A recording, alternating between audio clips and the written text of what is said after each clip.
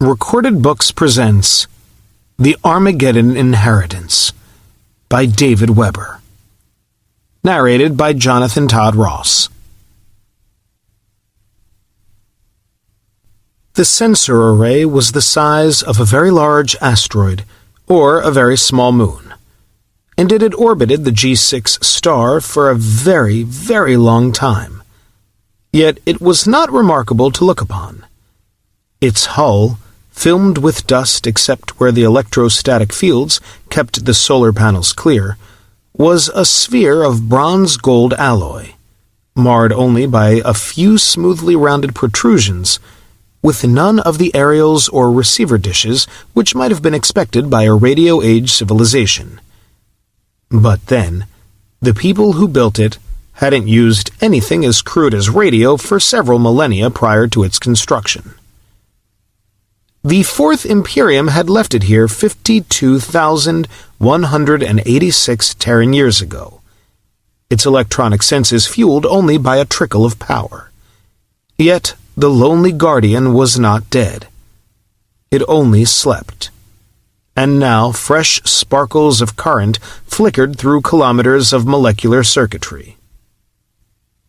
Internal stasis fields spun down and a computer roused from millennia of sleep. Stronger flows of power pulsed, as testing programs reported, and CompSent noted that 7.3% of its primary systems had failed. Had it been interested in such things, it might have reflected that such a low failure rate was near miraculous. But this computer lacked even the most rudimentary of awareness. It simply activated the appropriate secondaries, and a new set of programs blinked to life.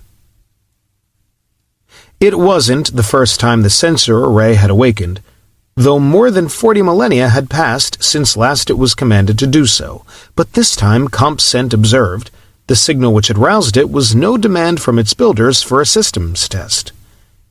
This signal came from another sensor array, over 700 light-years to galactic east, and it was a death cry. CompSent's hypercom relayed the signal another 1,000 light-years to a communications center which had been ancient before Cro-Magnon first trod the Earth, and awaited a response. But there was no response. CompSent was on its unimaginative own, and that awakened still more autonomous programs. The signal to its silent commanders was replaced by a series of far shorter-ranged transmissions, and other sensor arrays stirred and roused and muttered sleepily back to it. CompSent noted the gaping holes time had torn in what once had been an intricately interlocking network, but those holes were none of its concern, and it turned to the things which were. More power plants came online, bringing the array fully alive, and the installation became a brilliant beacon, emitting in every conceivable portion of the electromagnetic and gravitonic spectra, with more power than many a populated world of the Imperium. It was a signpost, a billboard proclaiming its presence to anyone who might glance in its direction. And then it waited once more. Months passed, and years, and CompSent did not care. Just over 7 years passed before CompSent received a fresh signal, announcing the death of yet another sensor array. This one was less than 400 light-years distant. Whatever was destroying its lonely sisters was coming closer, and CompSent reported to its builders once again. Still no one answered. No one issued new orders or directives, and so it continued to perform the function it had been programmed to perform, revealing itself to the silent stars like a man shouting in a darkened room. And then, one day, just over 15 years after it had awakened, the stars responded. CompSent's sensitive instruments detected the incoming hyperwake weeks before it arrived. Once more it reported its findings to its commanders, and once more they did not respond. CompSent considered the silence, for this was a report its programming told it must be answered. Yet its designers had allowed for the remote possibility that it might not be received by its intended addressees. And so CompSent consulted its menus, selected the appropriate command file, and reconfigured its hypercom to omnidirectional broadcast. The GHQ signal vanished, replaced by an all-ships warning addressed to any unit of battle fleet. Still, there was no answer.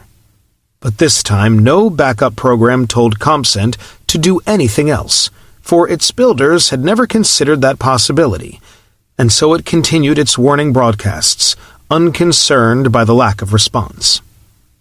The hyperwake came closer, and CompSent analyzed its pattern and its speed, adding the new data to the warning no one acknowledged, watching incuriously as the wake suddenly terminated 18 light minutes from the star it orbited. It observed new energy sources approaching, now at sublight speeds, and added its analysis of their patterns to its broadcast. The drive fields closed upon the sensor array, wrapped about cylindrical hulls 20 kilometers in length. They were not Imperial hulls, but CompSent recognized them and added their identity to its transmission. The starships came closer still at 28% of light speed, approaching the sensor array whose emissions had attracted their attention. And CompSent sang to them, and beckoned to them, and trolled them in, while passive instrumentation probed and pried, stealing all the data from them that it could. They entered attack range and locked their targeting systems upon the sensor array. But no one fired, and impulses tumbled through fresh logic trees as CompSent filed that fact away as well. The starships approached within 500 kilometers, and a tractor beam, a rather crude one but nonetheless effective, CompSent noted, reached out to the sensor array. And as it did, CompSent activated the instructions stored deep within its heart for this specific contingency. Matter met antimatter, and the sensor array vanished in a boil of light brighter than the star it orbited. The detonation was too terrible to call an explosion, and it reduced the half-dozen closest starships to stripped atoms, ripped a dozen more to incandescent splinters, damaged others, and, just as its long-dead masters had intended, deprived the survivors of any opportunity to evaluate the technology which had built it. CompSent had performed its final function, and it neither knew nor cared why no one had ever answered its warning that, after 60,000 years, the Achul-Tani had returned. Chapter 1. It was raining in the captain's quarters. More precisely, it was raining in the 3-acre atrium inside the captain's quarters. Senior Fleet Captain Colin MacIntyre, self-proclaimed Governor of Earth, and latest commanding officer of the Imperial planetoid Dahak, sat on his balcony and soaked his feet in his hot tub. But Fleet Captain Jill Tanith, his tall, slender executive officer, had chosen to soak her entire person. Her neatly folded midnight blue uniform lay to one side as she leaned back, and her long sable mane floated about her shoulders. Black-bottomed holographic thunderheads crowded overhead, distant thunder rumbled, and lightning flickered on the horizon, yet Colin's gaze was remote as he watched rain bounce off the balcony's shimmering force-field roof. His attention was elsewhere, focused on the data being relayed through his neural feeds by his ship's central command computer. His face was hard as the report played itself out behind his eyes, from the moment the Achul-Tani starships emerged from hyper to the instant of the sensor array's self-immolation. It ended, and he shook himself and looked down at Jill Tanith for her reaction. Her mouth was tight, her ebon eyes cold, and for just a moment he saw not a lovely woman, but the lethal killing machine which was his executive officer at war. "That's it then, Dahak?" he asked. "It is certainly the end of the transmission, sir," a deep, mellow voice replied from the empty air. Thunder growled again behind the words in grimly appropriate counterpoint, and the voice continued calmly.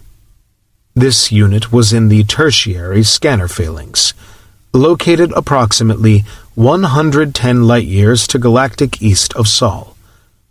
There are no more between it and Earth. "Crap," Colin muttered, then sighed. Life had been so much simpler as a NASA command pilot. Well, at least we got some new data from it. "Aye," Jiltaneth agreed. "Yet to what end, my Colin? 'Tis little enow when all's said, yet not even that little may we send home, sin Earth hath no hypercom." "I suppose we could turn back and deliver it in person." Colin thought aloud. "We're only 2 weeks out." "Nay," Jiltaneth disagreed. "Should we turn about, 'twill set us back full 6 weeks, for we must needs give up the time we've but now spent as well." "Fleet Captain Jiltaneth is correct, Captain," Dahak seconded. "And while these data are undoubtedly useful, they offer no fundamental insights necessary to Earth's defense." "Huh." Colin tugged at his nose, then sighed. "I guess you're right. It'd be different if they'd actually attacked and given us a peek at their hardware, but as it is..." He shrugged. "I wish to hell they had, though.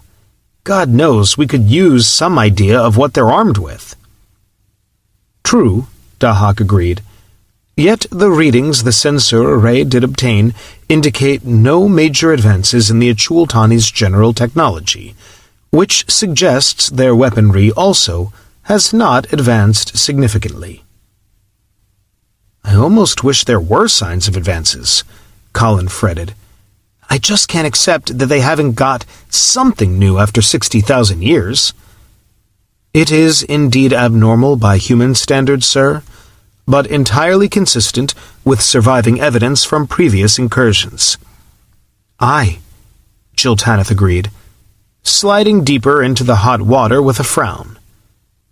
"Yet still 'tis scarce credible, Dahak.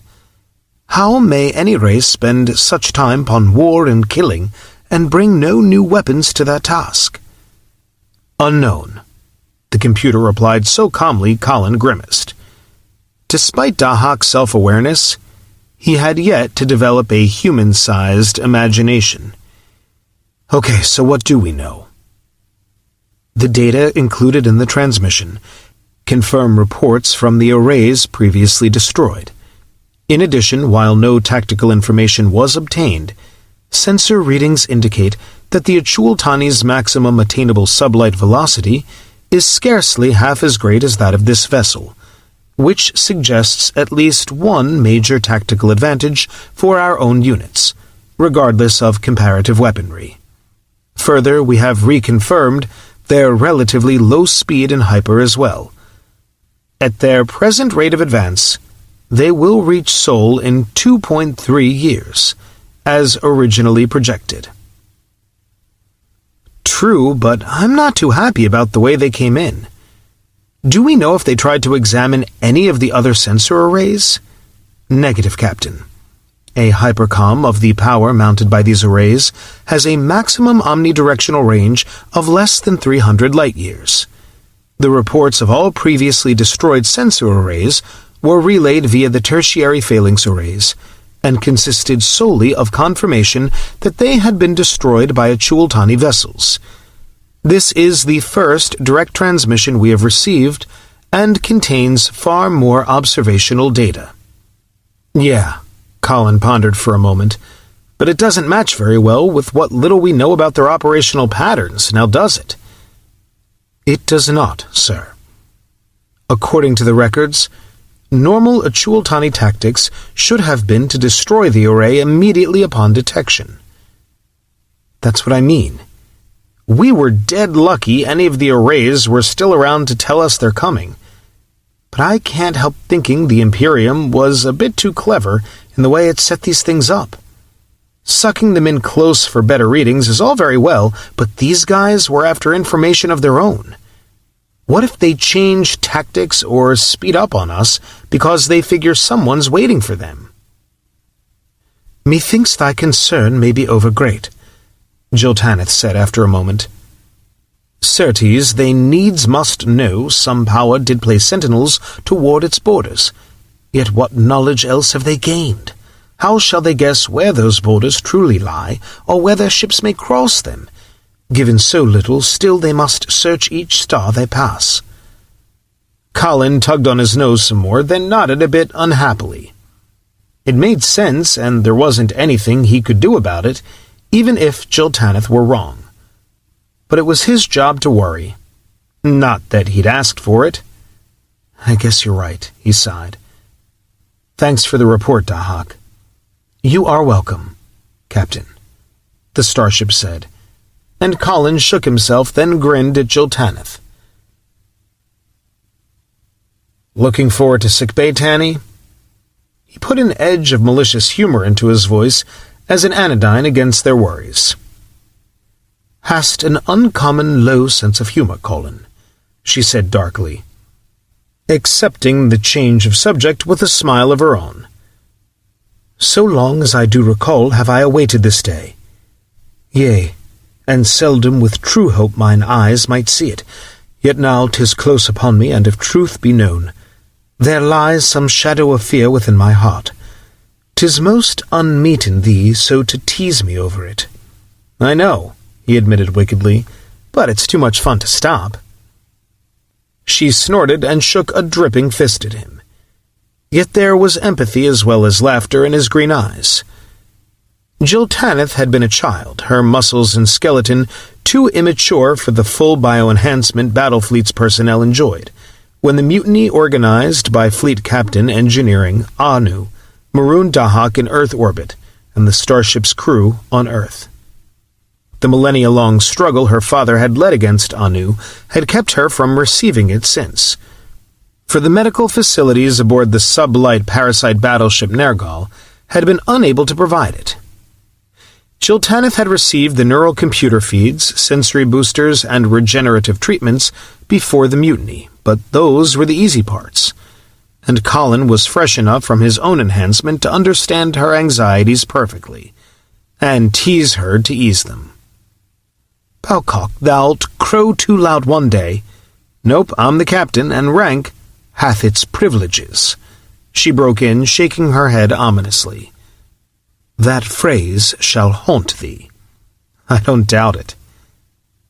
He smiled down at her, tempted to shuck off his own uniform and join her, if he hadn't been a bit afraid of where it might lead. Not that he had any objection to where it could lead, but there was plenty of time, assuming they lived beyond the next 2 years, and that was one complication neither of them needed right now. "Well, gotta get back to the office," he said instead. "And you, Madam XO, should get back to your own quarters and catch some sleep. Trust me, Dahak's idea of a slow convalescence from enhancement isn't exactly the same as yours or mine. Of thine, mayhap," she said sweetly. "I'll remember that when you start moaning for sympathy." He drew his toes from the tub and activated a small portion of his own biotechnics. The water floated off his feet on the skin of a repellent force field, and he shook the drops away and pulled on his socks and gleaming boots. "Seriously, Tanny, get some rest. You'll need it." "In truth, I doubt thee not," she sighed, wiggling in the hot tub. "Yet still doth this seem heaven's foretaste. I'll tarry yet a while, methinks." "Go ahead," he said with another smile, and stepped off the edge of the balcony onto a waiting presser. It floated him gently to the atrium floor, and his implant force fields were an invisible umbrella as he splashed through the rain to the door/hatch on the far side of his private park. It opened at his approach, and he stepped through it into a yawning, brightly lit void over 1,000 kilometers deep. He'd braced himself for it, yet he knew he appeared less calm than he would have liked. and felt even less calm than he managed to look as he plunged downward at an instantly attained velocity of just over 20,000 kilometers per hour. Dahak had stepped his transit shaft speed down out of deference to his captain and terror-born crew, though Colin knew the computer truly didn't comprehend why they felt such terror. It was bad enough aboard the starship's sublight parasites, yet the biggest of those warships massed scarcely 8,000 tons. In something that tiny, there was barely time to feel afraid before the journey was over. But even at this speed, it would take almost 10 minutes to cross Dahak's titanic hull, and the lack of any subjective sense of movement made it almost worse. Yet the captain's quarters were scarcely 100 kilometers from Command 1, a mere nothing aboard Dahak, and the entire journey took only 18 seconds, which was no more than 17 seconds too long, Colin reflected as he came to a sudden halt. He stepped shakily into a carpeted corridor, glad none of his crew were present to note the slight give in his knees as he approached Command 1's massive hatch. The three-headed dragon of Dahak's bas-relief crest looked back from it across the starburst cradled in its raised forepaws. Its eyes transfixed him for a moment, fierce with the fidelity which had outlasted millennia, and then the hatch, 15 centimeters of imperial battle steel thick, slid open, and another dozen hatches opened and closed in succession as he passed through them to Command 1's vast dim sphere. The command console seemed to float in interstellar space, surrounded by the breathtaking perfection of Dahak's holographic projections. The nearest stars moved visibly, but the artificiality of the projection was all too apparent if one thought about it. Dahak was tearing through space under maximum mechanic drive. At 720 times light speed, direct observation of the cosmos would have been distorted, to say the very least. "The captain is on the bridge," Dahak intoned, and Colin winced. He was going to have to do something about this mania Dahak had developed for protecting his commander's precious dignity. The half-dozen members of Colin's skeleton bridge watch, Imperials all, began to stand, but he waved them back and crossed to the captain's console. Trackless stars drifted beneath his boots, and Fleet Commander Taman, his tactical officer and third-in-command, rose from the couch before it. "Captain," he said as formally as Dahak, and Colin gave up for the moment. "I have the con, Commander." He slipped into the vacated couch, and it squirmed under him as it adjusted to the contours of his body. There was no need for Taman to give him a status report. His own neural feed to the console was already doing that. He watched the tactical officer retire to his own station with a small, fond smile. Taman was Jiltaneth's contemporary, one of the 14 Imperial children from Nergal's crew to survive the desperate assault on Anu's enclave. All of them had joined Colin and Dahak, and he was damned thankful they had. Unlike his Terraborn, they could tie directly into their computers and run them the way the Imperium had intended, providing a small, reliable corps of enhanced officers to ride herd on the 100 pardoned mutineers who formed the nub of his current crew. In time, Dahak would enhance and educate his Terraborn to the same standard, but with a complement of over 100,000, it was going to take even his facilities a while to finish the task. Colin MacIntyre reclined in his comfortable command couch, and his small smile faded as he watched the stars sweep towards him, and the sleek, deadly shapes of Achul-Tani's starships floated behind his eyes once more.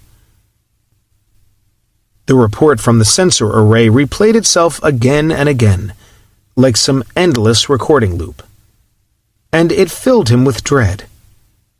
He'd known they were coming. Now he'd seen them for himself. They were real now, and so was the horrific task he and his people faced. Dahak was more than 27 light-years from Earth, but the nearest Imperial fleet base had been over 200 light-years from Sol, when Dahak arrived to orbit Earth. The Imperium proper lay far beyond that, yet despite the distances and the threat sweeping steadily towards his home world, they'd had no choice but to come. For only the Imperium might offer the aid they desperately needed to save that home world from those oncoming starships. But Dahak had been unable to communicate with the Imperium for over 50,000 years. What if there no longer was an Imperium? It was a grim question they seldom discussed. One Colin tried hard not to ask even of himself, yet it beat in his brain incessantly. For Dahak had repaired his hypercom once the spares he needed had been reclaimed from the mutineers' Antarctic enclave. He'd been calling for help from the moment those repairs were made. Indeed, he was calling even now. And, like the sensor arrays, he had received no reply at all. Chapter 2. Lieutenant Governor Horace, late captain of the mutinous sublight battleship Nergal, and current viceroy of Earth, muttered a heartfelt curse as he sucked his wounded thumb. He lowered his hand and regarded the wreckage sourly. He'd worked with Terran equipment for centuries, and he knew how fragile it was. Unfortunately, Imperial technology was becoming available again, and he'd forgotten the intercom on his desk was Terran-made.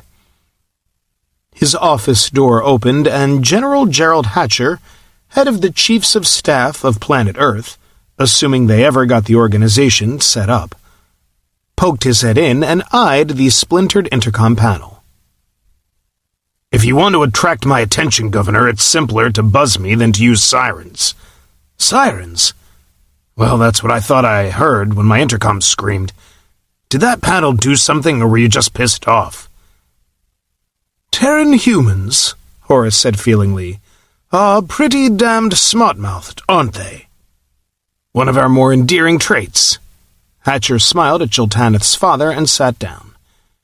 "I take it you did want to see me?" "Yes."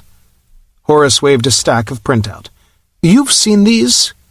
"What are—" Horace stopped waving, and Hatcher craned his neck to read the header. He nodded. "Yep. What about them?" "According to these, the military amalgamation is a month behind schedule. That's what," Horace began, then paused and studied Hatcher's expression. "Why don't you look surprised or embarrassed or something, General?" "Because we're ahead of where I expected to be," Hatcher said, and Horace sat back with a resigned sigh as he saw the twinkle in his eye.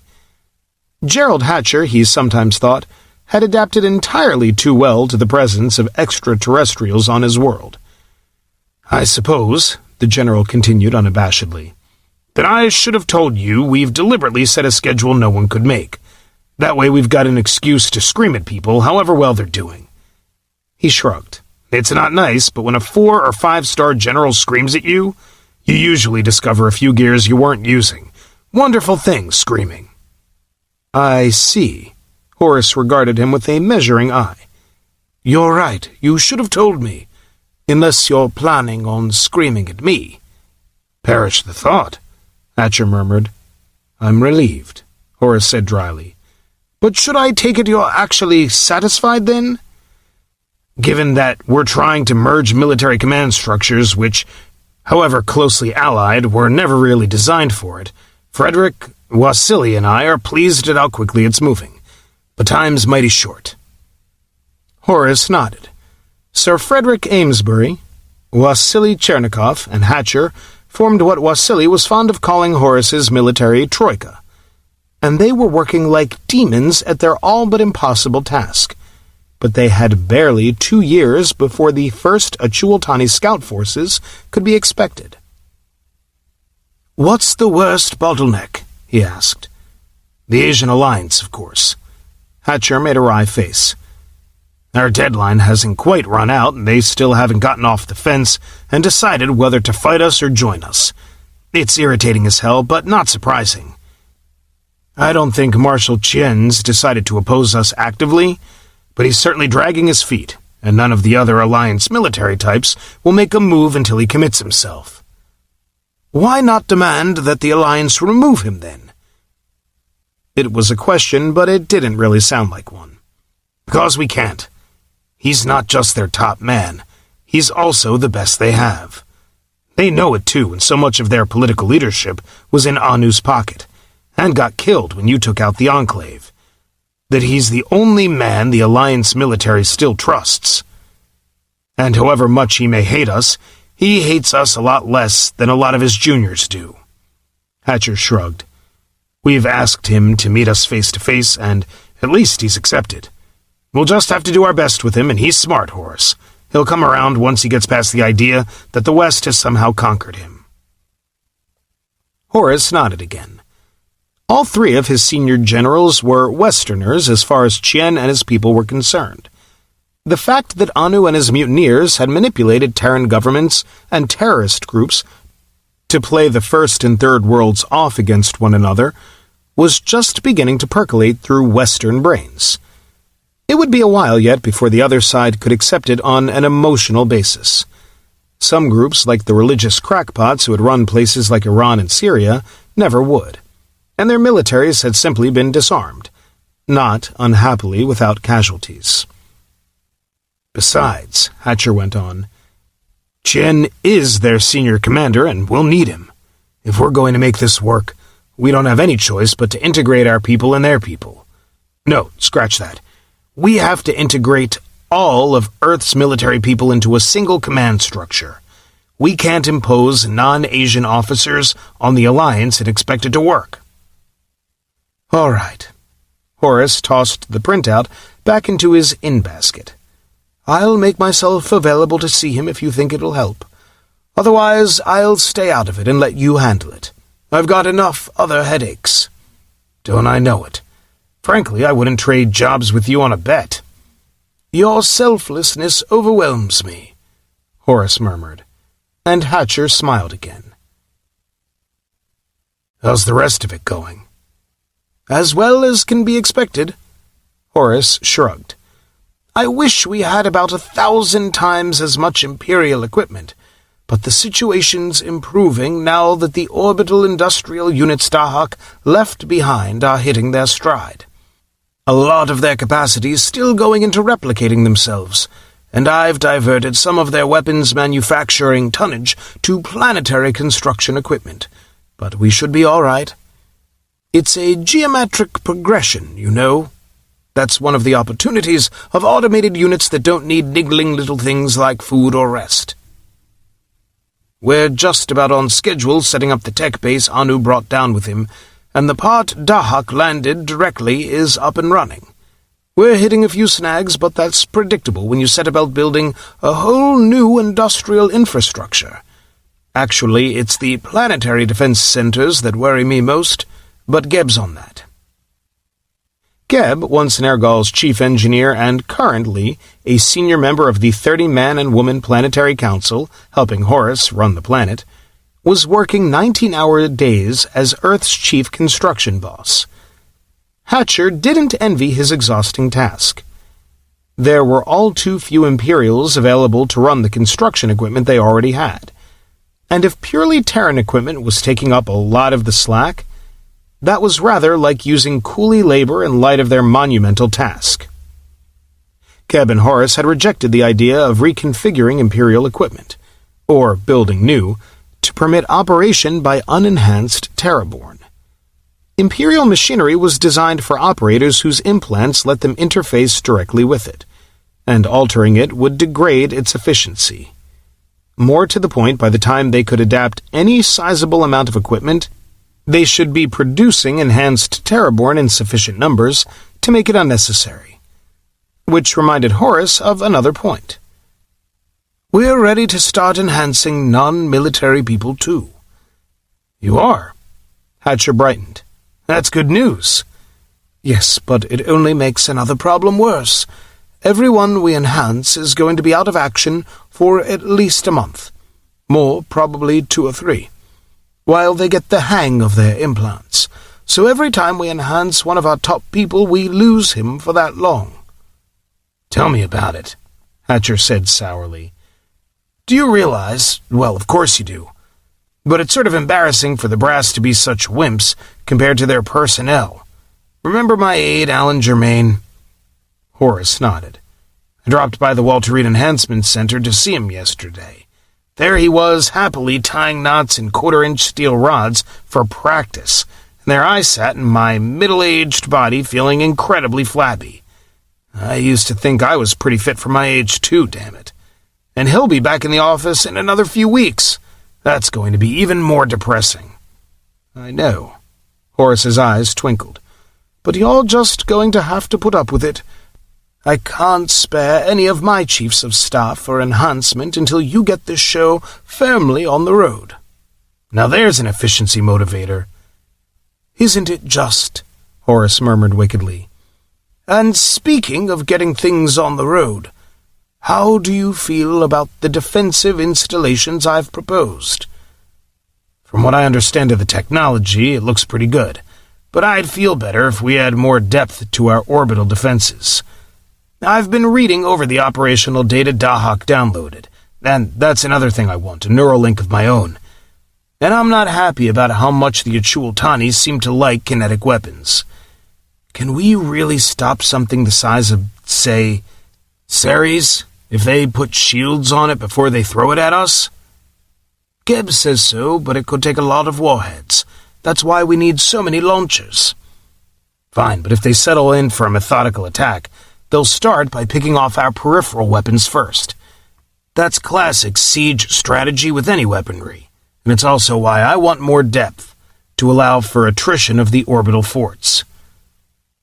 Agreed, but we have to put the inner defenses into position first, which is why I'm sweating the PDC construction rates. They're what's going to produce the planetary shield, and we need their missile batteries just as badly. Not even Imperial energy weapons can punch through atmosphere very efficiently, and when they do, they play merry hell with little things like jet streams and the ozone layer. That's one reason it's easier to defend nice airless moons and asteroids. Hatcher plucked at his lip. I'm afraid I've been too buried in troop movements and command structures to spend as much time as I'd like boning up on hardware. Wasili's our nuts and bolts man. But am I correct in assuming your problems are in the hyperlaunchers? Right the first time. Since we can't rely on beams, we need missiles, but missiles have problems of their own. As Colin is overly fond of pointing out, there are always trade-offs. Sublight missiles can be fired from anywhere, but they're vulnerable to interception, especially over interplanetary ranges. Hypermissiles can't be intercepted, but they can't be launched from atmosphere either. Even air has mass, and the exact mass a hypermissile takes into hyper with it is critical to where it re-enters normal space. That's why warships preposition their hypermissiles just inside their shields before they launch. Hatcher leaned forward, listening carefully. Horace had been a missile specialist before the mutiny. Anything he had to say on the subject was something the general wanted to hear. We can't do that from a planet. Oh, we could, but planetary shields aren't like warship shields. Not on habitable planets, anyway. Shield density is a function of shield area. After a point, you can't make it any denser no matter how much power you put into it. To maintain sufficient density to stop really large kinetic weapons, our shield is going to have to contract well into the mesosphere. We can stop most smaller weapons from outside atmosphere, but not the big bastards, and we can't count on avoiding heavy kinetic attack. In fact, that's exactly what we're likely to be under if we do need to launch from planetary bases. And if the shield contracts, the missiles would be outside it, where the Achultani could pick them off. Hatcher mused. Exactly. So we have to plan on going hyper straight from launch, and that means we need launchers big enough to contain the entire hyperfield. Just over 3 times the size of the missiles, or else their drives will take chunks out of the defense center when they depart. Horace shrugged. Since a heavy hypermissile's about 40 meters long, and the launcher has to be airtight with provisions for high-speed evacuation of atmosphere, we're talking some pretty serious engineering just to build the damned things." "I see." Hatcher frowned thoughtfully. "How far behind schedule are you, Horace? We're going to need those batteries to cover our orbital defenses, whatever happens." "Oh, we're not really in trouble yet. Gabe allowed for some slippage in his original plans, and he thinks he can make it up once he gets more Imperial equipment online. Give us another 6 months, and we should be back on schedule. By Dahak's least favorable estimate, we've got 2 years before the Achultani arrive, and we should only be looking at 1,000 or so scouts in the first wave. If we can hurt them badly enough, we'll have another year or so to extend the defenses before the main fleet gets here. Hopefully we'll have more warships of our own by then, too." "Hopefully," Hatcher agreed. He tried to radiate confidence, but he and Horace both knew. They had an excellent chance of beating off the Achultani scouts. But unless Colin found the help they needed, Earth had no hope at all against the main incursion. The cold winter wind and dark cloudy sky over Taiyuan's concrete runways struck Marshal Qian Daoling as an appropriate mirror for his own mood. Impassive and bulky in his uniform greatcoat, Qian had headed the military machine of the Asian alliance for 12 tumultuous years, and he had earned that post through decisiveness, dedication, and sheer ability. His authority had been virtually absolute, a rare thing in this day and age. Now that same authority was like a chain of iron, dragging him remorselessly towards a decision he did not want to make. In less than 50 years, his nation had unified all of Asia that mattered, aside from the Japanese and Filipinos, and they scarcely counted as Asians any longer.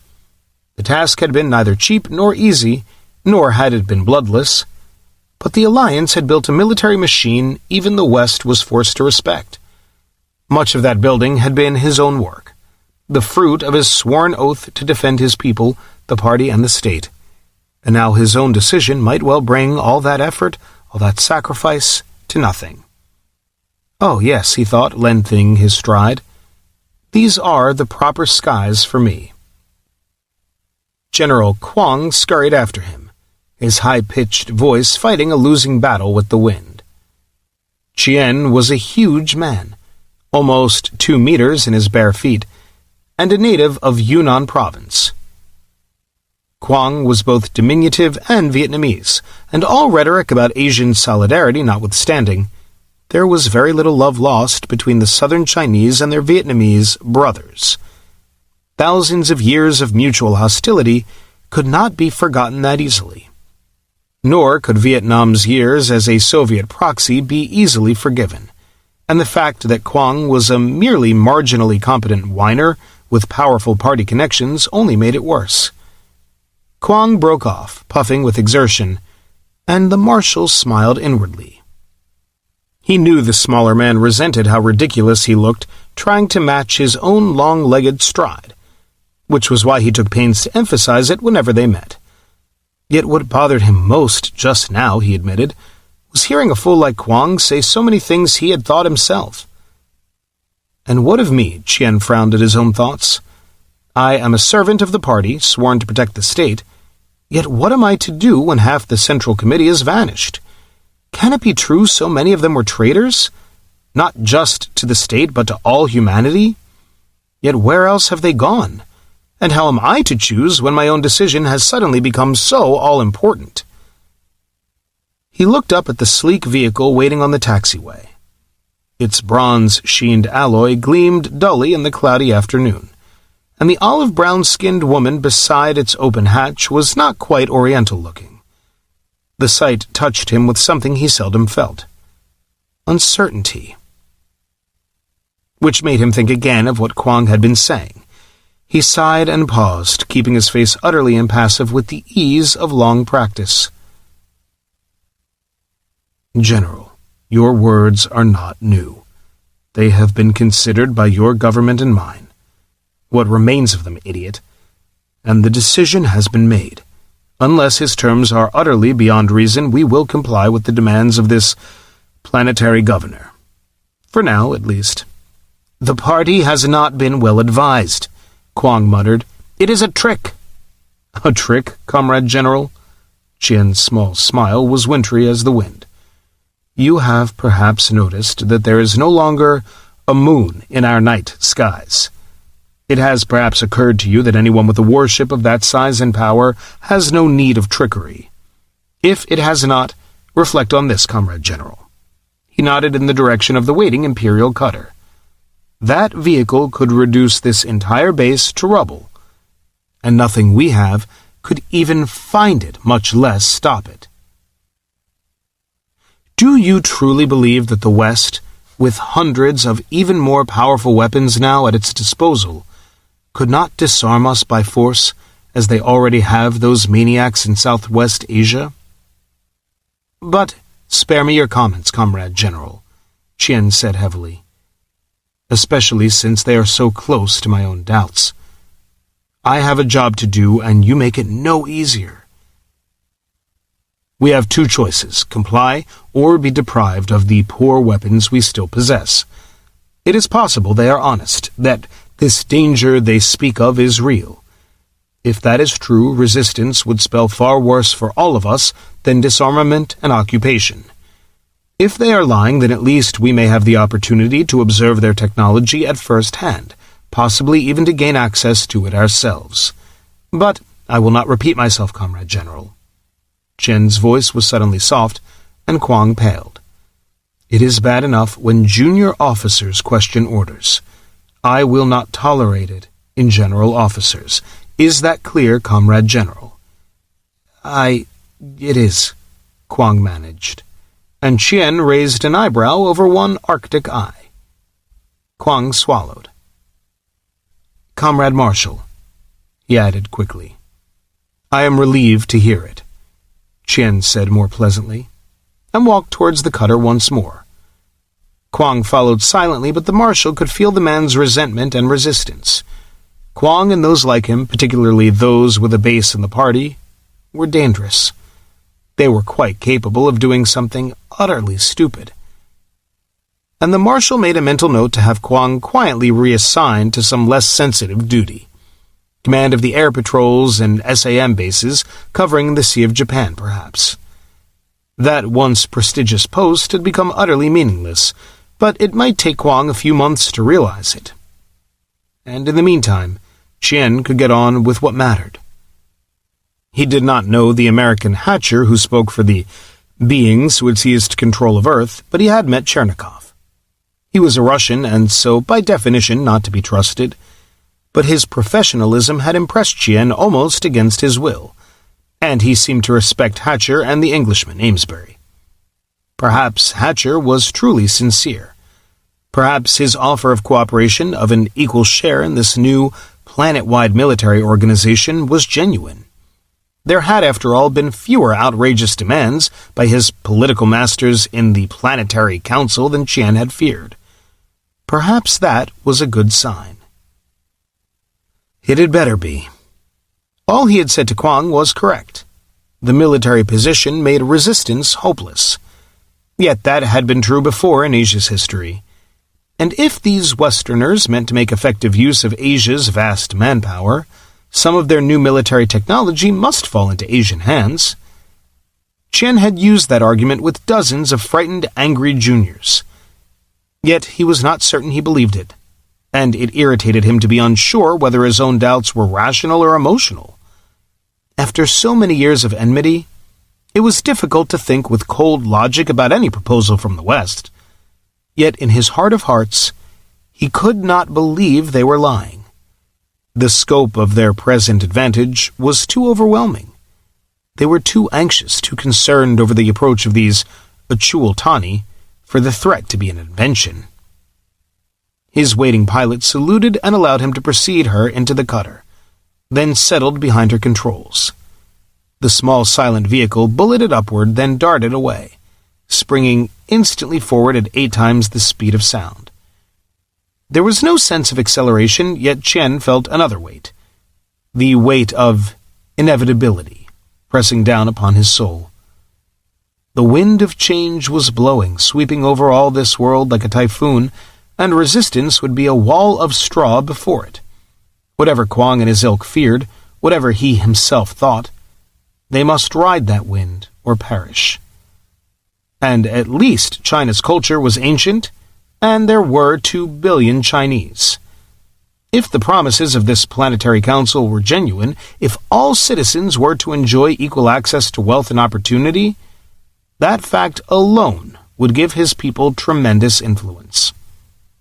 He smiled to himself.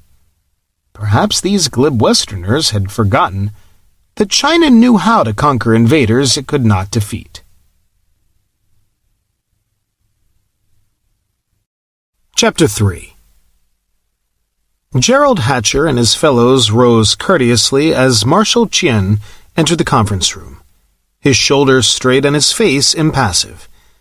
He was a big bastard for a Chinese, Hatcher reflected, taller even than Wasili, and broad enough to make 2 of Hatcher himself. "Marshal," he said, holding out his hand. Chien took it with the briefest of hesitations, but his grip was firm.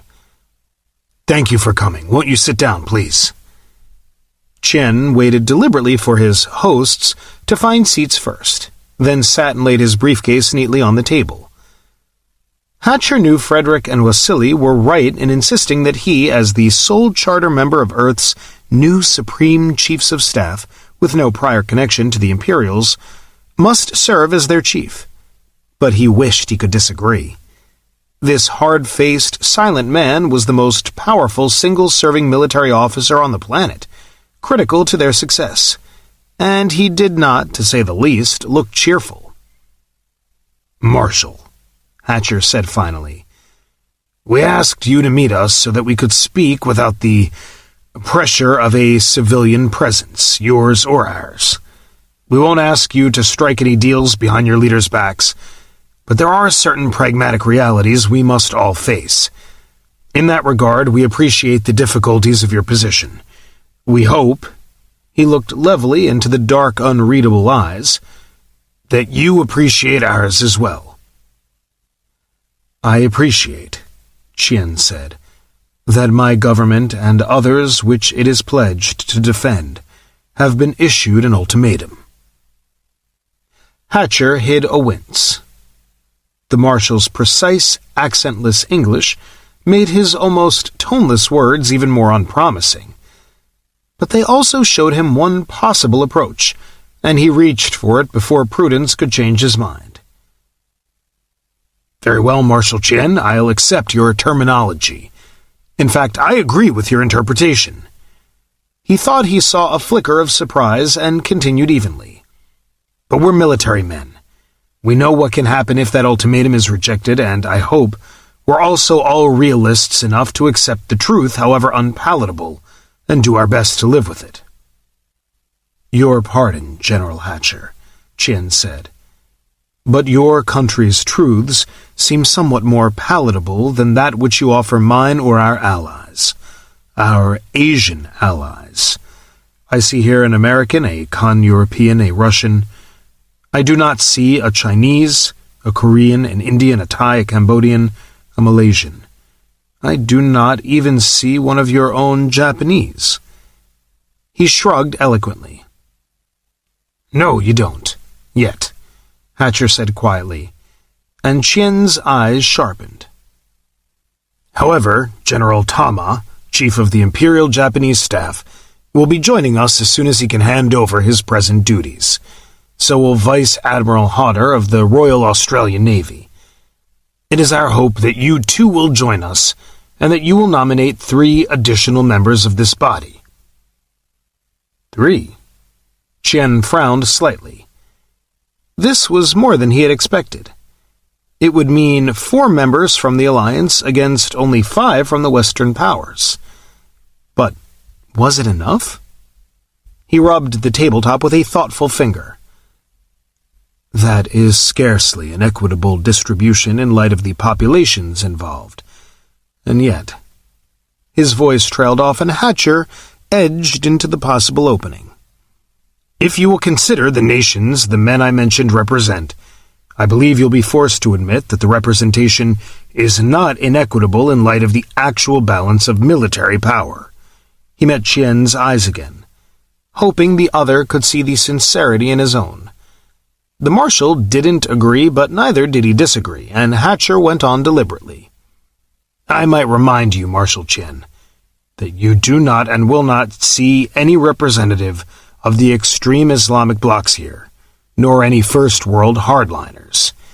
You say we represent Western powers, and so by birth we do, but we sit here as representatives of Fleet Captain Horace in his capacity as the Lieutenant Governor of Earth, and of the 5 men I've named, only Marshal Chernikov and General Tama, both of whom have long-standing personal and family connections with the Imperials, were among the chiefs of staff of their nations.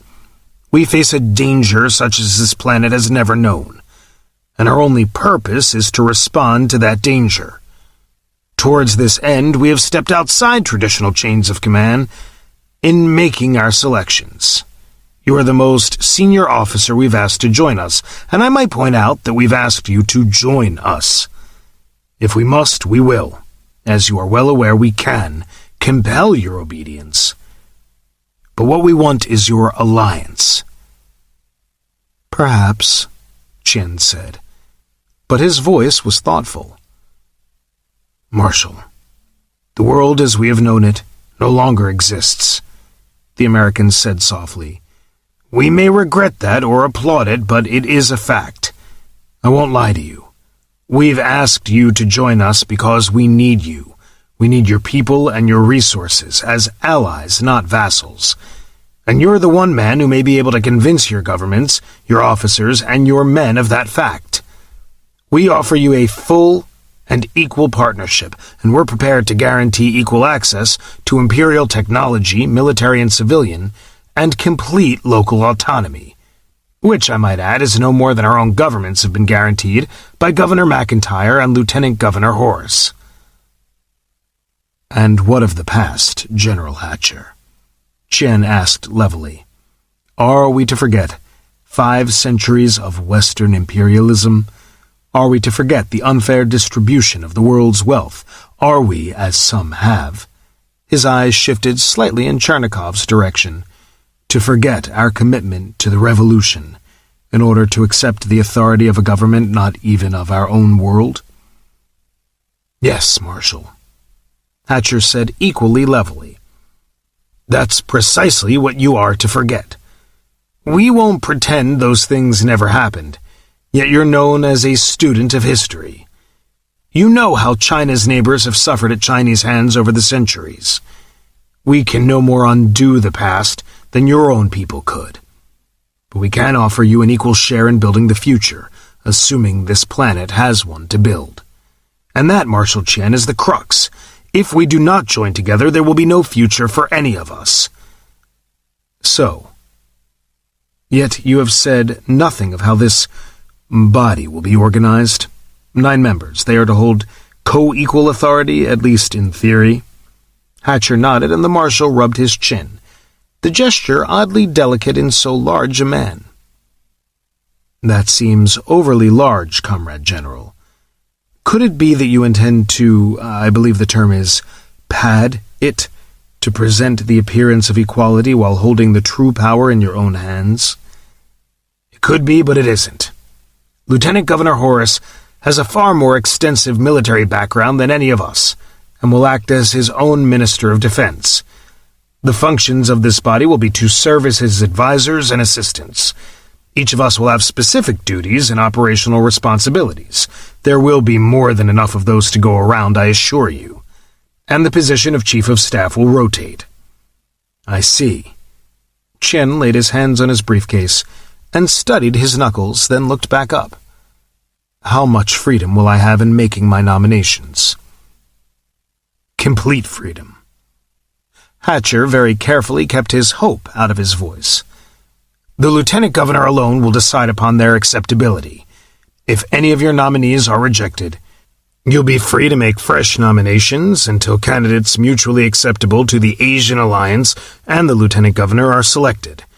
It is my understanding that his sole criterion will be those officers' willingness to work as part of his own command team, and that he will evaluate that willingness on the basis of their affirmation of loyalty under an imperial lie detector. He saw a spark of anger in Qian's eyes and went on unhurriedly.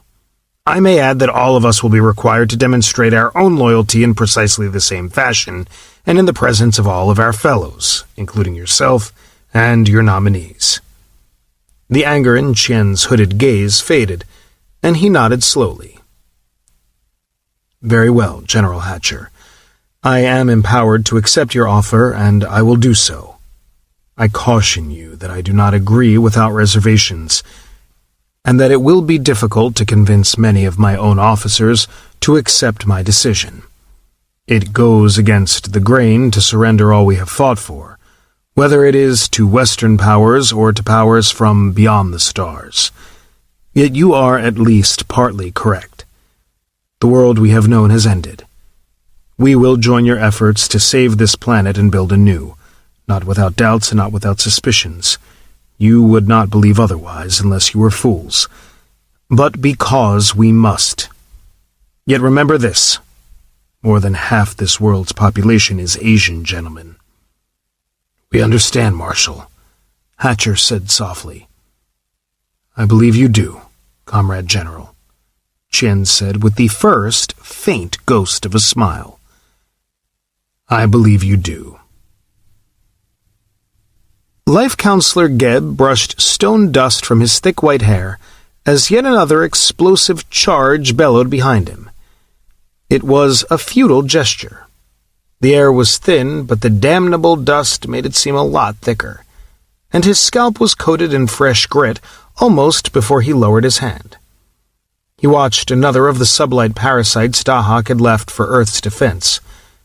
The destroyer Ardot, he thought, hover above the seething dust, her 8,000-ton hull dwarfed by the gaping hole which would, when finished, contain control systems, magazines, shield generators, and all the other complex support systems. Her tractors plucked up multi-ton slabs of a mountain's bones, and then the ship lifted away into the west, bearing yet another load of refuse to a watery grave in the Pacific.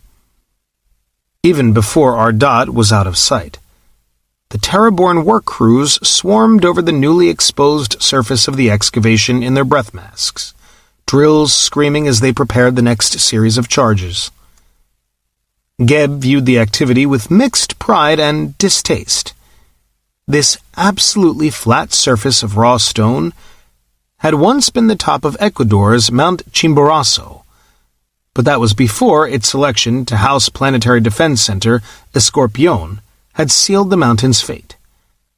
The sublight battleships, Shere Han and Escale, arrived 2 days later, and while Escale hovered over the towering peak, Shere Han activated her main energy batteries and slabbed off the top 300 meters of earth and stone. Escale caught the megaton chunks of wreckage in her tractors, while Shere Han worked, lifting them for her pressers to toss out of the way into the ocean. It had taken the two battleships a total of 23 minutes to produce a level stone mesa just under 6,000 meters high. And then they departed to mutilate the next mountain on their list.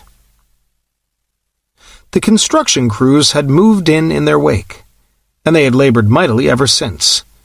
Imperial technology had held the ecological effects of their labors to a minimum impossible for purely Terran resources.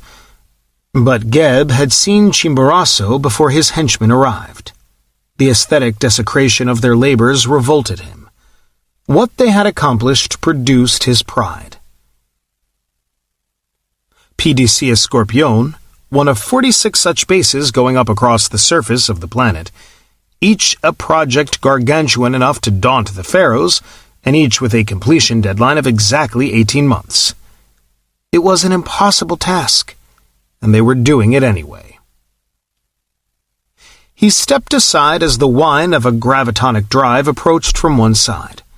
The stocky olive-brown Imperial at the power bore's controls nodded to him, but despite his rank he was only one more rubbernecker in her way. and he backed further as she positioned her tremendous machine. She checked the coordinates in her inertial guidance systems against the engineer's plat of the base to be with care, and an eye-searing dazzle flickered as she powered up the cutting head and brought it to bear. The power bore floated a rock-steady half-meter off the ground, and Geb's implants tingled with the torrent of focused energy. A hot wind billowed back from the rapidly sinking shaft, blowing a thick plume of powdered rock to join the choking pall hanging over the site. And he stepped still further back. Another thunderous explosion burst in on him, and he shook his head, marveling at the demonic energy loosed upon this hapless mountain. Every safety regulation in the book, Imperial and Terran alike, had been relaxed to the brink of insanity, and the furious labor went on day and night, rain and sun, 24 hours a day. It might stop for a hurricane. Nothing less would be permitted to interfere. It was bad enough for his Imperials, he thought, watching the dust-caked woman concentrate, but at least they had their biotechnics to support them. The Terraborn did not, and their primitive equipment required far more of pure muscle to begin with. But Horus had less than 5,000 Imperials. Barely 3,000 of them could be released to construction projects, and the PDCs were only one of the clamorous needs Geb and his assistants had to meet somehow. With enhanced personnel and the machinery spread so thin, he had no choice but to call upon the primitive substitutes Earth could provide. At least he could lift in equipment, materials, and fuel on tractors as needed. A one-man grav scooter grounded beside him. Tigran, the senior Imperial on the Escorpion site, pushed off it to slog through the blowing dust to Geb's side, and pushed up his goggles to watch the power bore at work. Tigran was much younger, biologically at least, than Geb, but his face was gaunt, and he'd lost weight since coming out of stasis. Geb wasn't surprised. Tigran had never personally offended against the people of Earth, but like most of the Imperials freed from Anu's stasis facilities, he was driving himself until he dropped to wash away the stigma of his past. The cutting head died, and the power bore operator backed away from the vertical shaft. A Terraborn Imperial-equipped survey team scurried forward, instruments probing and measuring, and its leader lifted a hand, thumb raised in approval. The dust-covered woman responded with the same gesture and moved away, heading for the next site, and Geb turned to Tigran. "Nice," he said. "I make that a bit under 20 minutes to drill a 150-meter shaft. Not bad at all." Tigran said. He walked over to the edge of the 50-meter-wide hole which would one day house a hyper-missile launcher, and stood peering down at its glassy walls. "It's better, but I can squeeze another 4 or 5% efficiency out of the bores if I tweak the software a bit more." "Wait a minute, Tigran. You've already cut the margins mighty close." "You worry too much, Geb." Tigran grinned tightly. "There's a hefty safety factor built into the components. If I drop the designed lifetime to, say, 3 years instead of 20, I can goose the equipment without risking personnel. And since we've only got 2 years to get dug in..." He shrugged. "All right," Geb said after a moment's thought. "But get me the figures before you make any more modifications. And I want a copy of the software. If you can pull it off, I want all the sites to be able to follow suit." "Fine," Tigran agreed, walking back to his scooter. Geb followed him, and the project boss paused as he remounted. "What's this I hear about non-military enhancement?" he asked, his tone elaborately casual. Geb eyed him thoughtfully. A few other Imperials had muttered darkly over the notion, for the Fourth Imperium had been an ancient civilization by Terran standards. Despite superlight travel, overcrowding on its central planets had led to a policy restricting full enhancement, and the multi-century lifespans which went with it, solely to military personnel and colonists. Which, Geb reflected, had been one reason the fleet never had trouble finding recruits, even with minimum hitches of a century and a half, and why Horus's policy of providing full enhancement to every adult Terran, for all intents and purposes, offended the sensibilities of the purists among his Imperials. Yet Geb hadn't expected Tigran to be one of them, for the project head knew better than most that enhancing every single human on the planet, even if there had been time for it, would leave them with far too few people to stand off in a Chultani incursion. "We started this week," he said finally. "Why?" "Well..." Tigran looked back at the departing power bore, then waved expressively about the site. "I just wanted to get my bid for them in first. I've got a hell of a job to do here, and—" "Don't worry," Geb cut in, hiding his relief. "We need them everywhere, but the PDCs have a high priority. I don't want anybody with implants standing idle, but I'll try to match the supply of operators to the equipment you actually have on hand." "Good." Tigran readjusted his goggles and lifted his scooter a meter off the ground, then grinned broadly at his boss. "These Terrans are great, Geb. They work till they drop, then get back up and start all over again. Enhance me enough of them, and I'll damned well build you another Dahak." He waved and vanished into the bedlam, and Geb smiled after him. He was getting too old for this, Horus thought, for no more than the 3,000,000th time. He yawned, then stretched and rose from behind his desk and collected his iced tea from the coaster. Caffeine dependency wasn't something the Imperium had gone in for, but he'd been barely 60 when he arrived here. A lifetime of acculturation had taken its toll. He walked over to the windowed wall of his office atop White Tower and stared out over the bustling nocturnal activity of Shepard Center. The rocket plumes of the Terran space effort were a thing of the past, but the huge field was almost too small for the Imperial auxiliaries and bigger sublight ships, destroyers, cruisers, battleships, and transports, which thronged it now. And this was only one of the major bases, the largest, admittedly, but only one. The first enhanced Terraborn crewmen were training in the simulators now. Within a month, he'd have skeleton crews for most of the major units Dahak had left behind. In another 6, he'd have crews for the smaller ships and pilots for the fighters. They'd be short on experience, but they'd be there, and they'd pick up experience quickly. Maybe even quickly enough. He sighed and took himself to task. Anxiety was acceptable, depression was not, but it was hard to avoid when he remembered the heedless, youthful passion which had pitted him in the rebellion against the Imperium. The Fourth Imperium had arisen from the sole planet of the Third, which the Chultani had missed. It had dedicated itself to the destruction of the next incursion, with a militancy which dwarfed Terran comprehension. But that had been 7 millennia before Horus's birth, and the Chultani had never come. And so perhaps there were no Chultani. Heresy unthinkable to say it aloud. Yet the suspicion had gnawed at their brains, and they'd come to resent the endless demands of their long regimented preparation, which explained, if it did not excuse, why the discontented of Dahak's crew had lent themselves to the mutiny which brought them to Earth. And so they were here, Horus thought, sipping iced tea and watching the moonless sky of the world which had become his own, with the resources of this single primitive planet and whatever of Imperial technology they could build and improvise in the time they had. Face to face with the boogeyman they decided no longer existed. 6 billion people.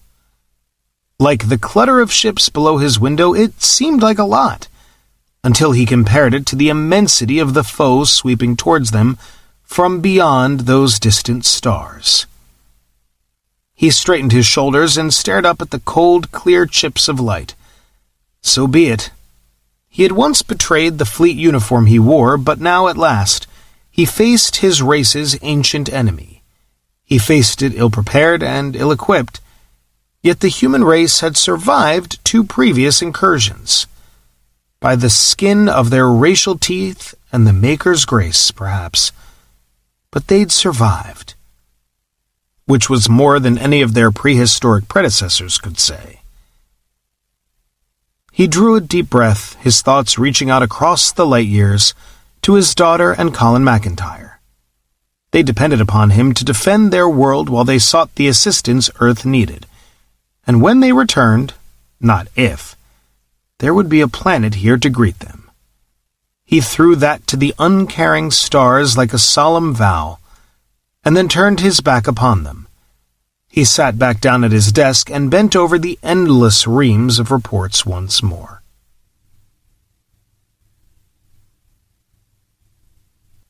Alhir Vachanak's forehead crinkled in disgust as a fresh sneeze threatened. He wiggled on his command pedestal, fighting the involuntary reflex, and heard the high-pitched buzz of his co-pilot's amusement, buried in the explosive eruption of the despised sneeze. "Krieger, seize all colds," Vachanak grunted, mopping his broad breathing slits with a tissue. Rogar's laughter buzzed in his ear as he lost the last vestige of control, and Vachanak swiveled his sensory cluster to bend a stern gaze upon him. "All very well for you, you unhatched grub," he snarled. "You'd probably think it was hilarious if it happened inside a vac suit." "Certainly not," Rogar managed to return, with a semblance of decent self-control. "Of course I did warn you not to spend so long soaking just before departure." Vachanak suppressed an ignoble desire to throttle his co-pilot. The fact that Rogar was absolutely right only made the temptation stronger. But these 4- and 5-month missions could be pure torment for the amphibious Mersaka. And, he grumbled to himself, especially for a fully active sire like himself. 4,000 years of civilization was a frail shield against the spawning urges of all prehistory. But where was he to find a compliant school of dams in an asteroid extraction operation? Nowhere. That was bloody well where. And if he chose to spend a few extra day parts soaking in the habitat swamp sections, that should have been his own affair. And would have been, he thought gloomily, if he hadn't brought this damned cold with him.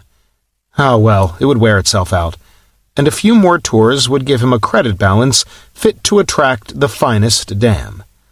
Not to mention the glamour which clung to spacefarers and groundlings' eyes, and an alarm squealed.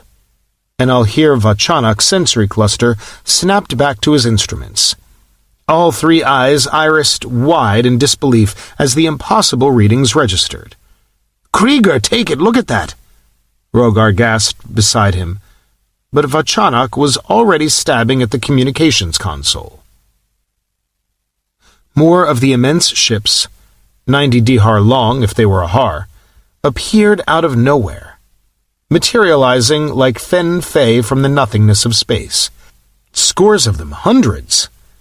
Rogar babbled away about first contacts and alien life forms beside him, but even as he gabbled, the co-pilot was spinning the extractor ship and aligning the main engines to kill velocity for rendezvous. Vachanak left him to it, and his own mind burned with conflicting impulses, disbelief, awe, wonder and delight that the Mersaka were not alone. Horror that it had been left to him to play ambassador to the future which had suddenly arrived. Concern lest their visitors misinterpret his fumbling efforts. Visions of immortality and how the dams would react to this. He was still punching up his communications gear when the closest Achultani starship blew his vessel out of existence. The shattered wreckage tumbled away, and the Achultani settled into their formation. Normal space drives woke, and the mammoth cylinders swept in system, arrowing toward the planet of Mers at 28% of light speed, while their missile sections prepped their weapons.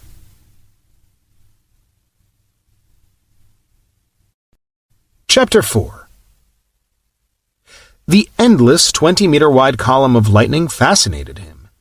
It wasn't really lightning, but that was how Vlad Chernikov thought of it, though the center of any Terran lightning bolt would be a dead zone beside its titanic density. The force field which channeled it also silenced it, and muted its terrible brilliance.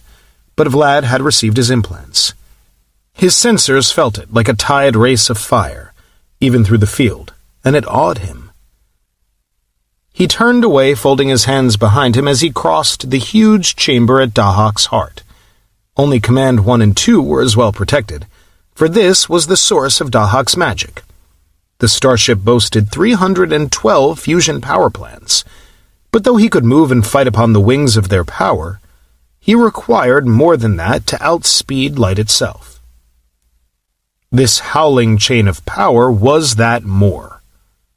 It was Dahak's core tap, a tremendous immaterial funnel that reached deep into hyperspace, connecting the ship to a dimension of vastly higher energy states. It dragged that limitless power in, focused and refined it, and directed it into the megaton mass of his Incanic drive. And with it the drive worked its sorcery and created the perfectly opposed, converging gravity masses which forced Dahak out of normal space in a series of instantaneous transpositions. It took a measurable length of time to build those masses between transpositions, but that interval was perceptible only to one such as Dahak, a tiny, imperfect flaw the time stream of the cosmos never noticed. Which was as well. Should Dahak dwell in normal space any longer than that, catastrophe would be the lot of any star system he crossed. As those fields converged upon his hull, he became ever so briefly more massive than the most massive star, which was why ships of his ilk did not use superlight speed within a system, for the initial activation and final deactivation of the Incanic drive took much longer, a time measured in microseconds, not femtoseconds. Anu had induced a drive failure to divert the starship from its original mission for emergency repairs, and a tiny error in Dahak's crippled return to sublight speeds explained the irregularity of Pluto's orbit which had puzzled Terran astronomers for so long. Had it occurred deep enough in Sol's gravity well, the star might well have gone nova. Chernikov plugged his neural feed back into the engineering subsection of Dahak's computer net, and the computers answered him with a joyousness he was still getting used to. It was odd how alive, how aware, those electronic brains seemed, and Bolton, his ex-mutineer assistant, insisted they had been far less so before the mutiny. Chernikov believed him, and he believed he understood the happiness which suffused the computer net.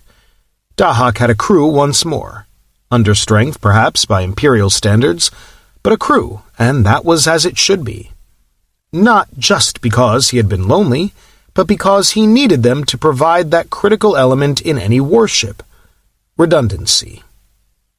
It was dangerous for so powerful a unit to be utterly dependent upon its central computer, especially when battle damage might cut CompCent off from essential components of its tremendous hull.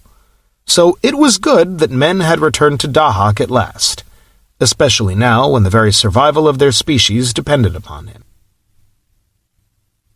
"Attention on deck," Dahak intoned, as Colin entered the conference room, and he winced almost imperceptibly as his command team rose with punctilious formality.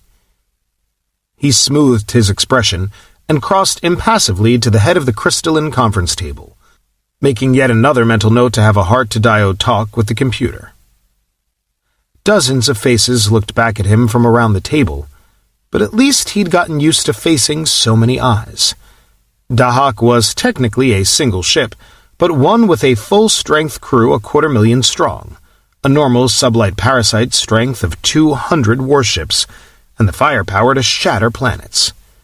His commander might be called a captain, yet for all intents and purposes, he was an admiral, charged with the direction of more destructiveness than Terra's humanity had ever dreamed was possible, and the size of Colin's staff reflected that. There were a lot of fleet captains on it, though Dahak's new protocol demanded that they be addressed in Colin's presence either as commander or simply by the department they headed, since he was the only senior fleet captain, and there could be but one captain aboard a warship. The Imperium had used any officer's full rank and branch, which Colin and his Terraborn found too cumbersome. But Dahak had obstinately resisted Colin's suggestion that he might be called Commodore to ease the problem. Colin let his eyes sweep over them as he sat, and they followed suit. Jiltaneth was at his right, as befitted his second-in-command, and the officer charged with the organization and day-to-day management of Dahak's operation. Hector McMahon sat at his left, as impeccable in the space black of the Imperial Marines as he had ever been in the uniform of the United States. Beyond them, rows of officers, each department head flanked by his or her senior assistants, ran down the sides of the table to meet at its foot, where he faced Vlad Chernikov, the man who had inherited the shipboard authority which had once been Anu's. "Thank you all for coming," Colin said. "As you know, we'll be leaving Superlight to approach the Sheskar system in approximately 21 hours. With luck, that means we'll soon re-establish contact with the Imperium, but we can't count on that. We're going into a totally unknown situation, and I want final readiness estimates from all of my senior department heads, and for all of you to hear them before we do." Heads nodded, and he turned to Jiltaneth. "Would you care to begin with a general overview, XO?" he asked. "Certes, Captain," Jiltaneth said, and turned confident eyes to her fellows. "Our Dahak hath been a teacher most astute, aye, and a taskmaster of the sternest." That won a mutter of laughter, for Dahak had driven his new crew so hard 10% of even his capacity had been committed full-time to their training and neural feed education. "While 'tis true I would be better pleased with some small time more of practice, yet have our folk learned their duties well, and I say with confidence our officers and crew will do all mortal men may do if called." "Thank you," Colin said. It was scarcely a detailed report, but he hadn't asked for that, and he turned to Hector McMahon. "Ground forces?" "The ground forces are better organized than we could reasonably expect," the hawk-faced Marine replied.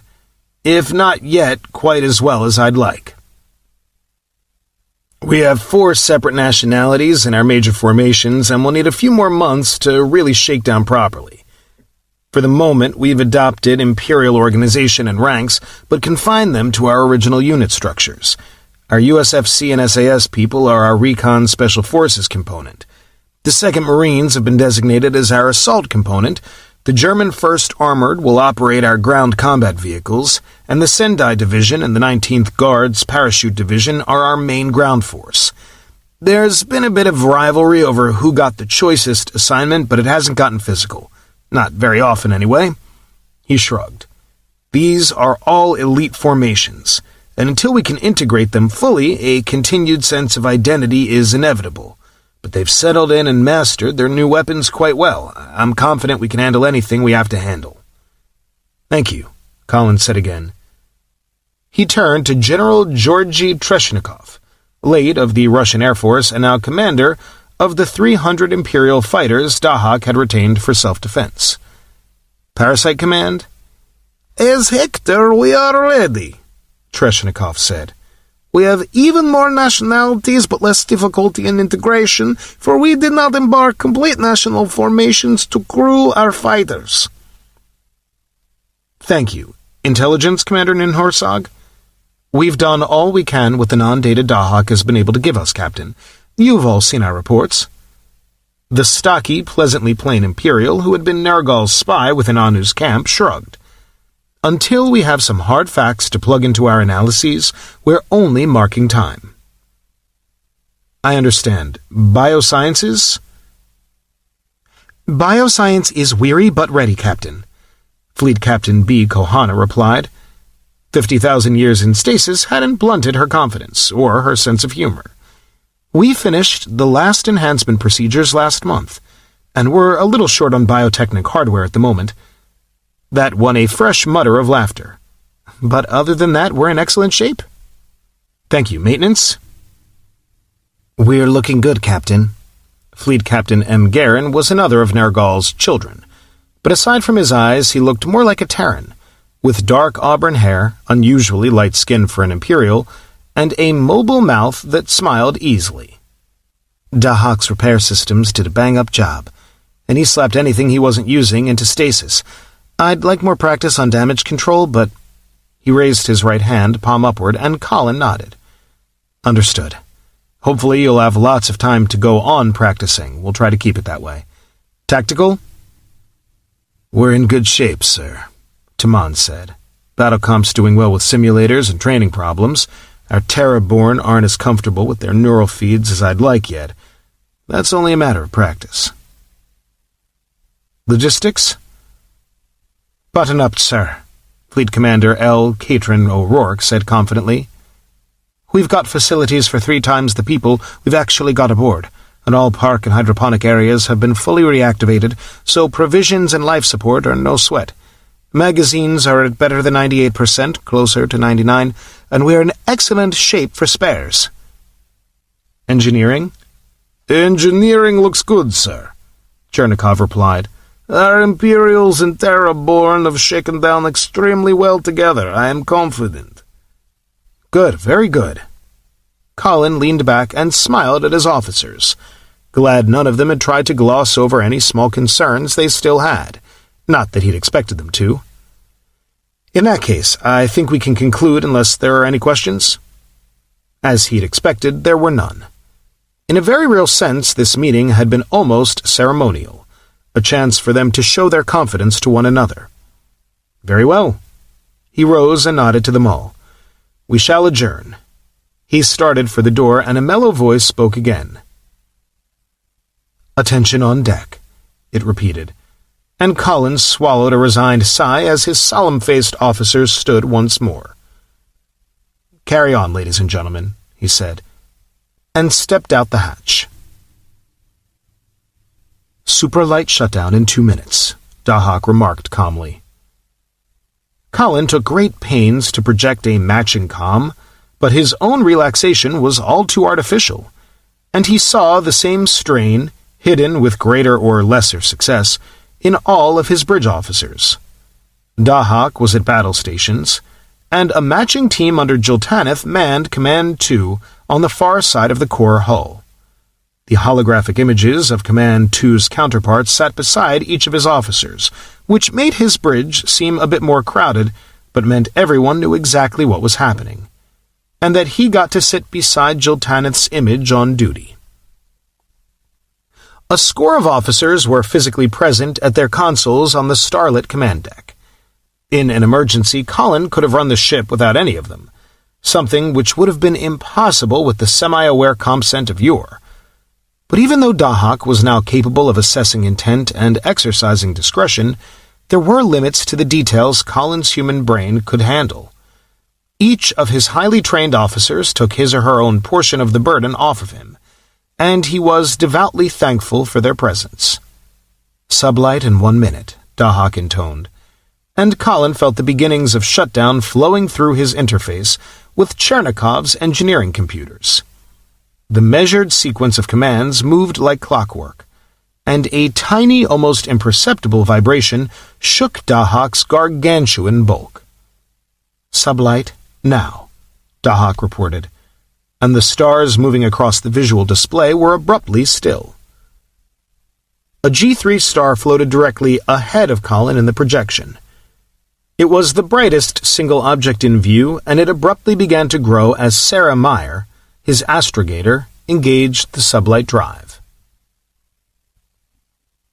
Core tap shutdown, Dahak announced.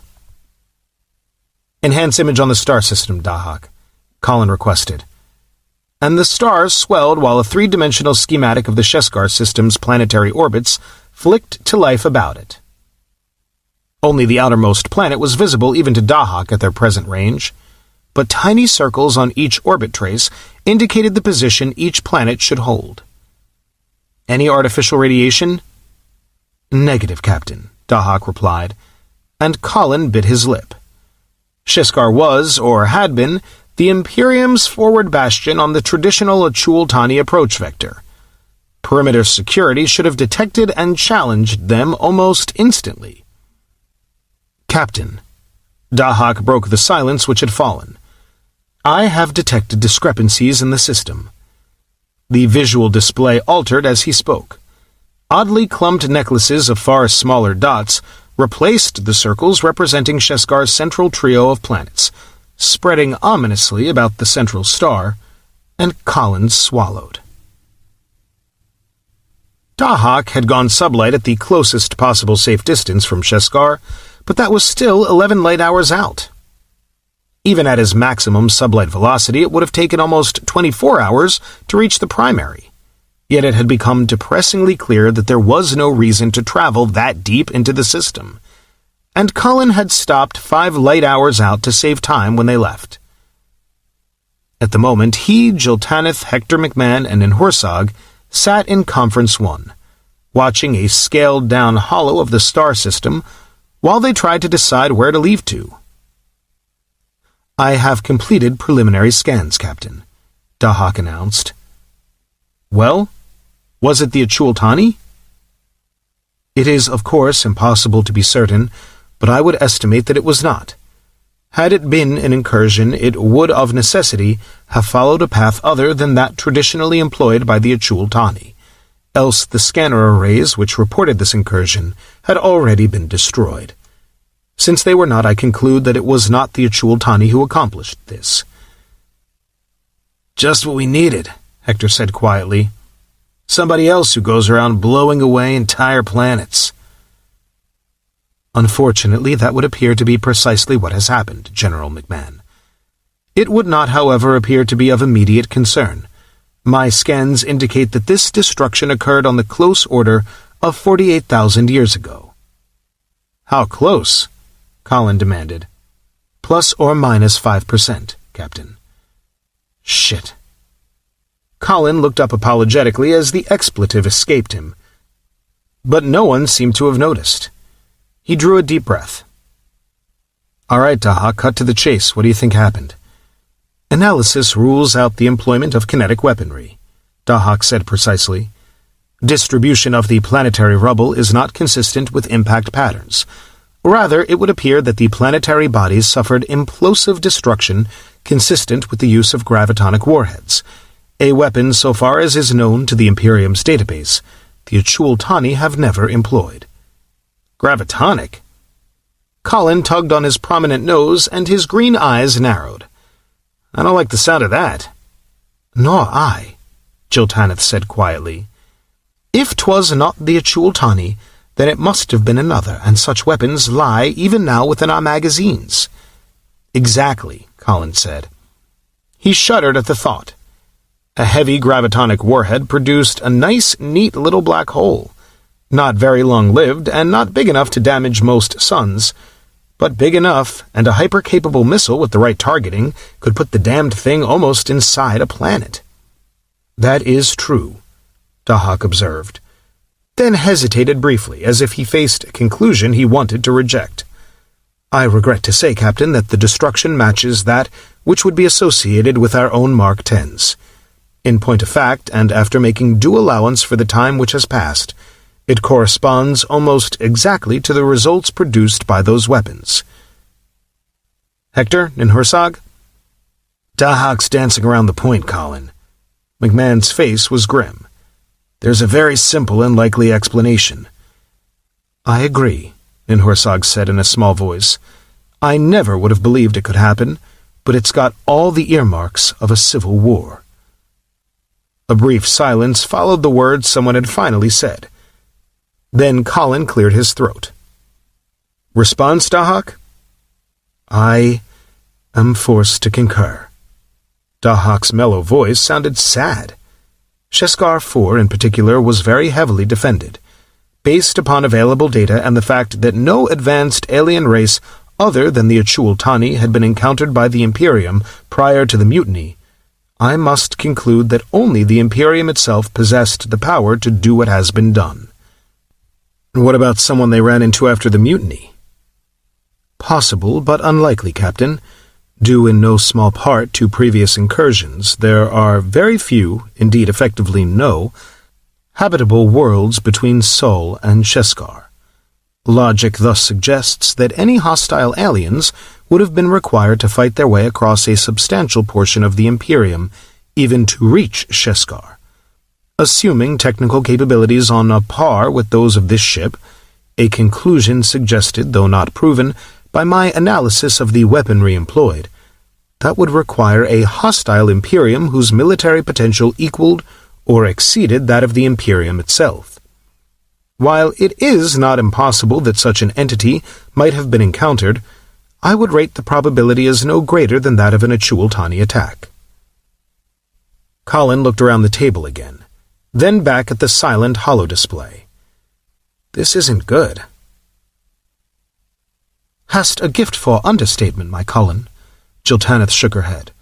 Good Dahak, what likelihood wouldst thou assign to decision by the Imperium against fortifying Sheskar anew? Slight, Dahak said.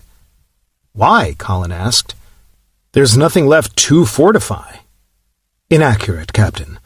No Earth-like planets remain, but Sheskar was selected for a fleet base because of its location, not its planets, and it now possesses abundant large asteroids for installation sites.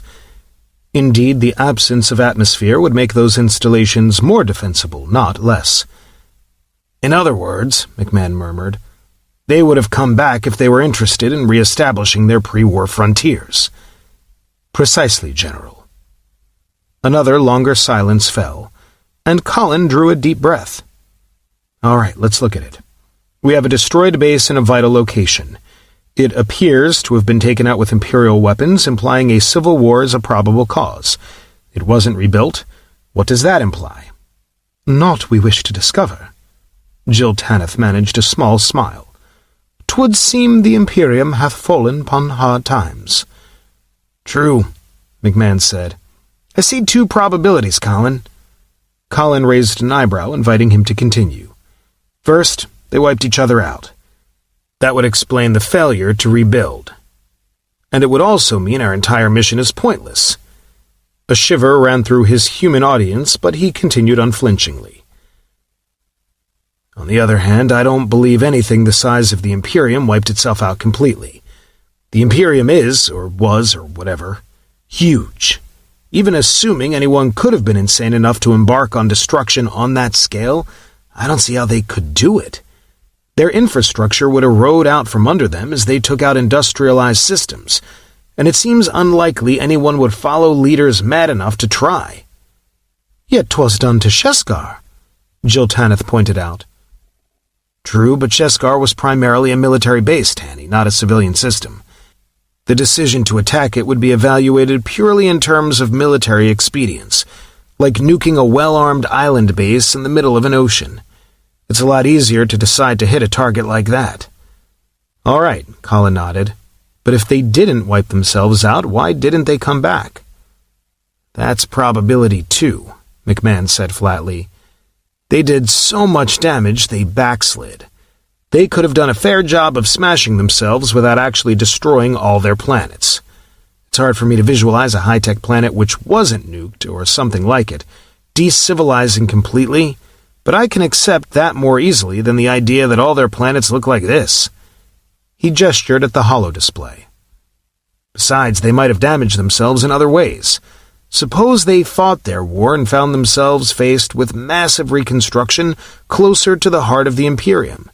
Sheskar was, a hell of a long way from their next nearest inhabited system, and as Dahak has pointed out, this area isn't exactly prime real estate.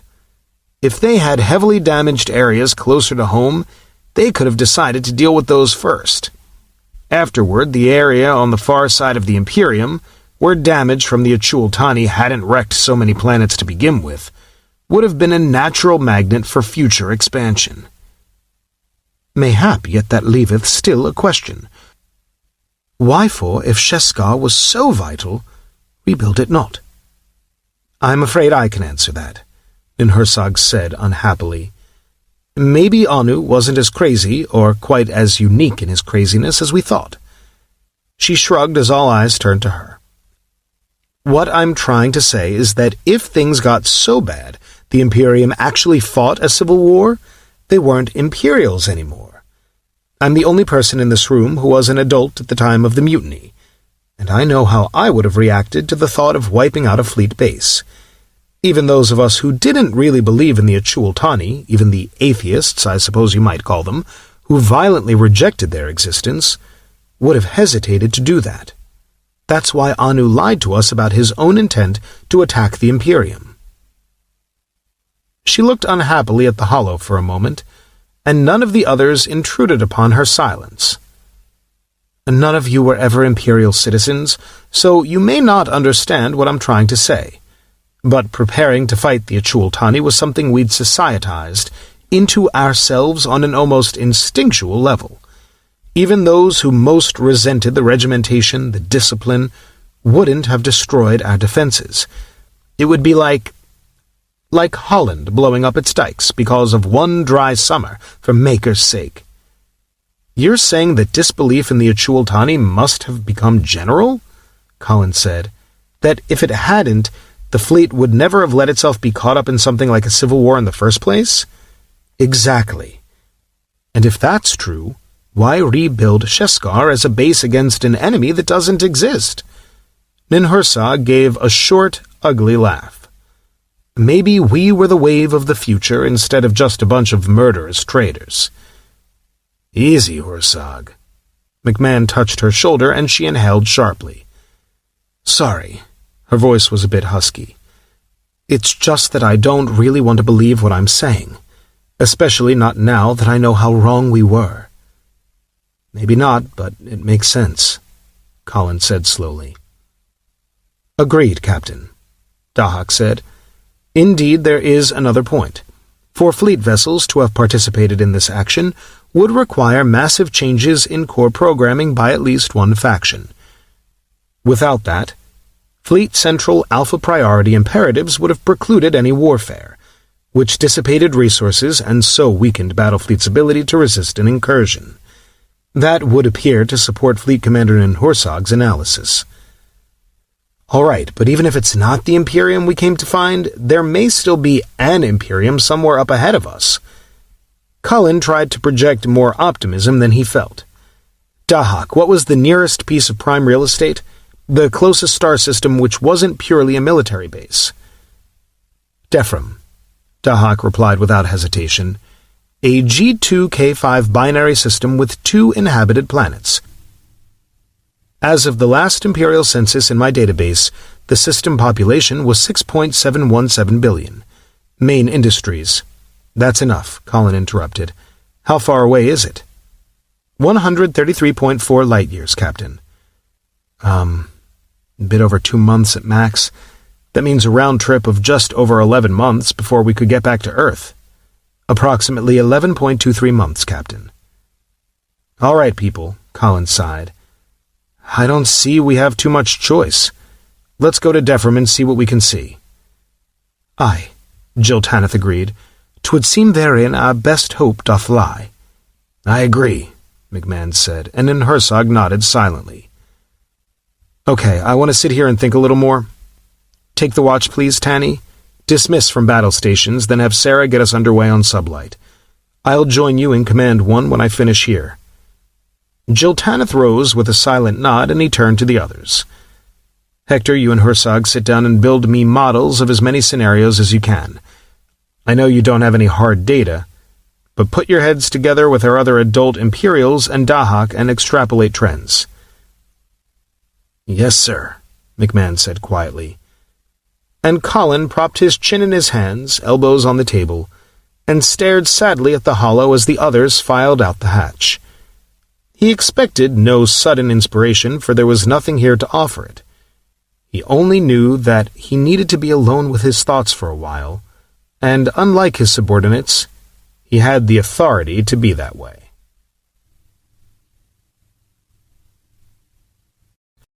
Chapter 5.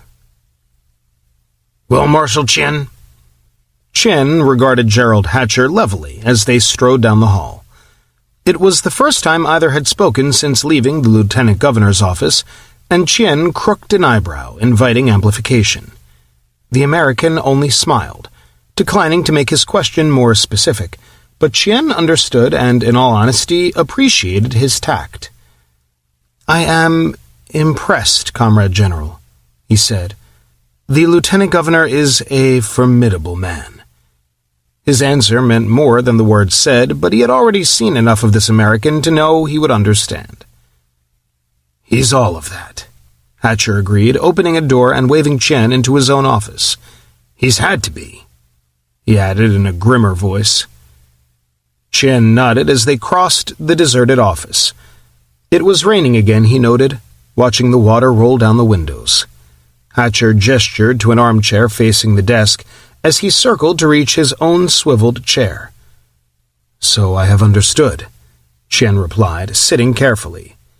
"Yet he seems unaware of it. He does not strike one as so... grand, self-important?" Hatcher suggested with a grin, and Chien chuckled despite himself. "Both of those things, I suppose. Forgive me, but you in the West have always seemed to me to be overly taken with personal pomp and ceremony. With us, the office or occasion, not the individual, deserve such accolades. Do not mistake me, Comrade General. We have our own methods of deification, but we have learned from past mistakes. Those we deify now are, for the most part, safely dead. My country would understand your governor. Our governor, I suppose I must say. If your purpose is to win my admission that I am impressed by him, you have succeeded, General Hatcher." "Good." Hatcher frowned thoughtfully, his face somehow both tighter and more open. "Do you also accept that we're being honest with you, Marshal?" Chien regarded him for a moment, then dipped his head in a tiny nod. "Yes. All of my nominees were confirmed, and the governor's demonstration of his biotechnics." Chien hesitated briefly on the still unfamiliar word. "And those other items of imperial technology were also convincing. I believe, indeed I have no choice but to believe, your warnings of the Achul-Tani, and that you and your fellows are making every effort to achieve success. In light of all those things, I have no choice but to join your effort. I do not say it will be easy, General Hatcher, but we shall certainly make the attempt, and I believe succeed." "Good," Hatcher said again, then leaned back with a smile. "In that case, Marshal, we're ready to run the first 1,000 personnel of your selection through enhancement as soon as your people in Beijing can put a list together." "Huh?" Chien sat a bit straighter. This was moving with speed indeed. He had not expected these Westerners. He stopped and corrected himself. He had not expected these people to offer such things so soon. Surely there would be a period of testing and evaluation of sincerity first. But when he looked across at the American, the slight ironic twinkle in Hatcher's eyes told him his host knew precisely what he was thinking, and the realization made him feel just a bit ashamed. "Comrade General," he said finally, "I appreciate your generosity, but not generosity, Marshal. We've been enhancing our personnel ever since Dahak left, which means the Alliance has fallen far behind. We need to make up the difference, and we'll be sending transports with enhancement capability to Beijing and any other 3 cities you select. Planetary facilities under your direct control will follow as quickly as we can build them." Chien blinked, and Hatcher smiled. "Marshal Chien, we are fellow officers serving the same commander-in-chief. If we don't act accordingly, some will doubt our claims of solidarity are genuine. They are genuine. We will proceed on that basis." He leaned back and raised both hands shoulder-high, open palms uppermost, and Chien nodded slowly. "You are correct. Generous, nonetheless, but correct. And perhaps I am discovering that more than our governor are formidable men, Comrade General. Gerald, please, or just Ger if you're comfortable with it." Chien began a polite refusal, then paused. He had never been comfortable with easy familiarity between serving officers, even among his fellow Asians. Yet there was something charming about this American. Not boyish, though he understood Westerners prized that quality for some peculiar reason, but charming. Hatcher's competence and hard-headed, forthright honesty compelled respect. But this was something else. Charisma? No, that was close, but not quite the proper word. The word was openness. Or friendship, perhaps. Friendship. Now, was that not a strange thing to feel for a Western general after so many years? And yet... Yes, and yet, indeed. Very well. Gerald, he said. I know, it's like pulling teeth, Marshal. Hatcher's almost gentle smile robbed his words of any offense. We've been too busy thinking of ways to kill each other for too long for it to be any other way, more's the pity. Do you know, in a weird sort of way, I'm almost grateful to the Ichuultani. Grateful? Chien cocked his head for a moment, then nodded. I see. I had not previously thought of it in that light, Gerald. But it is a relief to face an alien menace rather than the possibility of blowing up our world ourselves. Exactly. Hatcher extracted a bottle of brandy and 2 snifters from a desk drawer. He set them on the blotter and poured, then offered one to his guest, and raised his own. May I say, Marshal Chien, that it is a greater pleasure than I ever anticipated to have you as an ally? You may. Chien allowed a smile to cross his own habitually immobile face. It was hardly proper, but there was no getting around it. For all their differences, he and this American were too much alike to be enemies. And, as you would say, Gerald, my name is Dao Ling, he murmured. And Crystal sang gently as their glasses touched.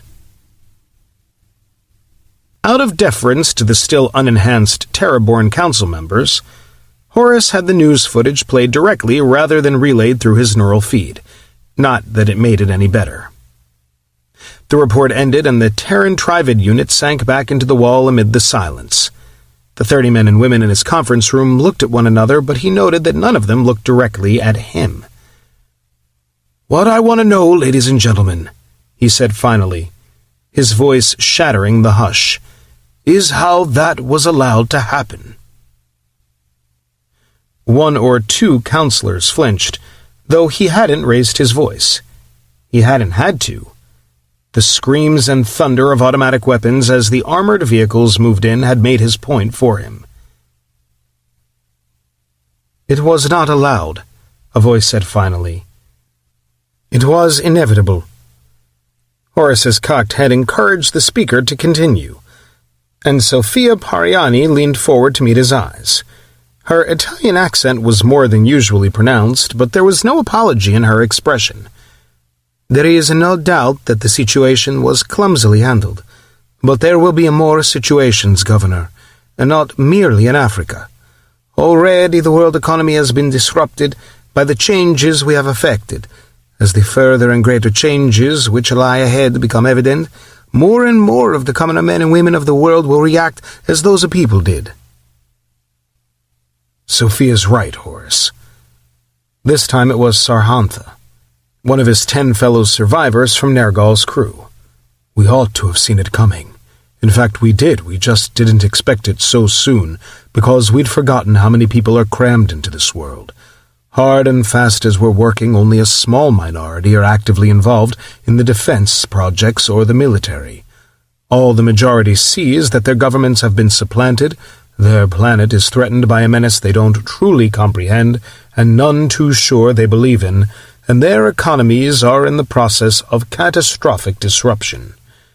This particular riot was touched off by a combination of hunger, inflation, and unemployment, regional factors that predate our involvement but have grown only worse since we assumed power, and the realization that even those with skilled trades will soon find their skills obsolete. But there'll be other factors soon enough. Counselor Abner Johnson spoke with a sharp New England twang, despite his matte black complexion. People are people, Governor. The vested interests are going to object strenuously once they get reorganized. Their economic and political power's about to go belly up, and some of them are stupid enough to fight. And don't forget the religious aspect. We're sitting on a powder keg in Iran and Syria, but we've got our own nuts, and you people represent a pretty unappetizing affront to their comfortable little preconceptions." He smiled humorously. "Mikos, beer hot? You don't really think God created planets with names like that, do you? If you could at least have come from a planet named Eden, it might have helped, but as it is..." Johnson shrugged. "Once they get organized, we'll have a real lunatic fringe." "Comrade Johnson is correct, Comrade Governor."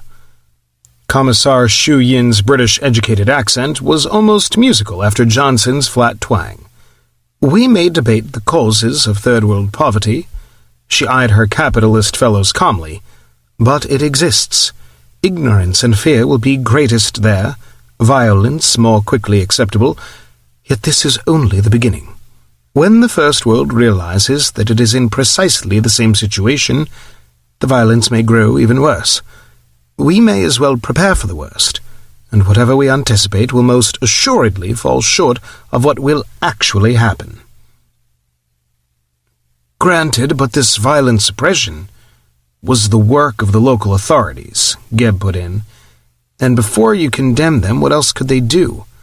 There were almost 10,000 people in that mob, and if a lot of them were unarmed women and children, a lot were neither female, young, nor unarmed.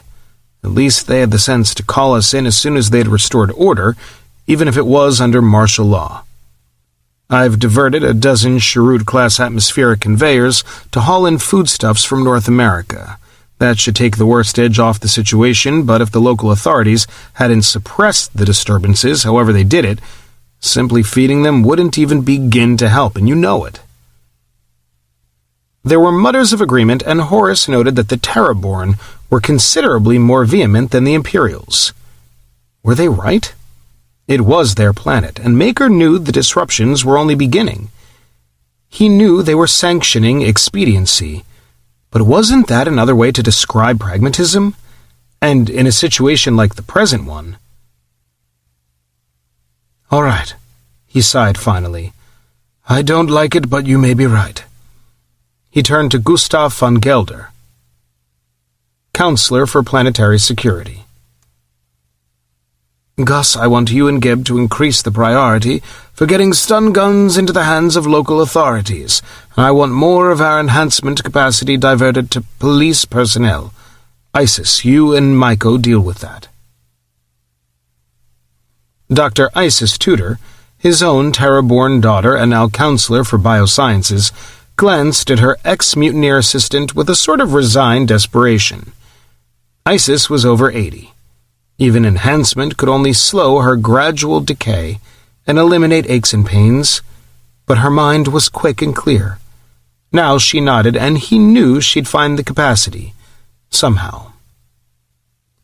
"Until we can get local peacekeepers enhanced," Horace went on, "I'll have General Hatcher set up mixed nationality response teams out of his military personnel. I don't like it. The situation's going to be bad enough without aliens popping up to quell resistance to our tyrannical ways. But a dozen troopers in combat armor could have stopped this business with 1/10 the casualties, especially if they'd had stun guns." Heads nodded, and he suppressed a sigh. Problems. Why hadn't he made sufficient allowance for what would happen once Imperial technology came to Terra in earnest? Now he felt altogether too much like a warden rather than a governor. But whatever happened, he had to hold things together, by main force if necessary, until the Achul-Tani had been stopped, if they could be. He chopped off that thought automatically and turned to Christine Redhorse, Counselor for Agriculture. "All right, on to the next problem. Christine, I'd like you to share your report on the wheat harvest with us, and then..." Most of Horace's council had departed, leaving him alone with his defense planners and engineers. Whatever else happened, theirs was the absolutely critical responsibility, and they were doing better than Horace had hoped. They were actually ahead of schedule on almost 1/5 of the PDCs, although the fortifications slated for the Asian alliance were only now getting underway. One by one the remaining counselors completed their business and left. In the end, only Geb remained, and Horace smiled wearily at his oldest living friend, as the two of them leaned back and propped their heels on the conference table almost in unison. "Maker," Horace groaned. "It was easier fighting Anu." "Easier, but not as satisfying." Geb sipped his coffee, then made a face.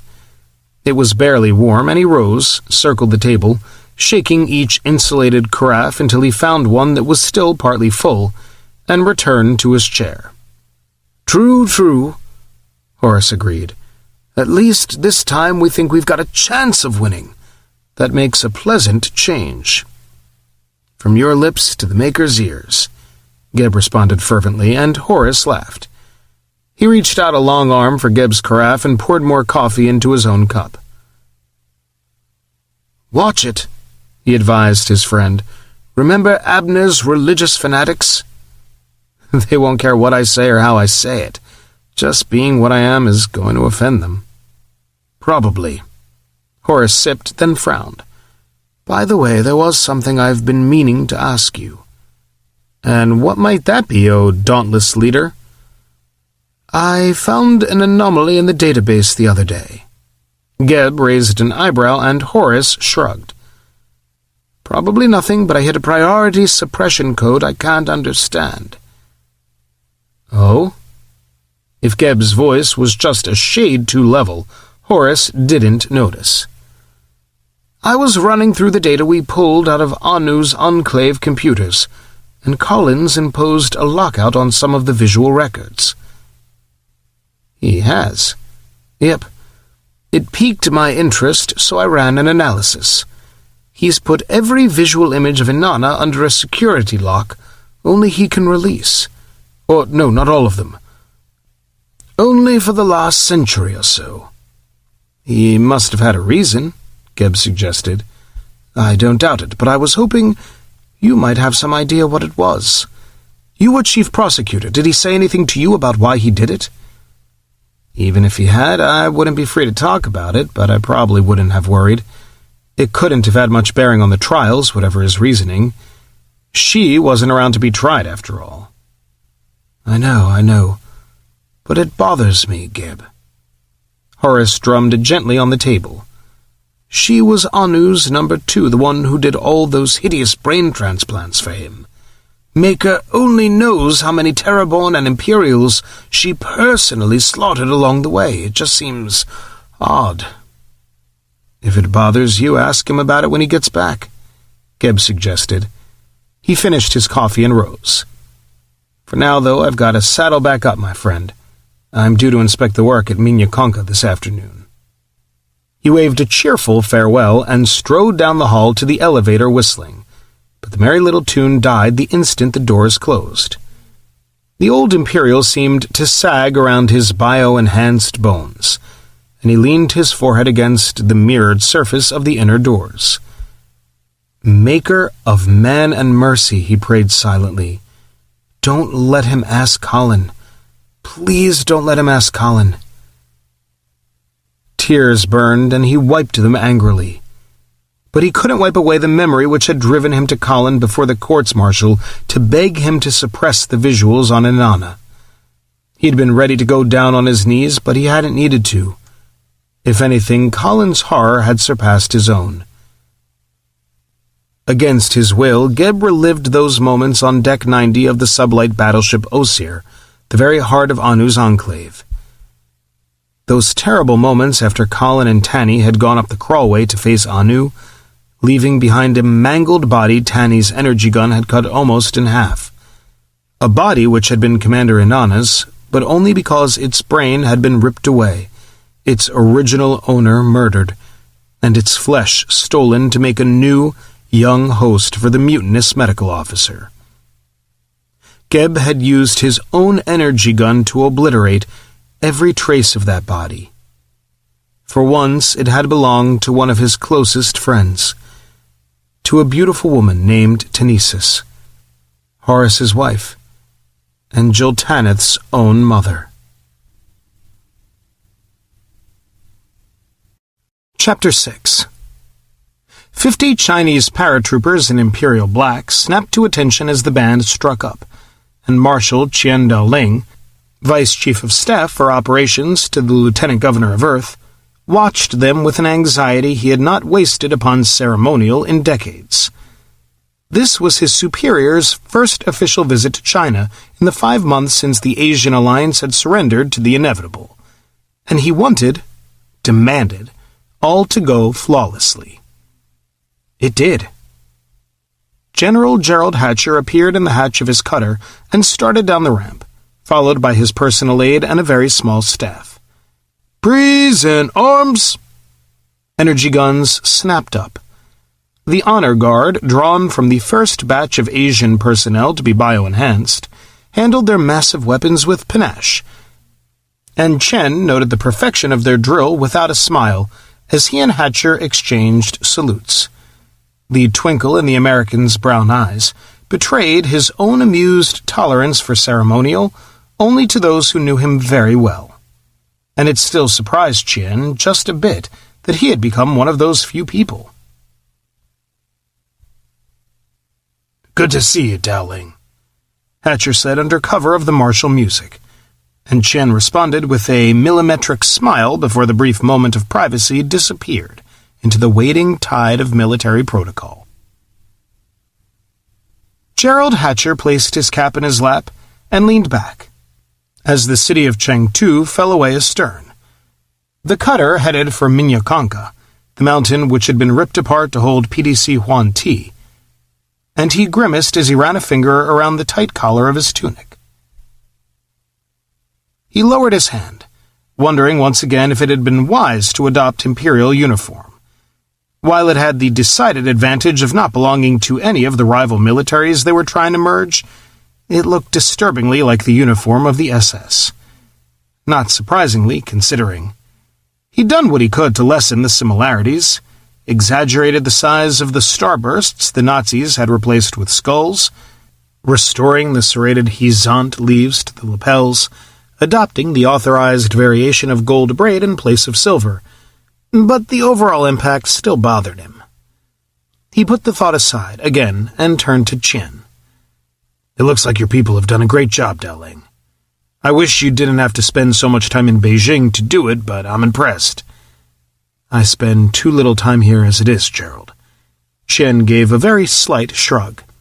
"It is even worse than it was while you and I were enemies. There are at least 8 too few hours in every day." "Tell me about it," Hatcher laughed. "If we work like dogs for another 6 months, you and I may finally be able to hand it over to someone else long enough to get our own biotechnics." "True. I must confess, however, that the speed with which we are moving almost frightens me. There is too little time for proper coordination. Too many projects require attention, and I have no time to know my officers." "I know. We're better off than you are because of how Nergal's people infiltrated our militaries before we even knew about them. I don't envy your having to start from scratch." "We will manage," Chen said, and Hatcher took him at his word. The huge Chinese officer had lost at least 5 kilos since their first meeting, yet it only made him even more fearsome, as if he were being worn down to elemental gristle and bone.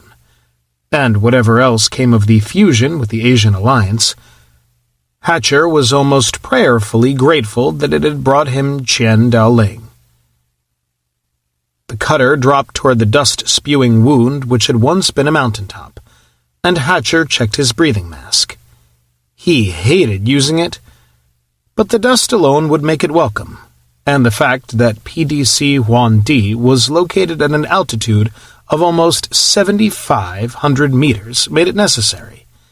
He felt a bit better when he saw Chen reaching for his own mask, and suppressed a spurt of envy as Major Alan Germain ignored his. It must be nice, he thought sourly as he regarded his bio-enhanced aide. They grounded, and thin, cold air, bitter with dust, swirled through the hatch.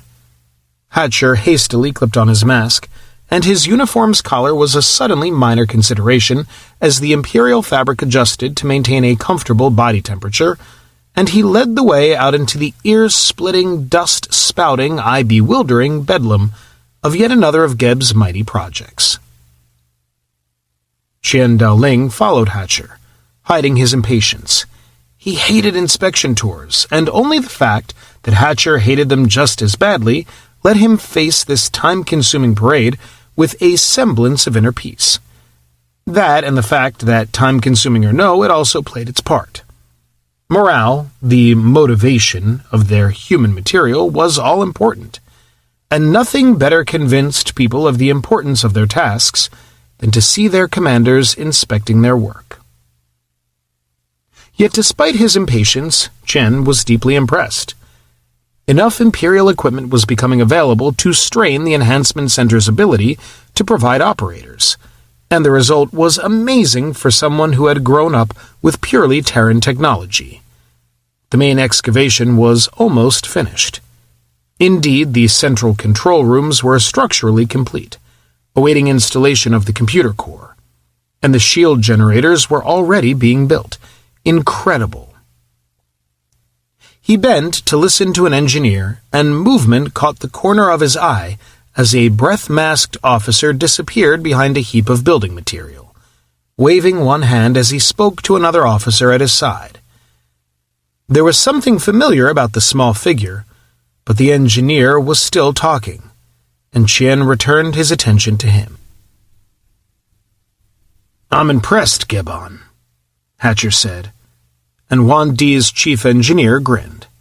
The burly ex-mutineer was barely 150 centimeters tall, but he looked as if he could have picked up a hover jeep one-handed, before enhancement. "Really impressed," Hatcher repeated as the control room door closed off the cacophony beyond. "You're, what, 4 weeks ahead of schedule?" "Almost 5, General," Gebon replied with simple pride. "With just a little luck, I'm going to bring this job in at least 2 months early." "Outstanding." Hatcher slapped Gebon's shoulder, and Qian hid a smile. He would never understand how Hatcher's informality with subordinates could work so well, yet it did. Not simply with Westerners, who might be accustomed to such things either. Qian had seen exactly the same broad smile on the faces of Chinese and Thai peasants. "In that case," Hatcher said, turning to the marshal, "I think we—" A thunderous concussion drowned his words and threw him from his feet. Diego McMurphy was a Mexican-Irish explosives genius from Texas. Offshore oil rigs and dams, Vertol terminals and apartment complexes, he'd seen them all. But this was the most damnable, bone-breaking, challenging, wonderful project he'd ever been involved with. And the fact that he was buying his right to a full set of biotechnic implants was only icing on the cake. Which is why he was happy as he waved his crew forward to set the charges on the unfinished western face of Magazine 12.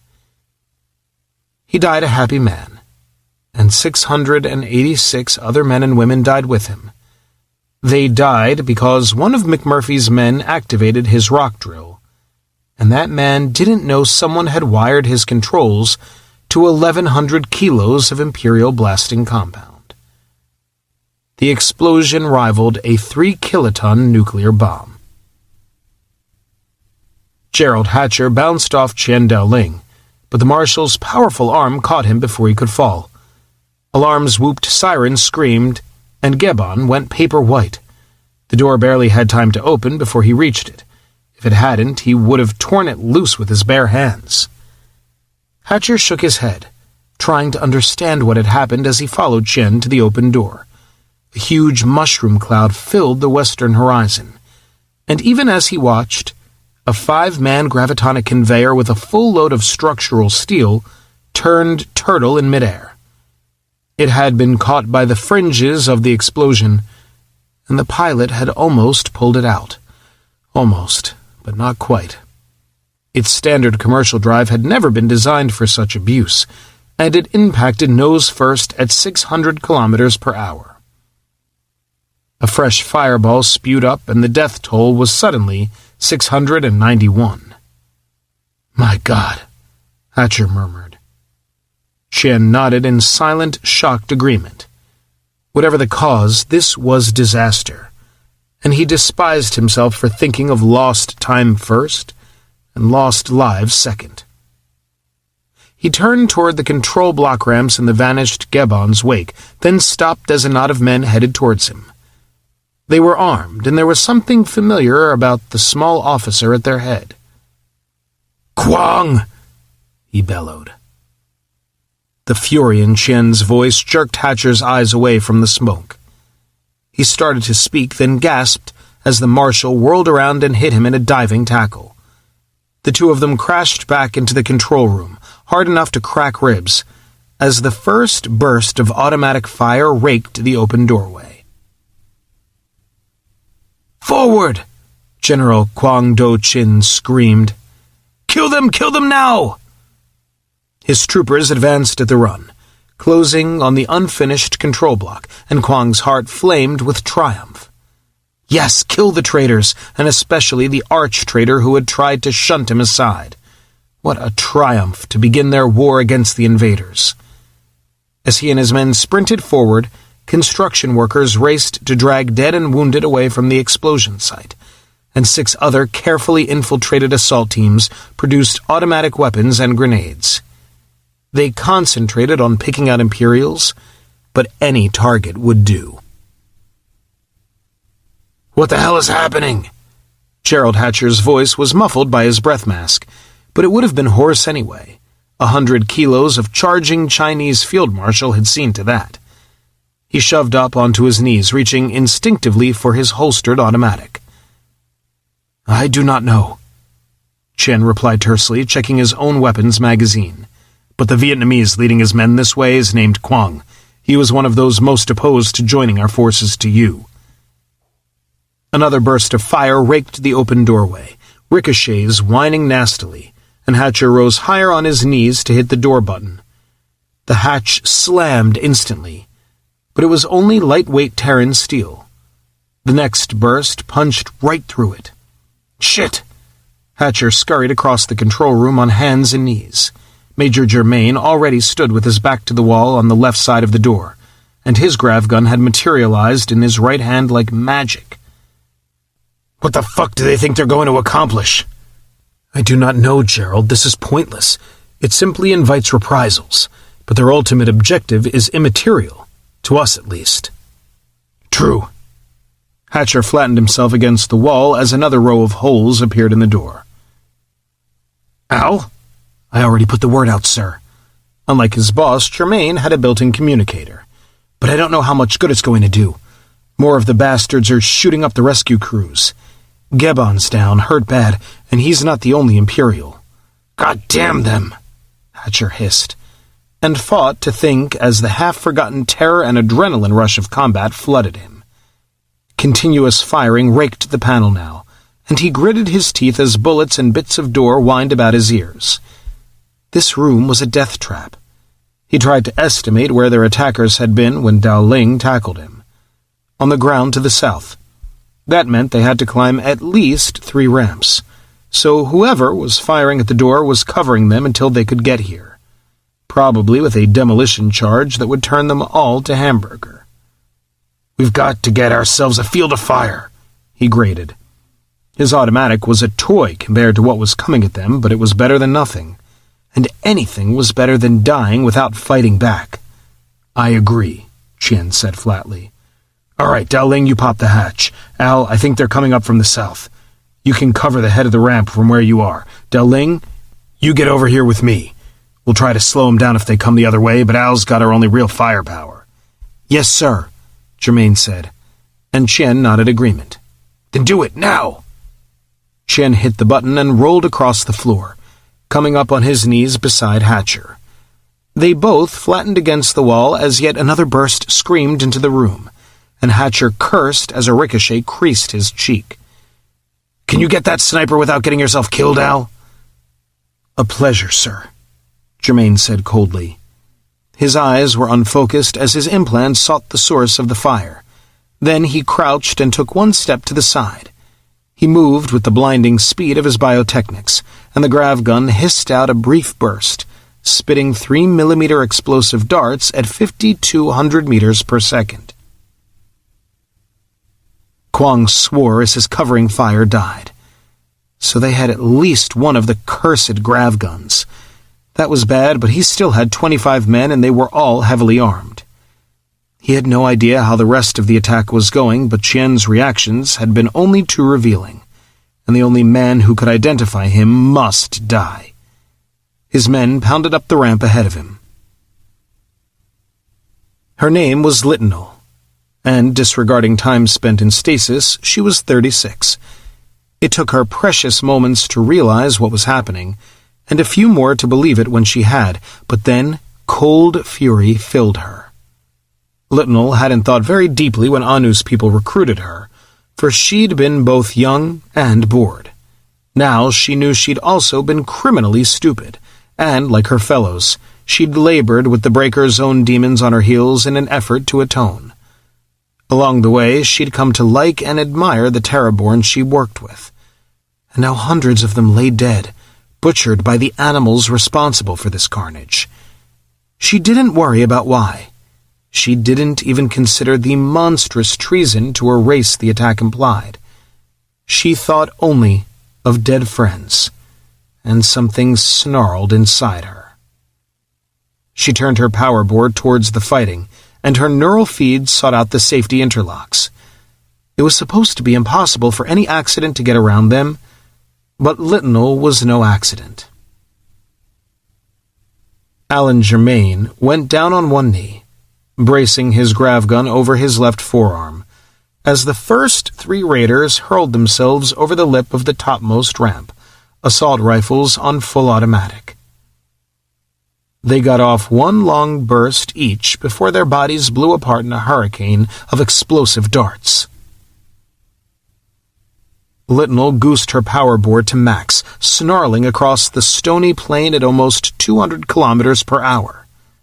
Not even a gravitonic drive could hold the massive bore steady at that speed, but she rode it like a bucking horse, her implant scanners reaching out, and her face was a mask of fury as she raised the cutting head chest high. Private Pak Chung of the Army of Korea heard nothing, but some instinct made him turn his head. His eyes widened in horror as he saw the huge machine screaming towards him. Rock, dust, and smoke billowed behind it like a curdled wake, and the thing at its front was aimed straight at him. The last thing Private Pak ever saw was a terrible brilliance in the millisecond before he exploded in a flash of superheated body fluids. General Kwong cursed as his 3 lead men died, but it had not been entirely unexpected. It must be the Americans' African aid, yet there was only one of him, bioenhanced or not, and the ramp was not the only way up. "They're spreading out," Germain reported. "I can't get a good implant reading through the ramp, but some of them are swinging round front." "There's a scaffold below the edge of the platform," Qian said. "Damn, remind me to detail armed guards to each construction site when we get home, Al." "Yes, sir." Litinal wiped out Private Pak's team and raged off after fresh targets. Ahead of her, 6 bioenhanced, Terraborn construction workers, armed with steel reinforcing rods and Imperial blasting compound, began working their way around the flank of a second assault group. Kwong poked his head up. This was taking too long, but there would still be time. His men were in position at last, and he barked an order. "Down!" Germain shouted, and Hatcher and Qian dropped instantly as the stubby grenade launchers coughed. 2 grenades hit short or exploded against the outer wall. The third headed straight into the door, and Germain's left hand struck it like a handball. The explosion ripped his hand apart, and shrapnel tore into his chest and shoulder. Agony stabbed him, but his implants stopped the flow of blood to his shredded hand and flooded his system with a supercharged blast of adrenaline. The first wave came up the ramp after the grenades, and he cut them down like bloody wheat. Hatcher fired as a head rose over the edge of the scaffolding. His first shot missed. His second hit just above the left eye. Beside him, Chen was flat on his belly, firing two-handed. Another attacker dropped. A sudden burst of explosions ripped the dusty smoke as the construction workers tossed their makeshift bombs. The attack squad faltered as 3 of their number were blown apart. A 4th emptied a full magazine into a charging man. He killed his assailant, but he never knew. The steel rod his victim had carried impaled him like a spear. His 6 surviving comrades broke and ran, directly in front of Littinel's power bore. 8 more of Kwang's men died, but a 9th slammed a heart-rupturing burst into Alan Germain. Major Germain was a dead man, but he was a bio-enhanced corpse. He stayed on his feet long enough to aim very carefully before he squeezed the trigger. Gerald Hatcher swore viciously as his aide toppled without a sound, grav gun bouncing from his remaining hand. Bastards! Bastards! He squeezed off another shot, hitting his target in the torso, then dropped him with a second. It wasn't enough, and he knew it. Kwang's No. 4 attack squad had a good position between 2 huge earth movers, but there were no more targets in their field of fire. It was time to go, and they began to filter back in pairs, each halting in turn to provide covering fire for their fellows. It was a textbook maneuver. As the first pair reached the ends of their shielding earth movers, a pair of bio-enhanced hands reached out from either side. Fingers 10 times stronger than their own closed, and 2 tracheas crushed. The twitching bodies were tossed aside, and the crouching ambushers waited patiently for their next victims. Kwang popped his head up and saw the grav gun lying 2 meters beyond the door. Now! He clutched his assault rifle and rose, waving his surviving men forward and followed up the ramp in their wake. A last attacker crouched on the scaffolding. He'd seen what happened when his fellows exposed themselves, and he poked just the muzzle of his rifle over the edge. It was a sound idea, but in his excitement he rose just too high. The crown of his head showed, and Gerald Hatcher put a pistol bullet through it in the instant before the automatic fire shattered both of his own legs. Littinel swung her power bore again and knew they were winning. The attackers had achieved the surprise they sought, but they hadn't realized what they were attacking. Most of the site personnel were unenhanced Terraborn, but a significant percentage were not, and those who were enhanced had full fleet packages, modified at Colin MacIntyre's order to incorporate full space comms. They might be unarmed, but they were strong, tough, fast, and in unbroken communication. And, as Littinel herself had proved, a construction site abounded in improvisational weapons. Chen Daoling was no longer a field marshal. He was a warrior alone and betrayed, and Kwang was still out there. Whatever happened, Kwang must not be allowed to live. Chen tossed aside his empty pistol, his mind cold and clear, and rose on his hands and toes like a runner in the blocks. General Kwang blinked as Chen exploded from the control room. He would never have believed the huge man could move that quickly, but what did he hope to gain? He could not outrun bullets. Then he saw Chen drop and snatch up the grav gun as he rolled towards the scaffolding. No! Assault rifles barked, but the men behind them had been as surprised as Kwang. They were late, and they tried to compensate by leading their target. They would catch him as he rolled over the edge of the scaffolding into cover. Chen threw out one leg, grunting as a kneecap shattered on concrete, but it had the desired effect. He stopped dead, clutching Germain's grav gun, and the bullets which should have killed him went wide. He raised the muzzle, not trying to rise from where he lay. Kwang screamed in frustration as Chen opened fire. 3 of his remaining men were down, then 4. 5! He raised his own weapon, firing at the marshal, but fury betrayed his aim. Chien grunted again as a slug ripped through his right biceps. A second shattered his shoulder, but he held down the grav gun's trigger, and his fire swept the ramp like a broom. Kwang's last trooper was down, and sudden terror filled him. Kwang threw away his rifle and tried to drop down the ramp, but he was too late. His last memory on Earth was the cold, bitter hatred in Chen Daoling's pitiless eyes. Gerald Hatcher groaned, then bit his lip against a scream as someone moved his left leg. He shuddered and managed to raise his eyelids, wondering for a moment why he felt so weak, why there was so much pain. Daoling bent over him, and he bit off most of another scream as the marshal tightened something on his right leg. A tourniquet, Hatcher realized dizzily, and then he remembered. His expression twisted with more than pain as he saw Alan Germain's dead face close beside him, but his mind was working once more. Poorly, slowly, with frustrating dark patches, but working. The firing seemed to have stopped, and if there was no more shooting and Daoling was working on him, they must have won, mustn't they? He was rather pleased by his ability to work that out. Shen crawled up beside him. One shoulder was swollen by a makeshift blood-soaked bandage, and his left leg dragged uselessly, but his good hand clutched Alan's grav gun as he lowered himself between Hatcher and the door with a groan. "Daoling?" the general managed. "You are awake?" Shen's voice was hoarse with pain. "You have the constitution of a bull, Gerald." "Thanks. What kind of shape are we?" "I believe we have beaten off the attack. I do not know how. I am afraid you are badly hurt, my friend." "I'll live."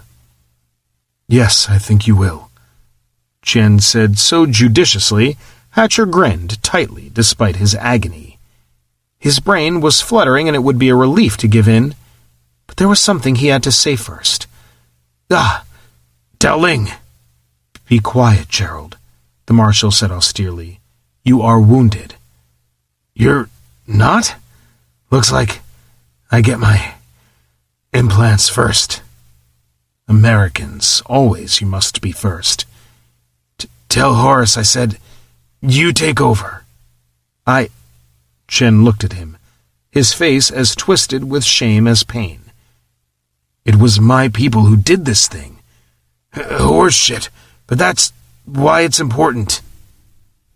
"You take over. Tell Horace." Hatcher squeezed his friend's forearm with all his fading strength. It was Chen's right arm, but he didn't even wince. "Tell him," Hatcher commanded, clinging to awareness through the shrieking pain.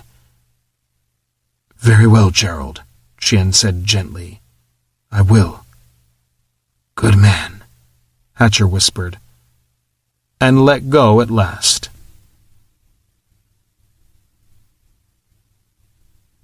The city echoed with song and dance as the people of Rion celebrated. 12 seasons of war against Tur had ended at last, and not simply in victory. The royal houses of Rion and Tur had brought the endless skirmishes and open battle over possession of the Feathan copper mines to a halt, with greater wisdom than they had shown in far too long. For the daughter of Tur would wed the son of Rion, and henceforth the two peoples would be one. It was good. It was very, very good, for Rion Tur would be the greatest of all the city-states of Tyr. Their swords and spears would no longer turn upon one another, but ward both from their neighbors, and the copper of Feathan would bring them wealth and prosperity. The ships of Rion were already the swiftest ever to swim, with Feathan copper to sheath their hulls against worms and weed. They would own the seas of Tyr. Great was the rejoicing of Rion, and none of the people knew of the vast Achultani starships which had reached their system while the war still raged.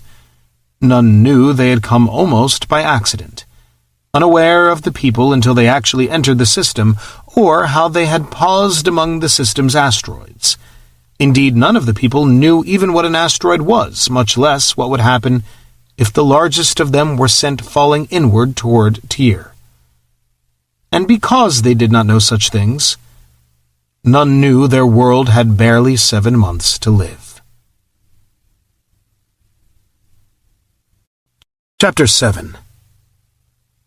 Colin MacIntyre was not afraid, for afraid was too weak a word.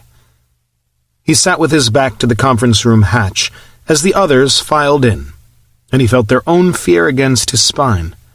He waited until all were seated, then swung his chair to meet their eyes. Their faces looked even worse than he'd expected. "All right," he said at last.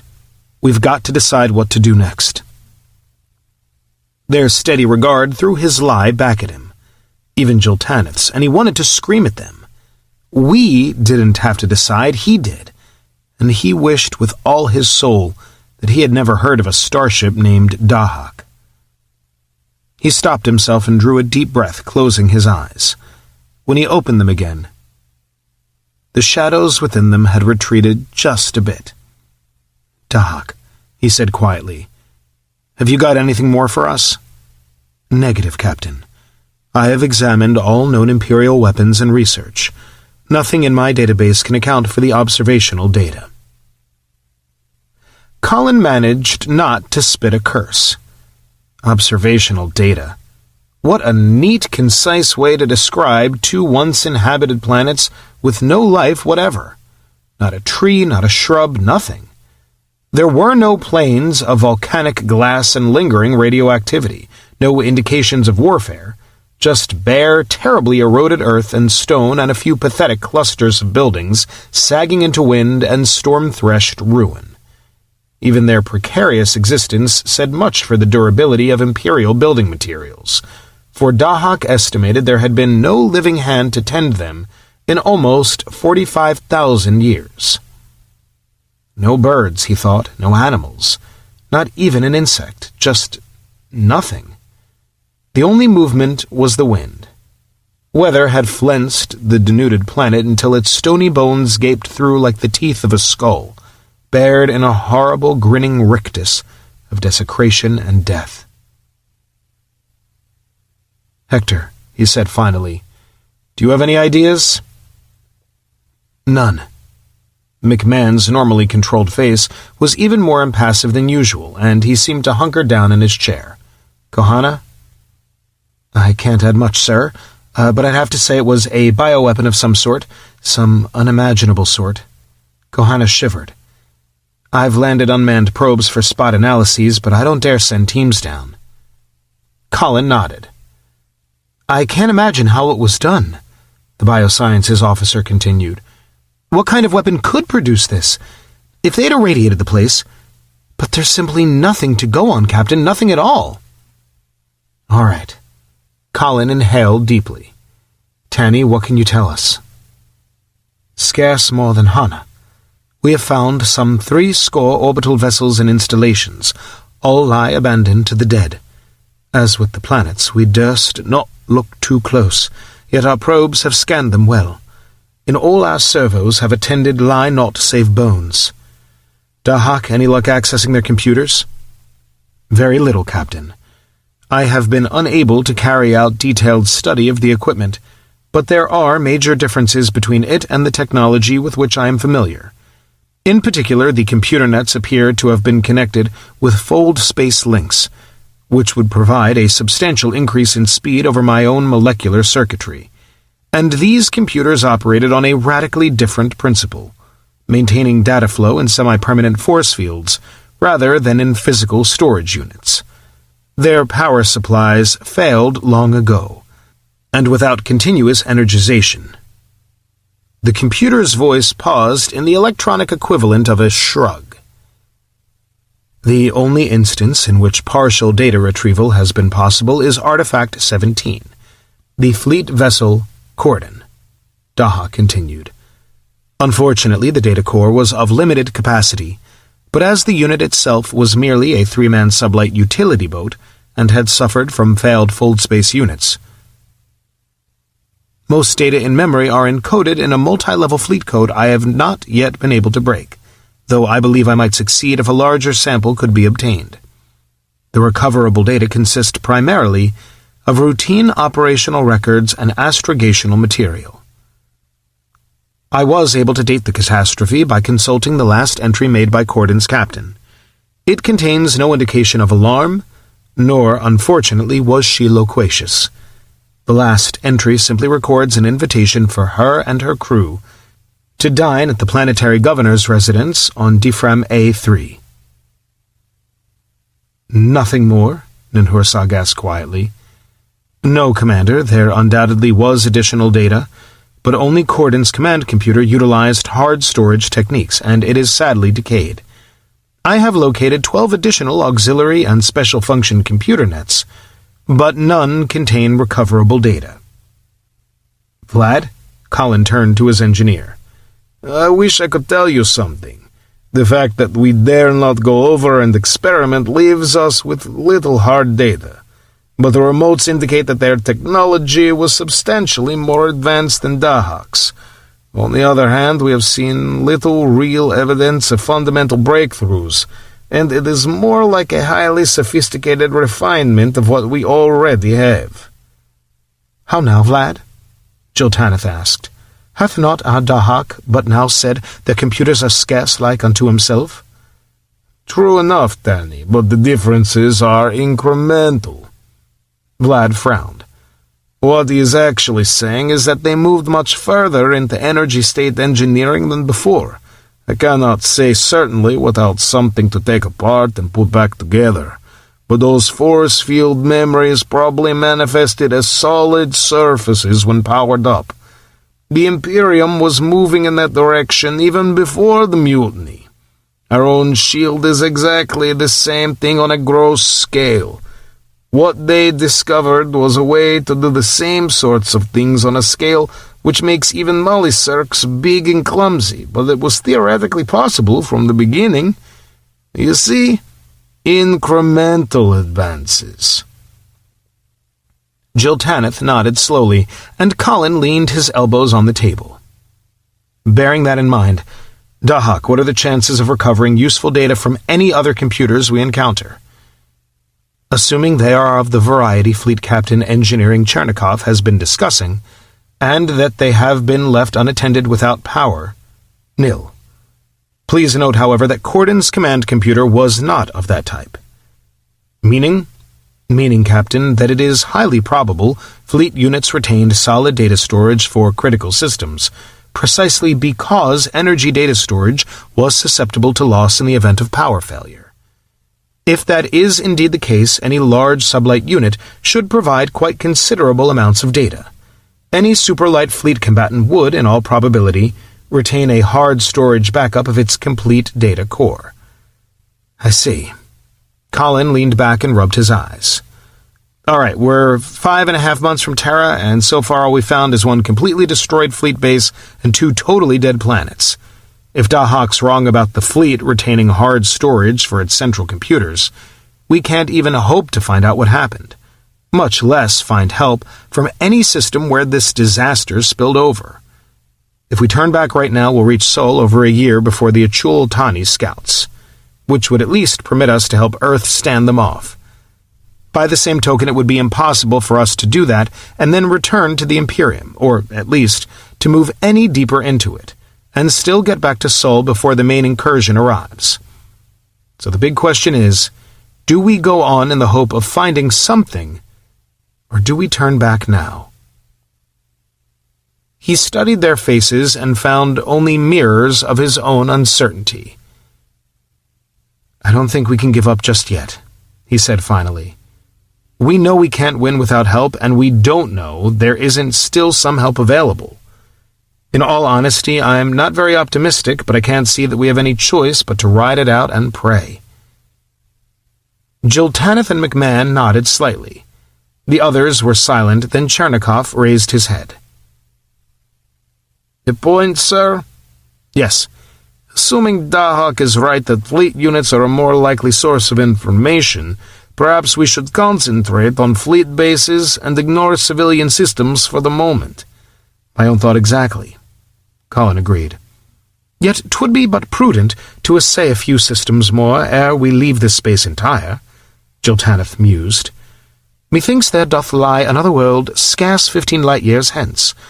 'Twas not a fleet base, yet was it not a richly peopled world, Dahak? Correct, ma'am, Dahak replied. The Kano system lies 14.661 light-years from Defram, very nearly on a direct heading to Birhat. The last census data in my records indicates a system population of some 9.83 billion. Colin thought. At maximum speed, the trip to Kano would require little more than a week. All right, Tanny, he agreed. But if we don't find anything there, we're in the same boat.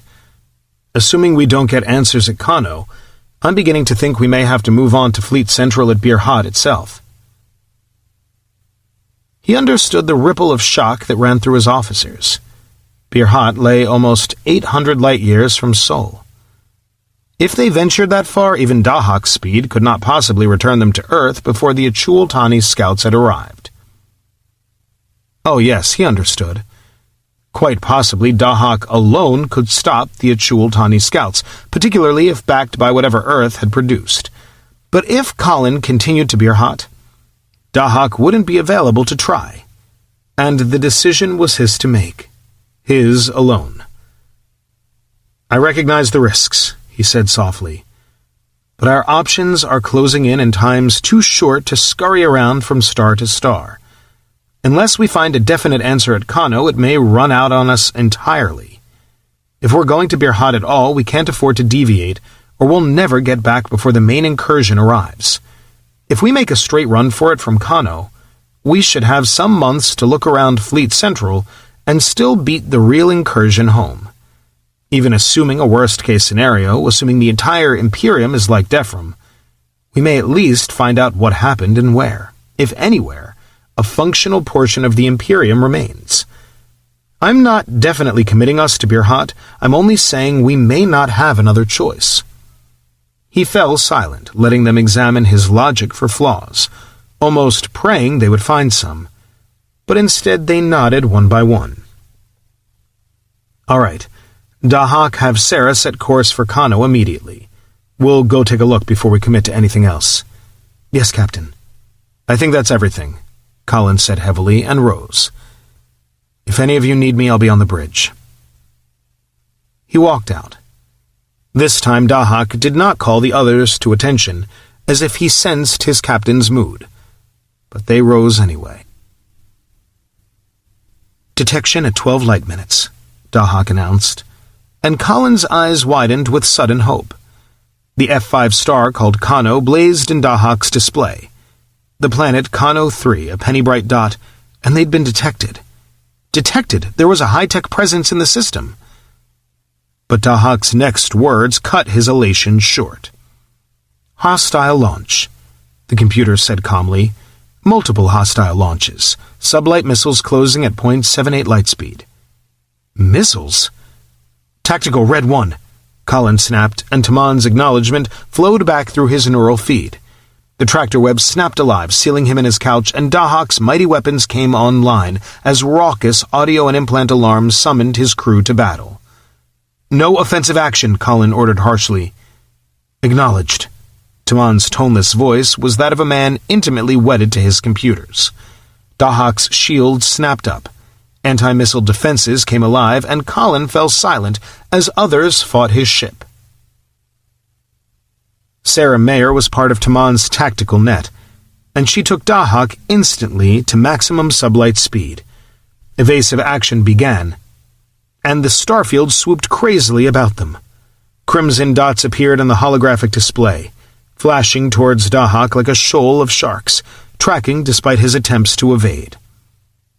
His jammers filled space and fold space alike with interference, and blue dots flashed out from the center of the display, each a 500-ton decoy mimicking Dahak's electronic and gravitonic signature. More than half the red dots wavered, swinging to track the decoys or simply lost in the jamming, but at least 50 continued straight for them. They were moving at almost 80% of light speed, but so great was the range they seemed to crawl. And why were they moving sublight at all? Why weren't they hypermissiles? Why? Second salvo launch detected, Dahak announced, and Colin cursed. Active defenses engaged the attackers.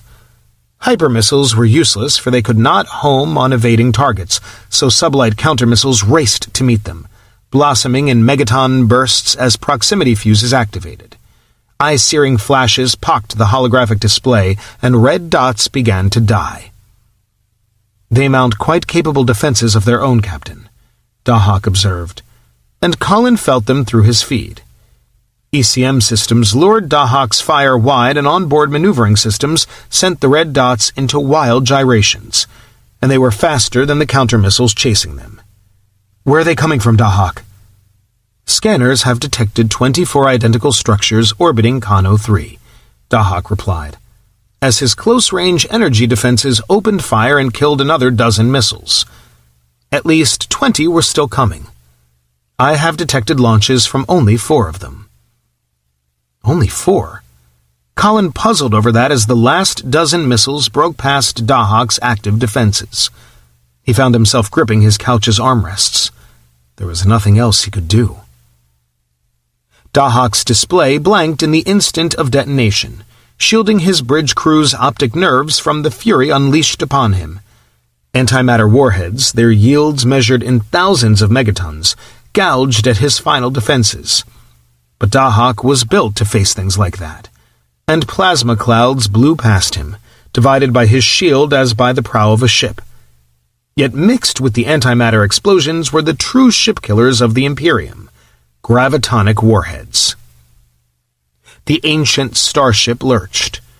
For all its unimaginable mass, despite the unthinkable power of its drive, it lurched like a broken-masted galleon, and Colin's stomach heaved despite the internal gravity field. His mind refused to contemplate the terrible fury which could produce that effect as gravitonic shield components screamed in protest. But they too had been engineered to meet this test. Somehow they held. The display flashed back on, spalled by fading clouds of gas and heat, and a damage signal pulsed in Colin's neural feed. A schematic of Dahak's hull appeared above his console, its frontal hemisphere marred by 2 wedge-shaped glares of red over a kilometer deep. "Minor damage in quadrants Alpha 1 and 3, Dahak reported. "No casualties. Capability not impaired. Second salvo entering interdiction range. Third enemy salvo detected." More counter-missiles flashed out, and Colin reached a decision. "Tactical, take out the actively attacking installations." "Acknowledged," Taman said, and the display bloomed with amber sighting circles. Each enclosed a single missile platform too tiny with distance for even Dahak to display visually, and Colin swallowed. Unlike their attackers, Taman was using hypermissiles.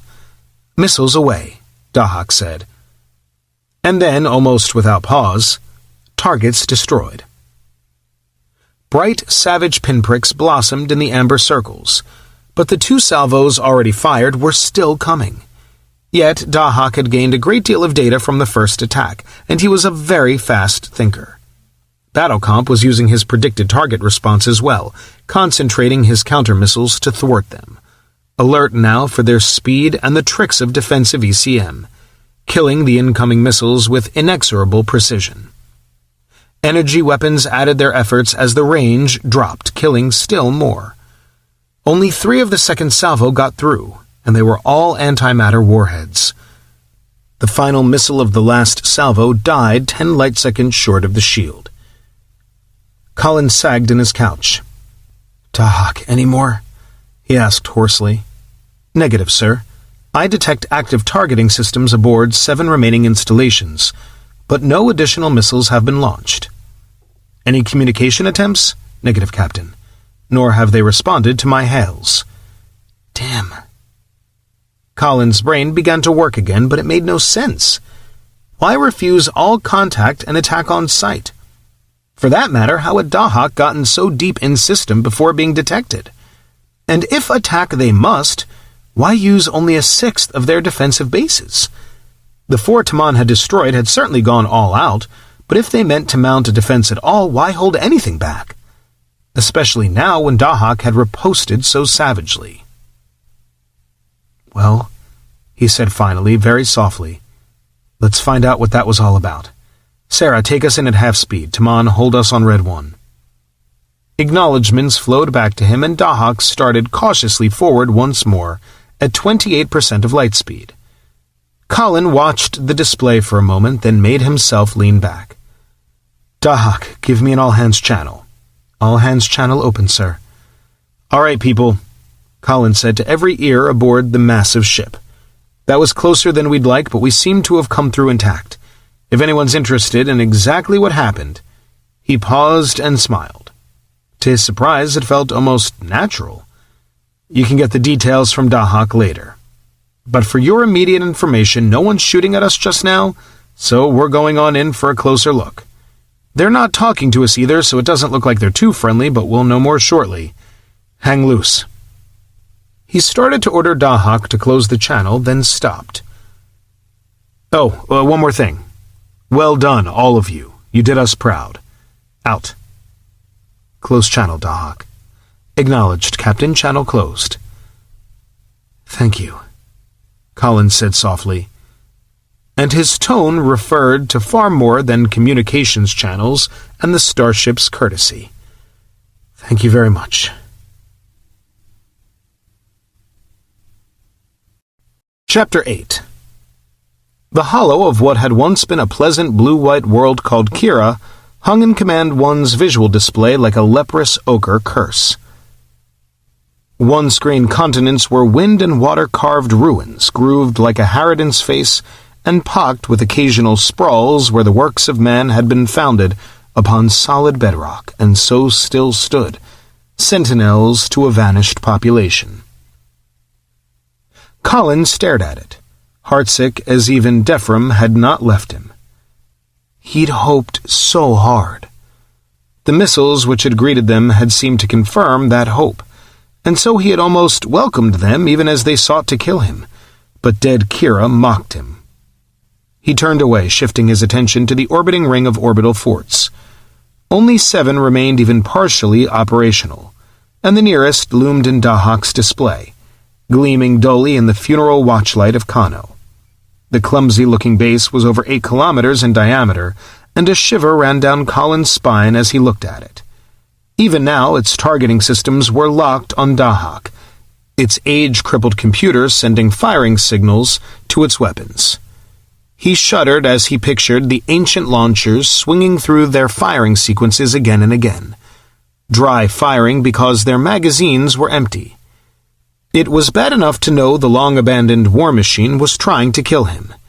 It was worse to wonder how many other vessels must have died under its fire to exhaust its ammunition. And if Dahak and Hector were right, most of those vessels had been killed not for attacking Kira but for trying to escape it. Probe 1 is reporting, Captain. Dahak's mellow voice wrenched Colin away from his frightening, empty thoughts to more immediate matters. Very well, what's their status?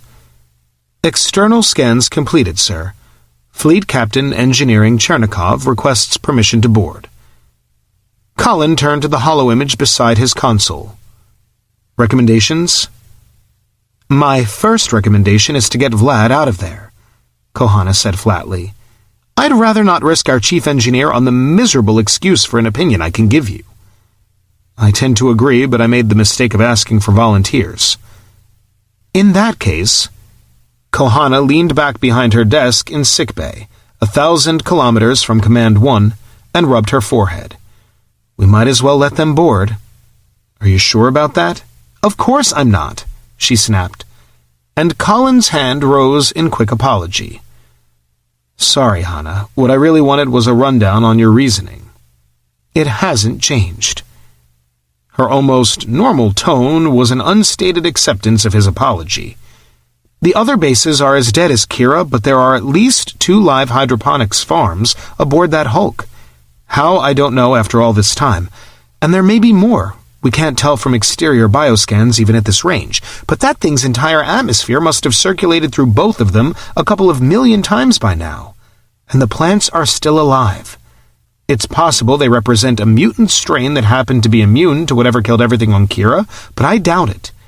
Whatever the agent was, it doesn't seem to have missed anything down there, so I think it's unlikely it ever contaminated the battle station. She shrugged.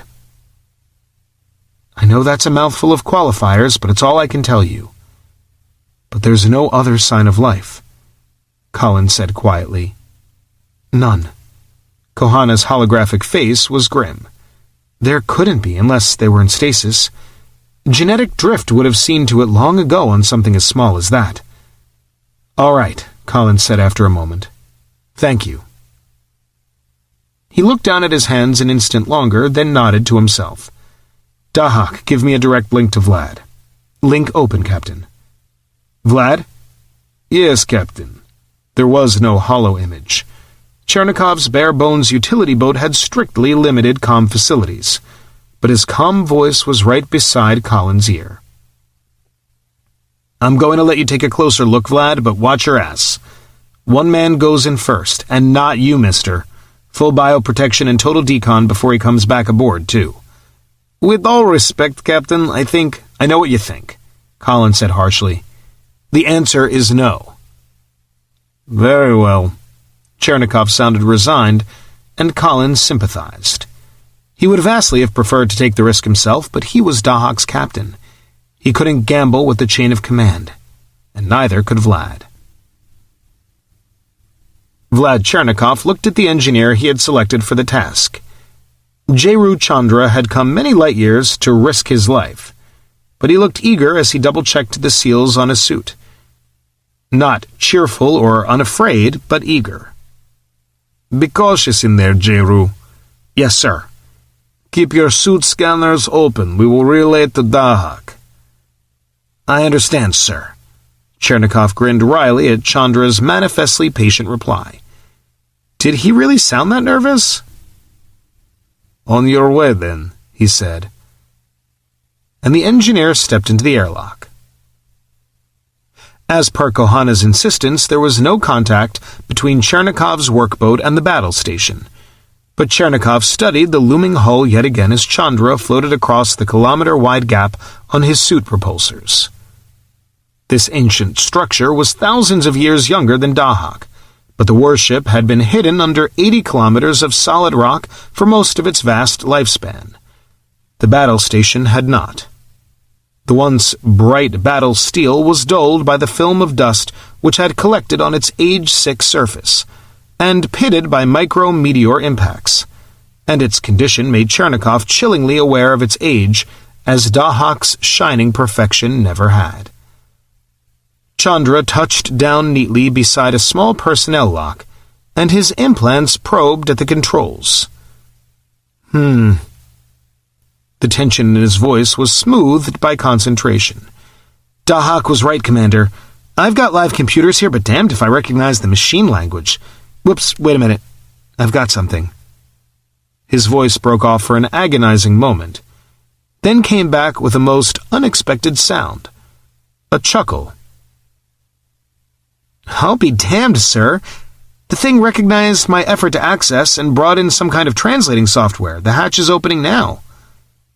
He stepped through it, and it closed once more. Pressure in the lock, he reported, his full-space comm working as well through battle steel as through vacuum. On the low side, about 0.69 atmospheres, my sensors read breathable. Forget it right now, Jeru. Never even considered it, sir. Honest. Okay, inner lock opening now. There was a brief pause. I'm in, inner hatch closed. The main lighting's out, but about half the emergency lights are up. Is the main net live or just the lock computers? Looks like the auxiliary net's up. Just a sec. Yes, sir, power level's weak, though. Can't find the main net yet. Understood. Give me a reading on the auxiliary. Then I want you to head up ship. Keep an eye out for... Colin rested in his couch, eyes closed, concentrating on his neural feed as Chandra penetrated the half-dead hulk, gaining in confidence with every meter. It showed even in the technicalities of his conversation with Vlad. Colin only hoped they could ever dare to let him come home again. And that's about the size of it, Kohana said, deactivating her personal memo computer. We hit Chandra's suit with every decon system we had. As near as Dahak and I can tell, it was 100% sterile before we let him unsuit, but we got him in total isolation. I think he's clean, but I'm not letting him out of there until I'm certain." "Agreed. Dahak, anything to add?" "I am still conversing with Omega-3's core computers, Captain. More precisely, I am attempting to converse with them. We do not speak the same language, and their data transmission speed is appreciably higher than my own. Unfortunately, they also appear to be quite stupid." Colin hid a smile at the peeved note in Dahak's voice. Among the human qualities the vast computer had internalized was one he no doubt wished he could have avoided: impatience. "How stupid?" he asked after a moment. "Extremely so. In fairness, they were never intended for even rudimentary self-awareness, and their age is also a factor. Omega-3's self-repair capability was never up to fleet standards, and it has suffered progressive failure, largely, I suspect, through lack of spares. Approximately 40% of Omega-3's datanet is inoperable. The main computers remain more nearly functional than the auxiliary systems, but there are failures in the core programming itself. In human terms, they are senile." "I see. Are you getting anything at all?" "Affirmative, sir. In fact, I am now prepared to provide a hypothetical reconstruction of events leading to Omega-3's emplacement." "You are?" Colin sat straighter, and others at the table did the same. "Affirmative. Be advised, however, that much of it is speculative. There are serious gaps in the available data." "Understood. Let's hear it." "Acknowledged. In essence, sir, Fleet Captain Biosciences Kohana was correct in her original hypothesis at Defram. The destruction of all life on the planets we have so far encountered was due to a bioweapon." "What kind of bioweapon?" Kohana demanded, leaning forward as if to will the answer out of the computer. "Unknown at this time. It was the belief of the system governor, however, that it was of imperial origin." "Sweet Jisoo," Jiltaneth breathed. "In so much at least wert thou correct, my Hector. 'Twas no enemy wreaked their destruction, 'twas themselves." "That is essentially correct," Dahak said. "As I have stated, the data are fragmentary, but I have recovered portions of memoranda from the governor. I hope to recover more, but those I have already perused point in that direction. She did not know how the weapon was originally released, but apparently there had been rumors of such a weapon for some time." "The fools!" Kohana whispered. "Oh, the fools! Why would they build something like this? It violates every medical ethic the Imperium ever had." "I fear my data sample is too small to answer that. Yet, I have discovered a most interesting point. It was not the Fourth Imperium which devised this weapon, but an entity called the Fourth Empire." For just a moment, Colin failed to grasp the significance. Dahak had used Imperial Universal, and in Universal, the differentiation was only slightly greater than in English. Imperium was umsuva, with the emphasis on the last syllable. Empire was umsuvat, with the emphasis upon the second. "What?" Kohana blinked in consternation. "Precisely. I have not yet established the full significance of the altered terminology. Yet it suggests many possibilities. In particular, the Imperial Senate appears to have been superseded in authority by an emperor, specifically by Emperor Herden the 24th as of year 13175. "Herden the 24th?" Colin repeated. "The title would seem significant," Dahak agreed, suggesting as it does an extremely long period of personal rule. In addition, the date of his accession appears to confirm our dating of the Defram disaster. "Agreed," Colin said. "But you don't have any more data?" "Not of a political or societal nature, Captain. It may be that Omega-3 will disgorge additional information, assuming I can locate the proper portion of its data core, and that the relevant entries have not decayed beyond recovery. I would not place the probability as very high. Omega-3 and its companions were constructed in great haste by local authorities, not by Battlefleet. Beyond the programming essential for their design function, their databases appeared to be singularly uninformed. Despite his shock, Colin grinned at the computer's sour tone. "All right," he said after a moment. "What can you tell us about the effects of this bioweapon and the reason the fortifications were built?" "The data are not rich, Captain, but they do contain the essentials. The bioweapon appears to have been designed to mount a broad-spectrum attack upon the wide range of life forms. If the rumors recorded by Governor Yirthana are correct, it was in fact intended to destroy any life form. In mammals it functioned as a neurotoxin, rendering the chemical compounds of the nervous system inert, so that the organism died." "But that wouldn't kill trees and grasses," Kohana objected. "That is true, Commander. Unfortunately, the designers of this weapon appear to have been extremely ingenious. Obviously, we do not have a specimen of the weapon itself, but I have retrieved very limited data from Governor Yirthana's own biostaff. It would appear that the designers had hit upon a simple observation. All known forms of life depend upon chemical reactions. Those reactions may vary from life form to life form, but their presence is a constant. This weapon was designed to invade and neutralize the critical chemical functions of any host." "Impossible," Kohana said flatly, then flushed. "By the standards of my own database, you are correct, ma'am. Nonetheless, Kira is devoid of life. Empirical evidence thus suggests that it was indeed possible to the Fourth Empire." "Agreed," the biosciences head muttered.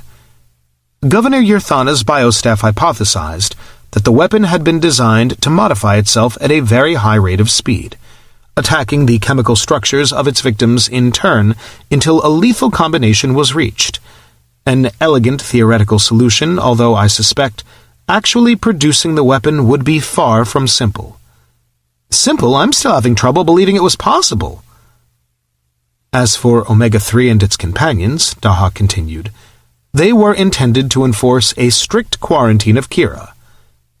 Governor Yirthana obviously was aware of the contamination of her planet, and took steps to prevent its spread. There is also a reference I do not yet fully understand to something called a MAT-TRAN system, which she ordered disabled." "MAT-TRANS?" Colin asked. "Yes, sir. As I say, I do not presently fully understand the reference, but it would appear that this MAT-TRANS was a device for the movement of personnel over interstellar distances without recourse to starships." "What?" Colin jerked bolt upright in his chair. "Current information suggests a system limited to loads of only a few tons, but capable of transmitting them hundreds, possibly even several thousands of light-years almost instantaneously, Captain. Apparently the system had become the preferred mode for personal travel.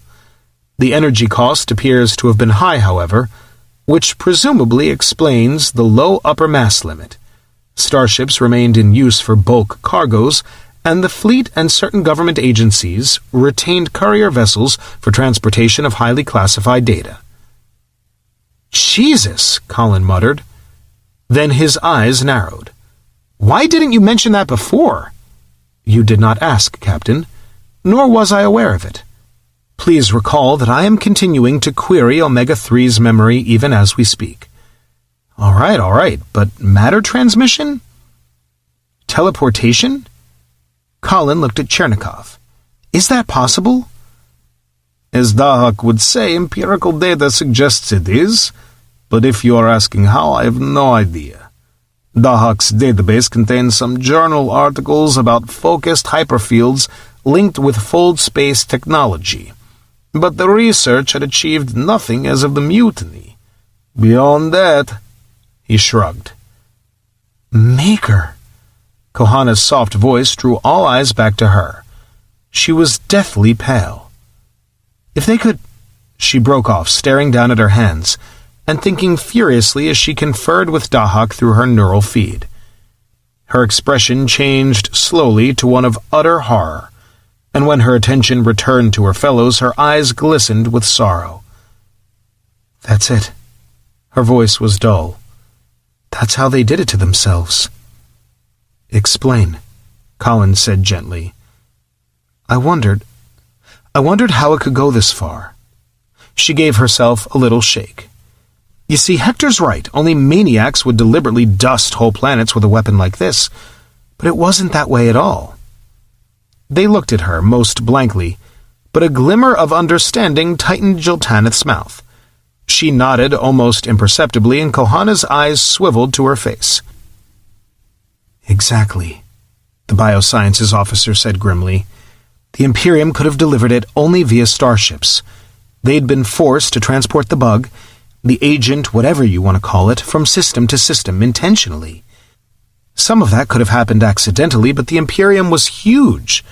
By the time a significant portion of its planets were infected, the contaminating vector would have been recognized.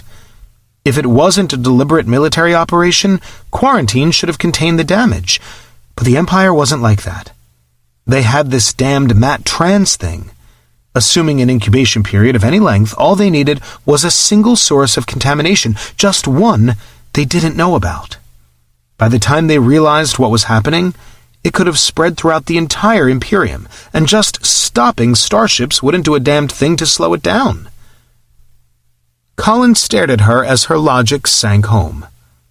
With something like the Mat Trans Dahak had described, the Imperium's worlds would no longer have been weeks or months of travel apart. They would have become a tightly integrated, interconnecting unit. Time and distance, the greatest barriers to holding an interstellar civilization together, would no longer apply. What a triumph of technology!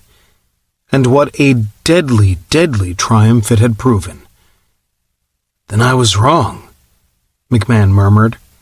They could wipe themselves out. Could and did. Ninhursag's clenched fist struck the table gently, for an Imperial, and her voice was thick with anguish. Not even on purpose, by accident. By accident, Breaker cursed them. Wait. Colin raised a hand for silence. Assume you're right, Kohana. Do you really think every planet would have been contaminated? Probably not, but the vast majority certainly could have been. From the limited information Dahak and I have on this monster of theirs, and remember, all our data is third or fourth-hand speculation by way of Governor Yirthana, the incubation time was quite lengthy. Moreover, Yirthana's information indicates it was capable of surviving very long periods, possibly several centuries, in viable condition even without hosts. That suggests a strategic rather than a tactical weapon. The long incubation period was supposed to bury it and give it time to spread before it manifested itself. That it in fact did so is also suggested by the fact that Yirthana had time to build her bases before it wiped out Kira. Its long-term lethality would mean no one dared contact any infected planet for a very, very long period. Ideal if the object was to cripple an interstellar enemy. But look what that means. Thanks to the incubation period, there probably wasn't any way to know it was loose until people started dying, which means the central, most heavily visited planets would have been the first to go. People being people, the public reaction must have been panic. And a panicked person's first response is to flee. Kohana shrugged. The result might well have been an explosion of contamination. On the other hand, they had the hypercom. Warnings could be spread at superlight speeds without using their Mat Trans, and presumably some planets must have been able to go into quarantine before they were affected. That's where the dwell time comes in. They couldn't know how long they had to stay quarantined. No one would dare risk contact with any other planet as long as the smallest possibility of contamination by something like this existed. She paused, and Colin nodded. So they would have abandoned space, he said. I can't be certain, but it seems probable. Even if any of their planets did survive, their empire still could have self-destructed out of all too reasonable fear. Which means, she met Colin's eyes squarely, that in all probability there's no Imperium for us to contact. Vladimir Chernikov bent over the workbench, studying the disassembled rifle-like weapon. His enhanced eyes were set for microscopic vision, and he manipulated his exquisitely sensitive instruments with care. The back of his mind knew he was trying to lose himself and escape the numbing depression which had settled over Dahak's crew. But his fascination was genuine. The engineer in his soul rejoiced at the beauty of the work before him. Now, if he could only figure out what it did. There was the capacitor, and a real brute it was, despite its tininess. 8 or 9 times a regular energy gun's charge, and these were rheostats. One obviously regulated the power of whatever the thing emitted. But what did the second... Fascinating. There's no sign of a standard disruptor head in here, but then... Aha, what do we have here? He bent closer, bending sensor implants as well as vision upon it, then froze. He looked a moment longer, then raised his head and gestured to Bolton. "Take a look at this," he said quietly. His assistant bent over and followed Chernikov's indicating test probe to the component in question, then pursed his lips in a silent whistle. "A hypergenerator," he said. "It has to be, but the size of the thing..." "Precisely." Chernikov wiped his spotless fingers on a handkerchief, drying their sudden clamminess. "Dahak," he said. "Yes, sir?" "What do you make of this?" "A moment," the computer said. There was a brief period of silence, then the mellow voice spoke again. "Fleet Commander Engineering Bolton is correct, sir. It is a hypergenerator. I have never encountered one of such small size or advanced design, but the basic function is evident. Please note, however, that the generator cavity's walls are composed of a substance unknown to me, and that they extend the full length of the barrel." "Explanations?" "It would appear to be a shielding housing around the generator, sir, one impervious to warp radiation." Fascinating. Such a material would have obvious applications in such devices as atmospheric hypermissile launchers. "True, but am I right in assuming the muzzle end of the housing is open?" "You are, sir. In essence, this appears to be a highly advanced adaptation of the warp grenade. When activated, this weapon would project a focused field, in effect a beam, of multidimensional translation which would project its target into hyperspace." "And leave it there," Chernikov said flatly. "Of course," Dahak agreed. "A most ingenious weapon." "Ingenious," Chernikov repeated with a shudder. "Correct. Yet I perceive certain limitations. The hypersuppression fields already developed to counteract warp grenades would also counteract this device's effect, at least within the area of such a field. I cannot be certain without field testing the weapon, but I suspect that it might be fired out of or across such a suppression field. Much would depend upon the nature of the focusing force fields. But observe the small devices on both sides of the barrel. They appear to be extremely compact Ronhar generators. If so, they presumably create a tube of force to extend the generator housing and contain the hyperfield, thus controlling its area of effect and also tending quite possibly to offset the effect of a suppression field. "Maker, and I always hated warp grenades," Bolton said fervently. "I too," Chernikov said.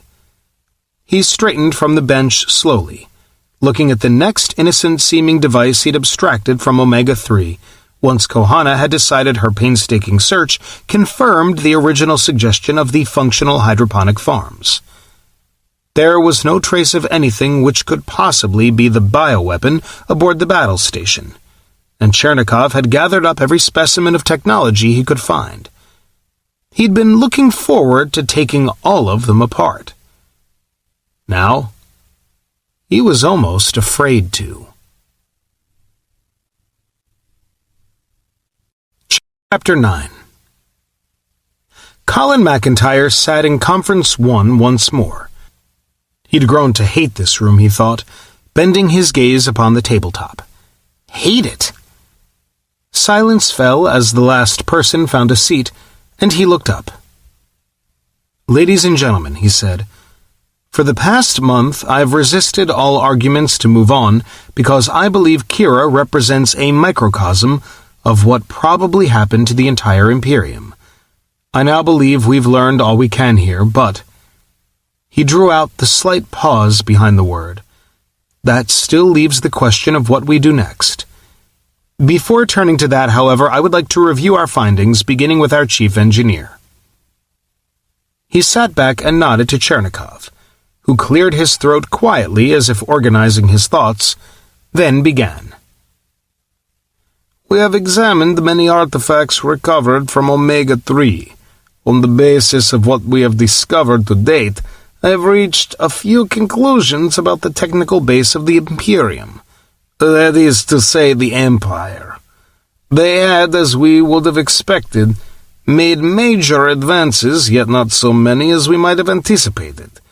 Please bear in mind that I am speaking only of non-biological technology. Neither Kohana nor I are in a position to say what they had achieved in the life sciences. The weapon which destroyed them certainly appears to evidence a very high level of bioengineering.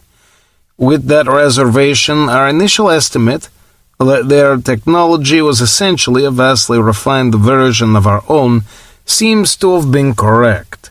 With the probable exception of their matte trends, on which I regret to say we've been unable as yet to obtain data, we have encountered nothing. The engineering in Dahak could not puzzle out. This is not to say they had advanced to a point far beyond our current reach, but the underlying principles of their advances are readily apparent to us.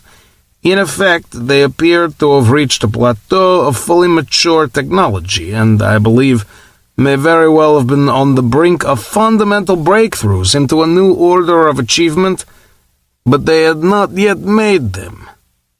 In general, their progress may be thought of as coupling miniaturization with vast increases in power. A warship of Dahak's mass, for example, built with the technology we have so far encountered, which I ask you to bear in mind represents an essentially civilian attempt to create a military unit, would possess something on the order of 20 times his combat capability. He paused for emphasis, and there were signs of awe on more than one face. Yet certain countervailing design philosophies and trends, particularly in the areas of computer science and cybernetics, also have become apparent to us. Specifically, the hardware of their computer systems is extremely advanced compared to our own. Their software is not. Assuming that Omega-3 is a representative sample of their computer technology, their computers had an even lower degree of self-awareness than that of CompSent prior to the mutiny. The data storage capacity of Omega-3's CompSent, whose mass is approximately 30% that of Dahak's central memory core, exceeded his capacity, including all subordinate systems by a factor of 50. The ability of Omega-3, on the other hand, despite the computational speed many times higher than his, did not approach even that of CompSent prior to the mutiny. Clearly, this indicates a deliberate degradation of performance to meet some philosophical constraint. My best guess, and I stress that it is only a guess, is that it results from the period of civil warfare which apparently converted the Imperium into the Empire. Fleet computers would have resisted firing on other fleet units, and while this could have been compensated for by altering their Alpha Priority Core programming, the combatants may have balked at allowing semi-aware computers to decide whether or not to fire on other humans. This is only a hypothesis, but it is certainly one possibility. In addition, we have confirmed one other important point. While Omega-3's computers did use energy state technology, they also incorporated non-energy backups, which appears to reflect standard Imperial military practice. This means a deactivated fleet computer would not experience a complete core loss, as did the civilian units discovered at Defram. If powered up once more, thus restoring its energy state circuitry, it should remain fully functional. Further, even civilian installations which have been continuously powered could remain completely operational. Omega-3's capabilities, for example, suffered not because it relied upon energy-state components, but because it was left unattended for so long that solid-state components failed.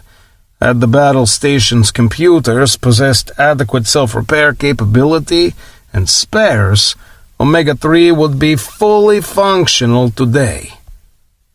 He paused as if rechecking his thoughts, then glanced at Colin. That concludes my report, sir. Detailed information is in the database for anyone who cares to peruse it. Thank you.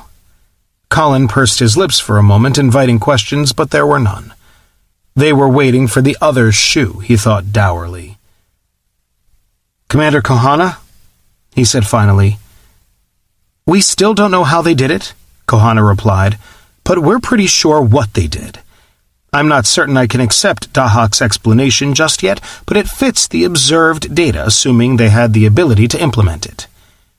For all practical purposes, we can think of their weapon as a disease lethal to any living organism. Obviously, it was a monster in every sense of the word. We may never learn how it was released, but the effect of its release was the inevitable destruction of all life in its path. Any contaminated planet is dead, ladies and gentlemen. On the other hand, as Colin had, she drew out the pause for emphasis. We've also determined that the weapon had a finite lifespan, and whatever that lifespan was, it was less than the time which has passed. We've established test habitats with plants and livestock from our own hydroponic and recreational areas, using water and soil collected by remotes from all areas of Kira's surface. From Governor Yirthana's records, we know the weapon took approximately 30 Terran months to incubate in mammals, and we've employed the techniques used in accelerated healing to take our sample habitats through a 45-month cycle with no evidence of the weapon. While I certainly don't propose to return those test subjects to Dahak's life support systems, I believe the evidence is very nearly conclusive. The bioweapon itself has died, at least on Kira, and by extension, upon any planet which was contaminated by an equivalent length of time ago.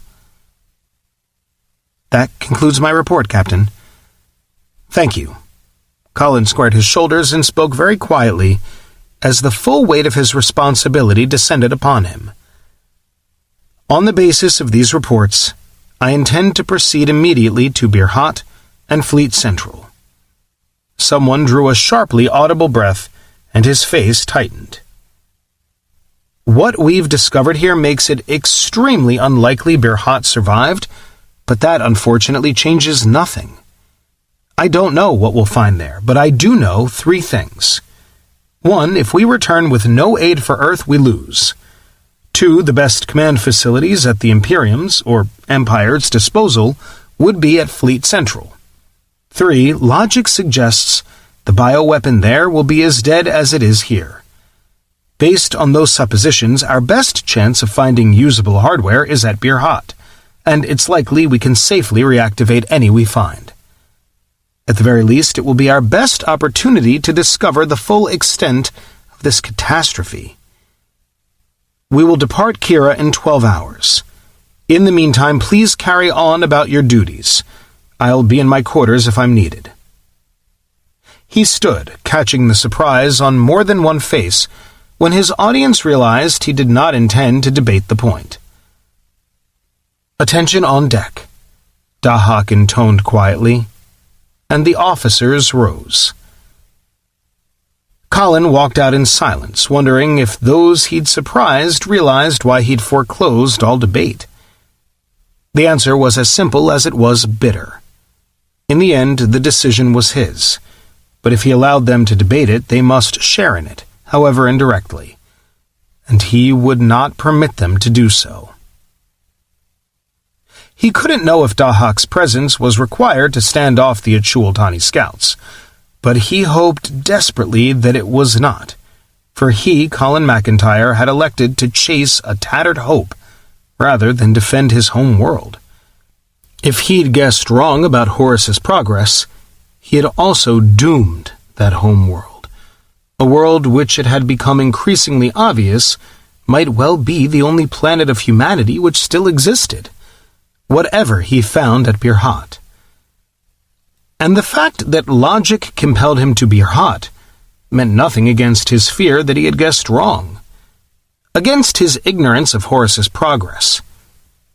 His agonizing suspicion that if Fleet Central still existed, it might be another Omega-3, senile and crippled with age, the paralyzing terror of bearing responsibility for the death of his own species. He would not, could not share that responsibility with another soul. It was his alone, and as he stepped into the transit shaft, Senior Fleet Captain Colin MacIntyre tasted the full, terrible burden of his authority at last. The moss was soft and slightly damp as he lay on his back, staring up at the projected sky. He was coming to understand why the Imperium had provided its captains with this greenery and freshness.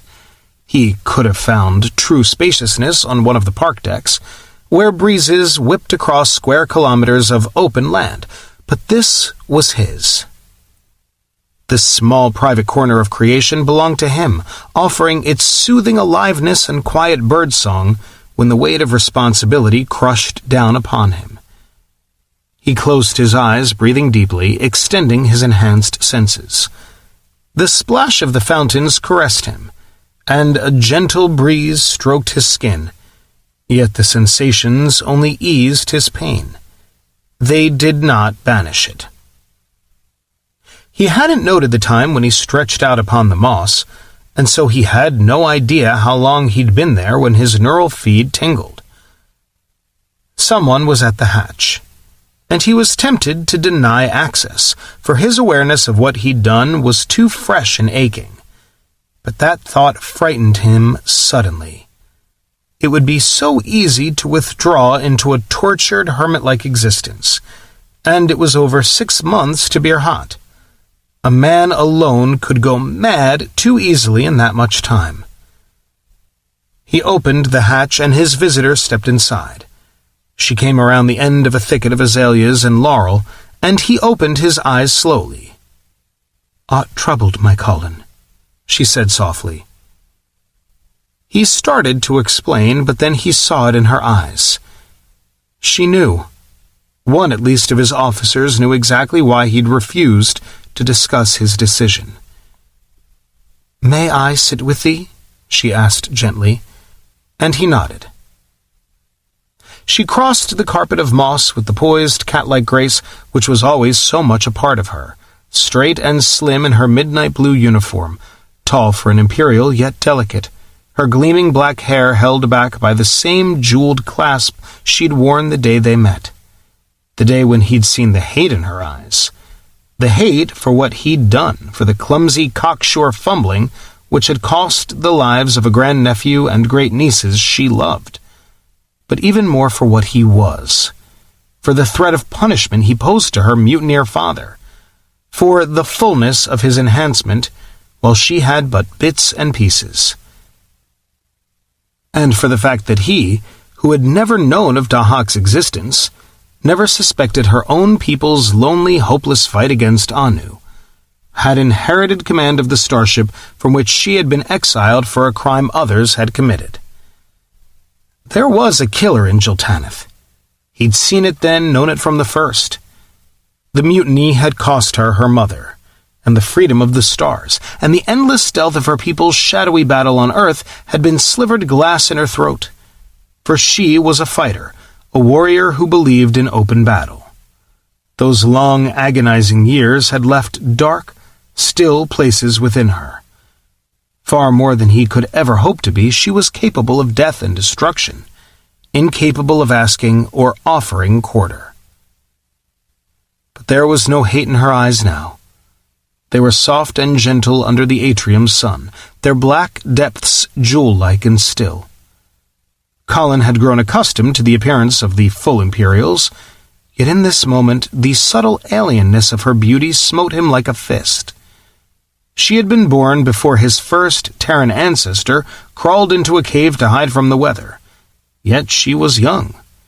Twice his age and more, yet they were both but children against the lifespan of their enhanced bodies. Her youthfulness lay upon her, made still more precious and perfect by the endless years behind her. And his eyes burned. This, he thought, this girl-woman who had known and suffered so much more than he, was what this all was about. She was the symbol of humankind, the avatar of all its frailties and the iron core of all its strength, and he wanted to reach out and touch her. But she was the mythic warrior maid, the emblem, and the weight of his decision was upon him. He was unclean. "Oh, my Colin," she whispered, looking deep into his own weary, tormented eyes. "What hast thou taken upon thyself?" He clenched his hands at his sides, gripping the moss, and refused to answer, but a sob wrenched at the base of his throat. She came closer slowly, carefully, like a hunter approaching some wild, snared thing, and sank to her knees beside him. One delicate hand, slender and fine-boned, deceiving the eye into forgetting its power, touched his shoulder. "Once," she said, "in a life I scarce recall, I envied thee, yea, envied and hated thee, for thou hadst received all unasked for, the one treasure in all the universe I hungered most to hold. I would have slain thee, could I but have taken that treasure from thee. Didst thou know that?" He nodded jerkily, and she smiled. "Yet knowing, thou didst name me thy successor in command, for thine eyes saw more clear than mine own. 'Twas chance mayhap sent thee to Dahak's bridge, yet well hast thou proven thy right to stand upon it, and never more than thou hast done this day." Her hand stroked gently from his shoulder to his chest, covering the slow, strong beating of his bio-enhanced heart, and he trembled like a frightened child. But her fingers moved, gentling his strange terror. "Yet thou art not battle-steel, my Colin," she said softly. "Art flesh and blood for all thy biotechnics, whate'er thy duty may demand of thee." She bent slowly, laying her head atop her hand, and the fine texture of her hair brushed his cheek, its silken caress almost agony to his enhanced senses. Tears brimmed in the corners of his eyes, and part of him cursed his weakness, while another blessed her for proving it to him. The sob he had fought broke free, and she made a soft, soothing sound. "Yea, art flesh and blood, though captain to us all. Forget that not, for thou art not Dahak, and thy humanity is thy curse, the sword by which thou canst be wounded." She raised her head, and his blurred eyes saw the tears in her own. One moss-stained hand rose, stroking her raven's wing hair, and she smiled. "Yet wounds may be healed, my Colin, and I am likewise flesh, likewise blood," she murmured. She bent over him, and her mouth tasted of the salt of their mingled tears. His other hand lifted, drawing her down beside him on the moss, and he rose on an elbow as she smiled up at him. "Thou wert my salvation," she whispered, caressing his unruly sandy hair. "Now let me be thine, for I am thine, and thou art mine. Forget it never, my dearest dear, for 'tis true now and ever shall be." And she drew him down to kiss her once again. The computer named Dahak closed down the sensors in the captain's quarters with profound but slightly wistful gratitude. He had made great strides in understanding the short-lived, infuriatingly illogical, occasionally inept, endlessly inventive, and stubbornly dauntless descendants of his long-dead builders. More than any other of his kind, he had learned to understand human emotions, for he had learned to share many of them. respect, friendship, hope, even in his own way, love. He knew his presence would embarrass Colin and Jill Tanith if it occurred to them to check for it. And while he did not fully understand the reason, they were his friends, and so he left them alone. He gave the electronic equivalent of a sigh, knowing that he could never comprehend the gentle mysteries which had enfolded them. But he did not need to comprehend how important they were, and to feel deeply grateful to his new friend Tanny for understanding and loving his first friend Colin. And now, he thought, while they were occupied, he might add that tiny portion of his attention which constantly attended his captain's needs and desires to another problem. Those encoded dispatches from the courier cordon still intrigued him. His latest algorithm had failed miserably, though he had finally managed to crack the scramble and reduce the messages to symbol sets. Unfortunately, the symbols were meaningless. Perhaps a new value substitution program was in order. Yet pattern analysis suggested that the substitution was virtually random. Interesting. That implied a tremendous symbol set, or else there was a method to generate the values which only appeared random. The computer worried happily away at the fascinating problem with a fragment of his capacity, while every tiny corner of his vast starship body pulsed and quivered with his awareness. All the tiny corners, save one, where two very special people enjoyed a priceless gift of privacy, made all the more priceless because they did not even know it had been given.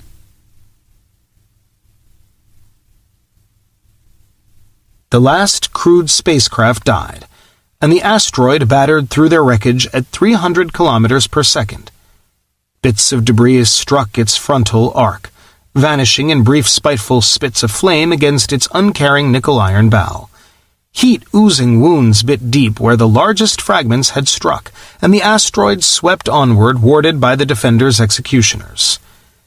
6 Achul-Tani starships rode in formation about the huge projectile as it charged down upon the blue and white world which was its target. They had been detached to guard their weapon against the pygmy efforts of that cloud-swirled sapphire's inhabitants, and their task was all but done. They spread out, distancing themselves from the asteroid, energy weapons ready as the first missiles broke atmosphere. The clumsy chemical-fueled rockets sped outward, tipped with their pathetic nuclear warheads, and the starships picked them off with effortless ease. The doomed planet flung its every weapon against its killers in despair and desperation, and achieved nothing. The asteroid hurtled onward, an energy state hungry for immolation, and the starships wheeled up and away as it tasted air at last, and changed. For one fleeting instant it was no longer a thing of ice-bound rock and metal. It was alive, a glorious screaming incandescence pregnant with death. It struck, spewing its flame back into the heavens, stripping away atmosphere in a cataclysm of fire. And the Achul-Tani starships hovered a moment longer, watching as the planetary crust split and fissured. Magma exploded from the gaping wounds, and they spread and grew, racing like cracks in ice, until the geologically unstable planet itself blew apart. The starships lingered no longer. They turned their bows from the ruin they had wrought and raced outward. 21 light minutes from the primary, they crossed the hyper-threshold and vanished like soap bubbles, hastening to seek their fellows at the next rendezvous. Chapter 10. Horace stood on the command deck of the battleship Nergal, almost unrecognizable in its refurbished state, and watched her captain take her smoothly out of atmosphere.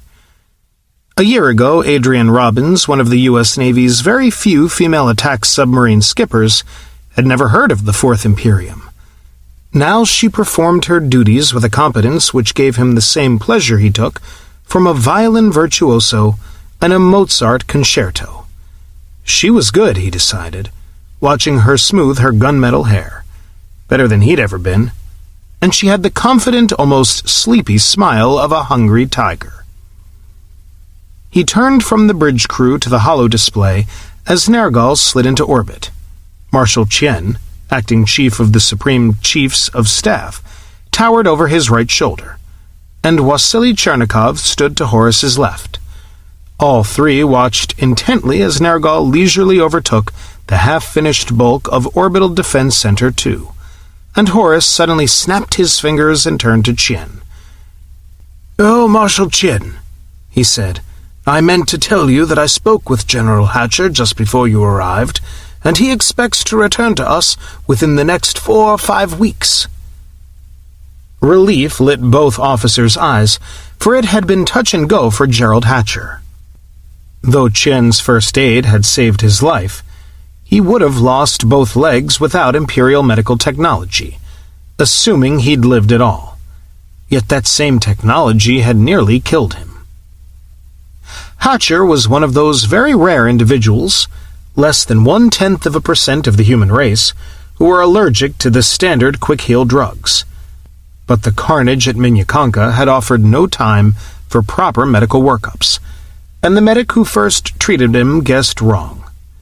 The general's reaction had been quick and savage, and only the fact that the same medic had recognized the symptoms so quickly had prevented it from being fatal. Even so, it had taken months to repair his legs to a point which permitted bioenhancement, for if the alternate therapies were just as effective, they were also far slower, which also meant his recuperation from enhancement itself was taking far longer than normal. So it was a vast relief to all his colleagues and friends to know he would soon return to them. And, Horace thought, remembering how Hatcher had chuckled over Qian's remark at Minyakanka, as the first enhanced member of the Chiefs of Staff. "I am relieved to hear it, Governor," Qian said now, "and I am certain you will be relieved to have him back." "I will, but I'd also like to congratulate you on a job very well done these past months. I might add that Gerald shares my satisfaction." "Thank you, Governor." Qian didn't smile. Horace didn't think he'd ever seen the big man smile, but his eyes showed his pleasure. "You deserve all the thanks we can give you, Marshal," he said quietly. In a sense, Hatcher's injuries had been very much to their advantage. If any other member of the Chiefs of Staff was his equal in every way, it was Qian. They were very different. Qian lacked Hatcher's ease with people and the flair which made exquisitely choreographed operations seem effortless.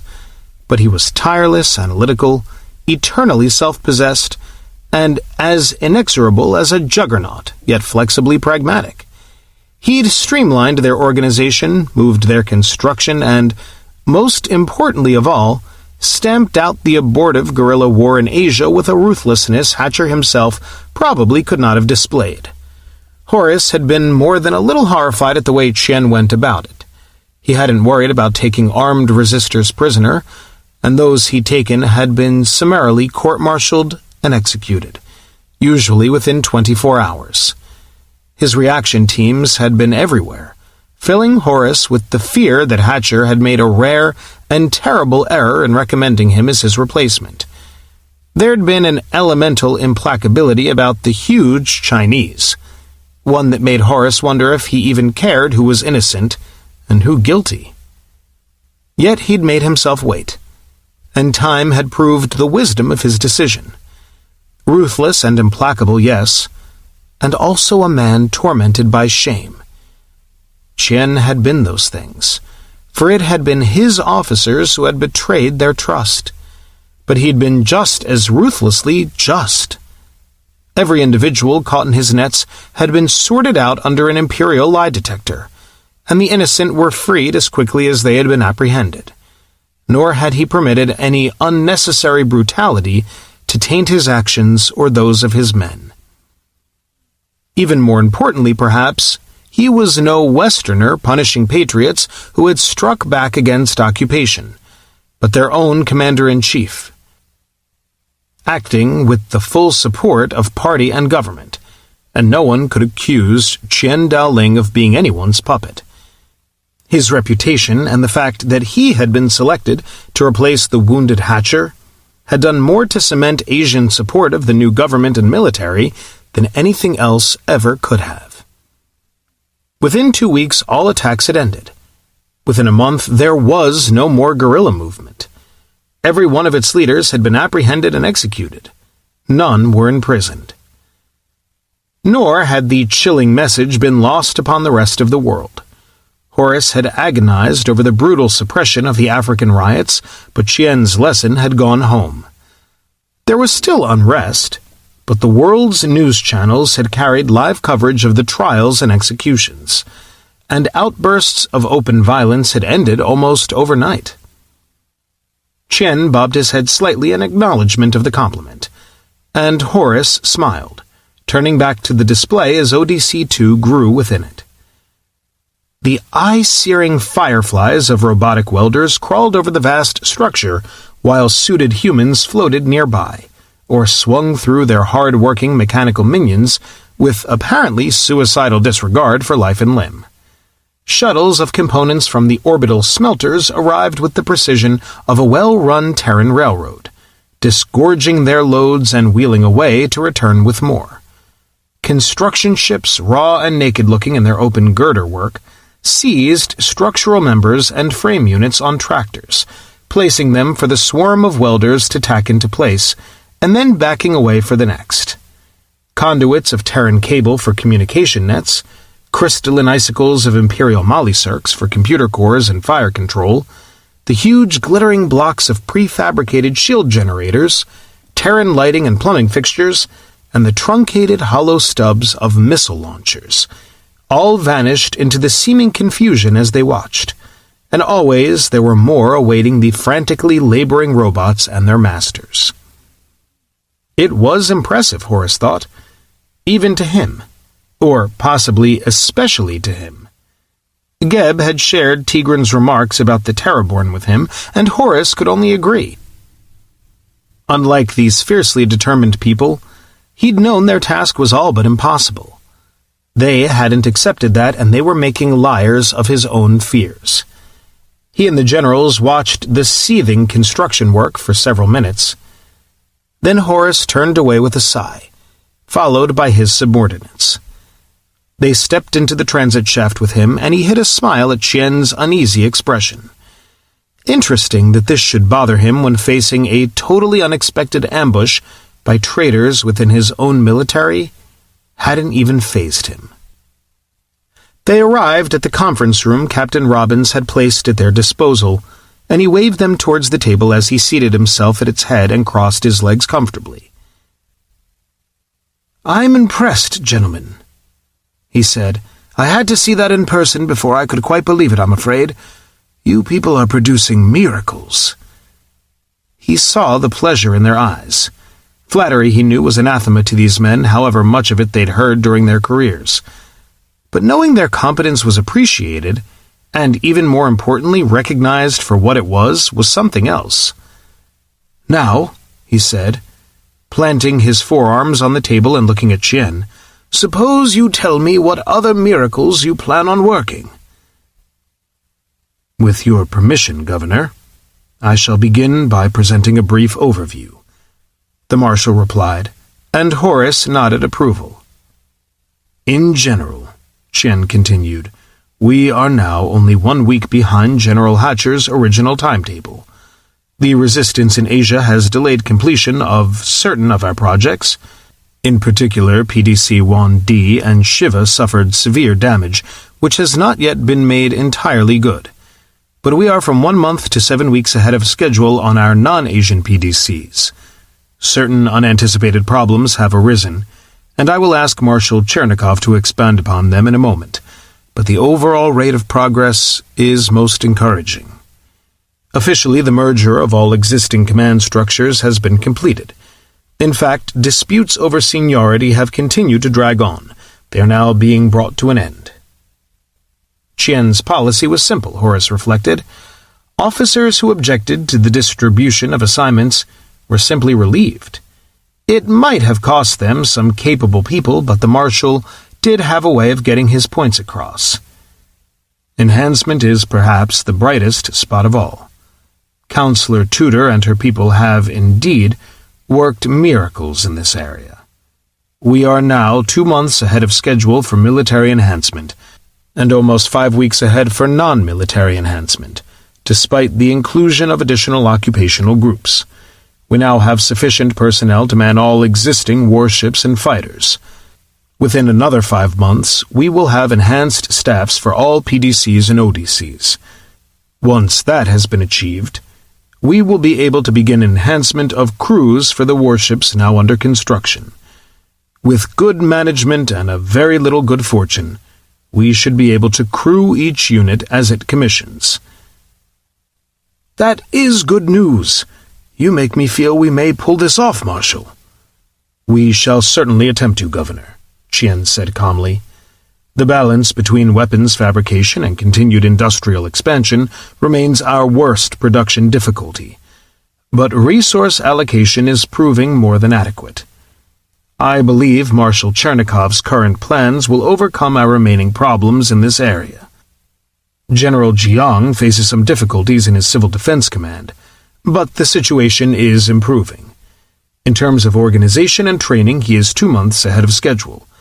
It is construction of the inland shelters which poses the greatest difficulty. Then food collection. Horace nodded. Jiang Qian-su, one of Qian's nominees to the Supreme Chiefs of Staff, was a short, rotund martinet with the mind of a computer. He smiled a lot, but the granite behind the smile was evident. Less evident, but no less real, was his deep respect for human life, an inner gentleness which, conversely, made him absolutely ruthless where saving lives was concerned. How far behind is shelter construction running? Over 3 months, Qian admitted.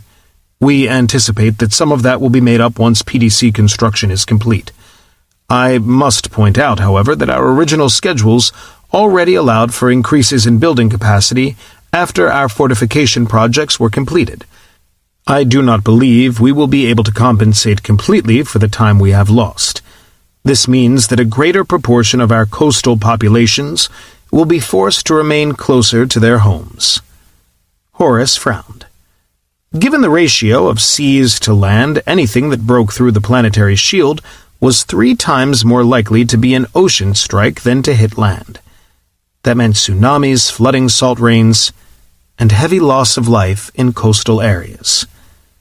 I want that program expedited, Marshal Qian, he said quietly.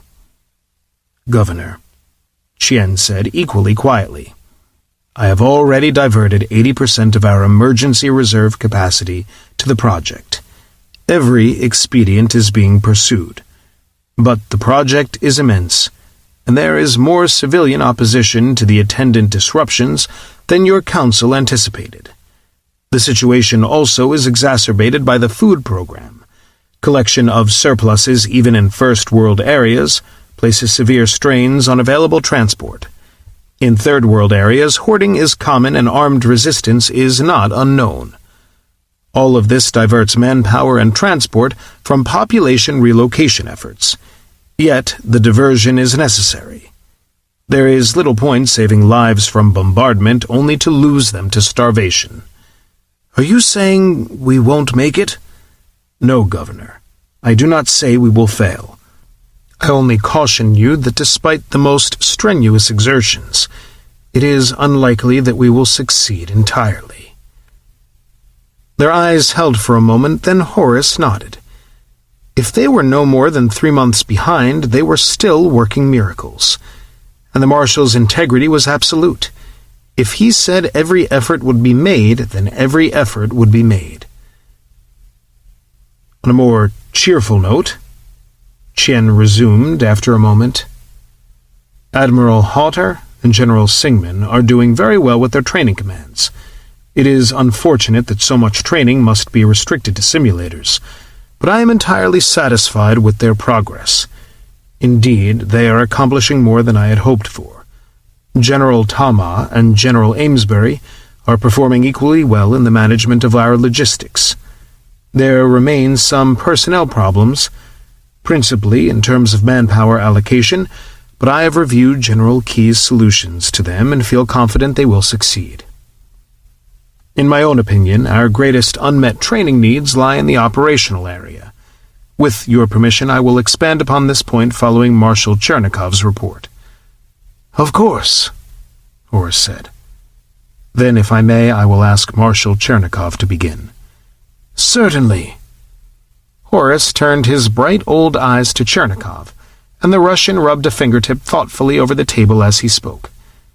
"Essentially, Horace, we are well ahead of schedule on our PDC programs. We have managed this through allocation of additional manufacturing capacity to construction equipment and the extraordinary efforts of our personnel. We are not so advanced on our orbital work, but Geb and I agreed that we should be on schedule by the end of next month, though it is unlikely we will complete the projects very much ahead of schedule. Nonetheless, we believe we will at least make our target dates in all cases. Despite this, two problems concern me. One is the planetary power grid, the other is the relative priority of munitions and infrastructure. Allow me to take them in turn. First, power." Chernikov folded his arms across his broad chest, his blue eyes thoughtful. "As you know, our planning has always envisioned the use of existing Terran generator capacity, but I fear that our estimates of that capacity were overly optimistic. Even with our PDC's fusion plants, we will be hard put to provide sufficient power for maximum shield strength, and the situation for our ODCs is even worse." "Excuse me, Wasily, but you said you were on schedule," Horace observed. "We are, but as you know, our ODC designs rely upon full space power transmission from Earth. This design decision was effectively forced upon us by the impossibility of building full-scale plants for the ODCs in the time available. Without additional power from Earth, the stations will not be able to operate all systems at peak efficiency." "And you're afraid the power won't be there?"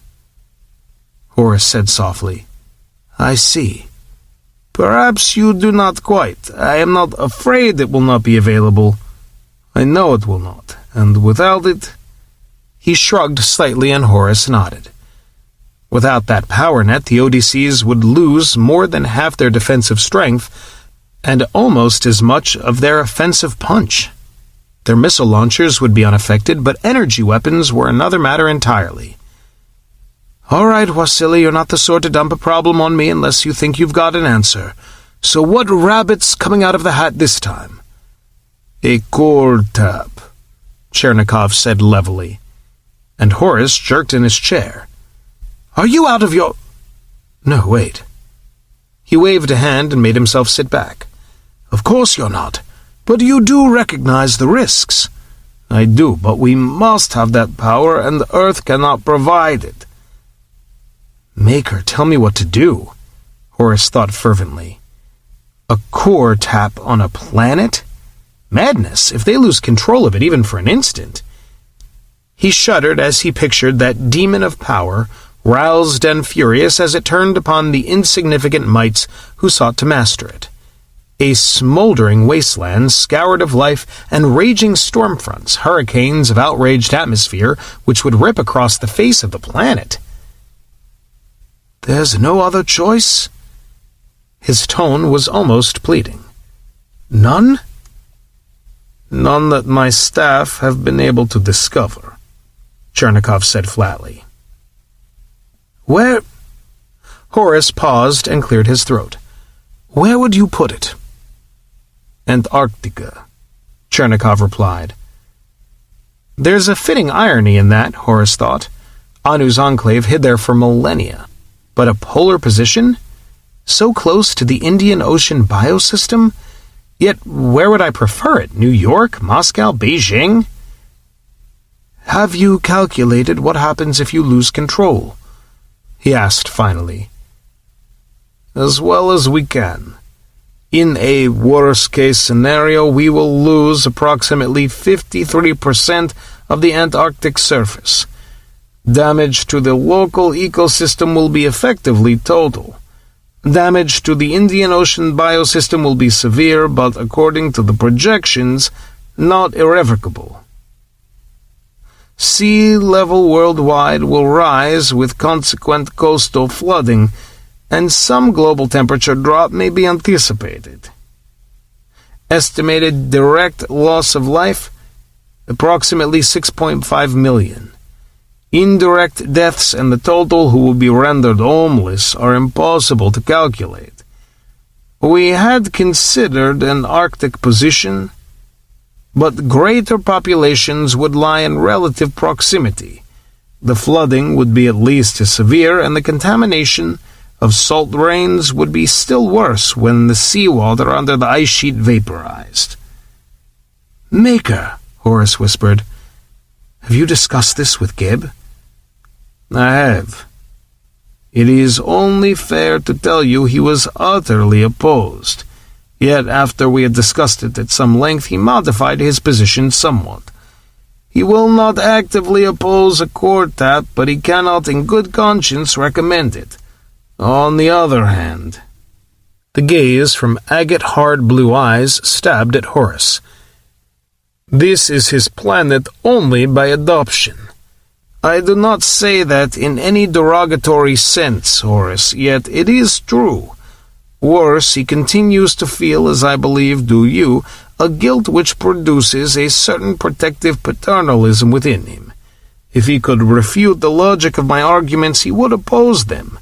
His inability to support them suggests to me that his own logic is unable to overrule his emotions."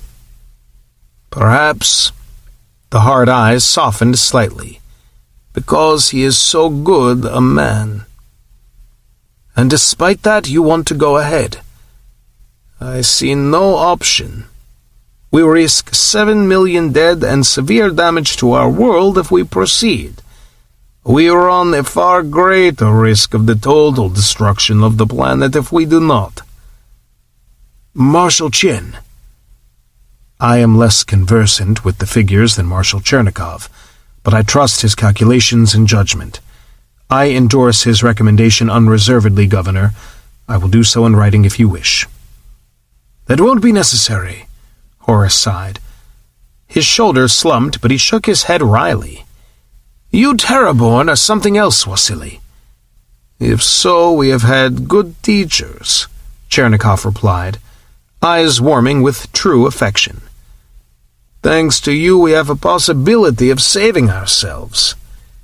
We will not throw away the chance you have given us." Horace felt his face heat and turned quickly to another point. "Maker, I hope you didn't plan on discussing your concerns in order of severity. If your munitions problem is worse—" No, Chernikov laughed. "No, this is not quite so grave.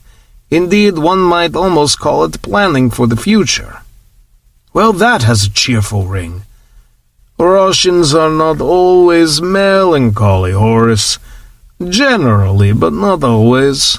No, my major concern stems from the high probability that our planetary shield will be forced back into atmosphere.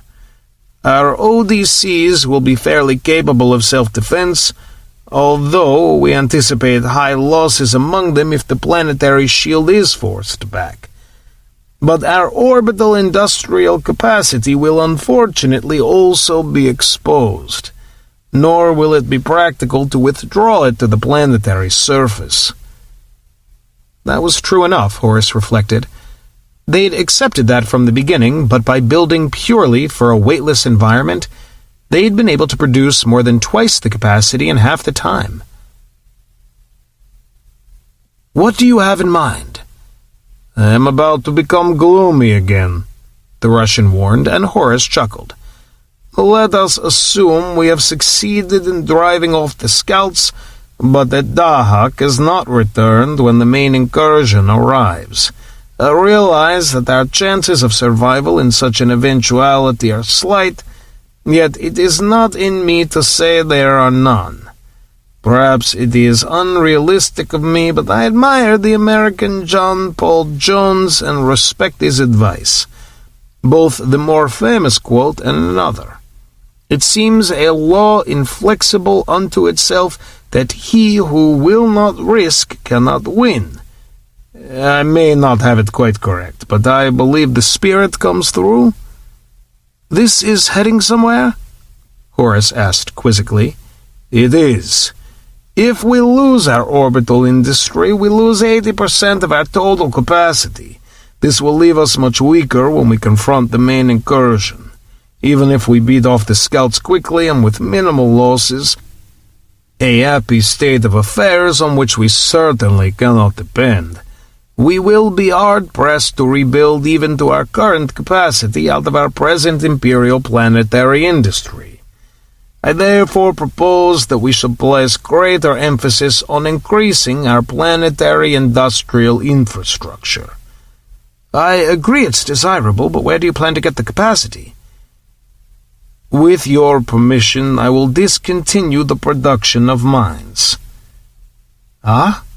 "I have studied their capabilities, and while they are impressive, I feel they will be less useful against the scouts than an increase in planetary industrial capacity will be to our defense against the main incursion." "Why?" "Essentially, the mines are simply advanced hunter-killer satellites. Certainly their ability to attack vessels as they emerge from hyper is useful, yet they will be required in tremendous numbers to effectively cover the volume of space we must protect. Their attack radius is no more than 90,000 kilometers, and mass attacks will be required to overpower the defenses of any alert target. Because of these limitations, I doubt our ability to produce adequate numbers in the time available to us. I would prefer to do without them in order to safeguard our future industrial potential." "I see." Horace pursed his lips, then nodded. "All right, I agree." "Thank you." "Now, Marshal," Horace turned to Chien, "you mentioned something about operational problems?" "Yes, Governor. General Amesbury's scanner command is well prepared to detect the enemy's approach, but we do not know whether we would be better advised to send our units out to meet them as they move in-system after leaving hyper, or to concentrate closer to Earth for sorties from within the shield after they have closed with the planet. The question also, of course, is complicated by the possibility that the Achul-Tani might attempt a pincer attack, using one group of scouts to draw our sublight units out of position, and then micro-jumping across the system to attack from another direction." "And you want to finalize operational doctrine?" "Not precisely. I realize that this almost certainly will not be possible for some time, and that much ultimately will depend upon the differences between Achul-Tani technology and our own. For the moment, however, I would like to grant Admiral Hotter's request to deploy our existing units for operational training and war games in the trans-asteroidal area. It will give the crews valuable experience with their weapons, and, more importantly, I believe, give our command personnel greater confidence in themselves." "I agree entirely," Horace said firmly. "And it'll also let us use some of the larger asteroids for target practice, which means the Achul-Tani won't be able to use them for target practice on us. Proceed with it immediately by all means, Marshal Chien. Wasili, I'll take your recommendations to the Council. Unless someone there can give me an overpowering counter-argument, they'll be approved within 48 hours. Is that good enough?" "Eminently, Governor." "Good. In that case, gentlemen, let's get into our suits. I want to see ODC-2 firsthand."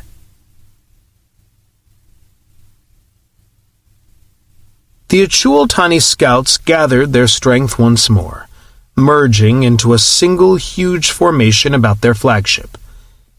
A brilliant F5 star lay barely 5 light-years distant, but it held no interest for them. Their instruments probed and peered, listening for the electromagnetic voices they had come so far to find. The universe was vast. Not even such accomplished killers as they could sweep it of all life, and so worlds such as Tyr were safe unless the scouts literally stumbled across them. But other worlds were not, and the sensor crews caught the faint signals they had sought. Directional antennae turned and quested, and the scouts reoriented themselves. A small G2 star called to them, and they went to silence it forever. Chapter 11. Barbarian! Taman shook his head mournfully as he took a fresh glass of lemonade from his wife, and buried his sorrows in its depths. And why might that be, you effete, over-civilized, not to say decadent, epicure? Colin demanded. That ought to be obvious. Mesquite charcoal? How Texan. Colin stuck out his tongue, and meat juices hissed as he turned steaks. A fragrant cloud of smoke rose on the heat shimmer of the grill, pushed out over the lake by the park deck's cool breezes, and the volleyball tournament was in full cry. He glanced up in time to see Colonel Tama Matsuo, Taman's grandson, launch a vicious spike. One of the German team's forwards tried to get under it, but not even an enhanced human could have returned that shot. "Banzai!" the Sendai Division's team screamed, and the Germans muttered darkly.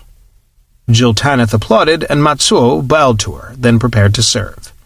His hand struck the ball like a hammer, and Colin winced as it bulleted across the net. "Now, Taman, don't be so harsh," his critic's wife chimed in. "After all, Colin's doing the best he knows how." "Oh, thank you, kind lady. Thank you. Just remember, your wonderful husband is the one who courted bad luck by broiling Thai in miso last week." Recon Captain Amanda Givens laughed, her cafe au lait face wreathed in a lovely smile, and Taman pulled her down beside him to kiss her ear. "Nonsense," he said airily. "Just doing my bit to root out superstition. Anyway, I was out of salt." Amanda snuggled closer to him, and Colin grinned. Dahak's sickbay had regenerated the legs she'd lost in the La Paz raid in time for her wedding, and the sheer joy she and Taman took in one another warmed Colin's heart, even though their marriage had caused a few unanticipated problems. Dahak had always seemed a bit pettish over the Terran insistence that one name wasn't good enough. He'd accepted it grumpily, but only until he got to attend the first wedding on his decks in 50,000 years. In some ways, he'd seemed even more delighted than the happy couple, and he'd hardly been able to wait for Colin to log the event officially. That was when the trouble started, for imperial conventions designating marital status sounded ridiculous applied to Terran names, and Dahak had persisted in trying to make them work. Colin usually wound up giving in when Dahak felt moved to true intransigence. Talking the computer out of something was akin to parting the Red Sea, only harder. But he'd refused point-blank to let Dahak inflict a name like Amanda Colette Givens Tam on a friend. The thought of hearing that every time Dahak spoke to or of Amanda had been too much, and if Taman had originally insisted, when he finally stopped laughing, that it was a lovely name which fell trippingly from the tongue, his tune quickly changed when he found out what Dahak intended to call him. Taman Amkolgiv was shorter. That was about all you could say for it. "Methinks it little matters what thou sayest, Taman." Jill Tanith's mournful observation drew Colin back to the present as she opened another bottle of beer. "Our Colin departeth not from his fell intent to poison one and all with his noxious smokes and fumes." "Listen, all of you," Colin retorted, propping his fists on his hips. "I'm captain of this tub, and we'll fix food my way." "Didst hear thy captain speak of thee, Dahak? My tub?" Jill Tanith caroled, and Colin shook a fist at her. "I believe the proper response is, 'Sticks and stones may break my bones, but words will never hurt me,'" a mellow voice replied, and Colin groaned. What idiot encouraged him to learn cliches? "Nay, Colin, acquit us all. 'Tis simply that we discouraged him not." "Well, you should have." "Stop complaining and let the man cook." Vlad Chernikov lay flat on his back in the shade of a young oak. Now he propped one eye open. "If you do not care for his cuisine, you need not eat it, man." "Fat chance," Colin snorted, and stole Jiltaneth's spear. He swallowed, enjoying the sun on his shoulders, and decided Tanny had been right to talk him into the party. The anniversary of the fall of Anu's enclave deserved to be celebrated as a reminder of some of the impossible things they'd already accomplished, even if uncertainty over what waited at Birhat continued to gnaw at everyone. Or possibly because it did. He looked out over the happy, laughing knots of his off-watch crewmen. Some of them, anyway. There was a no-grav basketball tournament underway on deck 2460, and General Treshnikov had organized a Top Gun contest on the simulator deck for the non-fighter pilots of the crew.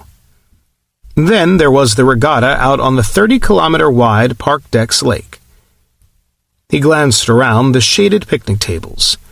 Kohana and Inhursag sat at one, annihilating one another in a game of imperial battle chess with a bloodthirsty disregard for losses that would turn a line officer gray. And Katrin O'Rourke and Garin had embarked on a drinking contest, in which Katrin's Aussie ancestry appeared to be a decided advantage, at another. General von Grau and General Tsukuba were wagering on the outcome of the volleyball tournament. And Hector wore a dreamy look as he and Dahak pursued a discussion, complete with neural feed visual aids of Hannibal's Italian tactics. Sarah Mayer sat with him, listening in and reaching down occasionally to scratch the ears of Hector's huge half-lab, half-Rottweiler bitch Tinkerbell, as she drowsed at her master's feet. Colin returned Jiltaneth's spear, and his smile grew warmer as her eyes gleamed at him. Yes, she'd been right, just as she'd been right to insist they make their own surprise announcement at the close of the festivities. And thank God he'd been firm with Dahak. He didn't know how she would have reacted to Jiltaneth Kolfrenmack, but he knew how he would have felt over Colin Francis MacIntyre, Jill. Supra-light shutdown in 10 minutes. Dahak announced into the fiery tension of Command 1's starlit dimness. And Colin smiled tightly at Jiltaneth's hollow image, trying to wish she were not far away in Command 2. He inhaled deeply, and concentrated on the reports and commands flowing through his neural feed. Not even the Terraborn among Dahak's well-drilled crew needed to think through their commands these days, which might be just as well. There had been no hails or challenges, but they'd been thoroughly scanned by someone or something, while still a full day short of Birhat. Colin would have felt immeasurably better to know what had been on the other end of those scanners, and how whatever it was meant to react. One thing they'd learned at Kano, the Fourth Empire's weaponry had been, quite simply, better than Dahak's best. Vlad and Dahak had done all they could to upgrade their defenses, but if an active Fleet Central was feeling belligerent, they might very well die in the next few hours. Sublight in 3 minutes. Stand by tactical, Colin said softly. Standing by, Captain. The last minutes raced, even as they trickled agonizingly slowly. Then Colin felt the start of superlight shutdown in his implants, and suddenly the stars were still. Core tap shutdown, Dahak reported, and then, almost instantly, detection at 10 light minutes, detection at 30 light minutes, detection at 5 light hours. Display system, Colin snapped, and the sun, Baya, Birhat's geo-primary, still 12 light hours away, was suddenly ringed with a system schematic. God's teeth! Jiltaneth's whisper summed up Colin's sentiments admirably. Even at this range, the display was crowded, and more light codes sprang into view with mechanical precision as Sarah took them in at half the speed of light.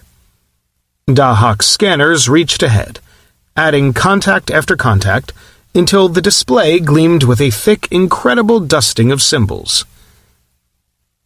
Any response to our presence, Dahak? None beyond detection, sir. I have received no challenges, nor has anyone yet responded to my hails. Colin nodded. It was a disappointment, for he'd felt a spurt of hope when he saw all those light codes, but it was a relief as well. At least no one was shooting at them. "What the hell are all those things?" he demanded. "Unknown, sir. Passive scanners detect very few active power sources, and even with fold-space scanners, the range remains very long for active systems, but I would estimate that many of them are weapon systems. In fact—" The computer paused suddenly, and Colin quirked an eyebrow. It was unusual, to say the least, for Dahak to break off in the middle of a sentence. "Sir," the computer said after a moment, "I have determined the function of certain installations." An arc of light codes blinked green. They formed a ring 40 light minutes from Baya. No, not a ring. As he watched, new codes indicating an installation much smaller than the giants in the original ring began to appear, precisely distanced from the circle, curving away from Dahak as if to embrace the entire inner system. And there were 2 more rings of larger symbols, perpendicular to the first but offset by 30 degrees. There were thousands, millions of the things. And more were still appearing as they came into scanner range, reaching out about Abaya in a sphere. "Well, what are they?" "They appear, sir," Dahak said, "to be shield generators." "They're what?" Colin blurted, and he felt Vlad Chernikov's shock echoing through the engineering subnet. "Shield generators," Dahak repeated, "which, if activated, would enclose the entire inner system. The larger stations are approximately 10 times as massive as the smaller ones, and appear to be the primary generators." Colin fought a sense of incredulity. Nobody could build a shield with that much surface area. Yet if Dahak said they were shield generators they were. But the scope of such a project— "Whatever else it was, the Empire was no piker," he muttered. "As thou sayest," Jiltaneth agreed. "Yet, methinks—" "Status change," Dahak said suddenly, and a bright red ring circled a massive installation in distant orbit about Birhat itself. "Core tap activation detected." "Maker," Taman muttered, for the power source, which had waked to sudden life, was many times as powerful as Dahak's own. "New detection at 9.8 light hours. I have a challenge." "Nature?" Colin snapped. "Query for identification only, sir, but it carries a fleet central imperative. It is repeating." "Respond." "Acknowledged." There was another brief silence, and then Dahak spoke again, sounding, for once, a bit puzzled. "Sir, the challenge has terminated." "What do you mean? How did they respond?" "They did not, sir, beyond terminating the challenge." Colin raised an eyebrow at Jiltaneth's hollow image, and she shrugged. "Ask me not, my Colin. Thou knowest as much as I." "Yeah, and neither of us knows a whole hell of a lot," he muttered. Then he drew a deep breath. "Dahak, give me an all-hands link." "Acknowledged. Link open." "People," Colin told his crew, "we've just responded to a challenge. Apparently from Fleet Central itself, and no one's shooting at us. That's the good news. The bad news is no one's talking to us either. We're moving in. We'll keep you informed. But at least there's something here. Hang loose." "Close link, Dahak." "Link closed, sir." "Thank you," Colin said, and leaned back, rubbing his hands up and down the armrests of his couch as he stared at the crowded, enigmatic display. More light codes were still appearing as Dahak moved deeper in system, and the active core tap's crimson beacon pulsed at their center like a heart. "Well, we found it," Colin said, rising from the captain's couch to stretch hugely. "But God knows what it is." "Aye." Jiltaneth once more manned her own console and Command 2, but her hologram sat up and swung its legs over the side of her couch. "I know not what chanced here, my Colin, but glad I am Geb is not here to see it." "Amen," Colin said. He'd once wondered why Geb was the only Imperial with a single-syllable name. Now, thanks to Jiltaneth and Dahak's files, he knew. It was the custom of his planet, for Geb had been one of those very rare beings in Battlefleet, a native-born son of Birhat. It was a proud distinction, but one Geb no longer boasted of. His part in the mutiny had been something like George Washington's grandson proclaiming himself King of the United States. But whate'er hath chanced, these newest facts do seem stranger still than aught else we have encountered. Jiltaneth coiled a lock of hair about her index finger and stared at Command 2's visual display, her eyes perplexed. With good reason, Colin thought. In the last 32 hours, they'd threaded deeper into the biosystem's incredible clutter of deep space and orbital installations until at last they'd reached Birhat itself. There should have been plenty of room, but the biosystem had not escaped unscathed. Twice they passed within less than 10,000 kilometers of drifting derelicts, and that was much closer than any astrogator cared to come. Yet despite that evidence of ruin, Colin had felt hopeful as Birhat herself came into sight, for the ancient capital world of the Imperium was alive, a white-swirled sapphire whose land masses were rich and green. But with the wrong kind of green. Colin sat back down, scratching his head. Birhat lay just over a light minute further from Baya than Terra did from Sol, and its axial tilt was about 5 degrees greater, making for more extreme seasons. But it had been a nice enough place. It still was, but there'd been a few changes.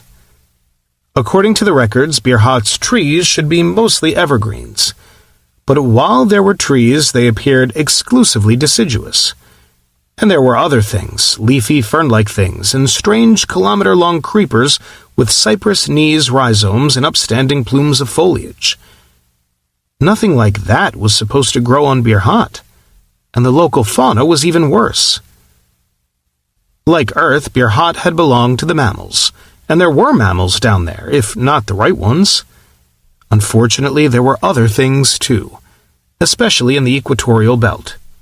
One was nearly a dead ringer for an undersized stegosaurus, and another one, a big nasty-looking son of a bitch, seemed to combine the more objectionable aspects of Tyrannosaurus and a four-horned Triceratops.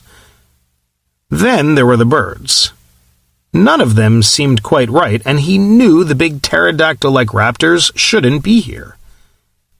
It was, he thought, the most god-awful scrambled excuse for a biosystem he'd ever heard of. And none of it, not a single plant, animal, saurian, or bird they'd yet examined, belonged here. If it puzzled him, it was driving Kohana batty. The senior biosciences officer was buried in her office with Dahak, trying to make sense of her instrument readings and snarling at any soul incautious enough to disturb her. At least, these sadly eroded mountains and seas were where they were supposed to be, loosely speaking, and there were still some clusters of buildings.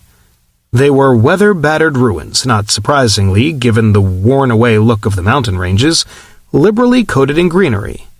But they were there. Not that it helped. Most were as badly wrecked as Kiris had been, and there was nothing, absolutely nothing, where Fleet Central was supposed to be. Yet some of the biosystem's puzzles offered Colin hope. One of them floated a few thousand kilometers from Dahak, serenely orbiting the improbability which had once been the Imperium's capital, and he turned his head to study it anew, tugging at the end of his nose to help himself think. The enigmatic structure was even bigger than Dahak, which was a sobering thought, for a quarter of Dahak's colossal tonnage was committed to propulsion. This thing, whatever it was, clearly wasn't intended to move, which made all of its mass available for other things, like the weapon systems Dahak's scanners had picked up. Lots of weapon systems.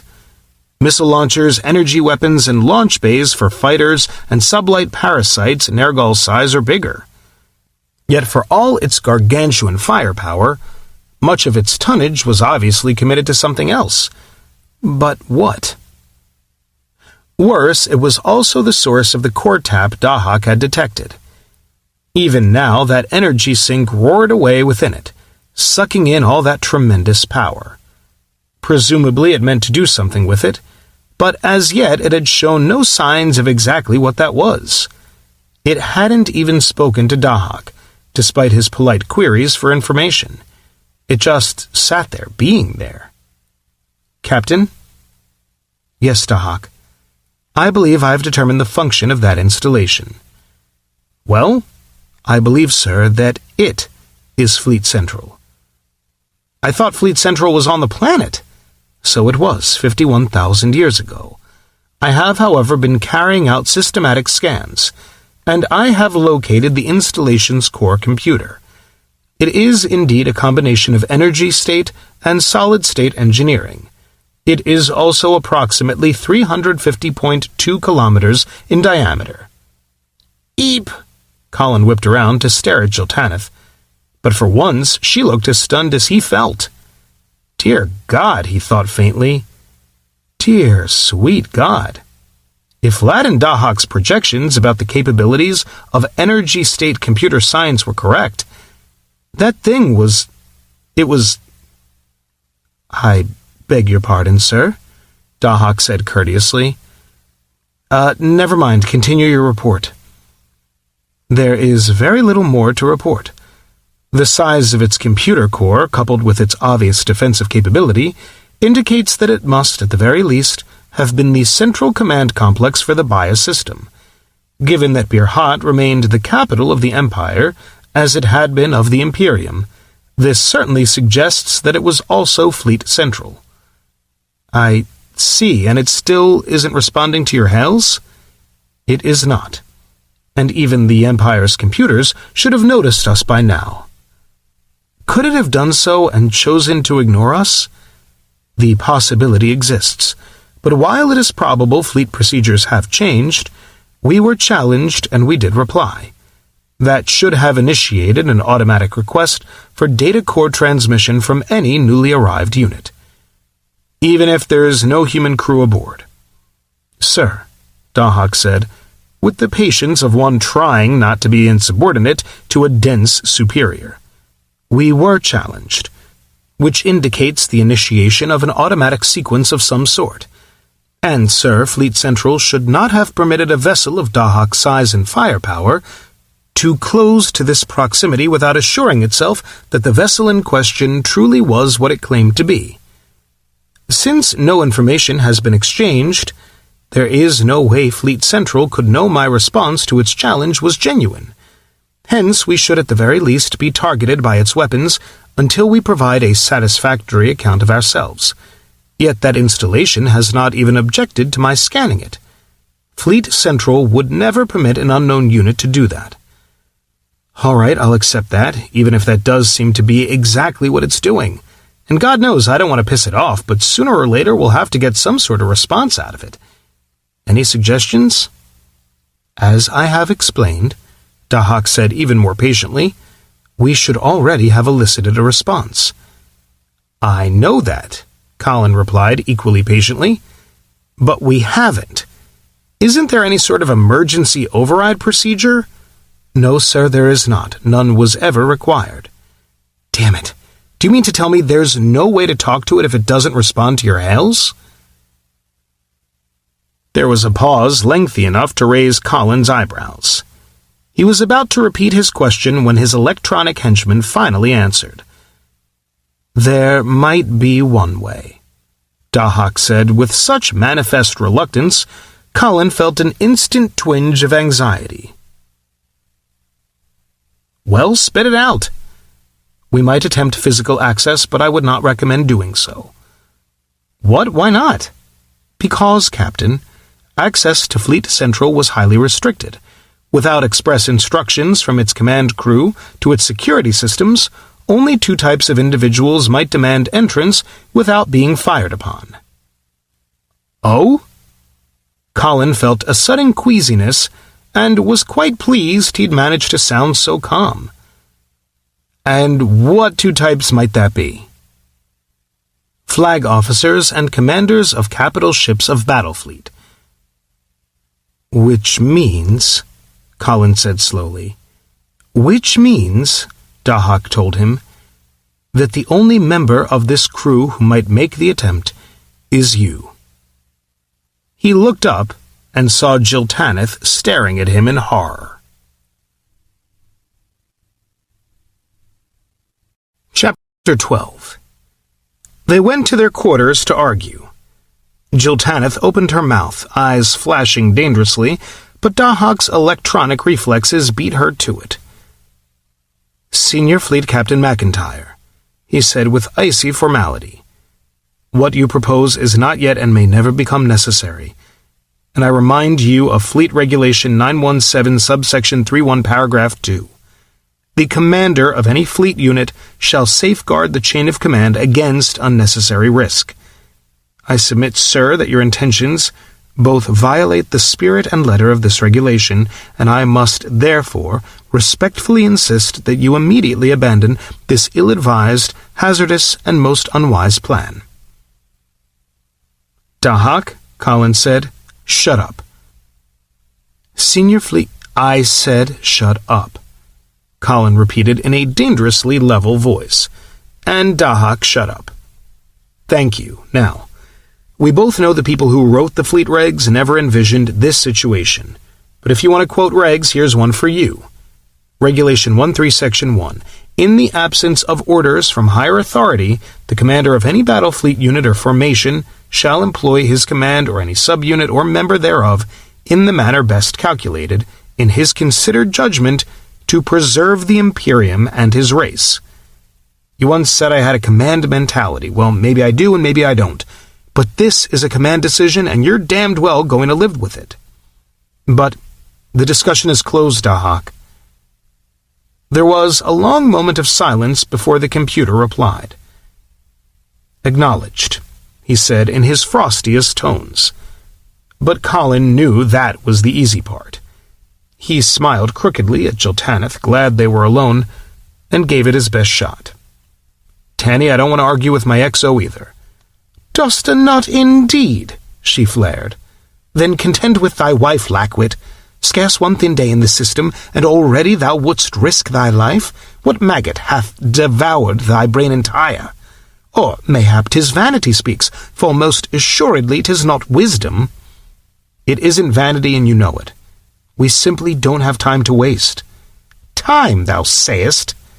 She spat like an angry cat. "Dost think my wits addled as thine own? Howsoe'er thou dost proceed, yet we will never return to Terra ere the Achultani scouts. And if that be so, then where's the need o' witless haste? 4 months easily, mayhap 5, may we spend here and still outspeed the true incursion back to Earth, and well thou knowest." "All right," he said, and her eyes narrowed at his unexpected agreement. "But assume you're right and we start poking around. What happens when we do something Fleet Central doesn't like, Tanny? Until we know what it might object to, we can't know what might get everyone aboard this ship killed. So until we establish communications with it, we can't do anything else either." Jiltaneth's fingers flexed like the cat she so resembled, but she drew a breath and made herself consider his argument. "Aye, there's summat in that," she admitted, manifestly against her will. "Yet still 'tis true we have spent but little time upon the task. Must thou so soon essay this madness?" "I'm afraid so," he sighed. "If this is Fleet Central, it's either Alibaba's cave or Pandora's box, and we still have to find out which. Assuming any of Battlefleet's still operational, and the way this thing powered itself up is the first sign something may be, we don't know how long it'll take to assemble it. We need every minute we can buy, Tanny." She turned away, pacing, arms folded beneath her breasts, shoulders tight with a fear Colin knew was not for herself. He longed to tell her he understood, but he knew better than to, and that she knew already. She turned back to him at last, eyes shadowed, and he knew he'd won. "Aye," she sighed, hugging him tightly and pressing her face into his shoulder. "My heart doth rail against it, Yet my mind, my cursed mind, conceiteth. But, oh, my dearest dear, would I might forbid thee this? I know, he whispered, into the sweet-smelling silk of her hair. Colin felt like an ant beneath an impending foot. Fleet Central's armored flank seemed to trap him, ready to crush him between itself and the blue-white sphere of Birhat, and he hoped Kohana wasn't monitoring his bio-readouts. He nudged his cutter to a stop. A green and yellow beacon marked a small hatch, but though his head ached from concentrating on his implants, he felt no response. He timed the beacon's sequence carefully. Dahak, I have a 0.75-second visual flash, green, amber, amber, green, amber on a Class 7 hatch. Assuming fleet conventions have not changed, Captain, that should indicate an active access point for small craft. I know, Colin swallowed, wishing his mouth weren't quite so dry. Unfortunately, my implants can't pick up a thing. Colin felt a sudden, almost audible click deep in his skull, and blinked at a brief surge of vertigo as a not-quite-familiar tingle pulsed in his feed. I've got something. Still not clear, but... The tingle suddenly turned sharp and familiar. That's it. Acknowledged, Captain, Dahak said. The translation programs devised for Omega-3 did not perfectly meet our requirements, but I believe my new modifications to your implant software should suffice. I caution you again, however, that additional inherently unforeseeable difficulties may await. Understood. Colin edged closer, insinuating his thoughts cautiously into the hatch computers, and something answered.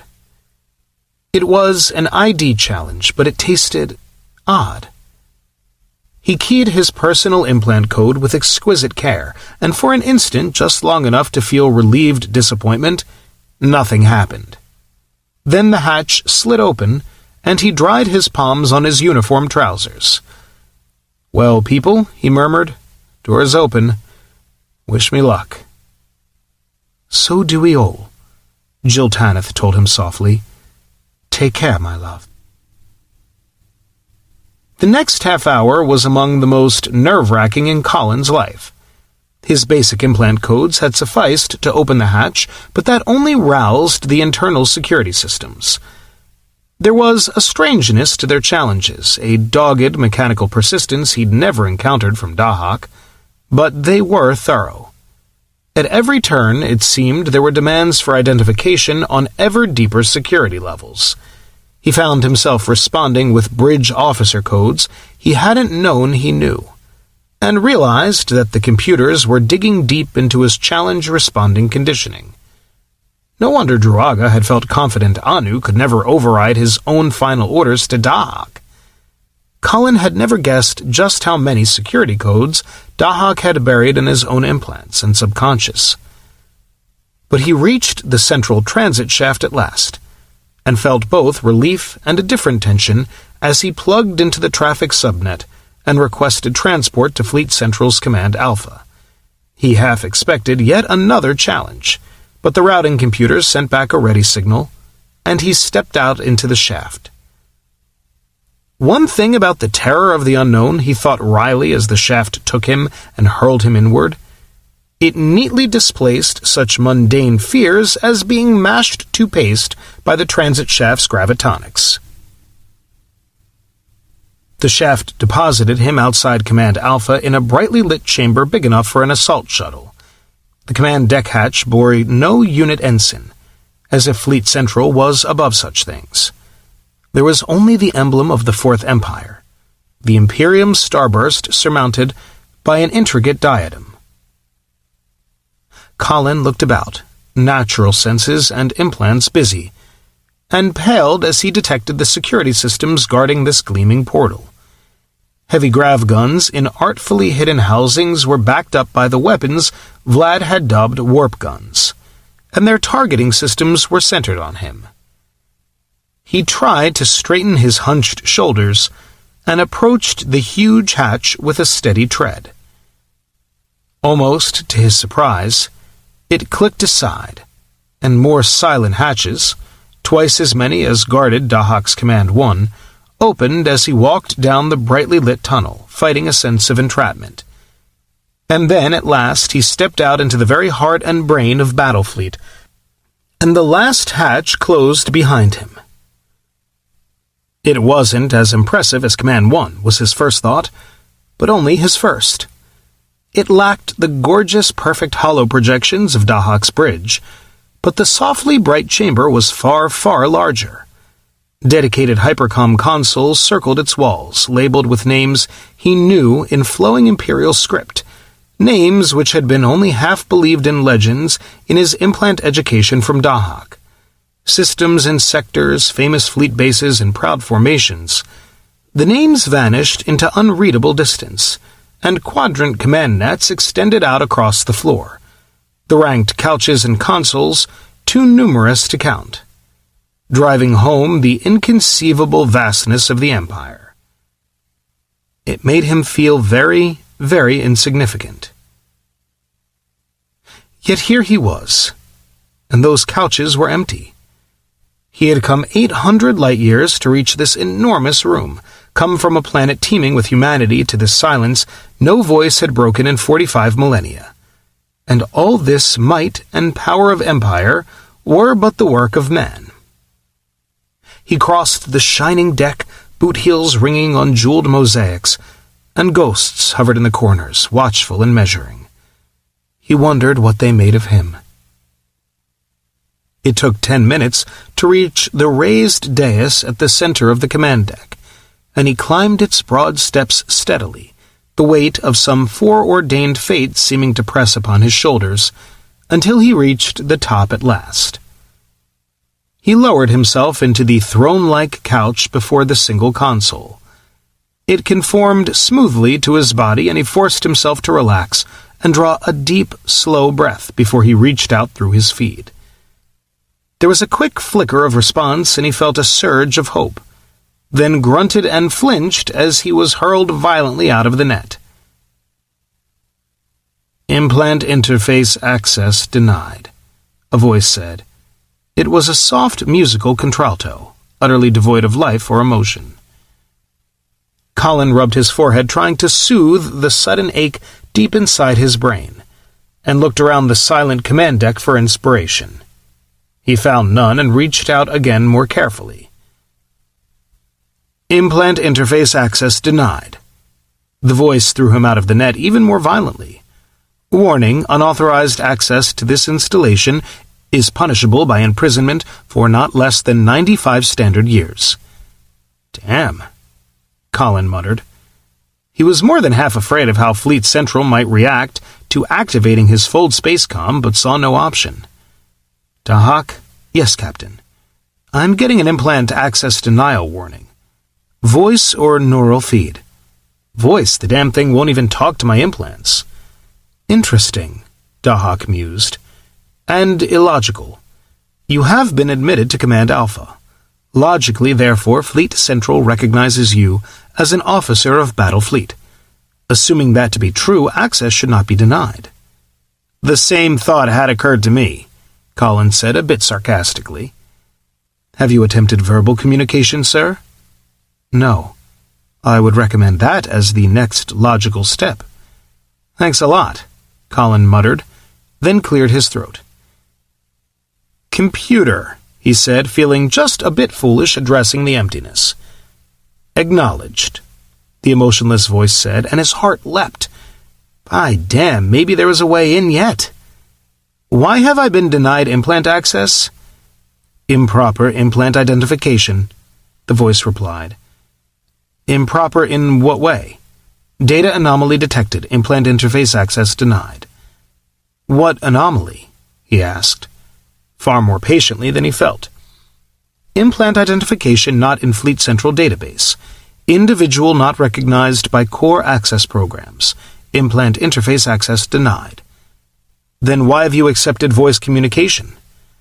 "Emergency subroutines have been activated for duration of the present crisis," the voice replied. And Colin paused, wondering what emergency subroutines were and why they allowed verbal access. Not that he meant to ask. The last thing he needed was to change this thing's mind. "Computer," he said finally, "why was I admitted to Command Alpha?" "Unknown. Security is not a function of Computer Central." "I see." Colin thought more furiously than ever, then nodded to himself. "Computer, would Fleet Central Security admit an individual with invalid implant identification codes to Command Alpha?"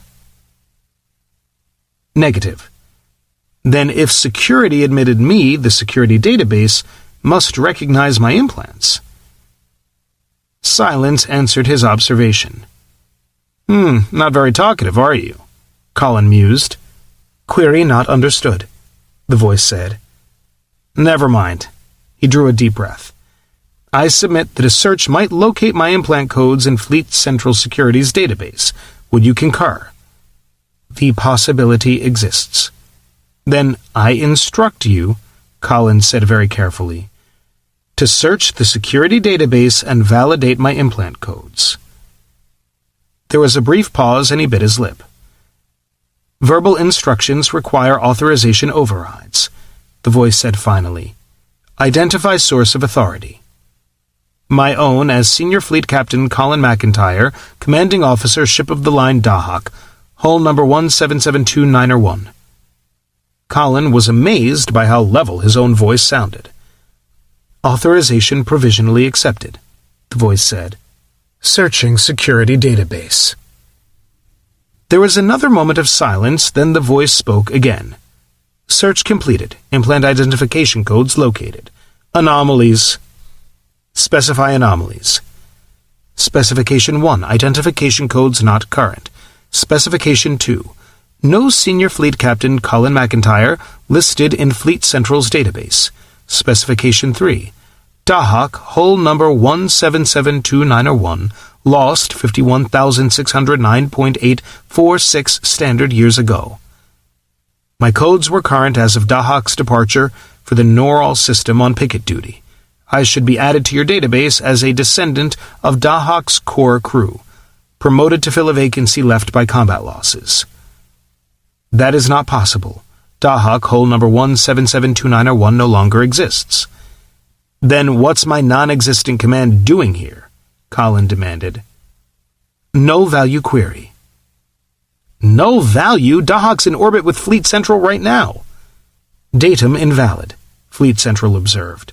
No such unit is present. Colin resisted an urge to smash a bio-enhanced fist through the console. Then what is the object accompanying Fleet Central in orbit? He snarled.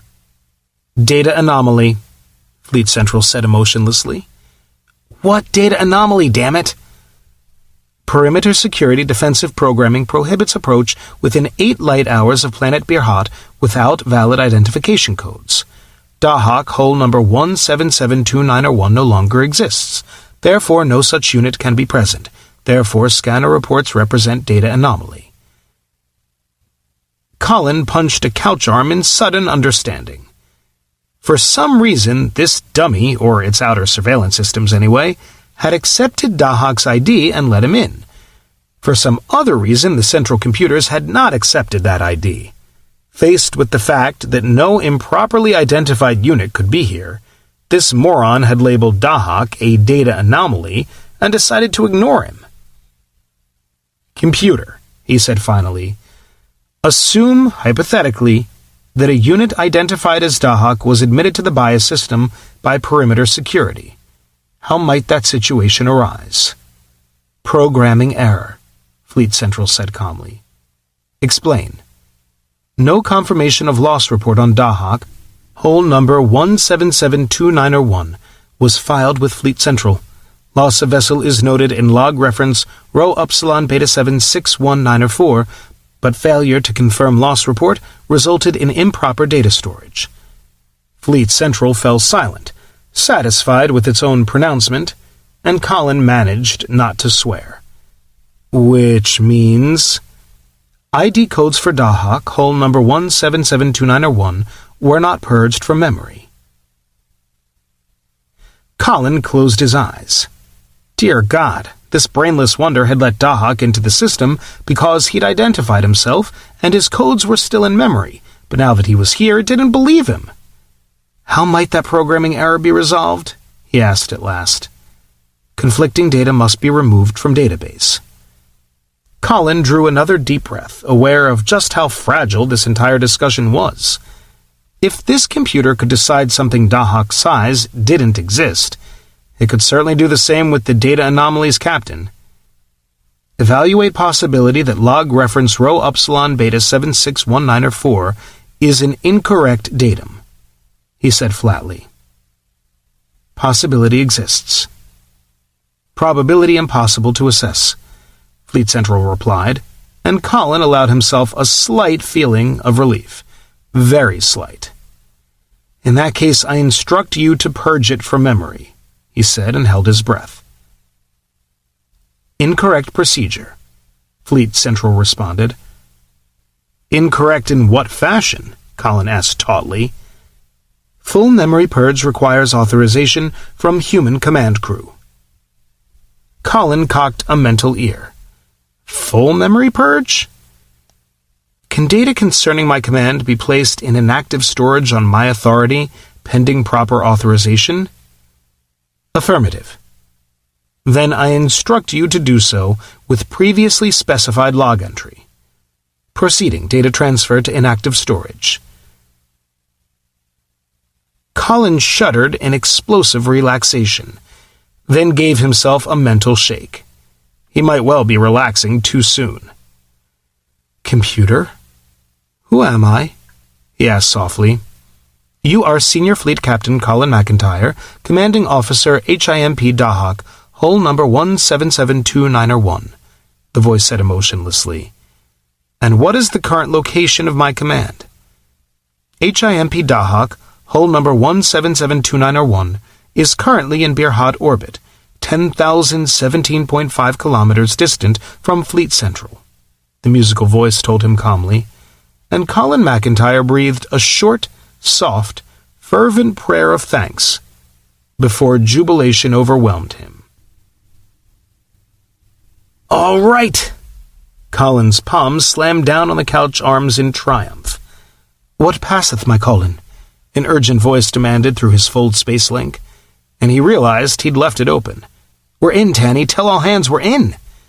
"Bravely done. Oh, bravely done, my heart." "Thank you," he said softly, then straightened and returned to business. "Computer." "Yes, Senior Fleet Captain." "What's your name, computer?" "This unit is officially designated Fleet Central Computer Central," the musical voice replied. "Is that what your human personnel called you?" "Negative, Senior Fleet Captain." "Well then, what did they call you?" Colin asked patiently. "Fleet Central personnel refer to ComCent as Mother." "Mother," Colin muttered, shaking his head in disbelief. "Oh, well, if that was what Fleet Central was used to." "All right, Mother, prepare to accept memory core download from Dahak." "Ready," Mother said instantly. "Dahak, initiate core download, but do not purge." "Initiating," Dahak replied calmly, and Colin felt an incredible surge of data. He caught only the fringes of it through his feed, but it was like standing on the brink of a river in flood. It was almost frightening, making him suddenly and humbly aware of the storage limitations of a human brain. Yet for all its titanic proportions, it took barely 10 minutes to complete. "Download completed," Mother announced. "Data stored." "Excellent. Now give me a report on fleet status." "Fleet Central authorization code required," Mother told him, and Colin frowned as his enthusiasm was checked abruptly. He didn't know the authorization codes. He pulled on the end of his nose, thinking hard. Only Mother herself could give him the codes, and the one absolute certainty was that she wouldn't. She accepted him as a senior fleet captain, which entitled him to a certain authority in areas pertaining to his own command, but did not entitle him to access the material he desperately needed, which was all the more maddening because he'd become used to instant information flow from Dahak. Well, now why did he have that information from Dahak? Because he was Dahak's commander. And how had he become the CO? Because authority devolved on the senior crew member present, and Dahak had chosen to regard a primitive from Earth as a member of his crew, which suggested one possible approach. To his surprise, he shrank from it. But why? He learned to accept his persona as Dahak's captain, and even as governor of Earth, so why did this bother him? Because, he thought, this brightly lit mausoleum whispered too eloquently of power and crushing responsibility, and it frightened him. Which was foolish in someone who'd already been made to accept responsibility for the very survival of his race, but nonetheless real. He shook himself. The Empire was dead. All that could remain were other artifacts like Mother, and he needed any of those he could lay hands on, even if that meant assuming command of a long-abandoned headquarters crewed only by ghosts and computers. He only wished it didn't feel so impious. "Mother," he said finally. "Yes, Senior Fleet Captain?" The computer replied, and he spoke very slowly and carefully. "On this day, I, Senior Fleet Captain Colin MacIntyre, Commanding Officer," he remembered the designation Fleet Central had tacked onto Dahak, HIMP Dahak, do, as Senior Battle Fleet Officer present, pursuant to Fleet Regulation 533, Section 901, Article 10, assume command of Invalid authorization. Mother interrupted. "What?" Colin blinked in surprise. "Invalid authorization," Mother repeated unhelpfully. "What's invalid about it?" he demanded, unreasonably irritated at the delay now that he had steeled himself to it. "Fleet Regulation 533 does not pertain to transfer of command authority." "It does so," he shot back, but it was neither a question nor a command, and Mother remained silent. He gritted his teeth in frustration. "All right, if it doesn't pertain to transfer of command, what does it pertain to?" "Regulation 533 and subsections," Mother said precisely, "pertains to refuse disposal aboard Battlefleet orbital bases." "What?" Colin glared at the console.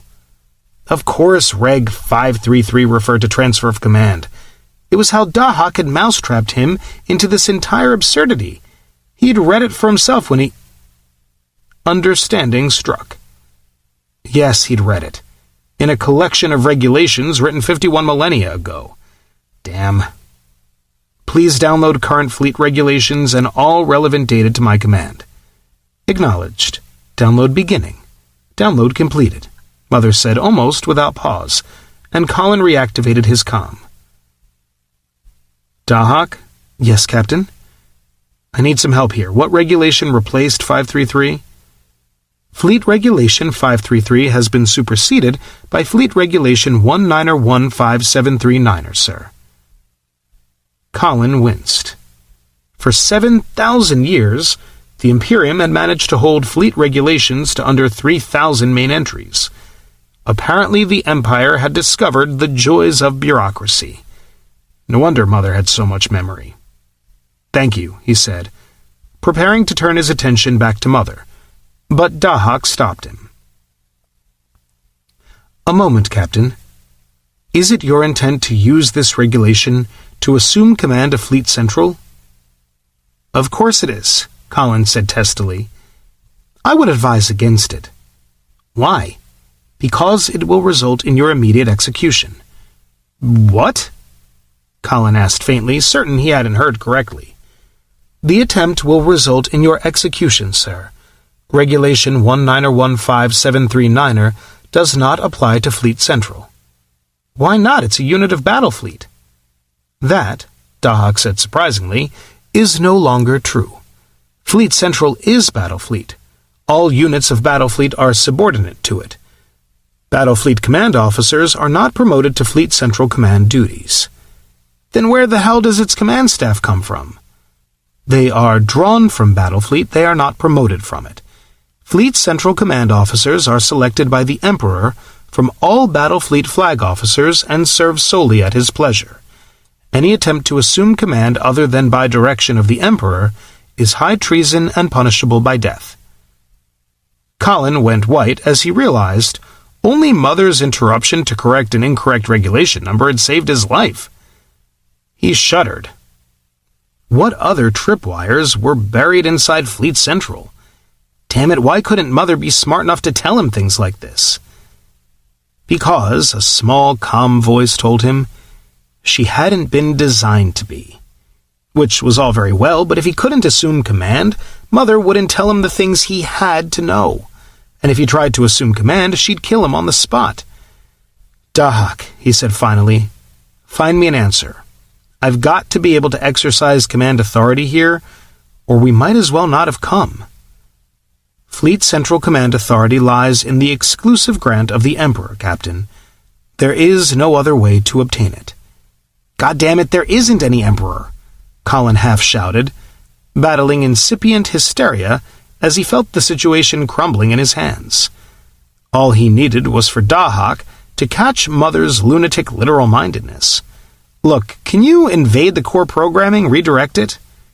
The attempt would result in Dahak's destruction, the computer told him. In addition, it would fail.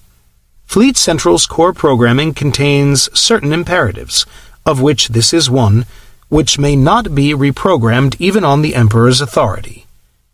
"That's insane," Colin said flatly. "My God, a computer you can't reprogram running your entire military establishment?" "I did not say all reprogramming was impossible, nor do I understand why these particular portions cannot be altered. I am not privy to the content of the imperatives or the reasons for them. I base my statement on technical data included in the material downloaded to me." "But how the hell can anything be unalterable? Couldn't you simply shut the thing down, dump its entire memory, and reprogram from scratch?" "Negative, sir. The imperatives are not embodied in software. In Terran parlance, they are hardwired into the system. Removal would require actual destruction of a sizable portion of the central computer core." Crap. Colin pondered a moment longer, then widened the focus of his comlink. "Vlad, Tanny, have you been listening in on this?" "Aye, Colin," Jiltaneth replied. "Any ideas?" "If faith, none do spring to mind," his wife said. "Vlad, hast some insight which might aid our need?" "I fear not," Chernikov said. "I am currently viewing the technical data Dahak refers to, Captain. So far as I can tell, his analysis is correct. To alter this would require a complete shutdown of Fleet Central. Even assuming Mother would permit it, the required physical destruction would cripple CompSend and destroy the data we require. In my opinion, the system was designed precisely to preclude the very possibility you have suggested." "Goddamn better mousetrap builders," Colin muttered, and Chernikov stifled a laugh. It made Colin feel obscurely better, but only a little. "Dahak," he said finally, "can you access the data we need?" "Negative." "And you can't think of any way to sneak around these damned imperatives?" "Negative." "Then we're SOL, people," Colin sighed, slumping back in his couch, his sense of defeat even more bitter after the glow of victory he'd felt such a short time before. Damn it. Damn it! We need an emperor to get into the goddamn system, and the last emperor died 45,000 years ago. "Captain," Dahak said after a moment, "I believe there might be a way." "What?" Colin jerked back upright. "You just said there wasn't one." "Inaccurate. I said there was no way to sneak around these damned imperatives," the computer replied precisely. "There may, however, be a way in which you can use them instead. I point out, however, that—" "A way to use them? How?" "Under Case Omega, sir, you can—" "I can take control of Fleet Central?" Colin broke in on him. "Affirmative. Under the circumstances, you may be considered the highest-ranking officer of Battlefleet, and in your capacity as Governor of Earth, the senior civil official as well. As such, you may instruct Fleet Central to implement Case Omega, so assuming—" Great, Dahak, Colin said. I'll get back to you in a minute. Hot damn. He found himself actually rubbing his hands in glee. But, Captain, Dahak said. In a minute, Dahak, in a minute. Elation boiled deep within him, a terrible, wonderful elation, compounded by the emotional whipsaw which had just ravaged him. Mother, he said. Yes, Senior Fleet Captain Colin MacIntyre. Colin, Dahak said again. There are... Mother, Colin said firmly, rushing himself before whatever Dahak was trying to tell him could undercut his determination. Implement Case Omega. There was a moment of profound silence, and then hell itself erupted. Colin cringed back into his couch, hands rising to cover his eyes, as Command Alpha exploded with light. A bolt of pain shot through his left arm as a bioprobe of pure force snipped away a scrap of tissue. But it was tiny compared to the fury boiling in his brain through his neural feed. A clumsy hand thrust deep inside him, flooding through his implants to wrench a gestalt of his very being from him. For one terrible moment he was Fleet Central, writhing in torment as his merely mortal brain and the ancient bottomless computers of Battlefleet merged, impressing their identities imperishably upon one another. Colin screamed, in the grip of an agony too vast to endure. And yet it was over before he could truly experience it. Its echoes shuddered away down his synapses, stuttering in the racing pound of his heart. And then they were gone. Case Omega executed, Mother said emotionlessly. The Emperor is dead. Long live the Emperor. Chapter 13. I attempted to warn you, Colin, Dahak said softly. Colin shuddered. Emperor? That was... Words failed. He couldn't think of any that even came close. Colin, Jiltaneth's voice was gentler than Dahak's, and far more anxious. Yes, Tanny? He managed in a strangled croak. How dost thou, my love? We did hear thee scream. Art thou... I'm fine, Tanny, he said, and physically it was true. He cleared his throat. There were a few rough moments, but I'm okay now, honest. May I not come to thee? She sounded less anxious, but not a lot. I'd like that, he said, and he had never spoken more sincerely in his life. Then he shook his head. Wait, let me make sure it's safe. He gathered himself and raised his voice. Mother? Yes, Your Imperial Majesty, the voice replied, and he flinched. Mother, I'd like one of my officers to join me. Her implant signatures won't be in your database either. Can you have security pass her through? If Your Imperial Majesty so instructs, Mother responded. My Imperial Majesty certainly does, Colin said, and smiled crookedly. Maybe he wasn't going to crack up entirely after all. Query, please identify the officer to be admitted. Huh? Oh, Fleet Captain Jiltaneth, Dahak's executive officer, my wife. Acknowledged. Tanny? He returned his attention to his comm. Come ahead. I come, my love, she said, and he stretched out in his couch, knowing she would soon be there. His shudders drained outward along his limbs until the final echoes tingled in his fingers and his breathing slowed. Mother. Yes, Your Imperial Majesty. What was all that? What happened when you executed Case Omega, I mean? Emergency subroutines were terminated, ending Fleet Central's caretaker role upon Your Imperial Majesty's assumption of the throne. I figured that part out. I want a specific explanation of what you did. Fleet Central performed its function as guardian of the succession, Your Imperial Majesty. As senior fleet officer and civil official listed in Fleet Central's database, Your Imperial Majesty, as per the Great Charter, became the proper successor upon the demise of the previous dynasty. However, your Imperial Majesty was unknown to Fleet Central prior to your Imperial Majesty's accession. It was therefore necessary for Fleet Central to obtain gene samples for verification of the heirs of your Imperial Majesty's body, and to evaluate your Imperial Majesty's gestalt and implant it upon Fleet Central's primary data cortex. Colin frowned. There were too many things here he didn't yet understand, but there were a few others to get straight right now. Mother, can't we do something about the titles? Query not understood, Your Imperial Majesty.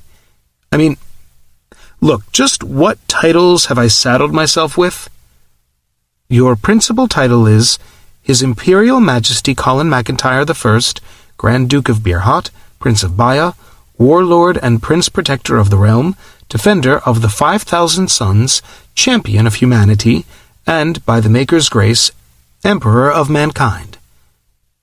Secondary titles are Prince of Aeolit, Prince of Achon, Prince of Anhur, Prince of Apnar, Prince of Ardat, Prince of Asla, Prince of Avin, Prince of Bachan, Prince of Badarchan, Stop, Colin commanded.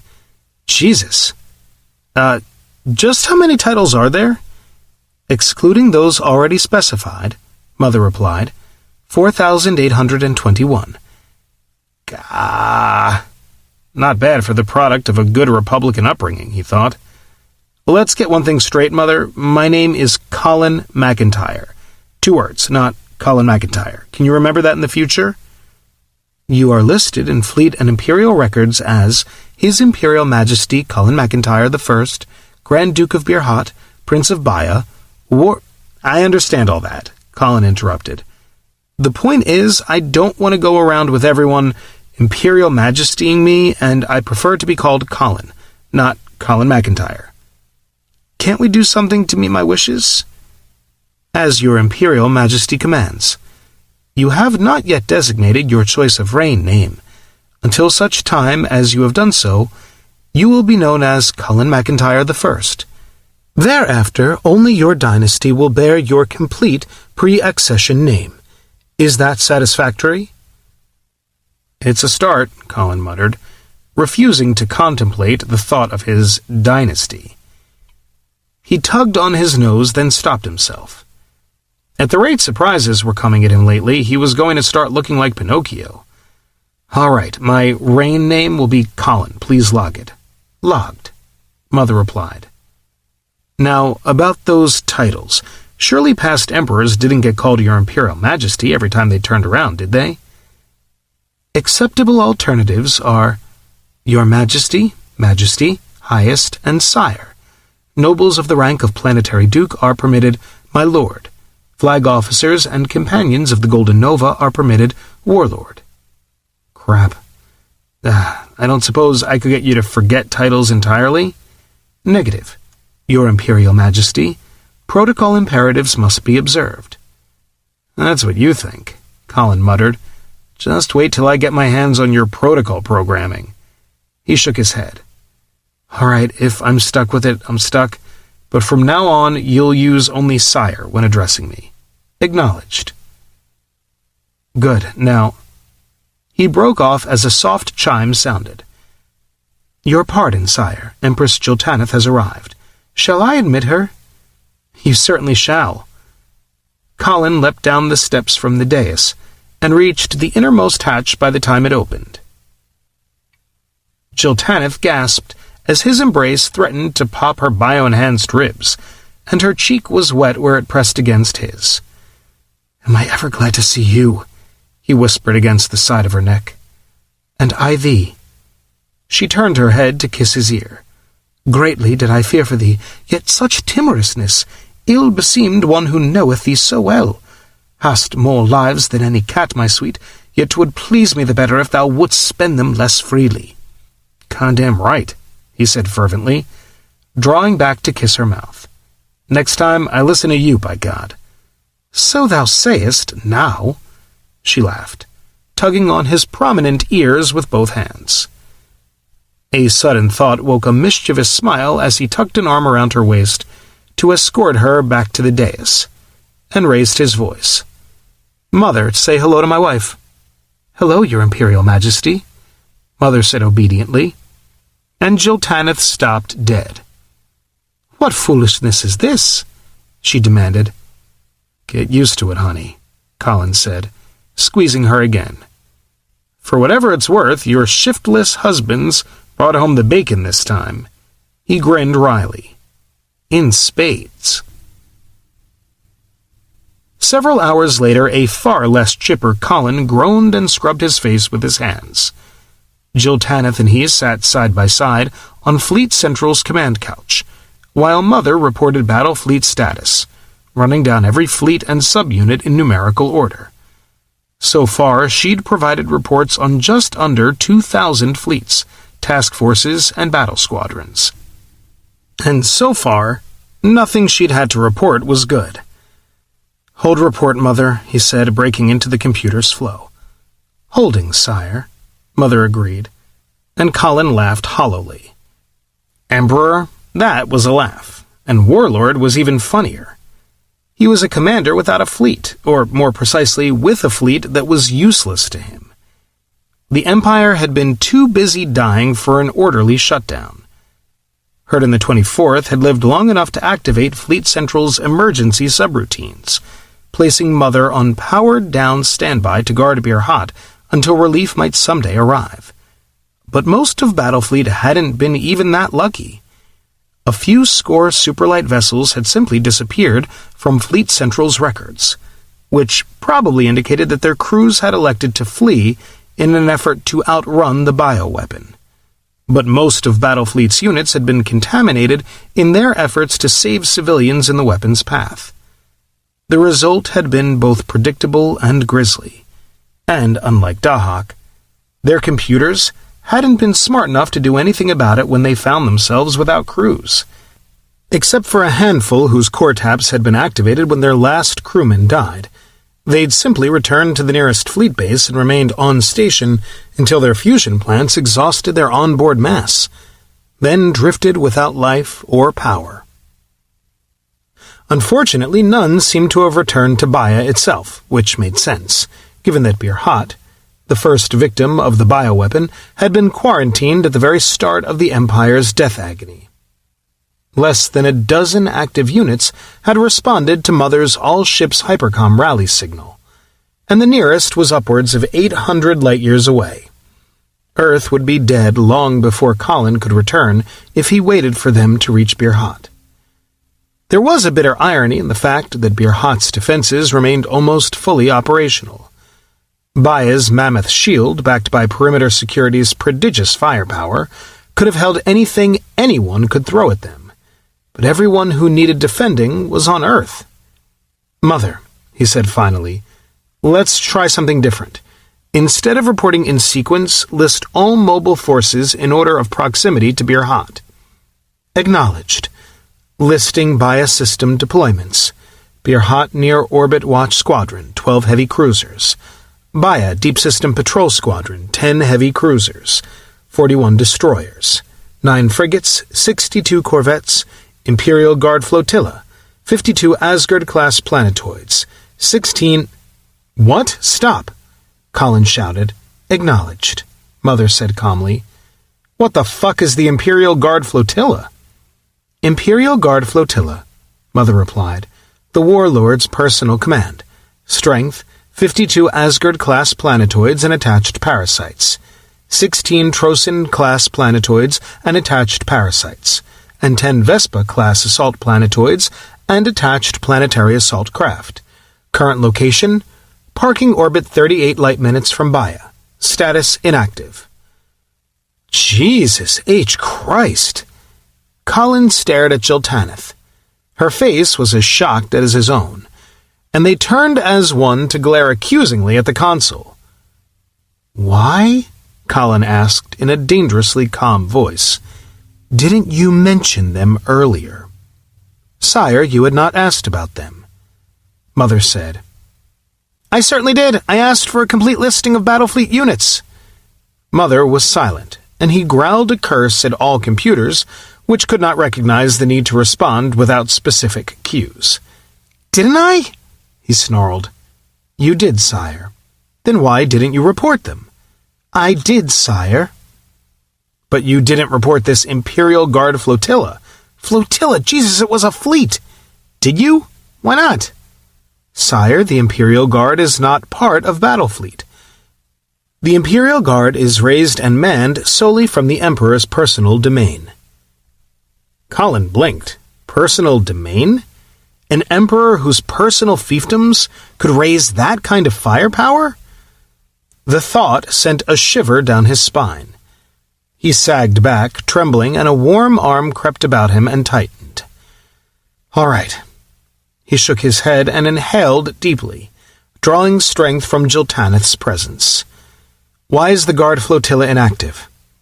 "Power exhaustion and uncontrolled shutdown, sire." "Assess probability of successful reactivation." 100%, Mother said emotionlessly, and a jolt of excitement crashed through him. But slowly, he told himself, slowly. Assume resources of 107,000 Battlefleet personnel, 1 Utu-class planetoid, and current active and inactive automated support available in the bias system, he said carefully, and compute probable time required to reactivate the Imperial Guard flotilla to full combat readiness. Impossible to reactivate to full combat readiness, Mother replied. Specified personnel inadequate for crews. Then compute time to reactivate to limited combat readiness. Computing, sire, Mother responded, and fell silent for a disturbingly long period. Almost a full minute passed before she spoke again. Computation complete. Probable time required, 4.39 months. Margin of error, 20.7%, owing to large numbers of imponderables. Colin closed his eyes and felt Jiltaneth tremble against him. 4 months, 5.5 outside. It would be close, but they could do it. By all that was holy, they could do it. There, Taman said, quietly, as a green circle bloomed on Dahak's visual display, ringing a tiny gleaming dot. The dot grew as Dahak approached, and additional dots appeared, spreading out in a loose necklace of wordlets. I see them, Colin replied, still luxuriating in his return to Command 1. And a world he understood. Big bastards, aren't they, Dahak? I compute that the largest outmass Dahak by over 25%. I am not prepared to speculate upon the legitimacy of their parentage. Colin chuckled. Dahak had been much more willing to engage in informality since his return from Fleet Central, as if he recognized Colin's shock at suddenly finding himself an emperor. Or perhaps the computer was simply glad to have him back. Dahak was a warrior where friends were concerned. He watched the planetoids grow. If Vlad was right about the Empire's technology, those ships would be monsters in action. And monsters were exactly what they needed. Captain, look here. Ellen Gregory, Sarah Mayer's assistant astrogator, placed a sighting circle of her own on the display, picking out a single starship. What do you make of that, sir? Colin looked, then looked again. The stupendous sphere floating in space was only roughly similar to the only Imperial planetoid he'd ever seen. But one thing was utterly familiar. A vast, three-headed dragon spread its wings across the gleaming hull. Well, looky there, he murmured. Dahak, what do you make of that? According to the data Fleet Central downloaded to my database, Dahak replied, that is His Imperial Majesty's planetoid Dahak, hull number 736448925. Another Dahak? It is a proud name in Battlefleet. Dahak sounded a bit miffed. Rather like the many ships named Enterprise in your own United States Navy. According to the data, this is the 23rd ship to bear the name. It is, huh? Well, which one are you? This unit is the 11th of the name. I see. Well, in order to avoid confusion, we'll just refer to this young whippersnapper as Dahak too, if that's all right with you, Dahak. Noted, Dahak said calmly, and continued to close on the silently waiting, millennia-dead holes they intended to resurrect. By the Maker, I've got it! Colin jumped half out of his couch as Kohana's hollow image materialized on Command 1. The biosciences officer looked terrible, her hair awry, and her uniform wrinkled, but her eyes were bright with triumph. "Try penicillin," he advised sourly, and she looked blank, then grinned. "Sorry, sir. I meant I figured out what happened on Beer Hot, why it's got that incredible biosystem. I found it in Mother's database." "Oh?" Colin sat straighter, his eyes more intent. "Give." "It's simple, really. The zoos. The Imperial family's zoos." "Zoos?" It was Colin's turn to look blank. "Yes, you see, the Imperial family had an immense zoological garden. Over 30 different planets' flora and fauna in sealed, self-sufficient planetary habitats. Apparently, they lasted out the plague. I'd guess the automated systems responsible for restraining plant growth failed first in one of them, and the thing cracked. Once it did, its inhabitants could get out, and the same vegetation attacked the exterior of other surviving habitats.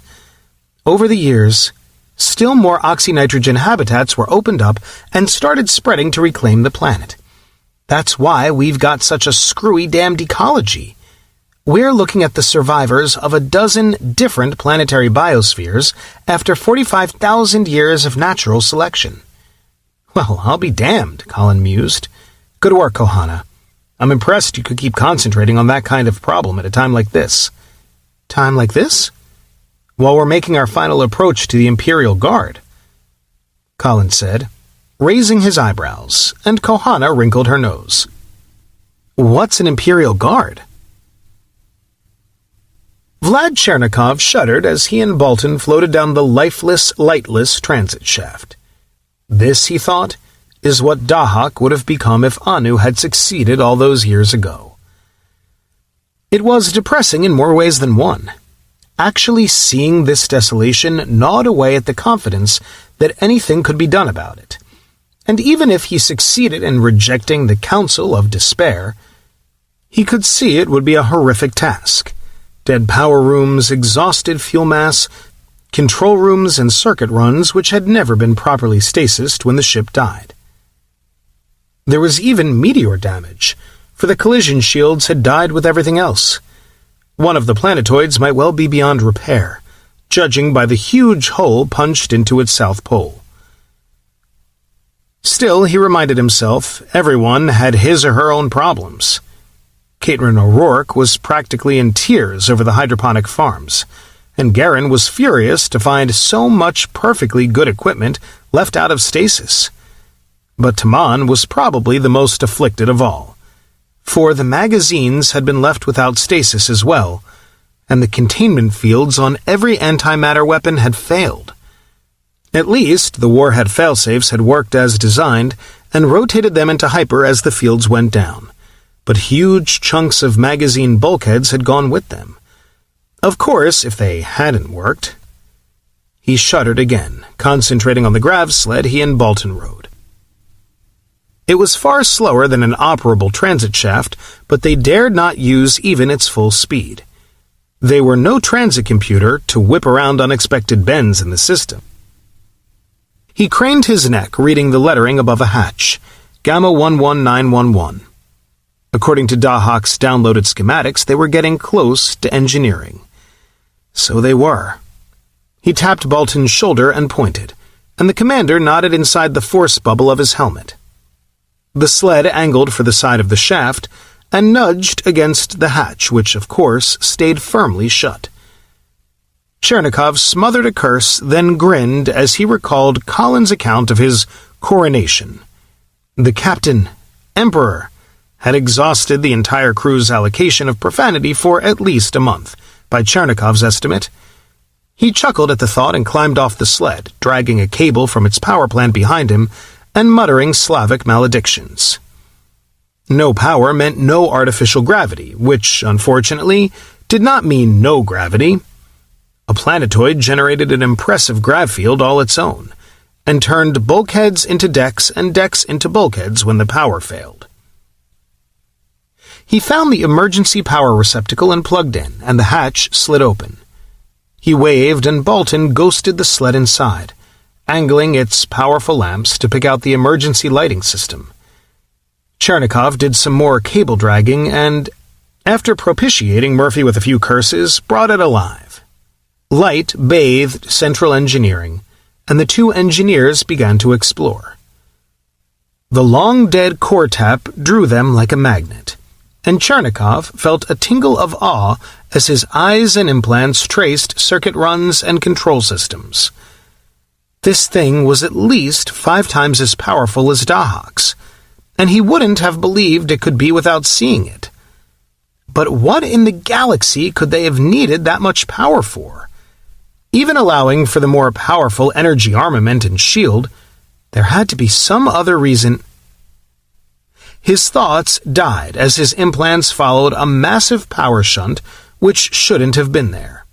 He clambered over a control panel which had become the floor, slightly vertiginous as he tried to orient himself, then gasped.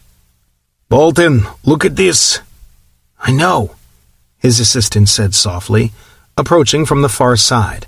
"I've been following the control runs. Can you believe this? Does it matter? And it would certainly explain all the power demand." True. Chernikov moved a few more yards, examining his find carefully, then shook his head. I must tell the captain about this. He keyed his comm implant, and Colin answered a moment later, sounding a bit harassed, not surprisingly considering that every other search party must be finding marvels of its own to report. "Captain, I am in Marsuk Central Engineering, and you would not believe what I am looking at." "Try me," Colin said wearily. "I'm learning to believe 19 impossible things before breakfast every day." "Very well, here's number 20. This ship has both mechanic and hyper capability." There was a pregnant pause. "What?" Colin finally asked very carefully. "Did you say?" "I said, sir, that we have here both an mechanic and a hyperdrive, engineered down to a size that fits both into a single hull. I'm not yet positive, but I would judge that the combined mass of both units is less than that of Dahak's mechanic drive alone." "Great day in the morning," Colin muttered. Then, "All right, take a good look, then get back over here. We're having an all-departments meeting in 4 hours to discuss plans for reactivation." "Understood," Chernikov said, and broke the connection. He and Bolton exchanged eloquent shrugs and bent back to the study of their prize. "Can't be specific until we've got the computers back up and run a complete inventory," Garin said, "but about 10% of all spares required controlled condition storage. Without that," he shrugged. Most of Colin's department heads were present in the flesh, but a sizable force from the recon room was prowling around other installations, and Hector McMahon and Inhursag attended via holo-image from the battleship Oser's command deck. Now all eyes, physical and holographic alike, swiveled to Colin. "All right."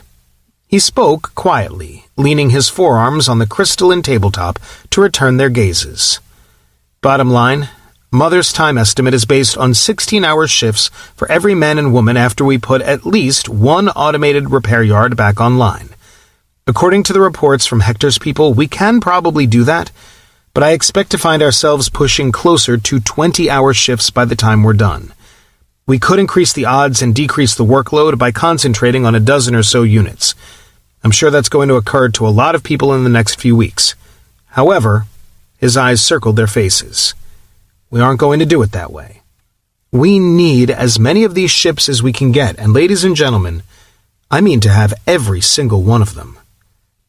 There was a sound like a soft gasp, and he smiled grimly. "God only knows how hard they're working back on Earth, but we're about to make up for our nice vacation on the trip out. Every one of them, people, no exceptions.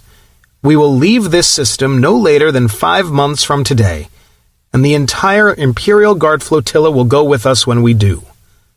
"But, sir..." Chernikov said. "We may ask for too much and lose it all. I do not fear hard work, but we have only a finite supply of personnel, a very finite supply." "I understand, Vlad, but the decision is not negotiable. We've got highly motivated, highly capable people aboard this ship. I feel certain they'll understand and give of their very best. If not, however, tell them this. I'll be working my ass off right beside them, but that doesn't mean I won't be keeping tabs on what they're doing. And people, if I catch anyone shirking, I'm going to be the worst nightmare he ever had." His smile was grim, but even its micrometric amusement looked out of place on his rock-hard face. "Tell them they can depend on that," he finished, very, very softly. Book 2 Chapter 14 Assistant Servant of Thunder's Brashil of the Nest of Aku-Ultan folded all four legs under him on his duty pad as he bent his long-snouted head, considering his panel, and slid both hands into the control gloves. 8 fingers and 4 thumbs twitched, activating each test circuit in turn, and he noted the results cheerfully. He had not had a major malfunction in 3/12 of 12 watches. Equipment tests completed, he checked Vindicator's position. It was purely automatic, for there could be no change. Once a vessel entered hyperspace, it remained there, impotent but inviolate, until it reached the pre-selected coordinates and emerged into normal space once more. Brashil did not understand those mysteries particularly well, for he was no lord, not even of thunders, much less of starfaring. But because small lord of order, Hontorg, was a good lord, he had made certain Vindicator's nestlings all knew whither they were bound. Another yellow sun, this one with 9 planets. Once it had boasted 10, but that had been before the visit of great Lord Vaskil's fleet, untold high 12s of year before. Now it was time to return, and Vindicator and his brothers would sweep through it like the breath of Tarhish, trampling the nest killers under hooves of flame. It was well. The protectors of the nest would feed their foes to Tarhish's fire, and the nest would be safe forever. Outer perimeter tracking confirms hyperwakes approaching from galactic east, Sir Frederick Amesbury said. Gerald Hatcher nodded without even looking up. His neural feed hummed with readiness reports, and his eyes were unfocused.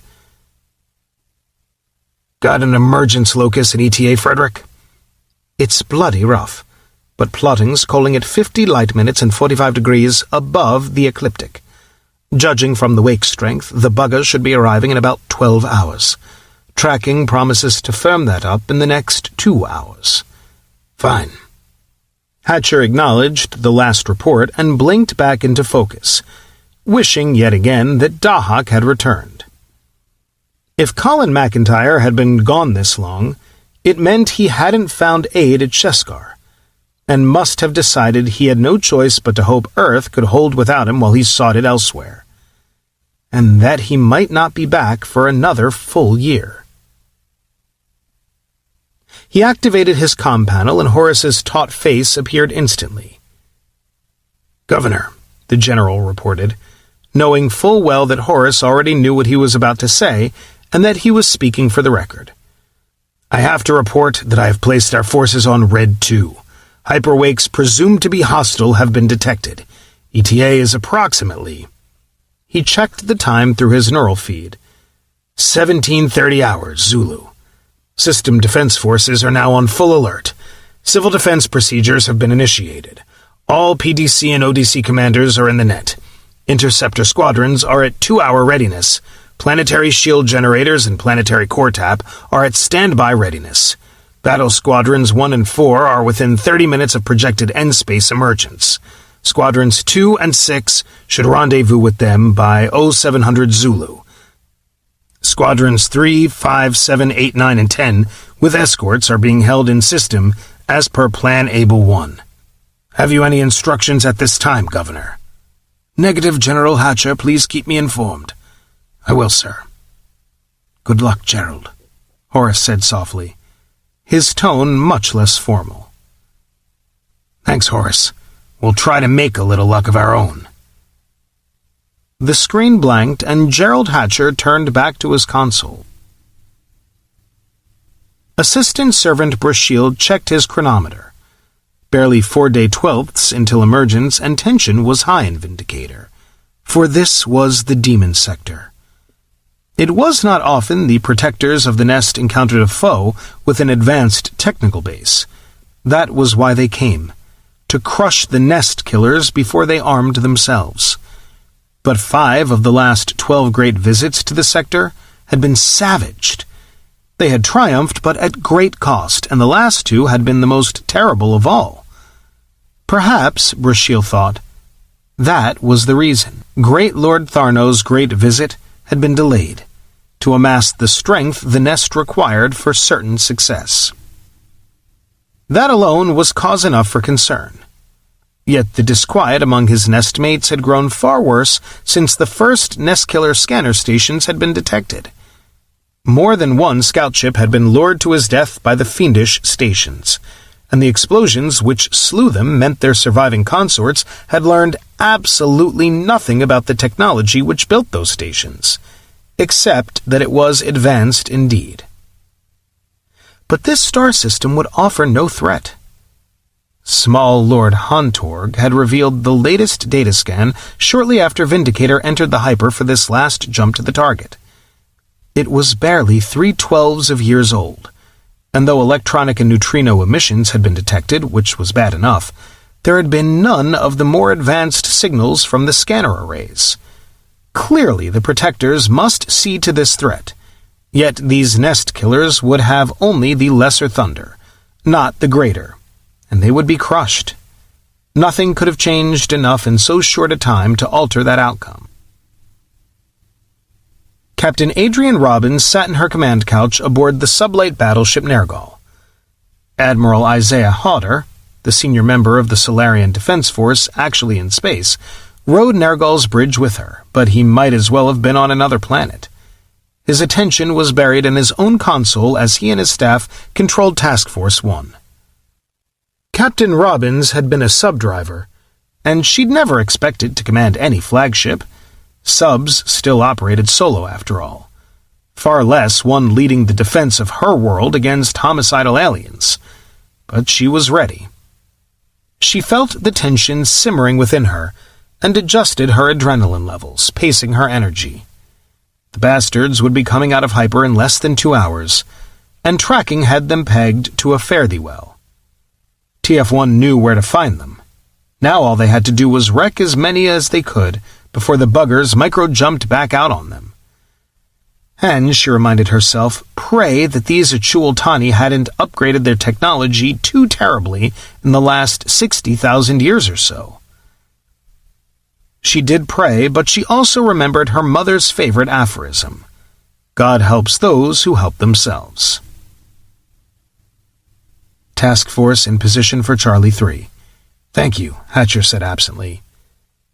The images of Marshals Chien and Chernikov shared his comm screen with Generals Amesbury, Singman, Tama, and Key. Changjin Su had a screen all to himself as he waited tensely in his Civil Defense HQ. And Hatcher could see the control room of PDC 1D behind Chien. The Marshal had made it his HQ for the Eastern Hemisphere Defense Command, and a brief flicker of shared memory flashed between them as their eyes met. Tama and Key sat in their Fighter Command operations rooms, and Singman was aboard ODC-7, serving as Hodder's second-in-command, as well as commanding the orbital fortifications. Gentlemen, they'll emerge in 30 minutes, well inside our own heavy hypermissile range of a planetary target, so I want the shield brought to maximum power. Keep this comlink open. Heads nodded. Very well, Marshal Chernikov. Activate core tap. Lieutenant Andrew Sampson winced as the backlash echoed in his missile targeting systems. ODC-15, known to her crew as the Iron Bitch, floated in orbit above Tierra del Fuego, which, Sampson now discovered, was entirely too close to Antarctica for his peace of mind. He adjusted his systems, edging away from the core tap's hyperbands, and sighed with relief. Maybe it wouldn't be so bad after all, but that was one hell of a jump from the test runs. God help us all if they lose it, he prayed. And not just because of what it'll do to the bitch's power curves. Howling wind and flying ice spicules flayed a night-struck land. The kiss of that wind was death, its frigid embrace lethal. There was no life here. There was only the cold, the keening dirge of the wind and the ice. But the frigid night was peeled back in an instant of fiery annunciation. A raging column of energy, pent by invisible chains, impelled the heavens, glittering and terrible, as it pierced the low-bellied clouds. The beacon of war had been lit, and its fury flowed into the mighty Fold space power transmitters. Man returned Prometheus's gift to the heavens, and Earth's Orbital Defense Command drank deep at Wasily Chernikov's fountain. "Here they come, people," Captain Robbins said softly. "Stand by missile crews, energy weapons to full power." Acknowledgements flowed back through her neural feed, and she hunkered deeper into her couch without realizing she had. Assistant Servant of Thunder's Brasheal gave his instruments one last check, though there could be no danger here. They would pause only to select a proper asteroid, then be on their way, for there were many worlds of nest killers to destroy. But he was a protector. It was a point of pride to be prepared for anything. My God, the size of those things! They've got to be 20 kilometers long. The observation flared over the surface of Captain Robbins's brain, but beneath that surface trained reactions and responses flowed smoothly. "Tactical missiles on my command. Take target designation from the flag." She paused a fraction of a second, letting the computers digest the latest updates from the Admiral's staff while more monster starships emerged from hyper. Ship after cylindrical ship, dozens of them, scores. And still they came, popping into reality like demon gin from a flask of curses. "Fire!" she snapped. Brasheal gaped at his readouts. Those ships could not exist. But his panic eased a bit as he digested more data.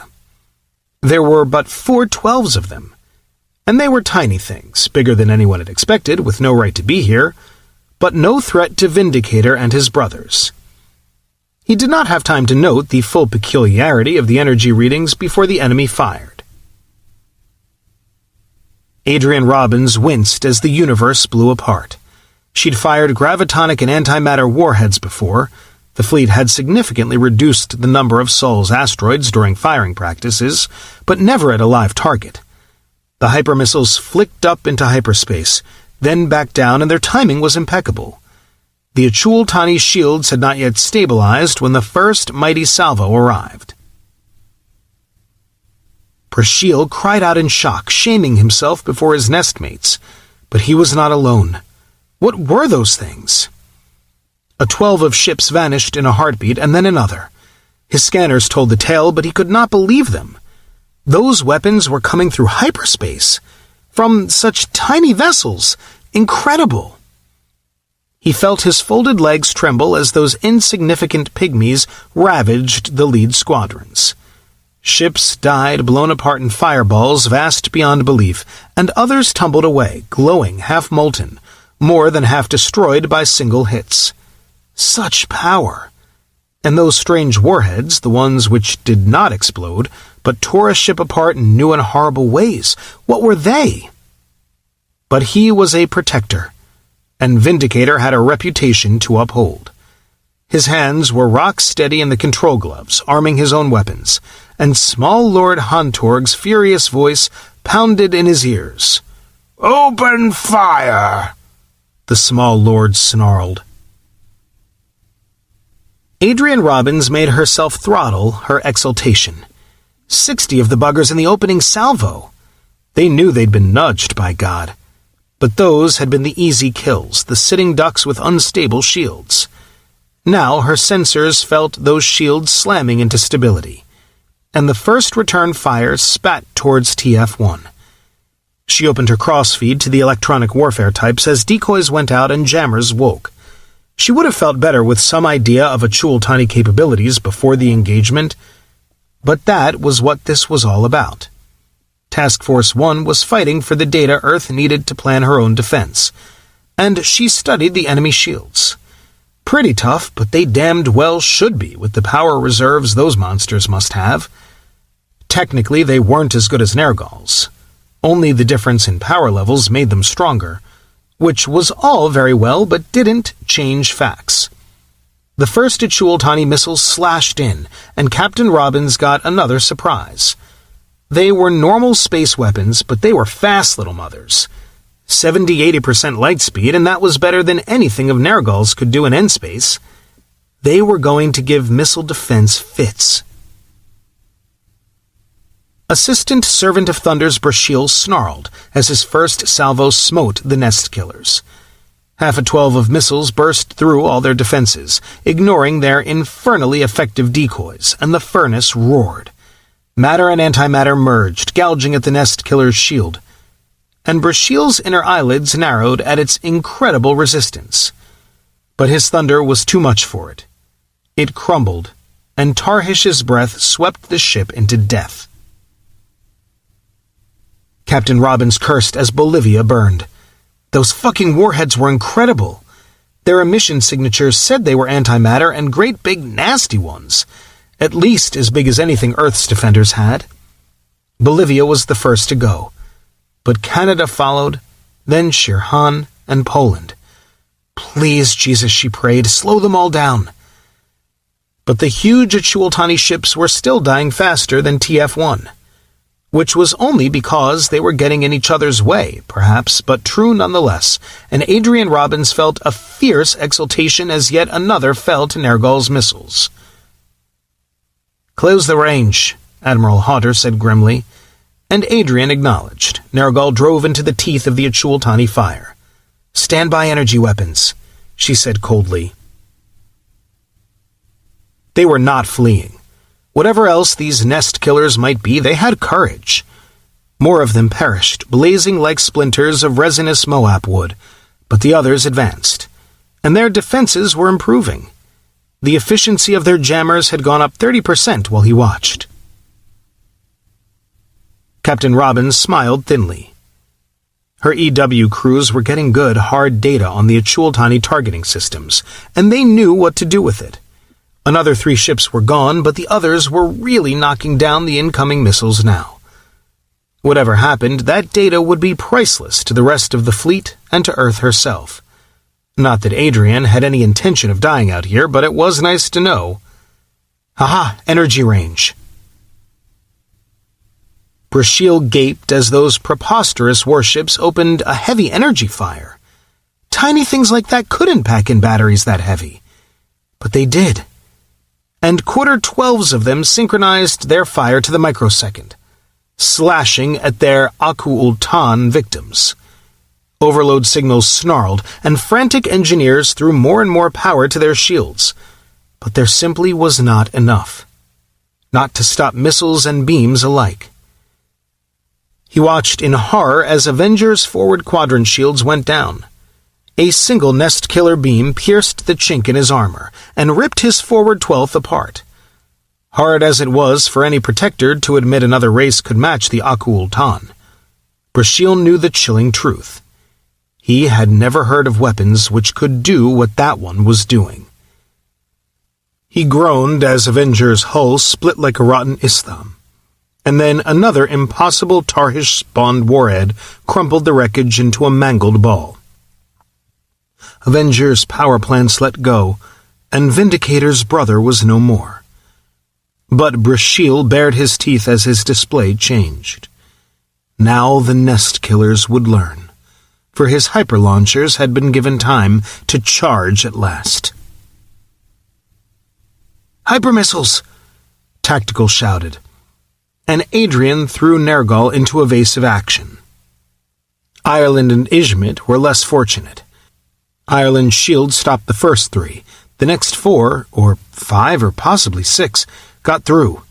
Ishmit went with the first shot. How the hell had they popped her shield that way? It didn't matter. TF-1 was losing too many ships, but the Achul-Tani were dying at a 3-to-1 ratio, even now. A hypermissile burst into N-space, exploding just outside the shield, shaking Nergal as a terrier shook a rat. But the shield held, and she and her ship were one. They closed in, energy weapons raving, and her own sublight missiles were going out now. Great Lord Fortog was gone with his flagship, and command devolved upon Lord Chirdon. Chirdon was a fighter but not blind. They were destroying the nest killers. But his nestlings were dying in unreasonable numbers, for they had no weapon to equal those deadly beams. He could smash these defenders even at this low range, but only at the cost of too many of his own. He gave the order, and the scouts of the Aku-Ultan micro-jumped away. The enemy vanished. They shouldn't be able to do that, Adrian Robbins thought. Not to just disappear that way. We should have detected the hyperfield charging up on something that size, even for an itty-bitty micro-jump, but we didn't. Well, that's worth knowing. Won't help the bastards much when they get too far in-system to micro-jump, but it's going to be a bitch out here. And the buggers can fight, she thought grimly, shaken by her readouts. Task Force 1 had gone in with 48 ships. It came out with 21. The enemy had lost 10 times that many, possibly more. But the enemy had more than 10 times as many starships as Earth had battleships. Admiral Hodder turned in system. Magazines were down to 60%, 30% for hypermissiles, and half his survivors were damaged. If the enemy was willing to run, then so was he. He'd gotten the information Earth needed for analysis. Now it was time to get his surviving people home. The first clash was over, and humanity had won, if 56% losses could be called a victory. And both sides knew it could. The Aku-Ultan had lost a vastly lower percentage of their total force, but there came a point at which terms like favorable rate of exchange were meaningless. Yet it was only the first clash, and both sides had learned much. It remained to be seen which would profit most from the lessons they had purchased with so much blood. Chapter 15.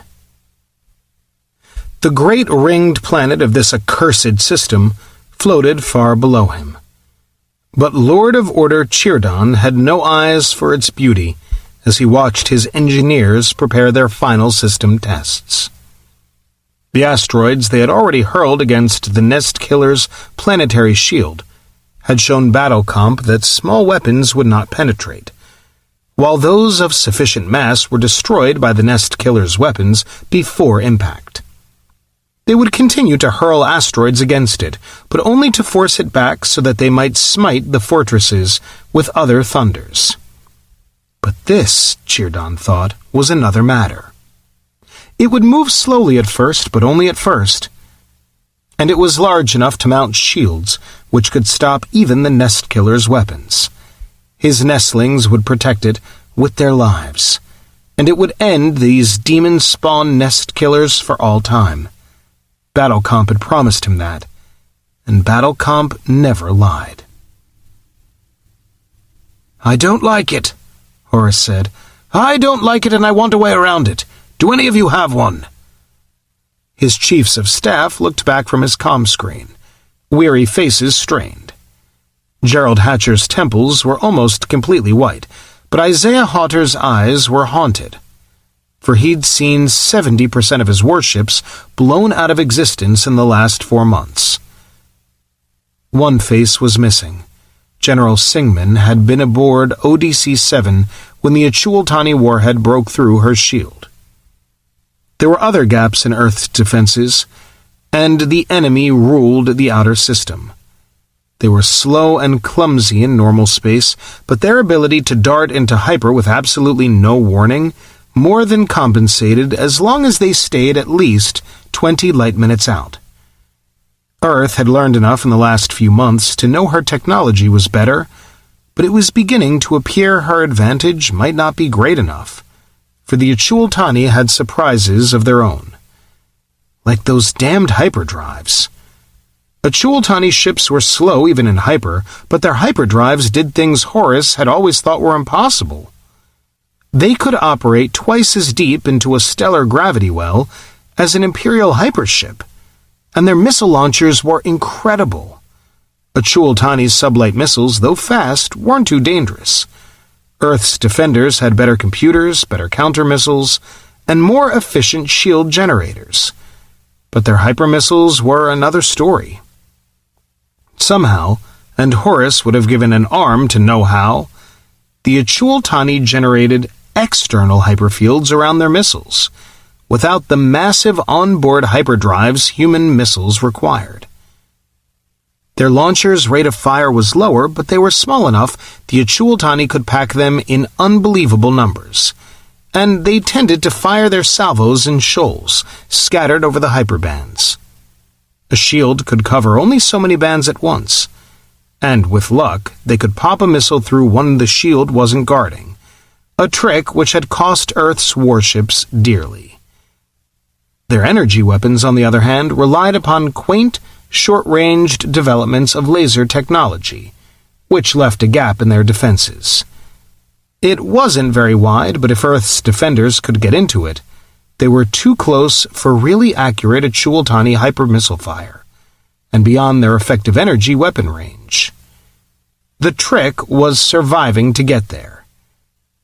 And they really did like kinetic weapons. So far, they'd managed to hit the planetary shield with scores of projectiles, the largest something over 1 billion tons, and virtually wiped out Earth's orbital industry. They'd nailed 2 ODCs as well, picking them off with missiles when the main shield was slammed back into atmosphere behind them by kinetic assault. To date, Wasili had managed to hold that shield against everything they threw at him, but the big blonde Russian was growing increasingly grim-faced. The PDC shield generators had been designed to provide a 50% reserve, but that was before they knew about Achultani hypermissiles. Covering the wide-band attacks coming at him took every generator he had, and at ruinous overload. Without the core tap, not even the PDCs could have held them, which was largely what this conference was about. "I don't see an option, Horus," Hatcher said finally. "We've got to have that tap. If we shut down and they hit us before we power back up." "Gerald," Chernikov said, "we never meant this tap to carry such a load so long. The control systems are collapsing. I am into the secondary governor ring in places. If it goes, there are only the tertiaries to hold it." "But even if we shut down, will it be any safer to power back up?" "No," Chernikov conceded unhappily. "Not without repairs." "Then, Wasili, it is a choice between a possibility of losing control and the probability of losing the planet," Chien said quietly. "I know that, but it will do us no good to blow up Antarctica and lose the tap, permanently into the bargain." "Agreed." Horus's quiet voice snapped all eyes back to him. "Are your replacement components ready for installation, Wasili?" "They are. We will require 2.6 hours to change over, but I must shut down to do it." "Very well." Horus felt responsibility crushing down upon him. "When the first secondary system goes down, we'll shut down long enough for complete control replacement." Chien and Hatcher looked as if they wanted to argue, but they were soldiers. They recognized an order when they heard it. "Now," Horus turned his attention to Admiral Hodder. What can you tell us about your own situation, Isaiah?" "It's not good," Hodder said heavily. "The biggest problem is the difference in our shield technologies. We generate a single bubble around a unit. They generate a series of plate-like shields, each covering one aspect of the target, with about a 20% overlap at the edges. They pay for it with a much less efficient power ratio, but it gives them redundancy we don't have, and lets them bring them in closer to the hull. That's our problem." Heads nodded. Hypermissiles weren't seeking weapons. They went straight to their pre-programmed coordinates, and the distance between shield and hull effectively made Earth's ships bigger targets. All too often, a hypermissile close enough to penetrate a human warship's shield detonated outside an Achul-Tani's ship's shields, which, coupled with the Achul-Tani's greater ability to saturate the hyperbands, left Hodder's ships at a grievous disadvantage. Our missiles outrange theirs, and we've refined our targeting systems to beat their jammers, which, by the way, are still losing ground to our own. But if we stay beyond their range, we can't get our warheads in close enough either. Not without bigger salvos than most of our ships can throw. As long as they stay far enough out to use their micro-jump advantage as well, we can only fight them on their terms, and that's bad business." "How bad?" General Key asked. "Bad. We started out with 120 battleships, twice that many cruisers, and about 400 destroyers. We're down to 31 battleships, 96 cruisers, and 107 destroyers. That's a loss of 536 out of an initial strength of 770. In return, we've knocked out about 900 of their ships.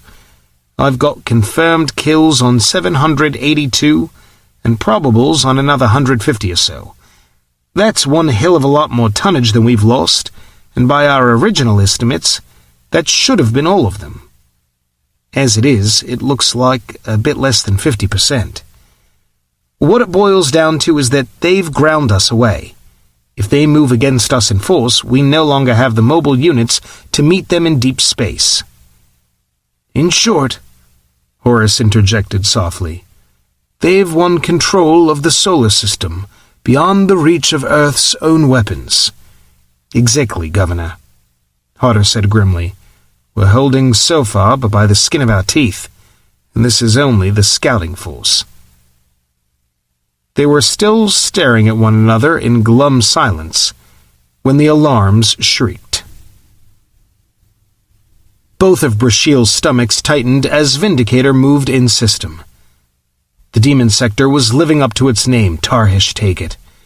Almost half the scouts had died striving against this single wretched planet. And if the scouts were but a few pebbles in the avalanche of Great Lord Tharnos' fleet, there were many suns in this sector, including the ones which must have built those scanner arrays. It could not have been these nest killers, for none of their ships were even hyper-capable. But if these nest killers had such weapons, who knew what else awaited the protectors? Yet they were pushing the nest killers back. Lord of Thought Mosharg had counted the nest killers they had sent to Tarhish carefully, and a few of their foes' impossibly powerful warships could remain. Still, it seemed rash to press an attack so deep into the inner system. The nest killers were twice as fast as Vindicator when he could not flee into hyper. If this was an ambush, the Great Visit's scouts could lose heavily. But Brashiel was no lord. Perhaps the purpose was to evaluate the nest killers' close defenses before the hoof of Tarhish was released upon them. That made sense even to an assistant servant like him, especially in light of their orders to attack the sunward pole of the planet. Yet, to risk a half-12 of 12 of scouts in this fashion took courage. Which might be why Lords Chirdon and Mosharg were lords, and Brashiel was an assistant servant. He settled tensely upon his duty pad as they emerged from hyper, and headed for the blue-white world they had come so far to slay. 72 hostiles inbound, plotting reported. Approximately 240 additional hostiles following at 8 light minutes. Evaluate this as a major probe." Isaiah Hodder winced. Over 300 of them. He could go out to meet them and kick hell out of them, but it would leave him with next to nothing. Those bastards lying back to cover their fellows with hypermissiles made the difference. He'd lose half his ships before his energy weapons even engaged the advanced force. No, this time he was going to have to let them in. "All task forces withdraw behind the primary shield," he said. "Instruct Fighter Command to stand by. Bring all ODC weaponry to readiness." Adrian Robbins swore softly as she retreated behind the shield. She knew going out to meet that much firepower would be a quick form of suicide, but Nergal had 27 confirmed kills and 9 probables, more than any other unit among Earth's tattered survivors. And letting these vermin close without a fight galled her. More, it frightened her, because whether anyone chose to admit it or not, she knew what it meant. They were losing. Wasily Chernikov made a minute adjustment through his neural feed, nursing his core tap like an old cat with a single kitten. He'd been right to insist on building it, but all he felt now was hatred for the demon he had chained. It was breaking its bonds, slowly but surely, under the strain of continuous overload operation in a planetary atmosphere. When they snapped, it would be the end. Lieutenant Sampson's belly tightened as he watched the developing attack pattern. They were coming in from the south this time. Had they spotted the core tap? Realized how vital to Earth it was? Either way, it made little difference to Sampson's probable fate.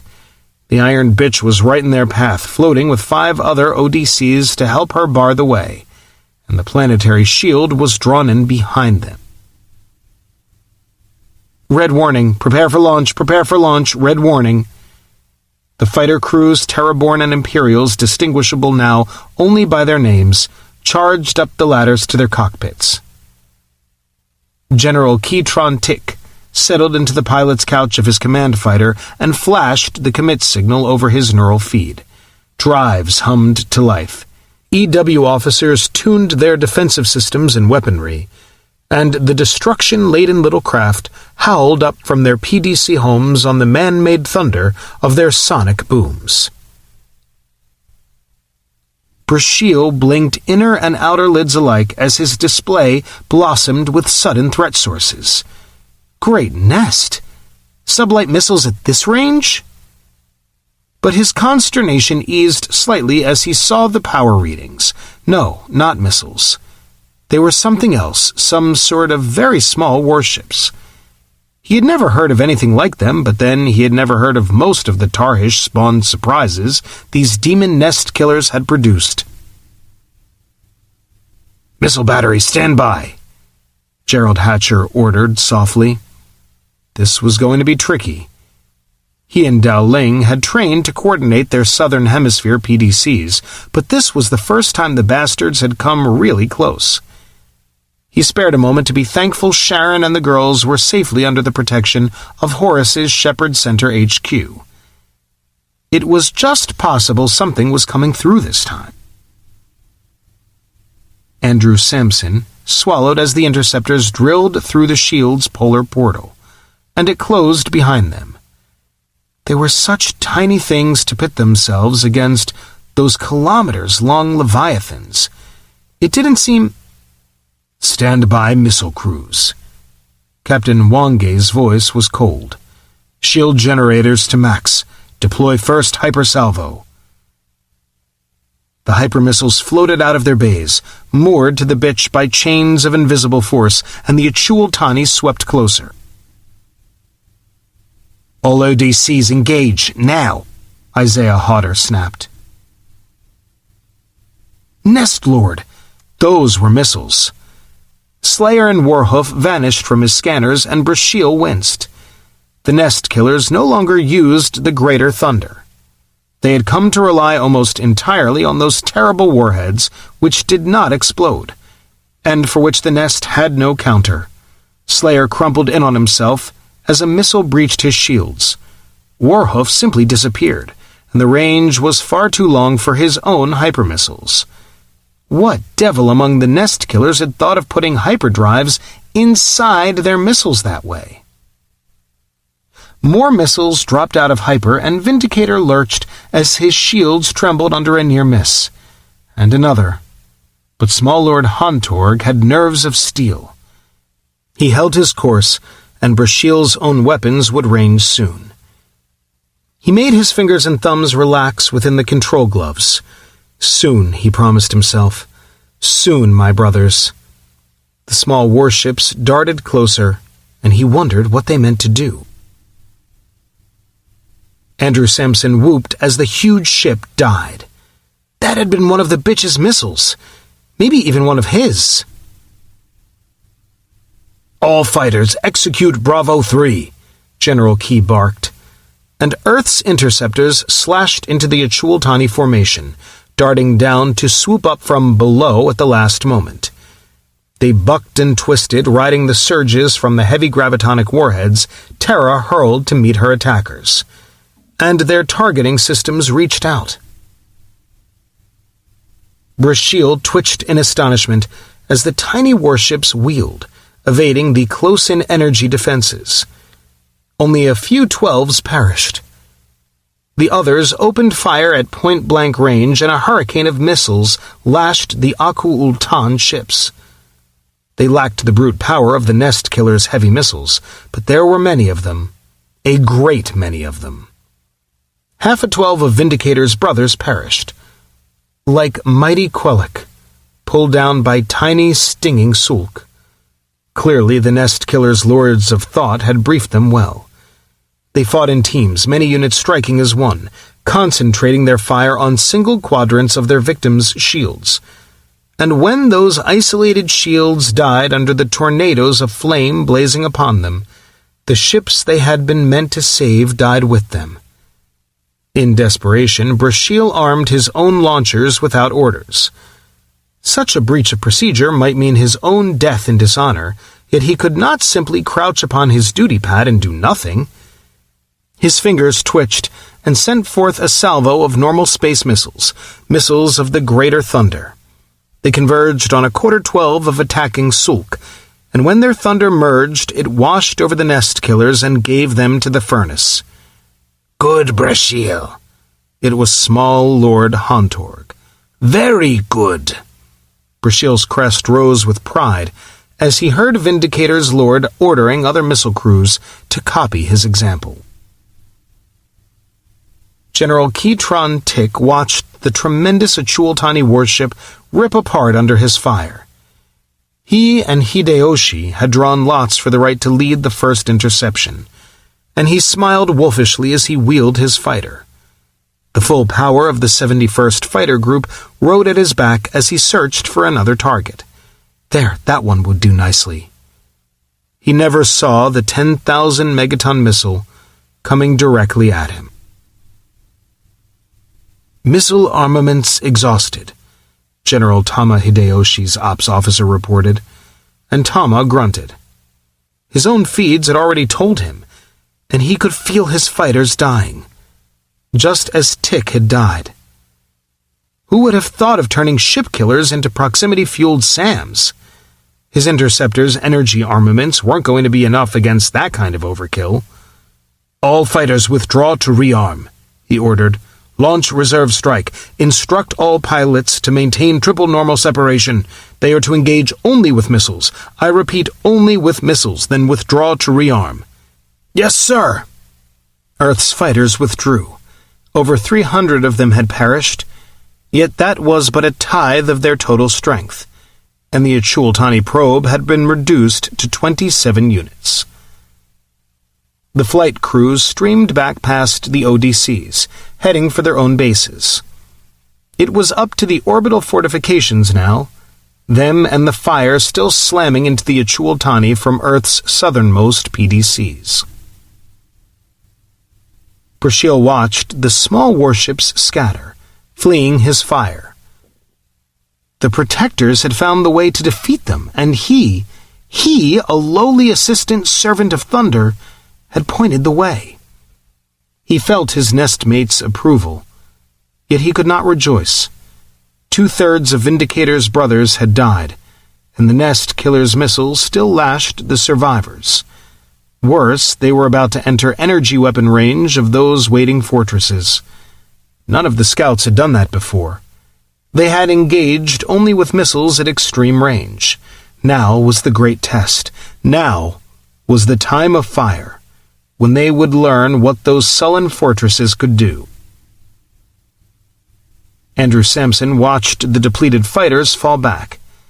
Imagine swatting fighters with heavy missiles. We couldn't have gotten away with it. Our sublight missiles are too slow, too easy to evade. The full Achultani fire shifted to the bitch and her sisters, and the ODC shuddered, twitching as if in fear as the warheads battered her shield. Her shield generators heated dangerously as Captain Mwange asked the impossible of them. They were covering too many hyperbands, Sampson thought. Sooner or later they would miss one, or an antimatter warhead would overload them. And when that happened, Lucy Sampson's little boy Andrew would die. But in the meantime, he thought, taking careful aim, and bellowed in triumph as yet another massive warship tore apart. They were coming to kill him, but if they had not, how could he have killed them? "Stand by energy weapons," Admiral Hodder said harshly. ODCs 11, 13, and 16 were gone. There was going to be one hell of a hole over the pole, whatever happened. Far worse, some of their missiles had gotten through to Earth's surface. He didn't know how many, but any were too many when they carried that kind of firepower. Yet they were down to 19 ships. He tried to tell himself that was a good sign, and his lips thinned over his teeth as the Achultani kept coming. They were about to discover the difference between the beams of a battleship and a 300,000-ton ODC, he thought viciously. Brasheal flinched as the waiting fortresses exploded with power. The terrible energy weapons which had slain so many of Vindicator's brothers in ship-to-ship combat were as nothing beside this. They smote full upon the warship's shields, and as they smote, those ships died. 1, 2, 7, still they died. Nothing could withstand that fury, nothing. "All right," Andrew Sampson shouted. 6 of them already and more going. He picked a target whose shields wavered under fire from 3 different ODCs and popped a gravitonic warhead neatly through them. His victim perished, and this time there was no question who'd made the kill. "Withdraw!" The order went out, and Brasheal sighed with gratitude. Lord of Thought Mosharg must have learned what they had come to learn. They could leave, assuming they could get away alive. "They're withdrawing!" someone shouted, and Gerald Hatcher nodded. Yes, they were, but they'd cost too much before they went. 2 missiles had actually gotten through the planetary shield despite all that Wasili and the PDCs could do, and thank God those bastards didn't have gravitonic warheads. He closed his eyes briefly. 1 missile had been an ocean strike, and God only knew what that was going to do to Earth's coastlines and ecology. The other had hit Australia, almost exactly in the center of Brisbane, and Gerald Hatcher felt the weight of personal despair. No shelter could withstand a direct hit of that magnitude. And how in the name of God could he tell Isaiah Hodder that he had just become a childless widower? The last Aku-Ultan warship vanished, fleeing into hyper before the reserve fighter strike caught it. 3 of the 72 which had attacked escaped. Behind them, the southern hemisphere of the planet smoked and smoldered under 20,000 megatons of destruction, and far, far ahead of them, Lord Sheardon's engineers completed their final tests. Power plants came online, stoking the furnaces of the mighty drive housings, and Lord Sheardon himself gave the order to engage. The moon men called Iapetus shuddered in its endless orbit around the planet they called Saturn, shuddered, and began to move slowly away from its primary. Chapter 16. Servant of Thunder's Brashiel crouched upon his new duty pad in Master Fire Control. He had no idea how Vindicator had survived so long, but small Lord Hontorg seemed to believe much of the credit was his. He was grateful for his small lord's confidence, and even more that his new promotion gave him such splendid instrumentation. He bent his eyes on the vision plate, watching the rocky mass which paced Vindicator. The nest seldom used such large weapons, but it was time and pastime for the protectors to finish these infernal nest killers and move on. Gerald Hatcher felt 1,000,000 years old as he propped his feet on the coffee table in Horace's office. Even with biotechnics, there was a limit to the 22-hour days a man could put in, and he had passed it long ago. For 7 months they had held on, somehow. But the end was in sight. His dog-weary personnel knew it, and the civilians must suspect. The heavens had been pocked with too much flame. Too many of their defenders had died, and their children. 14 times now the Achul-Tani had driven hypermissiles past the planetary shield. Most had struck water, lashing Earth's battered coasts with tsunamis, racking her with radiation and salt-poison typhoons. But 4 had found targets ashore. By God's grace, one had landed in the middle of the African desert, but Brisbane had been joined by over 400 million more dead, and all the miracles his people had wrought were but delays. How Wasili kept his tap up was more than Hatcher could tell, but he was holding it together, with his bare hands for all intents and purposes. The power still flowed, and Geb and his zombie-like crews kept the shield generators online somehow. They could shut down no more than a handful for overhaul at any one time, but, like Wasili, Geb was doing the impossible. Yes, Hatcher thought, Earth had its miracle workers, but at a price. How? He paused to clear his throat. How's Isaiah? Unchanged, Horace said sadly, and Hatcher closed his eyes in pain. It had been terrible enough for Isaiah to preside over the slaughter of his crews, but Brisbane had finished him. Now he simply sat in his small room staring at the pictures of his wife and children. His friends knew how magnificently he'd fought, rallying his battered ships again and again. He knew only that he hadn't been good enough, that he'd let the Achul-Tani murder his family, and that most of the crews who'd fought for him with such supreme gallantry had also died. So they had, and too many of the survivors were like Isaiah, burned out, dead inside, hating themselves for being less than gods in the hour of their world's extremity. Yet there were the others, Hatcher reminded himself. The ones like Horace, who'd assumed Isaiah's duties when he collapsed. Like Adrian Robbins, the senior surviving parasite skipper, who'd refused a direct order to take her damaged ship out of action. Like Wasili and Geb, who'd somehow risen above themselves to perform impossible tasks.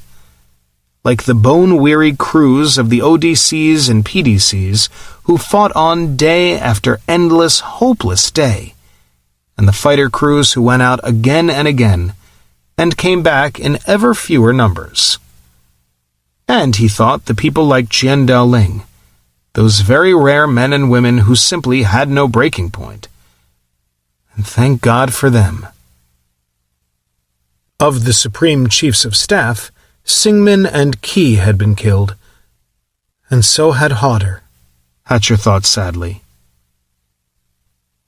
Tama Hideyoshi had taken over all that remained of fighter command, but Wasili was chained to Antarctica. Frederick Amesbury was working himself into his own grave and plotting, trying desperately to keep tabs on the outer system through his Achul-Tani crippled arrays. and Zhang Jiansu couldn't possibly be spared from his heartbreaking responsibility for civil defense. So even with Horus taking over the remnants of Hodder's warships and ODCs, Hatcher had been forced to hand the entire planetside defense net over to Chen, while he himself concentrated on finding a way to keep the Achul-Tani from destroying Earth. But he was a general, not a wizard. "We've had it, Horus." He watched the old Imperial carefully, but the governor didn't even flinch. "We're just kicking and scratching on the way to the gallows. I don't see how Wasili can keep the tap up another 2 weeks." "Should we stop kicking and scratching, then?" The question came out with a ghost of a smile, and Hatcher smiled back. "Hell no, I just needed to say to someone before I go back and start kicking again. Even if they take us out, we can make sure there are less of them for the next world on their list." "My thoughts exactly." Horus squeezed the bridge of his nose wearily. "Should we tell the civilians?" "Better not," Hatcher sighed. "I'm not really scared of a panic, but I don't see any reason to frighten them any worse than they already are." "Agreed." Horus rose and walked slowly to his office's glass wall. The Colorado night was ripped by solid sheets of lightning as the outraged atmosphere gave up some of the violence it had been made to absorb, and a solid, unending roll of thunder shook the glass. Lightning and snow, he thought, crashing thunder and blizzards. Too much vaporized seawater. Too many cubic kilometers of steam. The planetary albedo had shifted. More sunlight was reflected, and the temperature had dropped. There was no telling how much further it would go, and thank the maker, General Zhang, had stockpiled food so frantically. For the world's crops were gone. But at least this one was turning to rain. Freezing cold rain, but rain. And they were still alive, he told himself, as Hatcher stood silently to leave. Alive. Yet that too would change.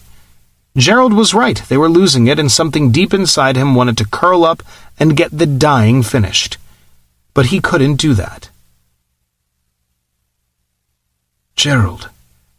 His soft voice stopped Hatcher at the door, and Horus turned his eyes from the storm to meet the general's. "In case we don't get a chance to talk again, thank you." The hoof of Tarhish pawed the vacuum. Not even the Aku-Ultan could accelerate such masses with a snap of the fingers, but its speed had grown. Only a few more 12s of Diao per segment at first, then more, and more. Now Vindicator rode the mighty projectile's flank, joined with his brothers in a solid phalanx to guard their weapon. They must be seen soon, but the hoof's defenses were strong, and the nest killers could not even range accurately upon it without first blasting aside the half-12 of great 12s of scouts which remained. They would defend the hoof with their own deaths and clear a way through what remained of the nest killers' defenses, for they were protectors. Oh my God.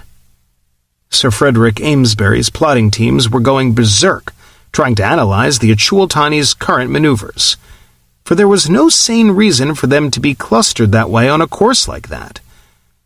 But something about the whisper cut through the weary, frantic background hum, and he turned to Major Joanna Osgood, his senior watch officer. "What is it, Major?" But her mahogany face was frozen, and she did not answer. He touched her shoulder. "Joe." Major Osgood shook herself. "I found the answer, sir," she said. "Iapetus." Her Caribbean accent's flattened calm frightened Amesbury, for he knew what produced that tone. There was a realm beyond fear, for when no hope remained, there was no reason to fear. "Explain, Major," he said gently. "I finally managed to hyper an array-out system and got a look at Saturn, sir." She met the general's gaze calmly. "Iapetus isn't there anymore. It's true, Jer. Amesbury's weary face looked back from Hatcher's comm screen. It took some time to get a probe near enough to burn through their ship's energy emissions and confirm it, but we found it right enough. Dead center in their formation, Iapetus, the 8th moon of Saturn. I see. Hatcher wanted to curse, to revile God for letting this happen, but there was no point, and his voice was soft. How bad is it? It's the end unless we can stop the bloody thing. This is no asteroid, Jer. It's a bleeding moon, 6 times the mass of Ceres. Moving how fast? Fast enough to see us off, Amesbury replied grimly. They could have done that simply by dropping it into Sol's gravity well and letting it fall downhill to us, but we'd have had too much time. They've put shields on it, but if we could pop a few hypermissiles through them, we might be able to blow the bugger apart before it reaches us. That's why they're bringing it in under power. They don't want to expose it to our fire any longer than they have to. Their drives are much slower than ours are, but they've got the ruddy gravity well to work with too. I don't know how they did it. Even if they hadn't been picking off our sensor arrays, we were watching the asteroids, not the outer system moons. But I reckon they started out with a very low initial acceleration.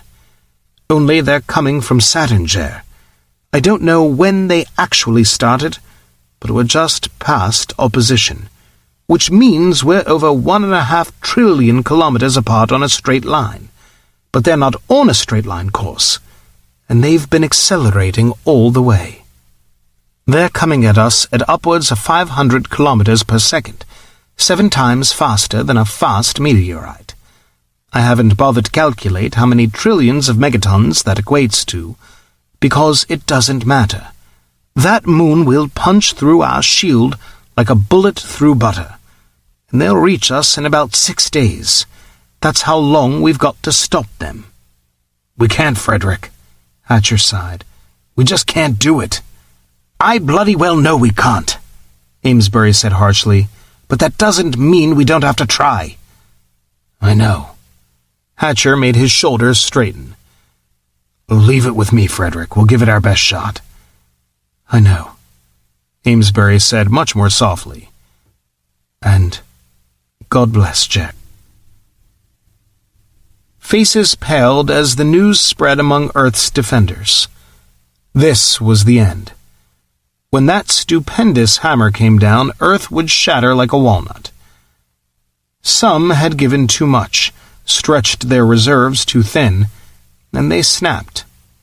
Most simply retreated from reality, but a handful went berserk, and their fellows were almost grateful, for subduing them diverted their minds from their own terror. Yet only a minority broke. For most, survival, even hope, were no longer factors, and they manned their battle stations without hysteria, cold and determined, and desperate. Servant of Thunder's Brasheal noted the changing energy signatures. So, the Nest Killers knew, and they would strive to thrust the hoof aside, to destroy it.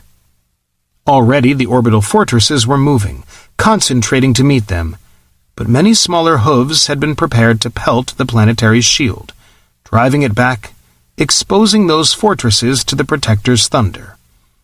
They would clear a path for the hoof, and nothing could stop them. The Nest Killers could not even see the hoof to fire upon it unless they destroyed a Vindicator and his brothers, and they would never do that in time. He watched his magnificent instruments as Lord of Order Chirdon shifted formation, placing a thicker wall of his nestlings between the hoof and the Nest Killer's world. Vindicator anchored one edge of that wall. Lieutenant Andrew Sampson felt queerly calm. Governor Horace had shifted his remaining forts to give the bitch support, but the Achul-Tani had expected that. Kinetic projectiles had hammered the planetary shield back for days, stripping it away from the ODCs. Raiding squadrons had charged in, paying a high price for their attacks but picking off the battered ODCs. Of the 6 which originally had protected the pole, only the damaged bitch remained, and she'd expended too much ammunition defending herself. Without Earth's orbital industry, just keeping up with expenditures was difficult, not to mention the risk colliers ran between the shield and the ODCs to resupply them. Andrew Sampson had long ago abandoned any expectation of surviving Earth's siege, but he'd continued to hope his world would live. Now he knew it probably would not, and that purged the last fear from his system, leaving only a strange, bittersweet regret. The last fleet units would make their try soon. They'd been hoarded for this moment, waiting until the Achultani were within point-blank range of Earth's defenses. Their chances of surviving the next few hours were even lower than his own, but the ODCs would do what they could to cover them. He checked his remaining hypermissiles, 37, and less than 400 in the bitch's other magazines. It wouldn't be enough. Acting Commodore Adrian Robbins checked her formation. All 15 of Earth's remaining battleships, little more than a single squadron, were formed up about her wounded Nergal. Half Nergal's launchers had been destroyed by the near miss which had pierced her shield and killed 80 of her 300 people. But she had her drive and her energy weapons. The threadbare remnants of the cruisers and destroyers, 74 of them in all, screened the pitiful handful of capital ships. 89 warships. Her first and final task force command. "Task force ready to proceed, Governor," she told the face on her comm. "Proceed," Horace said quietly. "May the Maker go with you, Commodore." "And with you, sir," she replied. Then shifted to her command net, and her voice was clear and calm. "The task force will advance," she said. Brasheal watched in grudging admiration as the nest killers advanced. There were so few of them, and barely 12 of their biggest ones. Their crews must know they would be chaff for the furnace, yet still they came, and something within him saluted their courage. In this moment they were not nest killers. They were protectors, just as truly as he himself. But such thoughts would not stay his hand. The nest had survived for uncountable higher 12s of year only by slaying its enemies while they were yet weak. It was a lesson the Aku-Ultan had learned long ago from the great nest killers who had driven the Aku-Ultan from their own nest place. It would not happen again. Gerald Hatcher felt sick as Commodore Robbins led her ships out to die, but the fire control of his orbital and groundside fortresses couldn't even see Iapetus unless an opening could be blown for them, and those doomed ships were his one hope to open a way. "If we get a fix, lock it in tight, Plotting," he said harshly. "Acknowledged," Sir Frederick Amesbury replied. "Request permission to engage," Tama Hideyoshi said from his own screen, and Hatcher noted the general's flight suit. They had more fighters than crews now, but even so, Hideyoshi had no business flying this mission. Yet there was no tomorrow this time, and he chose not to object. "Not yet. Hold inside the shield till the ships engage." "Acknowledged." Tama's voice was unhappy, but he understood. He would wait until the Achultani were too busy punching missiles at Robbins' ships to wipe his own fragile craft from the universe. "Task force opening fire," someone said, and another voice came over the link, soft and prayerful, its owner not even aware he had spoken. "Go, baby, go," it whispered.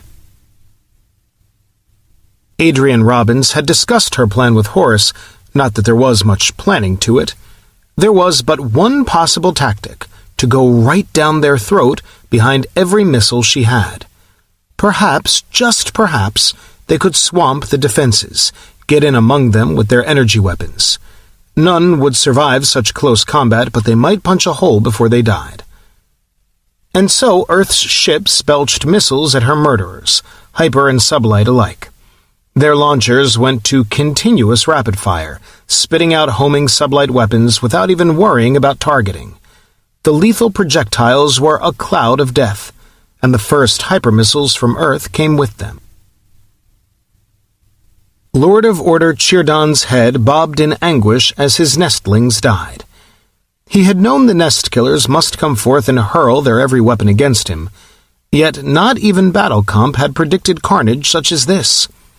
The missile storm was a whirlwind, boring into the center of the wall, defending the hoof.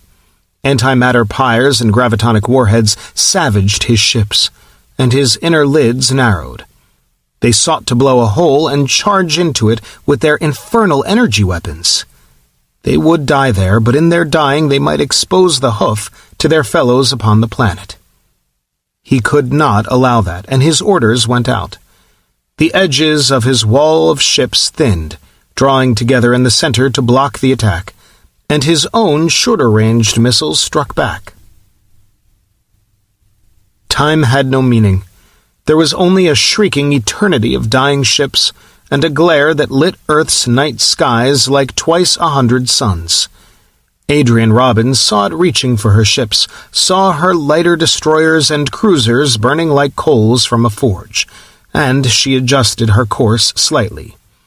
The solid core of her outnumbered task force drove for the exact center of that vortex of death, and their magazines were almost dry. "Go!" Tama Hideyoshi snapped, and Earth's last surviving interceptors howled heavenward. He rode his flight couch, his EW officer at his side, and smiled. He was 59 years old, and only his biotechnics made this possible. 3 years before, he'd thought he would never fly combat again. Now he would, and if his world must die, at least he had been given this final gift, to die in her defense as a samurai should. Nest Lord! Their small ships were attacking too. Brashiel had not thought so many remained, but they did, and they charged on the heels of their larger, dying brothers, covered by their deaths. A few of the bitches' launchers still had hypermissiles, but Andrew Sampson was down to sublight weapons. It was long-range, too much time for the bastards to pick them off, but each of his weapons they had to deal with was one more strain on their defenses. He sent them out at 4-second intervals. Lord Chirdon cursed. The nest killers were dying by 12s, yet they had cut deep into his formation. 6 12s of his ships had already perished, and the terrible harvest of the nest killer beams was only starting. Their warships vanished into the heart of his own, robbing his outer missile crews of targets, and they retargeted on the orbital fortresses. Gerald Hatcher's face was stone as the first ODC died. Missiles pelted the planetary shield as well, but he almost welcomed those. Even if they broke through, killed millions of civilians, he would welcome them, for each missile sent against Earth was one not sent against his orbital launchers. He sat back and felt utterly useless. There was no reserve. He'd committed everything he had. Now he had nothing to do but watch the slaughter of his people. Missiles coated the iron bitch's shield in a blinding corona, and still she struck back. Andrew Sampson was a machine, part of his console. His magazine was down to 10%, but dropping fast.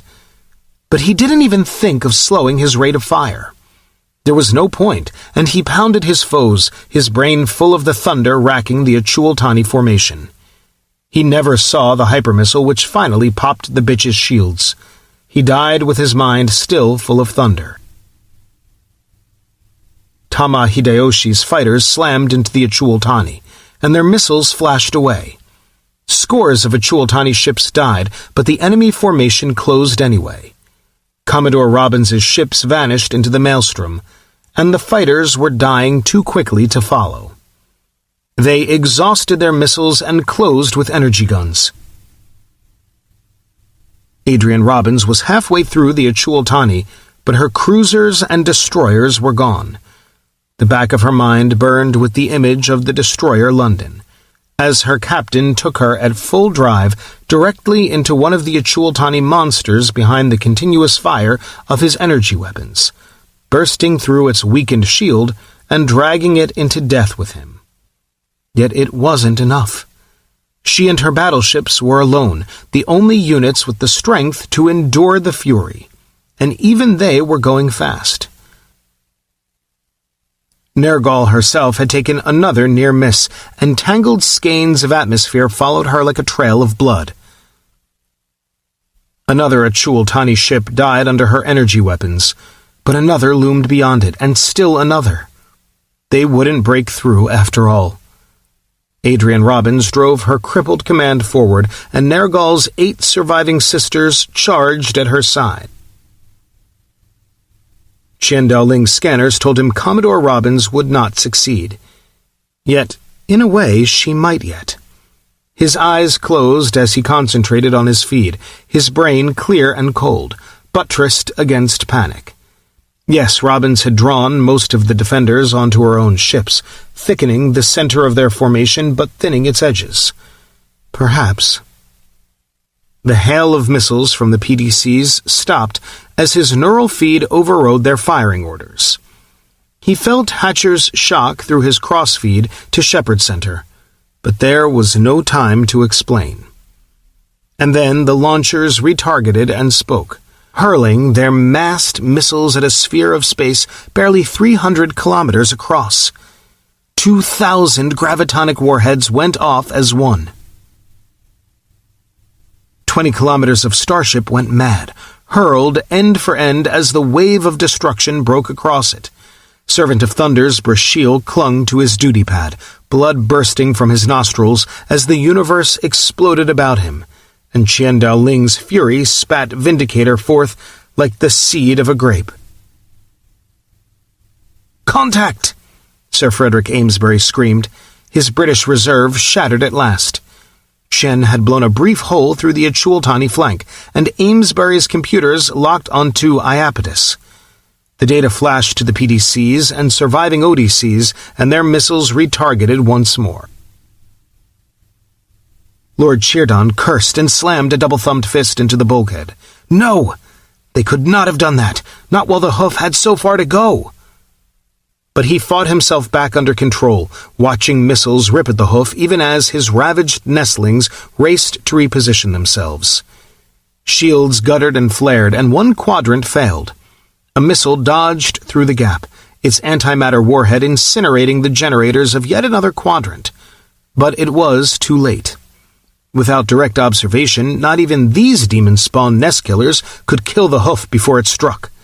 His scouts had already spread back out to deny them that observation and hide the damaged shield quadrants, and he bared his teeth in a snarl. He turned back to the 5 surviving nest-killer warships. He would give them to the furnace, and their deaths would fan the fire awaiting their cursed world. Hatcher's momentary elation died. It had been a magnificent try, but it had failed, and he felt himself relaxed into a curious tranquility of sorrow for the death of his planet, coupled with a deep, abiding pride in his people. He watched almost calmly as the thinning screen of Achultani ships moved still closer. There were no more than 300 of them, 4 at the most, but it would be enough. "General Hatcher!" His head snapped up at the sudden cry from plotting. There was something strange about that voice, something he could not quite put his finger upon. And then he had it. Hope. There was hope in it. Nergal was alone, the last survivor of Terra's squadrons. Adrian Robbins had no idea why her ship was still alive, nor dared she take time to consider it. Her mind blazed hotter than the warheads bursting against her shield, and still she moved forward. There was no sanity in it. One battleship, her missiles exhausted, could never stop Iapetus. But sanity was an encumbrance. Nergal had come to attack that moon, and attack she would. The wall was thinning, and she could feel the moon through her scanners. She altered course slightly, smashing at her foes. and suddenly they vanished in a gut-wrenching fury of gravitonic destruction that tossed Nergal like a cork. Lord Chirdon saw without understanding. 3 12s of warships, 4 12s, 5.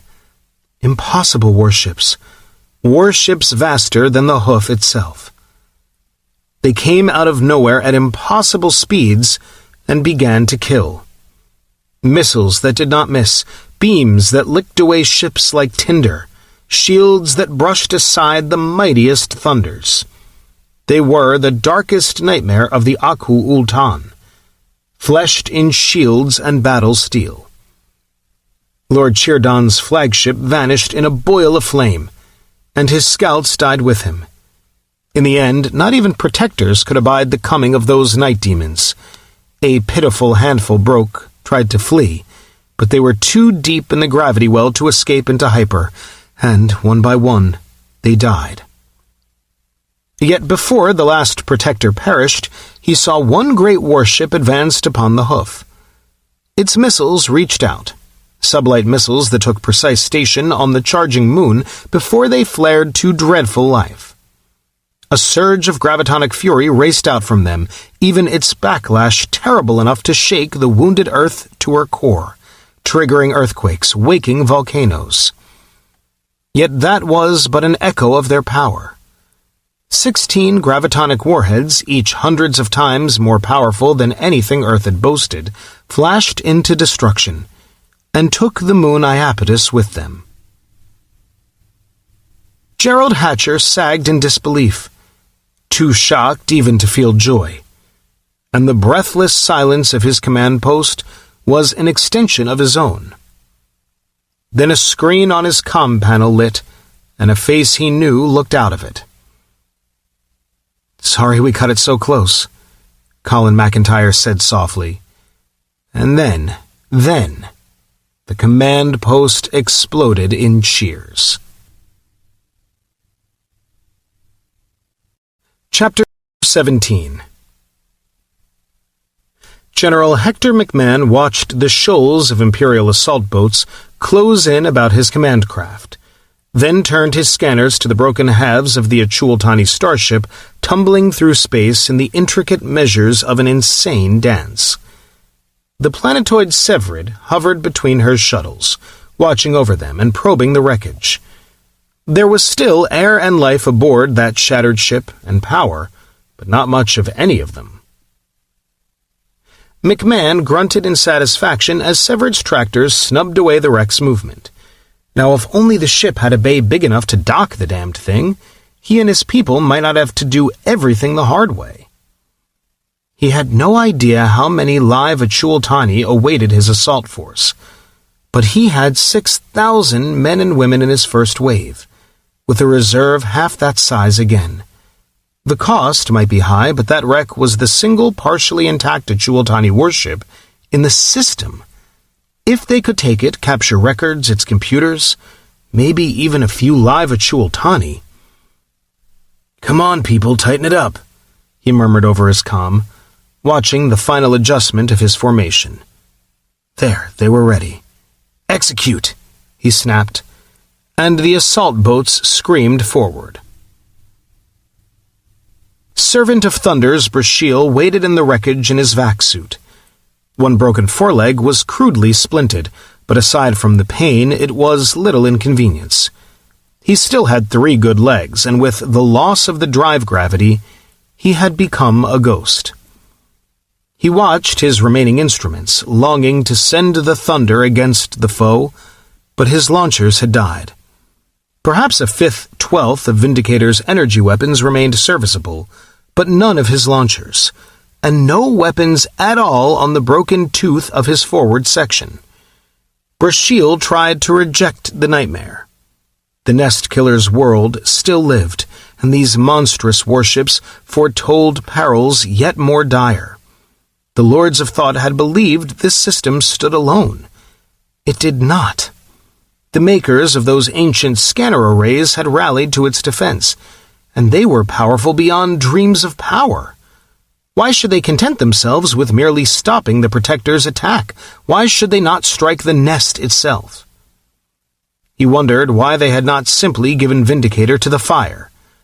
Did their own beliefs in honor demand they face their final foes in personal combat? It did not matter, and he turned from his panel as the small craft advanced. He had no weapons to smite them, but he had already determined where he and his surviving nestlings of thunder would make their stand. McMahon flinched as the after section of the wrecked hull lashed his shuttles with fire. The crude energy weapons were powerful enough to burn through any assault boat's shield, but they'd fired at extreme range. Only 3 were hit, and the others went to evasive action, ripping at the wreck with their own energy guns. Severid's far heavier weapons reached past them, and warp beams plucked neat, perfect divots from the hull. Air gushed outward, and then the first wave assault boats reached their goal. Their energy guns blasted one last time, and they battered into the holes they'd blown on suddenly reversed drives. They crunched to a halt, and assault teams charged into the violated passages of the broken starship, their soot-black combat armor invisible in the lightless corridors. A handful of defenders opened fire, and their weapons spat back, silent in the vacuum. McMahon's command boat led the third wave, staggering drunkenly as it slammed to a halt, and the hatches popped. His HQ company formed up about him, and he took them into the madness. Brasheal waited. There was no point charging blindly to meet the nest killers. Vindicator was dead. Only the mechanics of completing his nestlings' deaths remained, and this was as good a place to end as any. He examined his nestlings' positions in the light of his helmet lamp. They had made themselves what cover they could, a hoof-shaped bow of them protecting the hatch to main control. And Brasheal wished Small Lord Hontorg had survived to lead their final fight. His nostrils flared in bitter amusement. While he was wishing, might he not wish that he knew what he was about? He and his nestlings were servants of thunders. They smote worlds, not single nest killers. He cudgeled his brain, trying to remember if he had ever heard of protectors and nest killers actually facing one another so directly. He did not think he had, but his mind was none too clear, and it really did not matter. It was as impossible to coordinate the battle as McMahon had expected it to be. Not even Imperial technology could provide any clear picture of this warren of decks and passages, sealed hatches, and lurking ambushes. He'd done his best in the pre-assault briefing. Now it was up to his combat teams. The 2nd Marines provided the bulk of his firepower, but each company had an attached recon group platoon, and they were... A stream of slugs wrenched him back to the job at hand, and he popped his jump gear, leaping aside as his point man went down, and more fire clawed the space he himself had occupied a moment before. Leaking air and globules of blood marked a dead man as Corporal O'Hara's combat armor tumbled down the 0G passage, and McMahon's mouth tightened. These crazy centaurs didn't have an energy weapon worth shit, but their slug weapons were nasty. Still, they had their disadvantages. For one thing, recoil was a real problem, one his own people didn't face. And for all their determination to fight to the death, a Chultani didn't seem to be very good infantrymen. His people, on the other hand. 2 troopers eased forward close to the deck, and an entire squad hosed the area before them with rapid, continuous gravgun fire. The super-dense explosive darts shredded the bulkhead, lighting the darkness with strobe lightning spits of fury, and Captain Amanda Gibbons-Taman rose suddenly to her knees. Her warp rifle fired, and the defending fire stopped abruptly. McMahon shuddered. He hated those damned guns. Probably the first people to meet crossbows had felt the same way about them, but using a hyperfield on anyone, even in a Chultani? He chopped the thought off and waved his people forward once again. A new point man moved out, armor scanners probing for booby traps and defenders alike, and another sealed hatch loomed ahead. Brasheal shook himself into readiness as he felt vibration in the steel. "Stand ready, my brothers," he said quietly. "The nest killers come." The hatch simply vanished, and Brasheel's crest flattened in dread. Somehow these nest killers had chained the hyperfield itself for the use of their protectors. Then the first nest killer came through the hatch, backlit from the corridor behind, lacing the darkness with fire from its stubby weapon, and Brasheel swallowed bile at the ugliness of the squat four-limbed shape. But even in his revulsion he felt a throb of wonder. That was a projectile weapon, yet there was no recoil. How was that possible? The question fluttered away into the recesses of his mind as the nest killer's explosive darts ripped two of his nestlings apart. How had it seen them in the blackness? No matter. He sighted carefully, bracing his 3 good legs against the bulkhead, and squeezed his trigger. Recoil twisted his broken leg with agony, but his heavy slugs ripped through the biped's armor, and Brasheel felt a stab of savage delight. They had taken his thunders from him, but he would send a few more to the furnace before they slew him. The chamber blossomed with drifting globules of blood as more nest killers charged through the hatch. Darkness was light for them, and their fire was murderously accurate. His nestlings perished firing back, crying out in agony and horror over their suit communicators as darts exploded within their bodies, or the terrible hyperweapons plucked away their limbs. Brasheel shouted his hate, holding back the trigger, then fumbled for another magazine, but there was no time. He hurled himself forward, his bayonet stabbing towards the last nest killer to enter. "General!" someone shouted, and McMahon whirled. There was something wrong with the charging centaur's legs, but not with its courage. It was coming at him with only a bayonet, and his grav gun rose automatically, then stopped. "Check fire!" he shouted, and tossed the grav gun aside. Brasheel gaped as the puny nest killer discarded its weapon, but his heart flamed. One more foe to light his own way into the furnace. He screamed in rage and thrust. McMahon's gauntleted hand slashed its armored edge into the Achultani's long, clumsy rifle, driven by servo-mech muscles, and the insanely warped weapon flew away. The alien flung itself bodily upon him, and what kind of hand-to-hand moves did you use against a quarter-horse with arms? McMahon almost laughed at the thought. Then he caught one murderously swinging arm, noting the knife in its hand only at the last moment, and the Achultani convulsed in agony. "Careful, careful, Hector, don't kill it by accident, and watch the vac suit, you dummy, rip it and—" He moderated his armor's strength, and a furiously kicking hoof smashed his chest for his pains. That smarted even through his armor. Strong bastard, wasn't he? They lost contact with decks and bulkheads and tumbled, weightless and drunken, across the compartment. A last Achultani gunner tried to nail them both, but one of his HQ raiders finished it in time. Then they caromed off a bulkhead at last, and McMahon got a firm grip on the other arm. He twisted, landing astride the Achultani's back, and suppressed a mad urge to scream, "Ride 'em, cowboy!"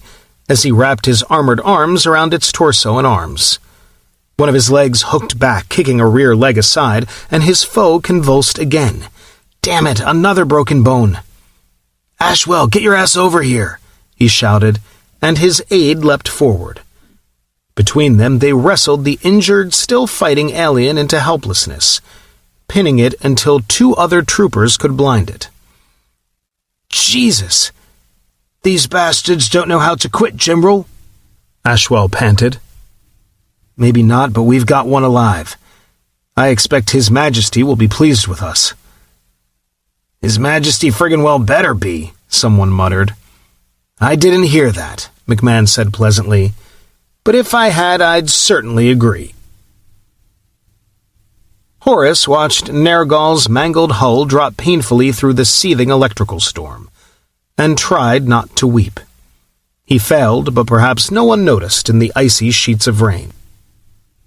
Strange ships escorted her, half again her size, shepherding her home. He winced as another drive pod failed and she lurched, but Adrian Robbins forced her back under control.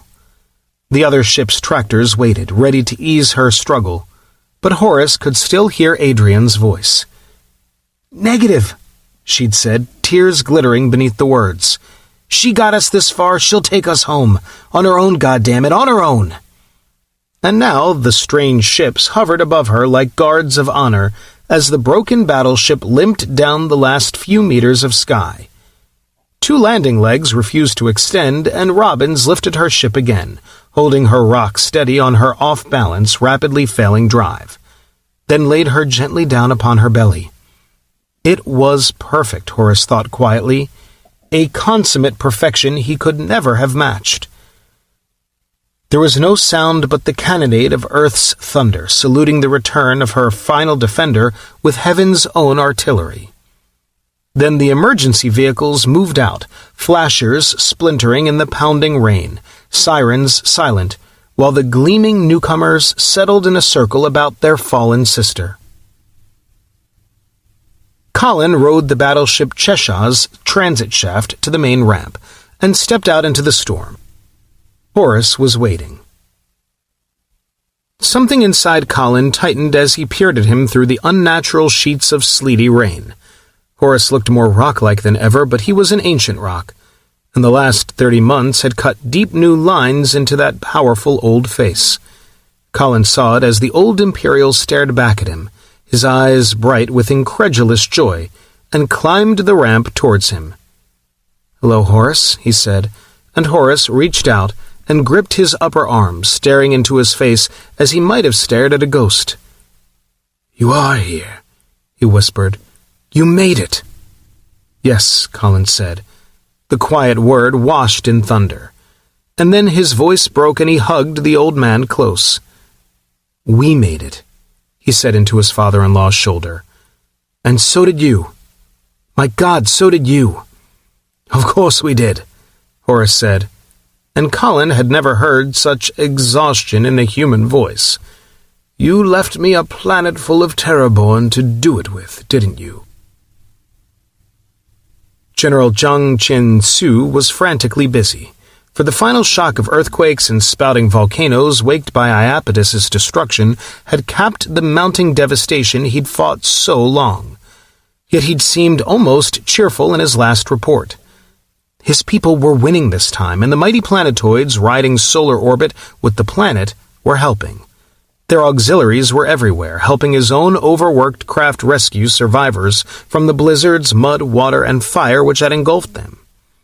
Except for him, Earth's surviving chiefs of staff sat in Horace's office. Wasily Chernikov looked like a 2-week corpse, but his face was relaxed. The core tap was deactivated at last, and he hadn't lost control of it. Gerald Hatcher and Chen Daoling sat together on a couch, shoulders sagging, feet propped on the same coffee table. Sir Frederick Amesbury sat in an armchair, smoking a battered pipe, eyes half shut. Tama Hideyoshi was not there. Taman's son had found the samurai's death he'd sought. Colin sat on the corner of Horace's desk and knew he'd never seen such utter and complete fatigue. These were the men, he thought, the ones who had done the impossible. He'd already queried the computers and learned what they'd endured and achieved. Even with the evidence before him, he could scarcely credit it, and he hated what he was going to have to tell them. He could see the relaxation in their faces, the joy of a last-minute rescue, the knowledge that the Imperium had not abandoned them. Somehow he had to tell them the truth, but first, "Gentlemen," he said quietly, "I never imagined what I'd really asked you to do. I have no idea how you did it. I can only say, thank you. It seems so inadequate, but—" He broke off with a small, apologetic shrug, and Gerald Hatcher smiled wearily. "It cuts both ways, Governor. On behalf of your military commanders, and I might add the entire planet, thank you, if you hadn't turned up when you did." It was his turn to shrug. "I know," Colin said, "and I'm sorry we cut it so close. We came out of superlight just as your parasites went in." "You came—" Horace's brows wrinkled in a frown. "Then how in the Maker's name did you get here? You should have been at least 20 hours out." Dahak was. In fact, he and Tanny are still about 12 hours out. Taman and I took the others and micro-jumped on ahead," Colin said, then grinned at Horace's expression. "Scout's honor. Oh, we still needed Dahak's computers. We were plugged in by full space link all the way. But he couldn't keep up. You see, those ships carry hyperdrives as well as encanic drives." "They what?" Horace blurted. I know," Colin said soothingly. "Look, there's a lot to explain. The main thing about how we got here is that those ships are faster than hell. They can hyper to within about 12 light minutes of a geo star, and they can pull about 70% light speed once they get there." "Maker, when you get help, don't you?" "Well," Colin said slowly, folding his hands on his knee and looking down at them. "Yes and no. You see, we couldn't find anyone to come with us." He looked up and saw the beginning of understanding horror in his father-in-law's eyes. "The Imperium's gone, Horace," he said gently. "We had to bring these ships back ourselves, and they're all that's coming." Chapter 18. Dahak's transit shaft deposited Horace at his destination, and the silent hatch slid open. He began to step through it, then stopped abruptly and dodged as 50 kilos of black fur hurled itself headfirst past him. Tinkerbell disappeared down the shaft's gleaming bore, her happy bark trailing away into silence, and he shook his head with a grin. He stepped into the captain's quarters, still shaking his head. The atrium was filled with sunlight, a welcome relief from the terrible rains and blizzards flaying at the battered earth, and Colin rose quickly to grip his hand and lead him back to the men sitting around the stone table. Hector McMahon looked up with a rare wide grin and waved a welcome, and if Gerald Hatcher and Chien Dao-Ling were more restrained, their smiles looked almost normal again. Wasili wasn't here. He and Valentina were visiting their son and making appropriately admiring sounds as Vlad explained the latest wonders of Imperial engineering to them. "Where's Tanny?" Horace demanded as he and Colin approached the others. "She'll be along. She's collecting something we want to show you." "Maker, it'll be good to see her again," Horace said, and Colin grinned. "She feels the same way, Dad." Horace tried to turn his flashing smile into a pained expression. But who would have believed Tanny would have the good sense to wed Colin, especially given the way they'd first met? "Hi, Granddad." Hector didn't stand. His left leg was regenerating from the slug which had punched through his armor in the final fighting aboard Vindicator. "Sorry about Tinkerbell. She was in a hurry." "A hurry? I thought she was a loose hypermissile." "I know," Colin laughed. "She's been that way ever since she discovered transit shafts, and Dahak spoils her even worse than Hector does." "I didn't know anyone could," Horace said, eyeing Hector severely. "Believe it, he doesn't have hands, but he's found his own way to pet her.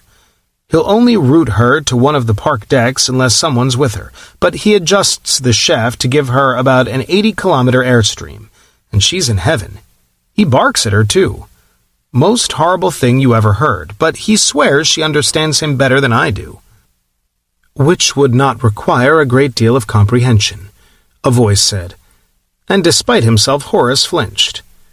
The last time he'd heard that voice with his own ears had been during the mutiny. "And that is not precisely what I have said, Colin.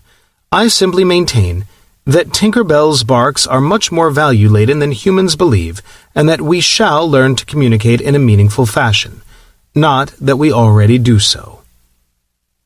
"Yeah, sure." Colin rolled his eyes at Horace. "Welcome aboard, Senior Fleet Captain Horace," Dahak said, and Horace's tension eased at the welcome in that mellow voice. He cleared his throat. "Thank you, Dahak," he said, and saw Colin's smile of approval.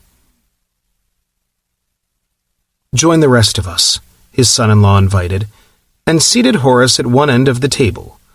Wind rustled in the atrium leaves, a fountain bubbled nearby, and Horace felt his last uneasiness soaking away into relaxation. "So," Hatcher said, obviously picking up the thread of an interrupted conversation, "you found yourself emperor and located this guard flotilla of yours. I thought you said it was only 78 units. "Only 78 warships," Colin corrected, sitting on the edge of the table. "There are also 10 Shirga-class colliers, 3 Incannic-class transports, and the 2 repair ships. That makes 93. Horace nodded to himself, still shaken by what he'd seen as his cutter approached Dahak. The space about Terra seemed incredibly crowded by huge gleaming planetoids, and their ensigns had crowded his mind with images. A crouching, 6-limbed Birhatan cragcat, an armored warrior, a vast broadsword and a gauntleted fist, and hordes of alien and mythological beasts he hadn't even recognized. But most disturbing of all had been seeing 2 of Dahak's own dragon. He'd expected it, but expecting and seeing were 2 different things. "And you managed to bring them all back with you," he said softly. "Oh, he did, Taman agreed, stepping out of the transit shaft behind them. "He worked us half to death in the process, too." Colin grinned wryly, and Taman snorted. "We concentrated on the mechanical systems. Dahak and Katrin managed most of the life support functions through the central computers once we were underway. But it's a good thing you didn't see us before we had a chance to recuperate on the trip back." The big Imperial smiled, though darkness lingered in his eyes. Hideyoshi's death had hit him hard, for he had been the only child of Taman's Terra-born wife, Himeko. But Taman had grown up when there had been no biotechnics for any Terra-born child. A son's death held an old, terrible familiarity for him. "Yeah," Colin said, "but these ships are dumb, Horace, and we don't begin to have the people for them. We managed to put skeleton crews on 6 of the Asgards, but the others are riding empty, except for Severed, that is. That's why we had to come back on Incannic drive instead of hypering home. We can't run 'em worth a damn without Dahak to do their thinking for them." "That's something I still don't understand," Horace said. "Why didn't the wake-up work?" "I will be damned if I know," Colin said frankly. "We tried it with 2 in Herden, but it didn't seem to make any difference. These computers are faster than Dahak, and they've got an incredible capacity, but even after he dumped his entire memory to them, they didn't wake up." "Something experiential?" Horace mused. "Or in the core programming?" "Dahak, you want to answer that one?" "I shall endeavor, Colin, but the truth is that I do not know. Senior Fleet Captain Horace, you must understand that the basic construction of these computers is totally different from my own, with core programming specifically designed to preclude the possibility of true self-awareness on their part. My translation programs are sufficient for most purposes, but to date I have been unable to modify their programs. In many ways, their core software is an inextricable part of their energy state circuitry. I can transfer data and manipulate their existing programs. I am not yet sufficiently versatile to alter them. I therefore suspect that the difficulty lies in their core programming, and that simply increasing their databases to match my own is insufficient to cross the threshold of true awareness. Unless, of course, there is some truth to Fleet Captain Chernikov's hypothesis." "Oh?" Horace looked at Colin. "What hypothesis is that, Colin?" "Vlad's gone metaphysical on us," Colin said. It could have been humor, but it didn't sound that way to Horace.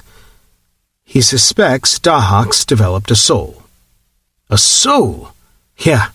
He thinks it's a factor of the evolution of something outside the software or the complexity of the computer net, and the amount of data in memory, a soul for want of a better term. Colin shrugged. "You can discuss it with him later if you like. He'll talk both your ears off if you let him." "I certainly will," Horace said. "A soul," he murmured. "What an elegant notion." And how wonderful if it were true." He saw Hatcher's puzzled expression and smiled. "Dahak is already a wonder," he explained. "A person, an individual, however he got that way. But if he does have a soul, if man has actually brought that about even by accident, what a magnificent thing to have done!" "I see your point," Hatcher mused, then shook himself and looked back at Colin. "But getting back to my point, do I understand you intend to continue as Emperor?" "I may not have a choice," Colin said wryly. "Mother won't let me abdicate, and every piece of Imperial technology we'll ever be able to salvage is programmed to go along with her." "What's wrong with that?" Horace put in. "I think you'll make a splendid Emperor, Colin." His son-in-law stuck out his tongue. "No, seriously, look what you've already accomplished. I don't believe there's a person on Earth who doesn't realize that he's alive only because of you." "Because of you, you mean?" Colin interrupted uncomfortably. "Only because you left me in charge and I couldn't have done it without these people." Horace waved at Hatcher and Chien. "But the point is, you made survival possible. Well, you and Dahak, and I don't suppose he wants the job. And whether you want it or not, someone's going to have to take it, or something like it. We've gotten by so far only because supreme authority was imposed from the outside, and this is still a war situation, which requires an absolute authority of some sort. Even if it weren't, it's going to be at least a generation before most of Earth is prepared for effective self-government, and a world government in which only some nations participate won't work, even if it wouldn't be an abomination."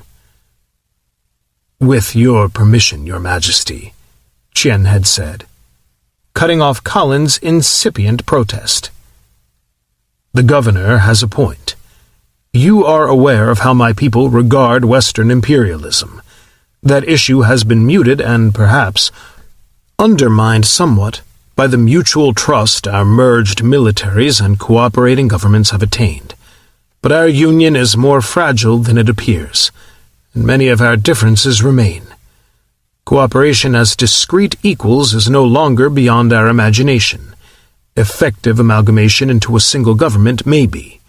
You, as a source of authority from outside the normal Terran power equations, are quite another matter. You can hold us together.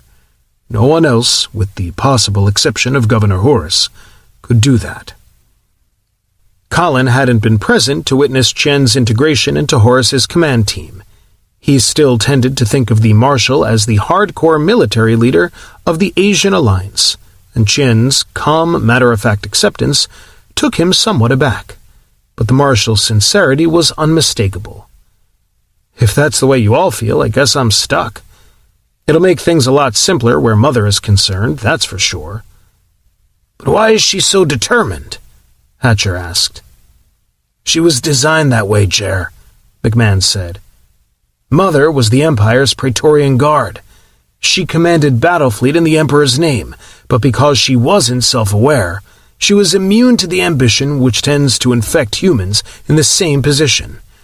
Her core programming is incredible, but what it comes down to is that Herden the Great made her the conservator of Empire when he accepted the throne." "Accepted?"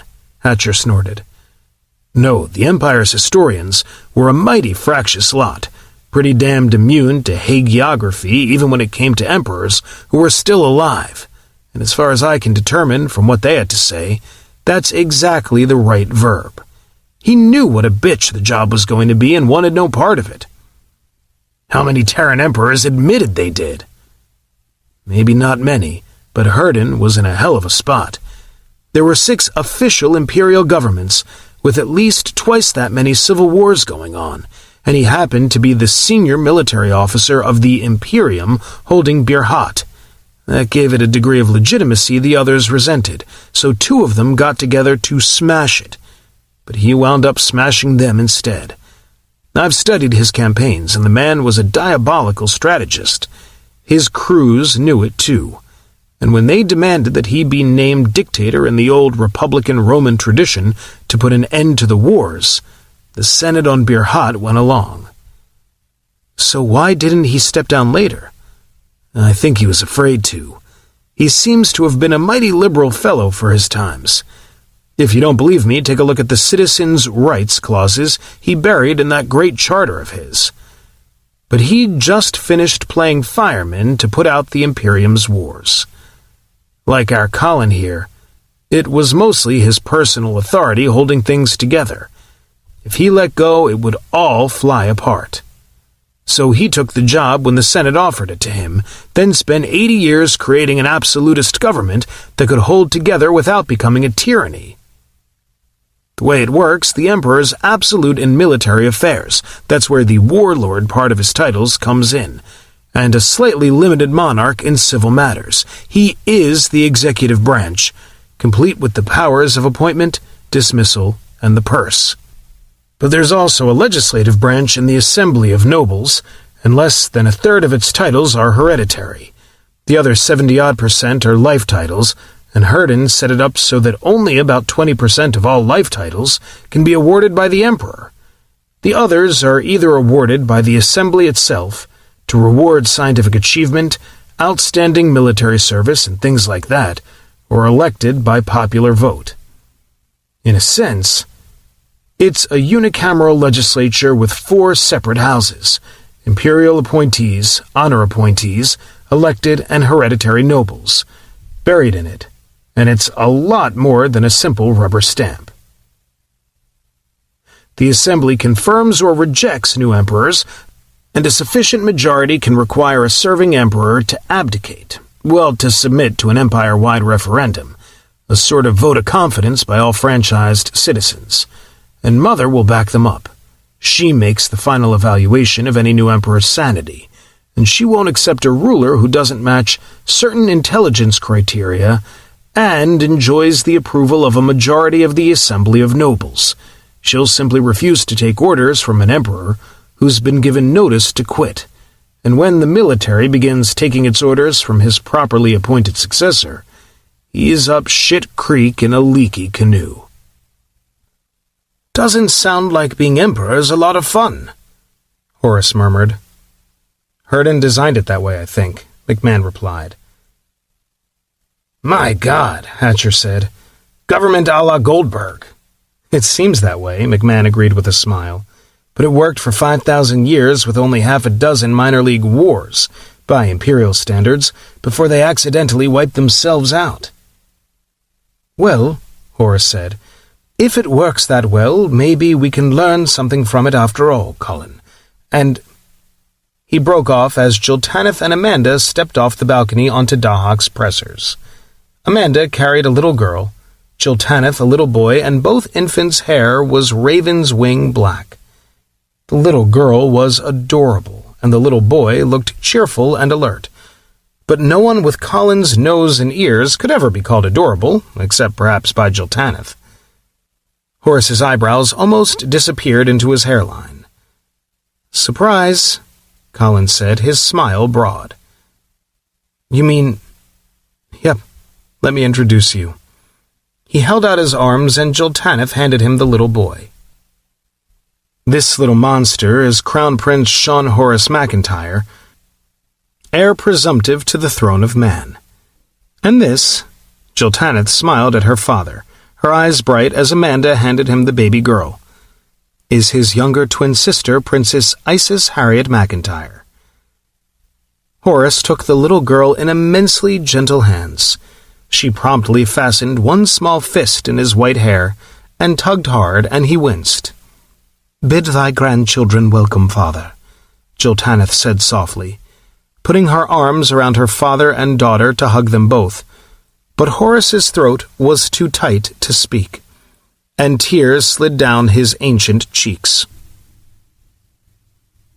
"And the additional food supplies from the farms aboard your ships have made the difference, Your Majesty," Zhang Jian-Su said. The plump general beamed at the assembled officers and members of the Planetary Council. "There seems little doubt Earth has entered a mini-ice age, and flooding remains a severe problem. Rationing will be required for some time, but with imperial technology for farming and food distribution, Comrade Red Horse and I anticipate that starvation should not be a factor." "Thank you, General," Colin said very, very sincerely. "You and your people have done superbly. As soon as I have time, I intend to elevate you to our new assembly of nobles for your work here." Jung was a good party member, and his expression was a study as he sat down. Colin turned to the petite, smooth-faced counselor on Horace's left. "Counselor Shu, what's the state of our planetside industry?" "There has been considerable loss, Comrade Emperor," Shu Yin said.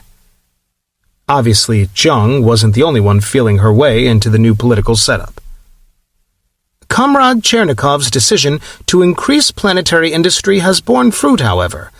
Despite all damage, our industrial plant is operating at approximately 50% of pre-siege levels.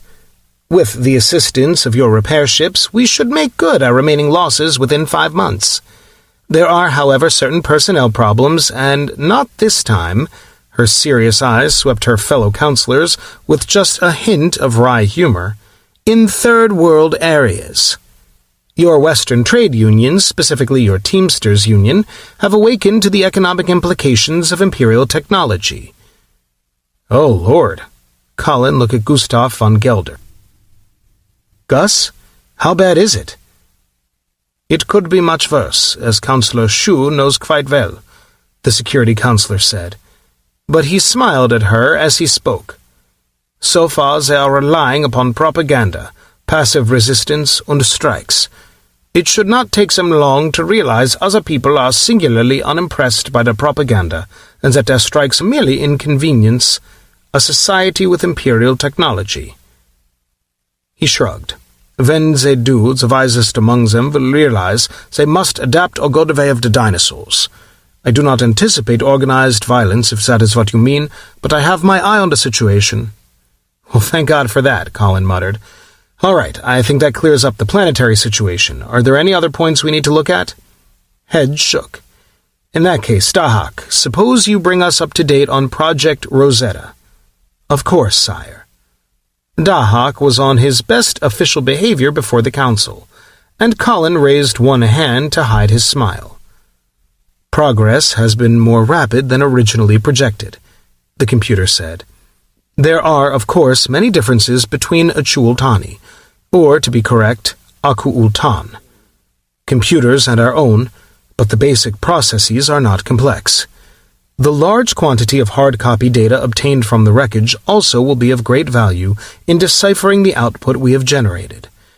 I am not yet prepared to provide translations or interpretations, but this project is continuing." Colin nodded.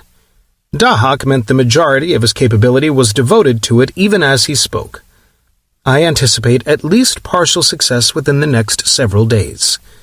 "Good," Colin said. "We need that data to plan our next move." "Acknowledged," Dahak said calmly. "What else do you have for us?" "Principally observational data, sire. Our technical teams and my own remotes have completed their initial survey of the wreckage. I am now prepared to present a brief general summary of our findings. Shall I proceed?" "Please do." The present data contain anomalies.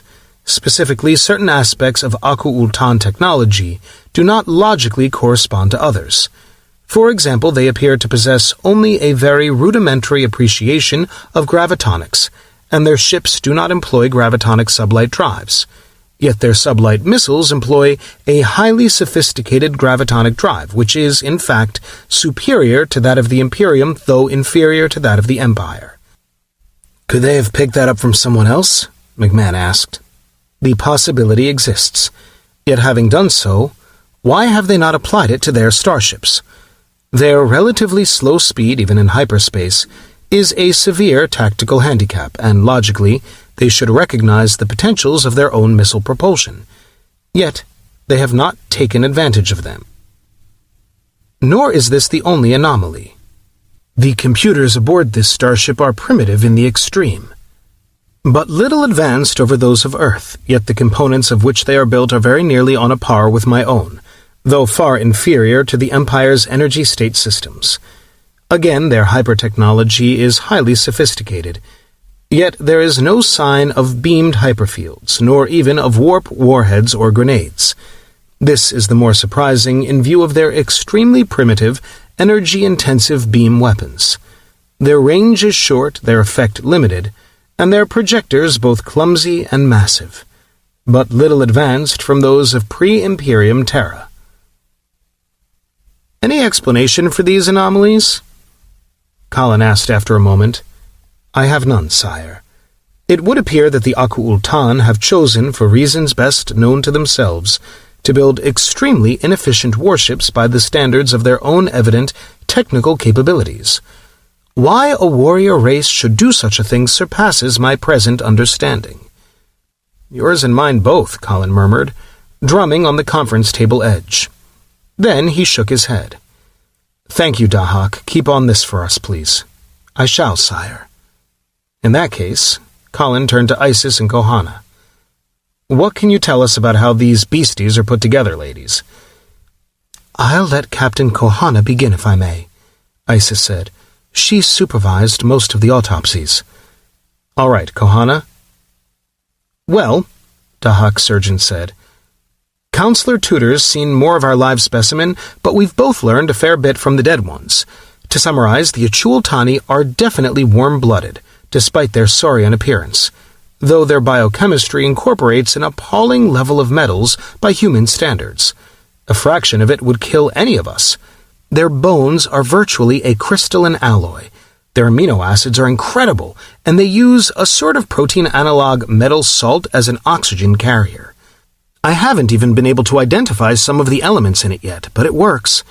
In fact, it's a bit more efficient than hemoglobin, and it's also what gives their blood that bright orange color.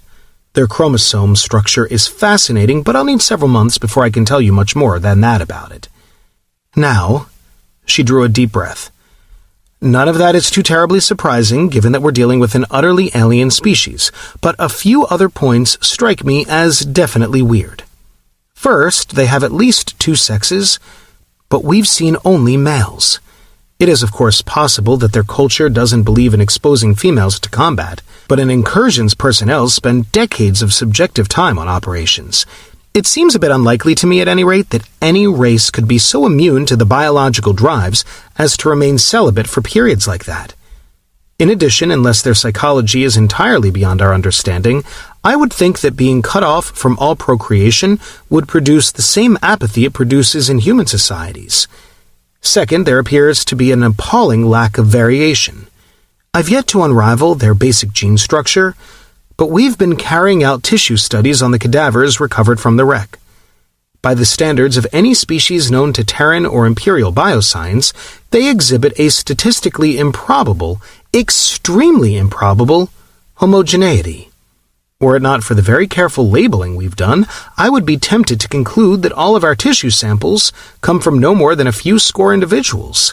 I have no explanation for how this might have come about. Third, and perhaps most puzzling, is the relative primitivism of their gross physiognomy. To the best of our knowledge, this same race has conducted offensive sweeps of our arm of the galaxy for over 70 million years. Yet, they do not exhibit the attributes one might expect such a long period of high-tech civilization to produce. They're large, extremely strong, and well-suited to a relatively primitive environment. One would expect a species which had enjoyed technology for so long to have decreased in size, at the very least, and perhaps to have lost much of its tolerance for extreme environmental conditions. These creatures have done neither. Is that really relevant? Amesbury asked. Humanity hasn't exactly developed the attributes you describe, either here or in Imperial history. The cases aren't parallel, Sir Frederick. The Terran branch of the race is but recently removed from its own primitive period, and all of human history from its beginnings on Mycos to the present represents only a tiny fraction of the life experience of the Achul-Tani. Further, the Achul-Tani's destruction of the Third Imperium eliminated all human-populated planets other than Birhat, a rather draconian reduction in the gene pool. Point taken, Amesbury said, and Kohana gestured to Isis. Just as Kohana has noted anomalies in Achul-Tani physiology, the white-haired physician began, I have observed anomalies in behavioral patterns. Obviously, our prisoner, his name is PRESSURE, as nearly as we can pronounce it, is a prisoner, and so cannot be considered truly representative of his race. His behavior, however, is, by any human standard, bizarre. He appears resigned, yet not passive. In general, his behavior is docile, which could be assumed genuine or merely a response to our own biotechnics. Certainly he is deduced that even our medical technicians are several times as strong as he is, though he may not realize this is due to artificial enhancement. He is not, however, apathetic. He is alert, interested, and curious.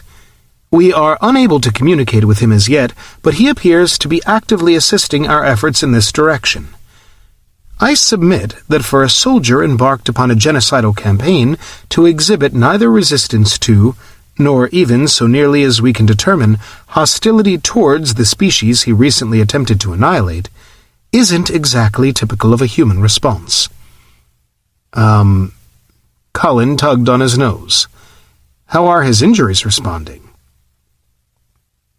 We can't use quick heal or regeneration on such an unknown physiology, but he appears to be recovering nicely. His bones are knitting a bit faster than a human's would. Tissue repairs seem to be taking rather longer. All right, Colin said, what do we have? A technology with gaping holes, a species which seems evolutionarily retarded, and a prisoner whose responses defy our logical expectations. Does anyone have any suggestions which could account for all those things? He looked around expectantly, but the only response was silence. Well, he sighed after a moment, let's adjourn for now. Unless something breaks in the meantime, we'll convene again Wednesday at 1400 hours. Will that be convenient for all of you? Heads nodded and he rose. I'll see you all then, he said. He wanted to get home to Dahak anyway.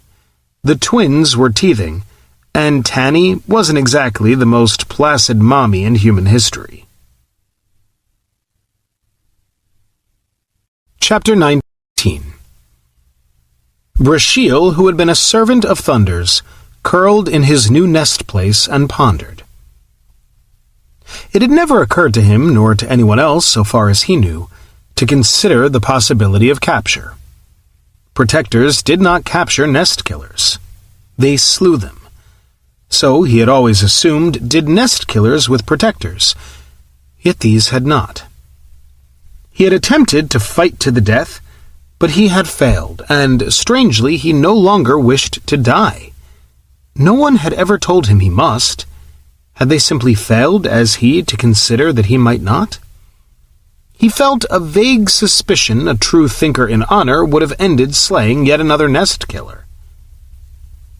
Only PRESSURE wished to live.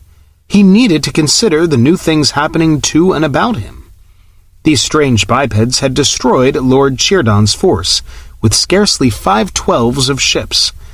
Admittedly, they were huge, yet it had taken but 5/12, when Lord Chierdon had been within day-12ths of destroying this world. That was power. Such nest killers could purge the galaxy of the Aku-Ultan, and the thought filled him with terror. But why had they waited so long? He had seen this world's nest killers now, and they were the same species as those who crewed those stupendous ships. Whether they were also the nest killers who had built those sensor arrays, he did not know. It seemed likely, yet if it were so, those arrays must have told them long ago that the Great Visit was upon them. So why conceal their capability until this world had suffered such losses? And why had they not killed him? Because they sought information from him? That was possible, though it would not have occurred to a protector.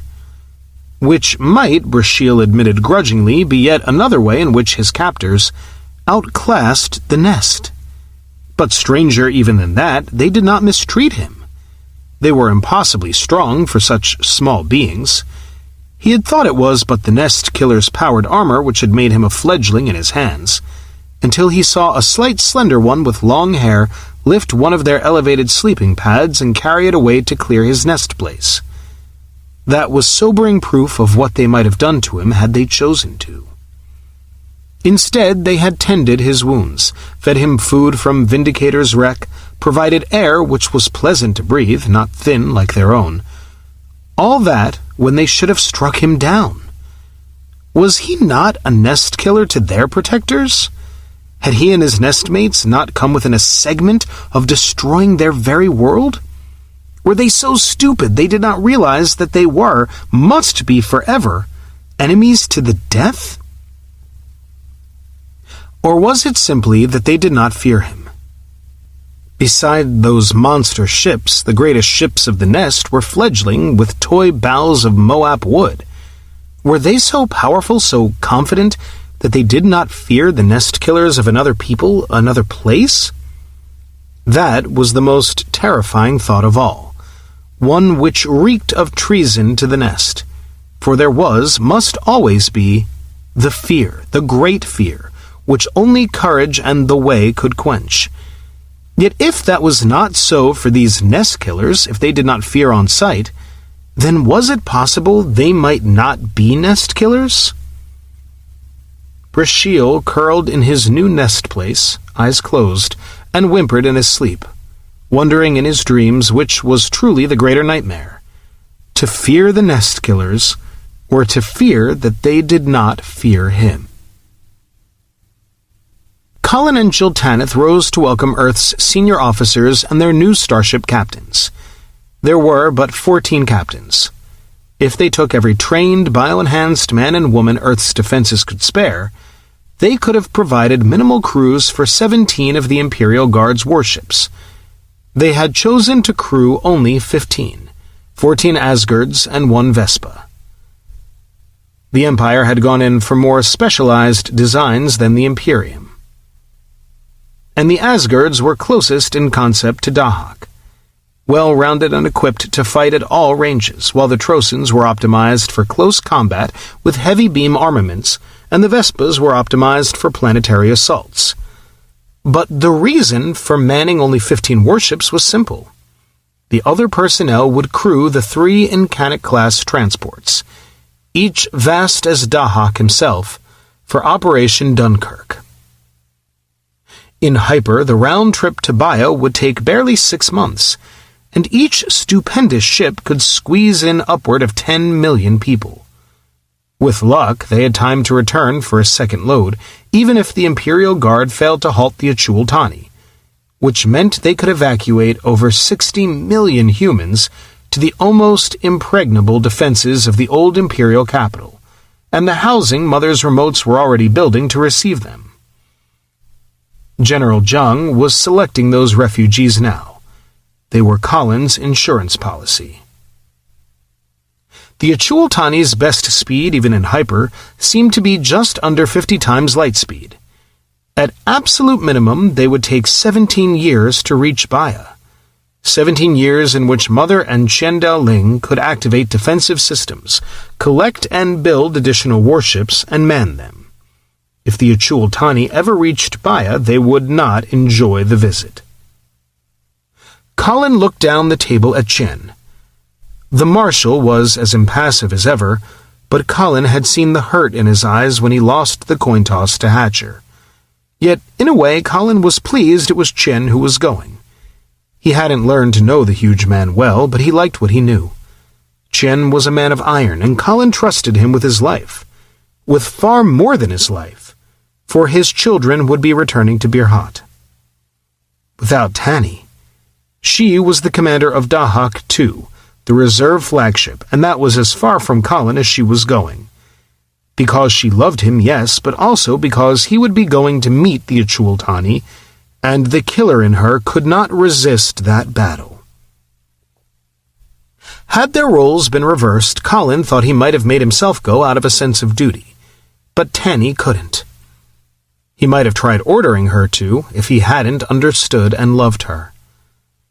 The last officer, Senior Fleet Captain Lady Adrian Robbins, Baroness Nergal, companion of the Golden Nova and CO of the planetoid Emperor Herden, found her place, and Colin glanced around the conference room, satisfied that this was the best Earth could boast, committed to her final defense.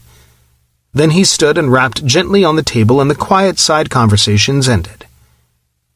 Ladies and gentlemen, Dahak has broken into the Achultani database. We finally know what we're up against, and it isn't good. In fact, it may be bad enough to make Operation Dunkirk a necessity, not just an insurance policy. Horace watched Colin as he spoke.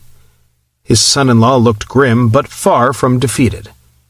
He remembered the Colin MacIntyre he'd first met, a homely, sandy-haired young man who'd strayed into an unthinkably ancient war, determined to do what he must, yet terrified that he was unequal to his task.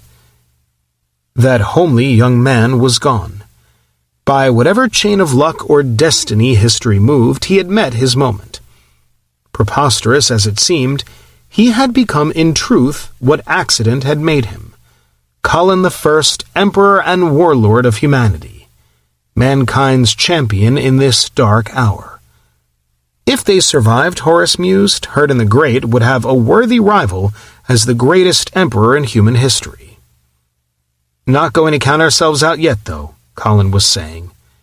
And Horace shook himself back into the moment. We've got better intelligence than anyone's ever had on an incursion, and I intend to use it. Before I tell you what I hope to accomplish, however, it's only fair that you know what we're really up against. Tanny? He nodded to his wife and sat as she stood. My lords and ladies, she said quietly, we face a foe greater than any who have come before us. 'Twould seem the Achultani do call this arm of our galaxy common the demon sector, for that they have suffered so in their voyages hither. So have they mustered up a strength full double any ere dispatched in times gone by. And this force we face with scarce 80 ships. Our Dahak hath beagled out their numbers. As thou dost know, Achultani calculations rest upon the base 12 system, and 'tis a great 12 cubed, near to 3 million, as we would say, of warships which come upon us. There was a sound, not a gasp, but a deep-drawn breath. Most of the faces around the table tightened, but no one spoke. Yet that telleth but a part. Jiltaneth went on evenly. The scouts which did war upon Terra these months past were but light units. Those which come behind are vaster far, the least near twice the size of those which have been vanquished here. We scarce could smite them all did our every missile speed straight away to its mark. And so in sober fact we durst not meet them all in open battle. Officers exchanged stunned glances, and Colin didn't blame them. His own first reaction would have done his reputation for coolness no good at all. Yet I counsel not despair. Jiltaneth's clear voice cut through the almost fear. Nay, good my lords and ladies, our warlord hath a plan most shrewd, which still may tumble them to dust. Yet now will I ask our General MacMahon to speak that thou mayst know thine enemies. She sat, and Horace applauded silently. Colin's human officer spoke, not Dahak. Everyone here knew how much they relied upon Dahak, yet he could see them drawing a subtle strength from hearing their own kind brief them.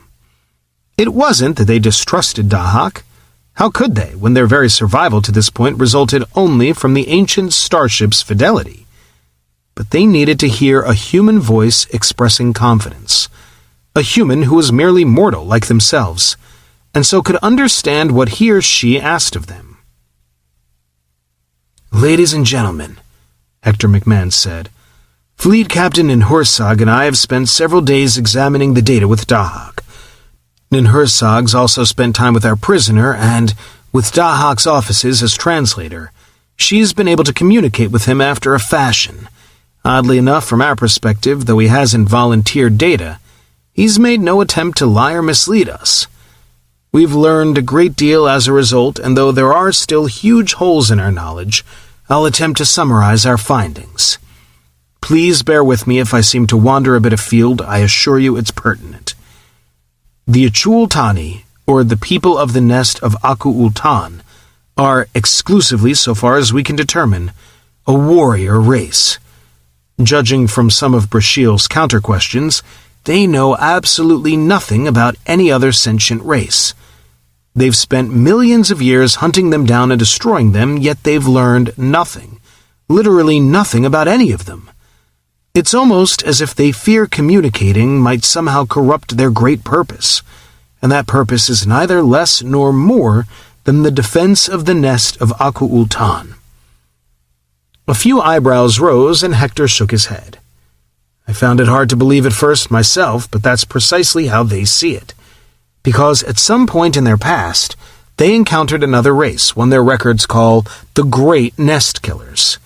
How they met, why war broke out, what weapons were used, even where the war was fought, we do not know. What we do know is that there were once many nests. These might be thought of as clans or tribes, but they consisted of millions and even billions of Achultani.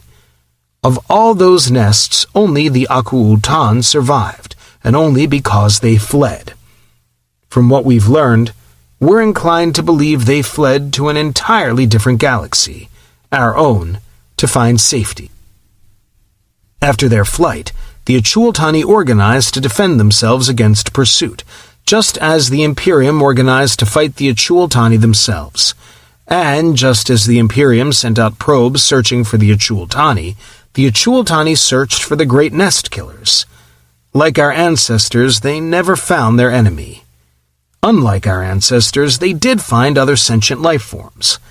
And because they regarded all other life forms as threats to their very existence, they destroyed them.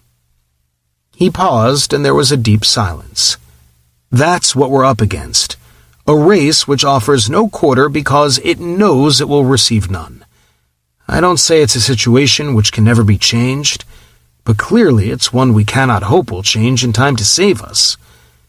On another level, there are things about the Aku-Ultan we don't pretend to understand. First, there are no female Achultani. Several people looked at him in open disbelief, and he shrugged. It sounds bizarre so far as we can tell. There isn't even a feminine gender in their language, which is all the more baffling in light of the fact that our prisoner is a fully functional male. Not a hermaphrodite, but a male. Fleet Captain Kohana suggests this may indicate they reproduce by artificial means, which might explain why we see so little variation among them, and perhaps their apparent lack of evolutionary change. It does not explain why any race, especially one as driven to survive as this one, should make the extraordinary decision to abandon all possibility of natural procreation. We asked Brasheal about this and got a totally baffled response. He simply didn't understand the question. It hadn't even occurred to him that we have two sexes, and he has no idea at all what that means to our psychology or our civilization. Second, the Nest is an extremely rigid caste-oriented society dominated by the High Lords of the Nest and headed by the Nest Lord, the highest of the high, absolute ruler of all Achultani. Exactly how High Lords and Nest Lords are chosen was none of Brasheal's business. As nearly as we can tell, he was never even curious. It was simply the way things were. Third, the Aku-Ultan inhabit relatively few worlds.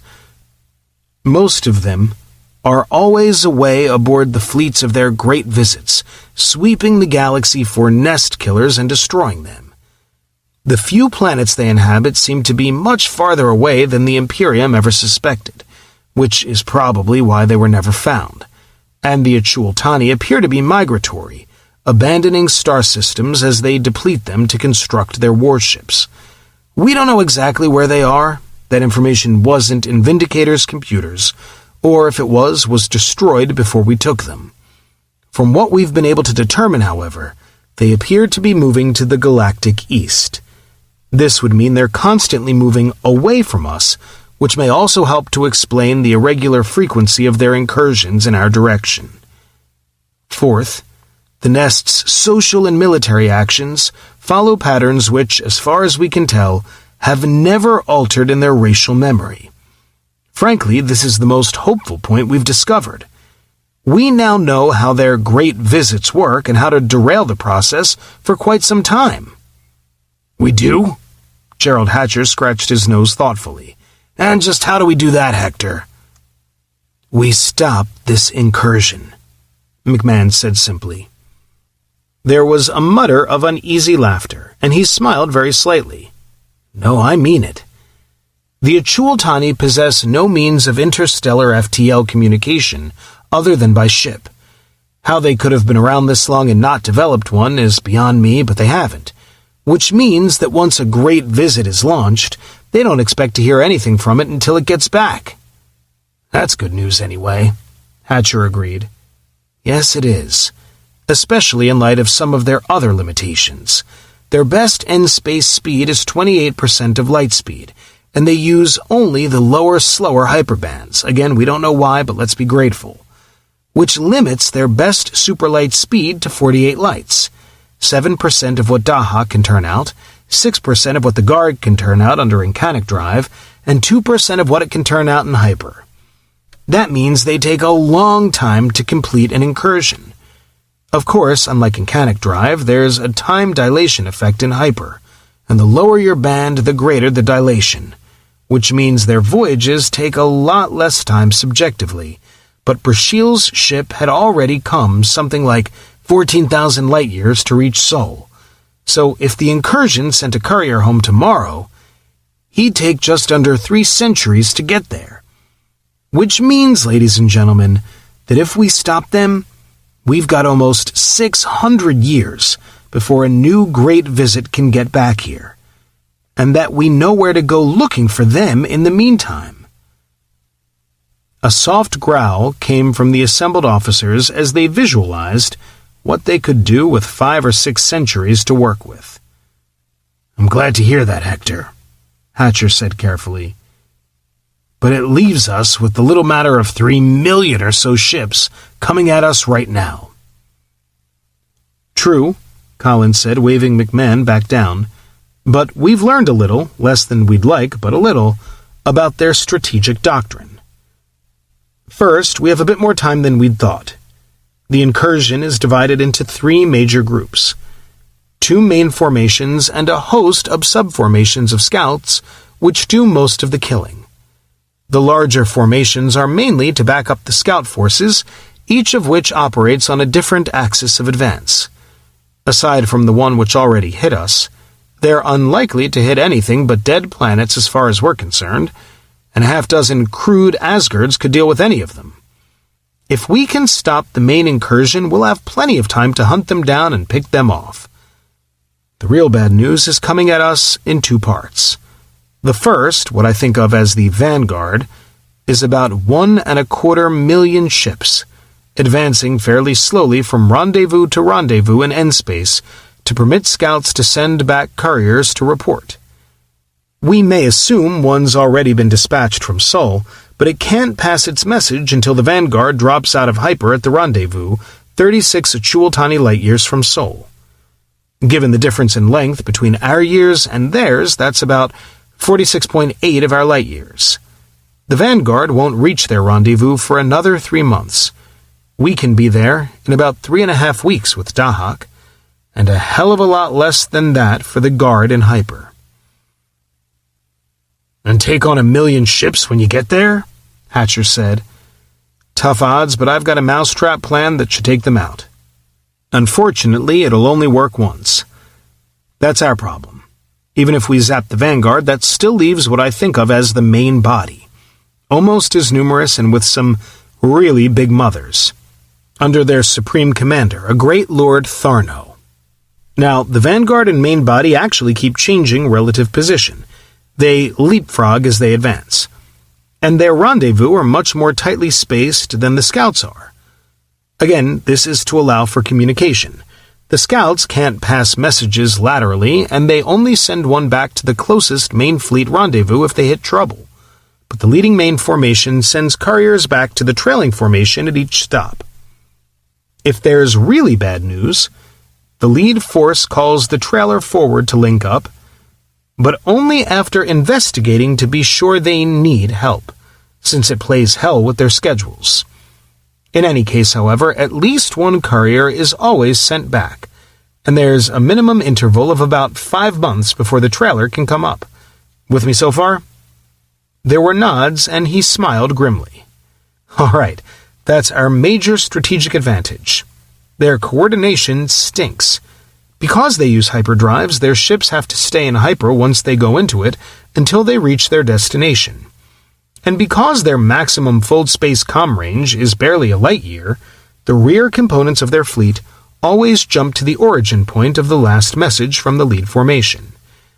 Even in emergencies, the follow-on echelon has to jump to almost exactly the same point, assuming they mean to coordinate with the leaders, because with their miserable communications, they can't find each other if they don't. Which means, Marshal Chien said thoughtfully, that your own ships may be able to ambush their formations as they emerge from hyper. Exactly, Marshal. What we hope to do is mousetrap the Vanguard and wipe it out. I think we'll get away with that, but we don't know where the rendezvous point before this one is. That means we can't stop the Vanguard's couriers from telling Lord Tharno about our trap, meaning that the main body will be alerted and ready when it comes out. So we probably will have to fight the main body.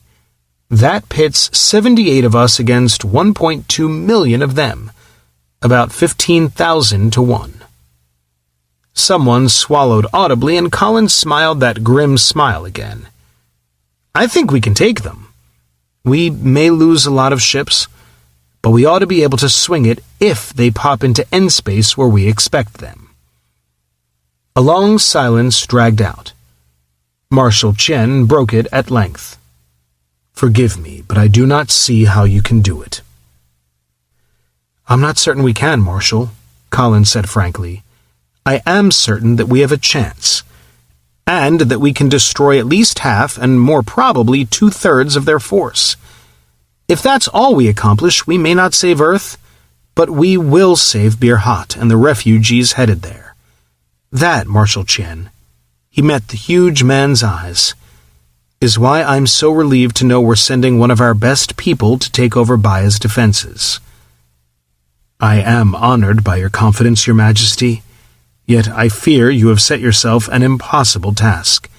You have only 15 partially manned warships, 16 counting Dahak. But Dahak is our ace in the hole. Unlike the rest of us, he can fight all of our unmanned ships with full efficiency as long as he's in fold space range of them. And if something happens to him, Your Majesty? Chien asked quietly. Then, Marshal Chien? Colin said just as quietly. I hope to hell you have Baya in shape by the time the incursion gets there. Chapter 20. Hyperweight coming in from Sol, ma'am. Adrian Robbins, Lady Nergal, and it still felt weird to be a noble of an empire which had died 45,000 years ago, nodded, and watched Herden's holographic projection. The F5 star Terran astronomers knew as Zeta Trianguli Australis was a diamond chip 5 light-years astern, and the blood-red hypertrace indicator flashed almost on a line with it. Adrian's stupendous command floated with 3 other starships, yet alone and lonely. The 4 of them were deployed to cover almost a cubic light-year of space, and Taman's Royal Birhat was already moving to intercept. Well, that was all right. She'd killed enough at Chultani at the siege of Earth. Captain, we've got a very faint wake coming in from the east, too, her plotting officer said, and Lady Adrian frowned. That had to be the Chultani Vanguard, and it was way ahead of schedule. Emergence times? Bogey 1 will emerge into end space in approximately 7 hours 12 minutes, ma'am. Make it 0220 Zulu. Fleet Commander Oliver Weinstein said. Bogey 2's a real monster to show up at this range at all. We've got a good 100 hours before they emerge, maybe as much as 5 days. I'll be able to refine that in a couple of hours. Do that, Ollie, she said, relaxing again. The Vanguard wasn't as far ahead of schedule as she'd feared, just a bigger, more visible target than anticipated. Adrian sighed. It had been easier to command Nergal. The battleship's computers had been no smarter than Herden's, but they'd had nowhere near as much to do. If she'd needed to, she could be anywhere in the net through her neural feed, but Herden was just too damned big. Even with 6,000 crewmen aboard, less than 5% of her duty stations were manned. They could get by, barely, with that kind of stretch. But it was a bitch and a half. If only this ship were half as smart, hell, even a tenth as smart as Dahak. But they had only one Dahak, and he couldn't be committed to this job. "Herden," she said aloud. "Yes, Captain?"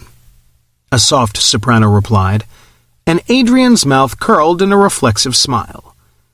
It was silly for a ship named for the Empire's greatest emperor to sound like a teenaged girl, but apparently the fashion in the late Empire had been to give computers female voices, and hang the gender. "Assume Bogey 2 has scanners 50% more efficient than those of the scouts which attacked Earth, and will emerge into N-space 12 hours from now. Compute probability Bogey 2 will be able to detect detonation of Mark 70 gravitonic warheads at spatial and temporal loci of Bogey 1's projected emergence into N-space. Computing." There was a brief pause. "Probability approaches 0. How closely?" "Probability is 1 times 10 to the minus 32nd, Herden responded. "Plus or minus 2%. "Well, that's pretty close to 0 at that, I guess," Adrian murmured. "Comment not understood." "Ignore last comment," Adrian replied, suppressing a sigh. It wasn't Herden's fault she was an idiot, but after talking to Dahak... "Acknowledged," Herden said, and Lady Adrian pressed her lips firmly together. "Scout emergence into N-space in 14 minutes, sir." "Thank you, Janet," Senior Fleet Captain Tamon said, wishing he could share his tension with Amanda. And wasn't that a silly thought when he'd taken such pains to ensure that he couldn't? Well, he admitted pains was the wrong word, but he'd only gotten away with it because he'd found out about Colin's compulsory personnel orders, assigning all pregnant fleet personnel to the Operation Dunkirk cruise a good month before Amanda had. He thought she would forgive him someday, but he'd almost lost her once in La Paz, and then a rifle slug went right through her visor aboard Vindicator. It was only the Maker's own grace it hadn't shattered, and she'd used up most of her helmet sealant and all of her luck. He was taking no chances this time. "Emergence in 5 minutes," Janet Santino said politely, and Tamon shook his head. Wool gathering by the Maker. "Come to Red 1, he said, and his command staff settled into even more intimate communion with their consoles. His own eyes focused dreamily on the red circle delineating their target's locus of emergence, barely 20 light seconds from their present position, while his brain concentrated on his neural feed, seeing directly through Birhat's superb scanners. That courier had done a bang-up job of timing its jump, given the crudity of its computers, to hit this close to an exact rendezvous with the Vanguard.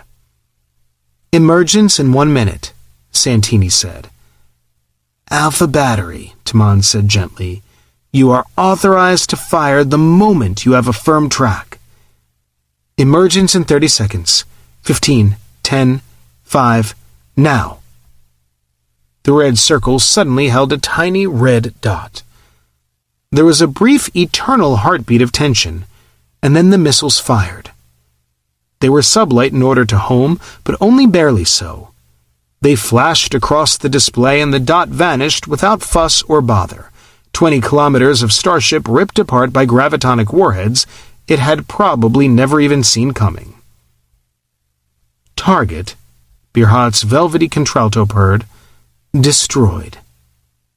"Thank you, darling," someone murmured. "I hope it was good for you, too." "Well, that's the first hurdle," Colin said as he digested Tamon's brief hypercom transmission. "As thou sayest," Jill Tanith agreed. Colin nodded and looked around, admiring Dahak 2's spacious command deck and awesome instrumentation, and knew he would trade it all in a heartbeat for Dahak's outmoded bridge. Not that 2 wasn't a fantastic fighting machine, she just wasn't Dahak.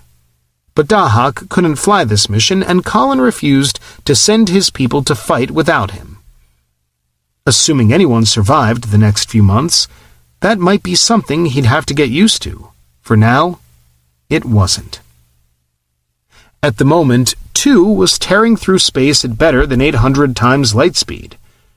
Herden was close to the Vanguard's projected emergence, and the ships which had spread out to cover the courier's probable emergence points hurried toward her. They could have made the trip in a fraction of the time in hyper, but then the Vanguard might have seen them coming. It was all right, he told himself again. Those Chultani clunkers were so slow, all 12 of the ships he'd committed to the operation would be in position long before they emerged. "Approaching superlight shutdown, Captain," a female voice said. "My thanks, too," Jiltaneth replied. And that was another strange thing. Colin might be an emperor and a warlord. He was also a passenger. 2 could not be in better hands, but it felt odd to be riding someone else's command after all this time, even Tanny's. He turned his attention to the display, and the bright green dots of his other ships blinked as 2 went sublight, and the stars suddenly slowed. There came Tor, the last of them, closing up nicely. Good. "All units in position, sire," Jiltaneth said formally. "Stealth fields active." "Thank you, Captain," Colin said with equal formality. "Now we wait." Great Lord of Order Sorkar hated rendezvous stops, especially in the Demon sector. Battlecomp assured him there was no real danger, and Nest Lord knew Battlecomp was always right, but there were too many horror stories about this sector.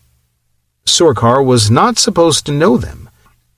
Great Lords were above the gossip of lower nestlings. But unlike most of his fellows, Sorkar had won his lordship the hard way, and he had not forgotten his origins as thoroughly as perhaps he ought to have.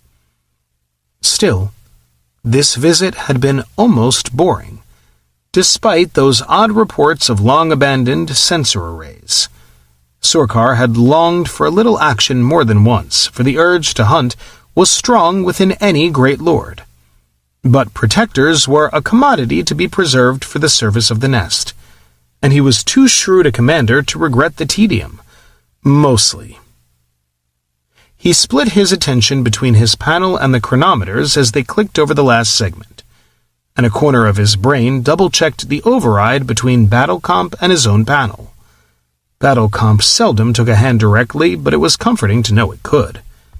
There, emergence! He watched his instruments approvingly. It was impossible to coordinate the translation between hyperspace and end-space perfectly for so many units, but the time spread looked more than merely satisfactory, and the spacing was exemplary.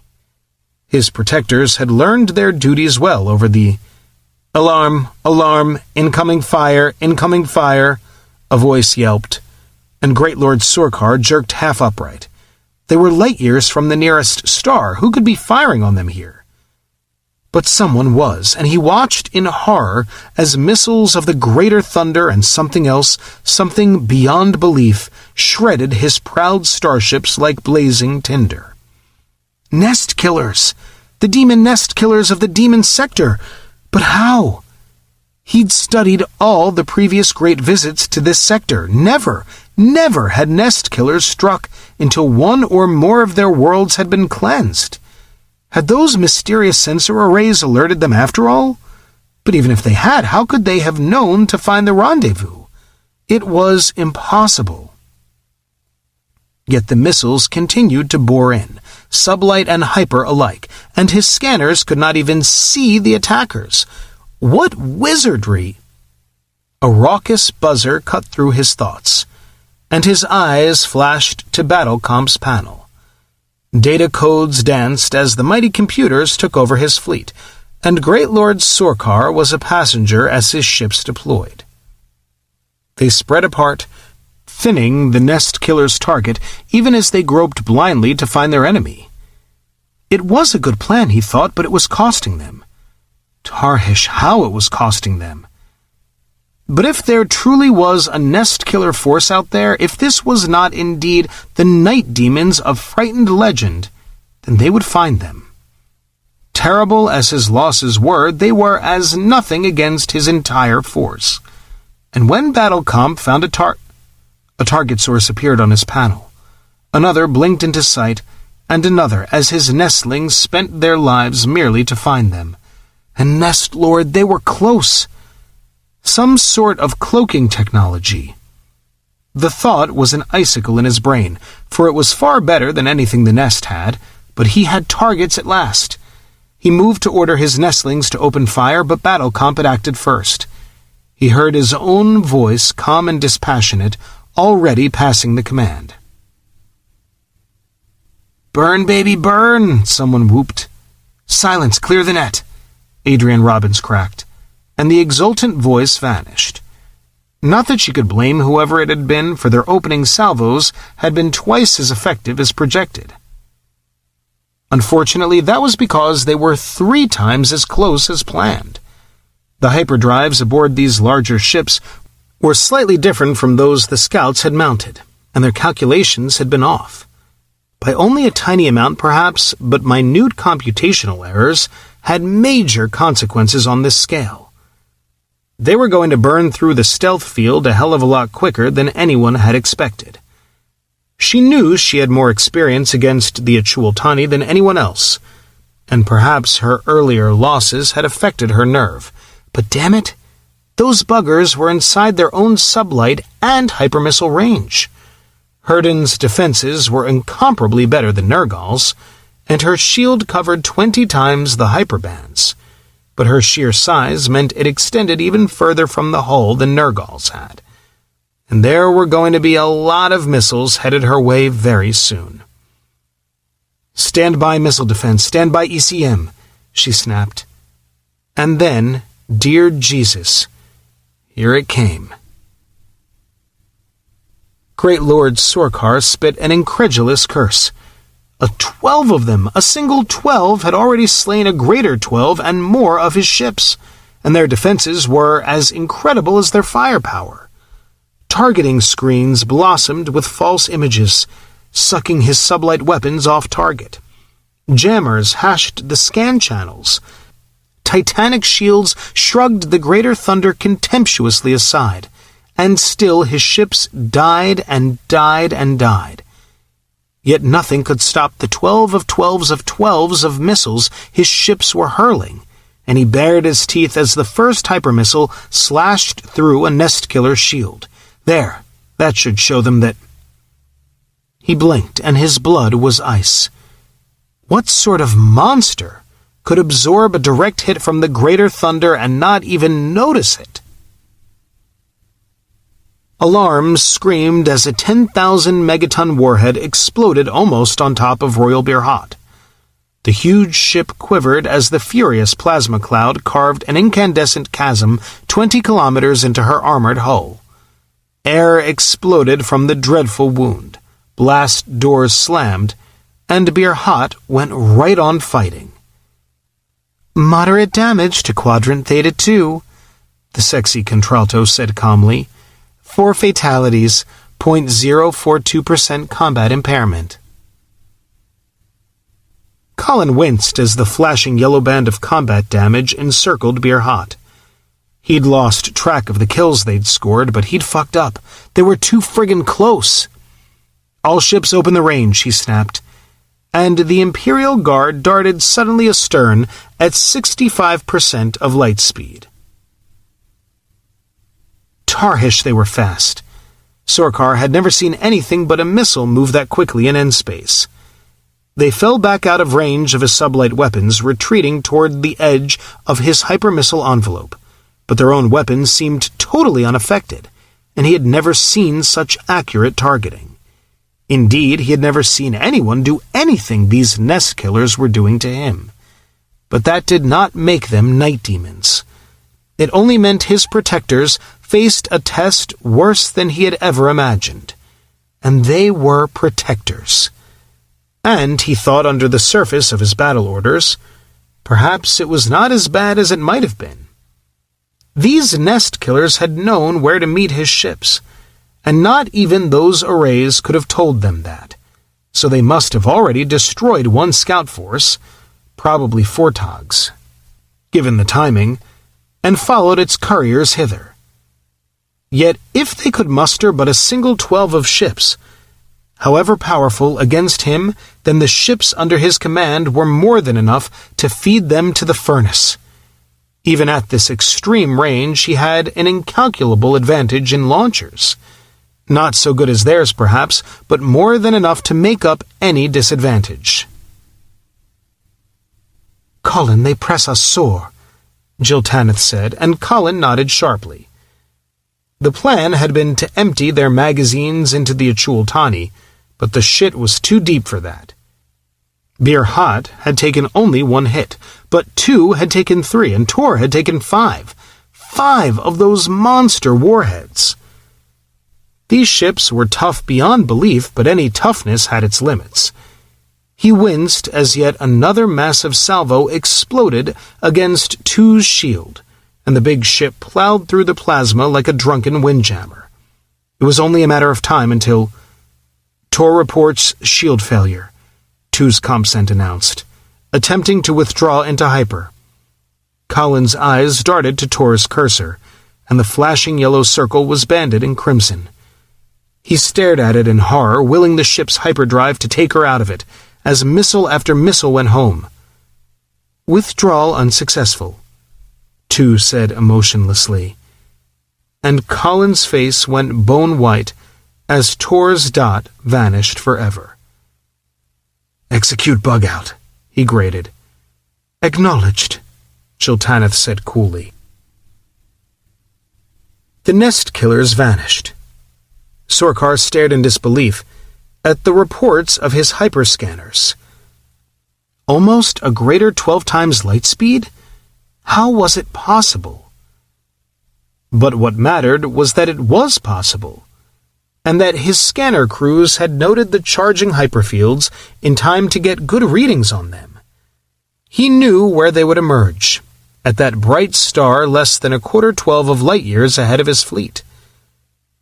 It could not be their homeworld, not so coincidentally close to the rendezvous, but whatever it was, Sorkar knew what to do if they were stupid enough to tie themselves to its defense too deep in its gravity well to escape into hyper. He could wade into their fire, take his losses, and crush them by sheer numbers, for he had already proven they could be destroyed. He did not like to think how many hits it had taken to kill that single nest killer, but they had killed it, and his own losses were scarcely 3 greater 12s, grievous, but hardly fatal. He plugged into battle comp, but he already knew what his orders would be. Colin hoped his expression hid the depth of his shock as his ship started away. He'd known they would take losses, but he hadn't expected to start taking them so soon. And they destroyed less than 0.5% of the enemy. He'd counted on more than that, and no losses of his own, damn it.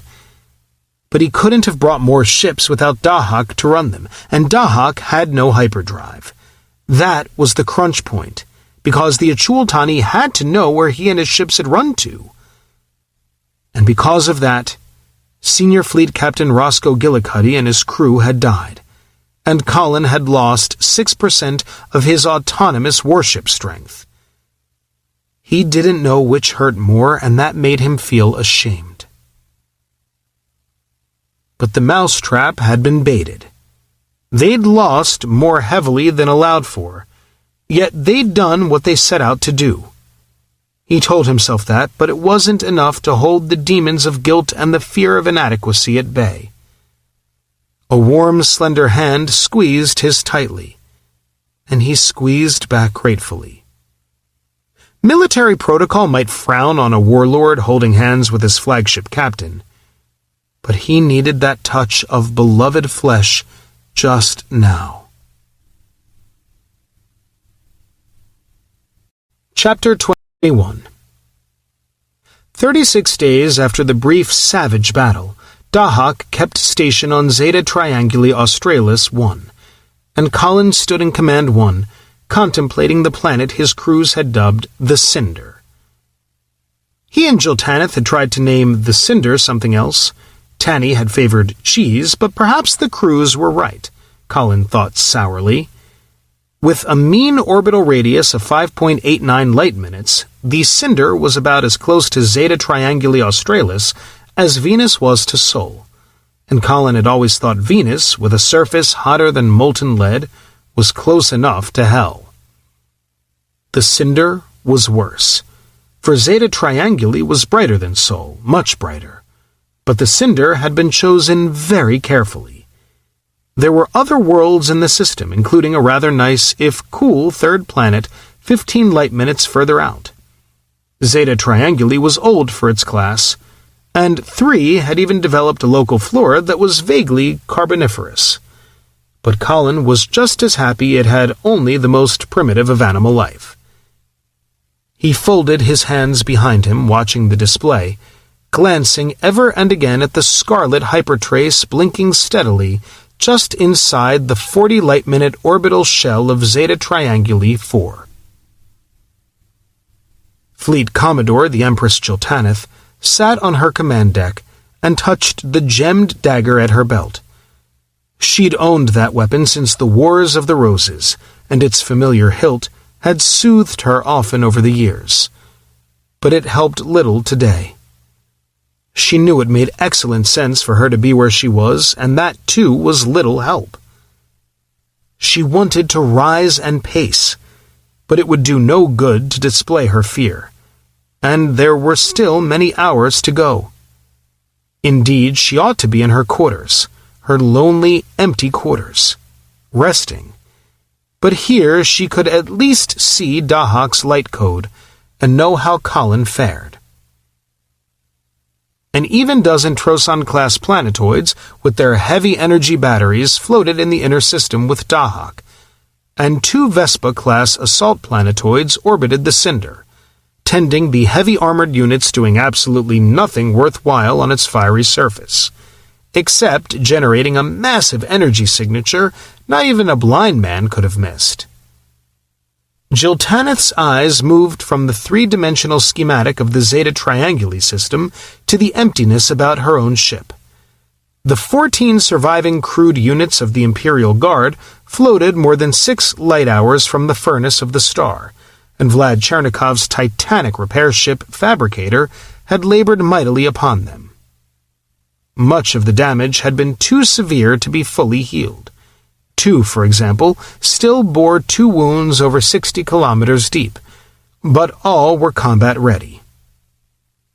Ready, yet carefully stealthed, hidden from every prying scanner, accompanied by 60 loyal, lifeless ships.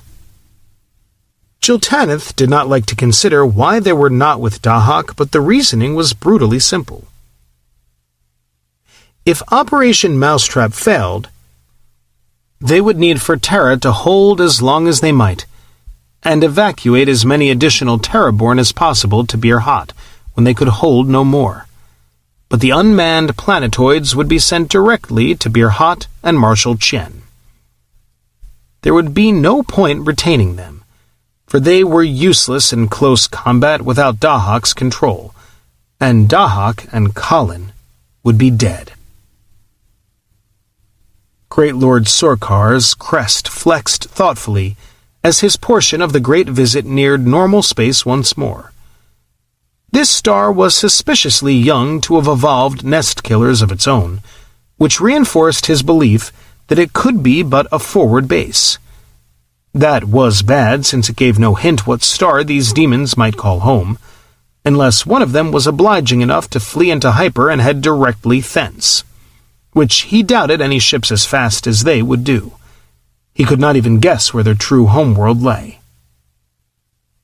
Except, of course, that it almost certainly had been Lord Fortog's scouts which had roused these nest killers to fury.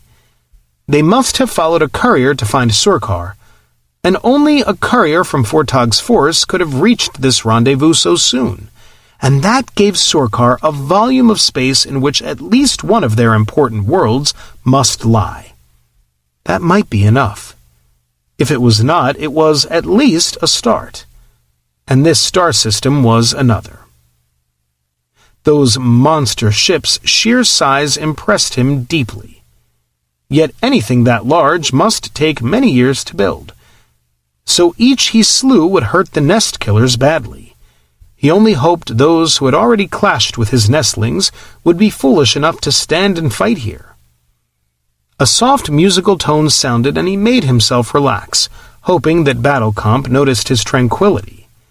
The queasy shudder of hypertranslation ran through his flagship, and Defender dropped into phase with reality once more. Achul-Tani units are emerging from hyper, Dahak's mellow voice said.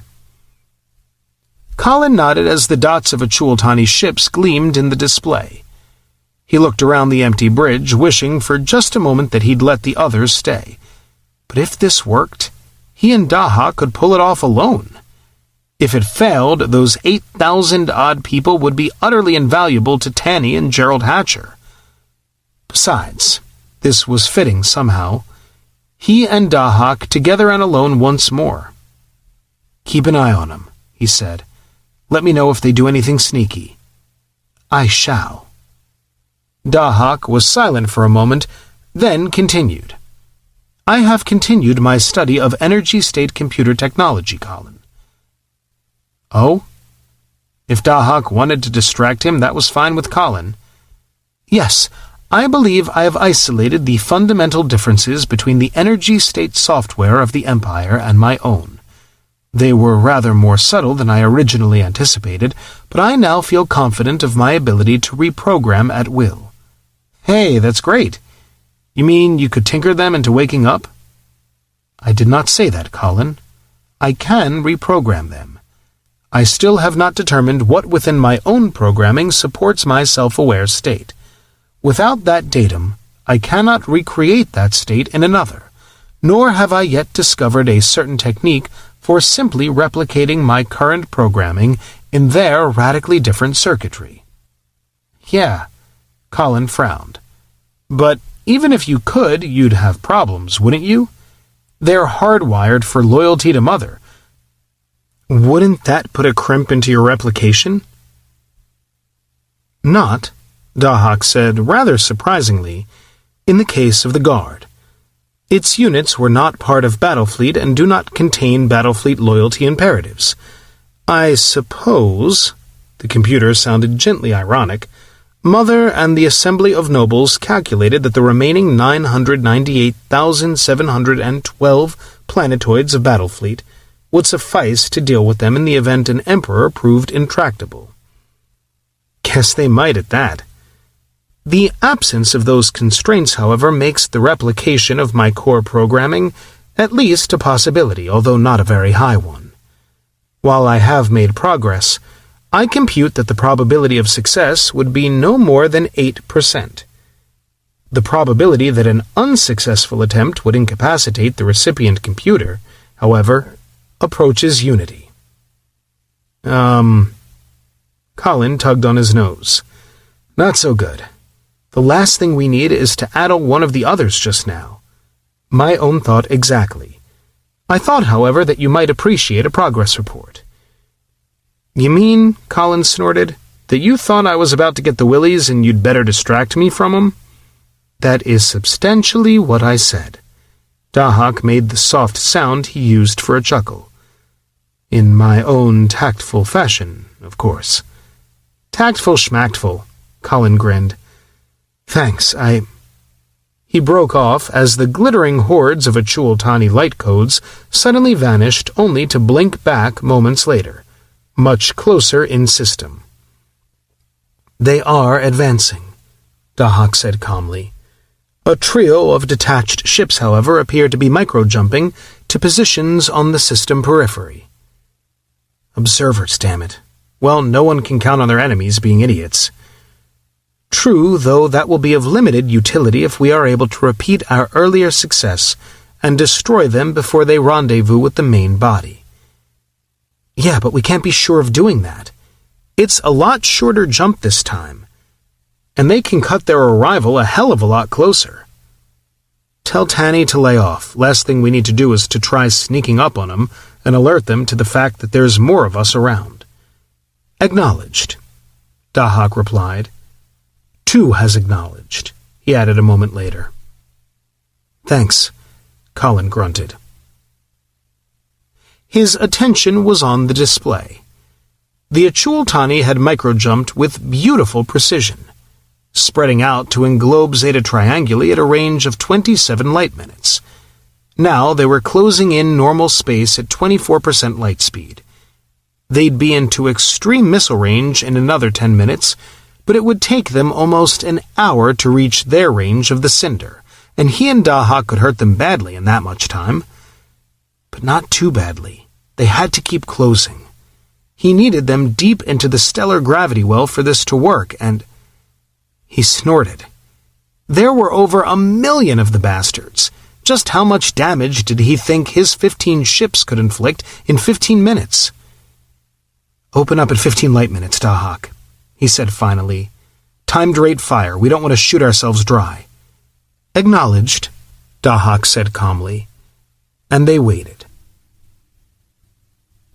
Great Lord Sorkar fought his exultation.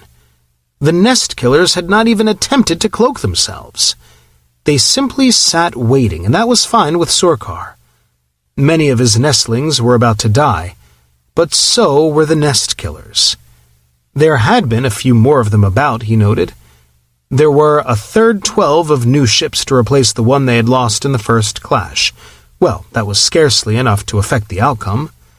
His scanners gave no clear idea what was happening on the innermost planet, but something was producing a massive energy signature there. Though why the nest killers had ignored the more hospitable worlds further out puzzled him. Perhaps they were simply poorer strategists than they were shipbuilders. And perhaps they had some other reason he knew not of. But whatever their logic, it was about to become a death trap for them. Of course, they were infernally fast, even in N-space. If they made a break for it, none of his nestlings could stay with them. But he had an answer for that. They are deploying an outer sphere, Colin. I see it. Want to bet they leave it 10 or 12 light minutes out to catch us between two fires if we run? I have nothing to wager. Chicken, what a cop-out. Enemy entering specified attack range. Dahak's mellow voice was suddenly deeper. Engage as previously instructed, Colin said formally. Engaging, Your Majesty. Great Lord Sorkar flinched as the first of his ships exploded in eye-clawing fury. Nest Lord! He had known they outranged him, but by that much? More ships exploded, and now those strange, terrible warheads were striking home, crumpling his mighty starships in upon themselves. But still the nest killers made no effort to flee. Clearly they meant to cover the planet to the end. What in the name of Tarhish could make it so important to them? No matter, they were standing, waiting for him to kill them. Open the formation, he told his lords. Maintain closure rate. More ships died like small dreadful suns, and Sorkar watched coldly. He must endure this for another quarter segment, but then it would be his turn. Jiltanith bit her lower lip as searing flashes ripped the Achultani formation. The Empire's antimatter warhead yields were measured in gigatons, and 15 planetoids pumped their dreadful missiles into the oncoming Achultani. Yet still the enemy closed. Something inside her tried to admire their courage, but that was her husband, her Colin, alone with his electronic henchman, who stood against them, and she gripped her dagger hilt, black eyes hungry, and rejoiced as the spalls of destruction pocked Two's display. They are entering their range of us, Colin, Dahak said coolly. And Colin nodded silently, awed by the waves of fire sweeping the Achultani formation. The flames leapt high as each salvo struck, then died, only to bloom afresh, like embers fanned by a bellows, as the next salvo crashed home. "Their losses?" he asked sharply. "Estimate 106,000 plus or minus 0.6%. Jesus! We've killed close to 9% of them and they're still coming. They've got guts, but Lord God are they dumb. If we could do this to them another 10 or 15 times... But maybe they're not so dumb, because we can't do it to them that many times. Of course, they can't know we don't have thousands of planetoids." "Enemy has opened fire," Dahak said, and Colin tensed. Surkar managed not to cheer as the first greater thunder burst among the enemy. "Now, nest killers, now comes your turn to face the furnace." More and more of his ships entered range, hurling their hypermissiles into the enemy, and his direct vision panel polarized as a cauldron of unholy fire boiled against the nest killers' shields. Jiltanith tasted blood, and her knuckles whitened on her dagger as a second star blazed in the Zeta Trianguli system. It grew in fury, hotter and brighter, born of millions of antimatter warheads, and Colin was at its heart. The enemy continued to close, dying as he came, trailing broken starships like a disemboweled monster's entrails. But still he came on, and the weight of his fire was inconceivable. She knew the plan, knew Colin fought for information as well as victory, but this was too much. "Now, my love," she whispered. "Fly now, my Colin. Fly now." Trosan has been destroyed. Heavy damage to Mersuk. We have... Dahak's voice broke off as his stupendous mass heaved. The display blanked and Colin paled at the terrible reports in his neural feed. 3 direct hits, Dahak reported. Heavy damage to quadrants Rho, 2, and 4. 7% combat capability lost. Colin swore hoarsely. Dahak's shield had been heavily overhauled at Baya. It was just as good as his automated minions, but his other defenses were not. He was simply slower and far less capable than they. If the enemy noticed and decided to concentrate on him... Gohar destroyed, Shinhar heavily damaged, combat capability 34%. Enemy entering energy weapon range. Then let's see how tough these bastards really are, Colin grated. Execute plan volley fire. Surkar blinked as the nest killers moved. All this time they had held their positions, soaking up his thunder, killing his ships. Now, when they had finally begun to die, they moved, but to advance, not to flee. Then their energy weapons fired at last, and he gasped in disbelief. "Yes, yes!" Colin shouted. Dahak's energy weapons were blasts of fury that rent the molecular bindings of their targets. Those of the Empire were worse. They shattered atomic bindings, inducing instant fission. Now those dreadful weapons stabbed out from the beam-heavy Trosons, and Colin's missiles suddenly became a sideshow. No Achultani shield could stop those furious beams, and their kiss was death. Surkar's desperate pleas for advice hammered at battle comp. Were these nest killers the very spawn of Tarhish? What deviltry transformed his very ships into warheads of the Lesser Thunder? Unaccustomed panic pounded him. With those beams, they might yet cut their way through his entire fleet, and the closer he came to them, the more easily they could kill his protectors. But battle comp did not know what panic was, and its dispassionate analysis calmed his visceral terror. Yes, the cost would be terrible, but the nest killers were also dying. They would wound the Great Visit more deeply than Surkar had believed possible, but they would die. Tarhish take them. "We are down to 7 units, Dahak reported. Approximately 291,000 Achultani ships have been destroyed. "Execute Plan Shiva," Colin rasped. "Executing, Your Majesty," Dahak said once more, and the incanic drives of 8 Imperial planetoids roared to life. In one terrible, perfectly synchronized instant, 8 gravity wells, each more massive than Zeta Trianguli's own, erupted barely 6 light minutes from the star. 12 of Greater 12s of Sorkar's ships disappeared, torn apart, and scattered over the universe as the impossible happened. For an instant his mind was totally blank, and then he realized. He was dead, and every one of his nestlings with him. Had it been intended from the outset that the nest killers should suicide, destroy themselves with some inconceivably powerful version of the warheads which had ravaged his ships? He heard Battlecomp using his voice, ordering his fleet to turn and flee, but he paid it no heed. They were too deep into the gravity well.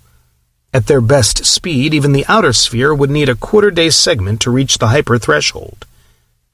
His FTL scanners watched the tidal wave of gravitonic stress reach Zeta Trianguli Australis, watched the star bulge and blossom hideously. He bowed his head and switched off his vision panel. The sun went nova.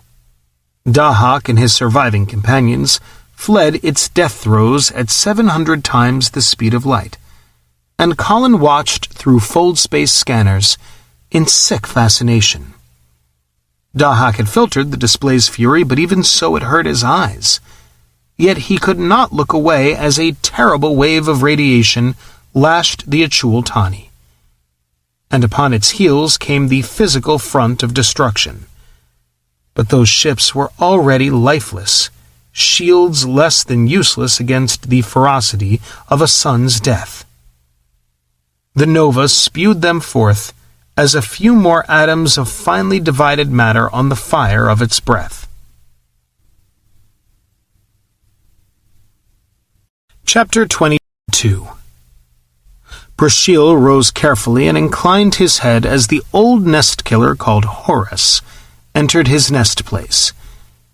It was not the full salute of a protector, for he did not cover his eyes, but PRESSURE knew this Horus was a great lord of his own people. It had taken many 12 days to decide to apply that term to these nest killers, yet he had little choice. He had come to know them, some of them at least, and that, he now knew, was the worst thing which could happen to a protector. He should have ended in honor, should have spent himself, made them kill him, before this horror could be inflicted upon him. But they were cruel, these nest killers, cruel in their kindness, for they had not let him end. For just a moment he considered attacking Horus, but the old nest killer was far stronger. He would simply overpower him, and it would be shameful to neither kill his foe nor make his foe kill him. "I greet you, PRESSURE." The words came from a speaker on the wall, rendering Horus's words into the tongue of Aku-Ultan. "I greet you, Horus," he returned, and heard the same speaker make meaningless sounds to his visitor, jailer. "I bring you sad tidings," Horus said, speaking slowly to let whatever wonder translated do its work. "Our protectors have met yours in combat. 5 higher 12s of your ships have perished." PRESSURE gaped at him. He had seen the power of their warships, but this? His shock shamed him, yet he could not hide it, and his eyes were dark with pain. His crest drooped, and his fine dark muzzle scales stood out against his suddenly pallid skin. "I am sorry to tell you this," Horus continued after a 12th segment, "but it is important that we speak of it." "How?" PRESSURE asked finally. "Have your protectors gathered in such numbers so quickly?" "No," said Horus softly. "We use scarcely a double 12 of ships." "Impossible! You lie to me, Horus. Not even a double 12 of your demon ships could do so much." "I speak truth," Horus returned. "I have records to prove my words, record sent to us over 3/12 of your light years. Brasheel's legs folded under him, despite every effort to stand, and his eyes were blind with horror. If Horus spoke the truth, if a mere double 12 of their ships could destroy a full half of the Great Visit, and report it over such distances so quickly, the nest was doomed. Fire would consume the great nest place, devour the creche of the people. The Aku-Ultan would perish, for they had waked a demon more terrible even than the great nest killers. They had awakened Tarhish himself, and his furnace would take them all. Brasheel. Brasheel. The quiet voice intruded into his horror, and the old nest killer touched his shoulder. Brasheel, I must speak with you. It is important to my nest and to your own. Why? Brasheel moaned. End me now, Horus. Show me that mercy. No. Horus knelt on his 2 legs to bring their eyes level. I cannot do that, Brasheel. You must live. We must speak not as nest killers, but as one protector to another. What is there to speak of? Brasheel asked dully. You will do as you must in the service of your nest, and mine will end. No, Brasheel, it need not be that way. It must, Brasheel groaned. It is the way. You are mightier than we, and the Aku-Ultan will end at last. We do not wish to end the Aku-Ultan, Horus said, and Brasheel stared at him in stark disbelief. That cannot be true, he said flatly. Then pretend. Pretend for just a 12th segment that we do not wish your ending if our own nest can live. If we prove we can destroy your greatest great visit yet, tell your nest lord we do not wish to end the Aku-Ultan. Will he leave our nest in peace? Can there not be an end to the nest killing? I do not think I can pretend that. Try, Brasheel. Try hard. Brasheel's head spun with the strangeness of the thought. I do not know if I can pretend that, he said finally, and it would not matter if I could. I have tried to think upon the things your Ninhursag has said to me, and almost I can understand them, but I am no longer a protector, Horus. I have failed to end which cannot be, yet it is. I have spoken with nest killers, and that too cannot be. Because these things have been, I no longer know what I am, but I am no longer as others of the nest. It does not matter what such as I pretend. What matters is what the Lord of the nest knows. And he knows the great fear, the purpose, and the way. He will not stop what he is. If he could, he would not be the nest lord. I am sorry, Brasheel, Horus said, and Brasheel believed him. I am sorry this has happened to you, yet perhaps you are wrong. If other protectors join you as our prisoners, if you speak together and with us, if you learn that what I tell you is truth, that we do not wish to end the Aku-Ultan, would you be prepared to tell others of the nest what you have learned? We would never have the chance. We would be ended by the nest, and rightly ended. We would be nest killers to our own if we did your will. Perhaps, Horus said, and perhaps not. He sighed and rose. Again, I am sorry, truly sorry, to torment you with such questions, yet I must. I ask you to think painful things, to consider that there may be truths beyond even the great fear, and I know these thoughts hurt you. But you must think them, PRESSURE of the Aku-Ultan, for if you cannot, if indeed the nest cannot leave us in peace, then we will have no choice. For untold higher 12s of years, your protectors have ravaged our suns, killed our planets, slain our nests. This cannot continue. Understand that we share that much of the great fear with the protectors of the nest of Aku-Ultan. We truly do not wish to end the Aku-Ultan, but there has been enough ending of others. We will not allow it to continue. It may take us great 12s of years, but we will stop it. PRESSURE stared up at him, too sick with horror even to feel hate, and Horus's mouth moved in one of his people's incomprehensible expressions.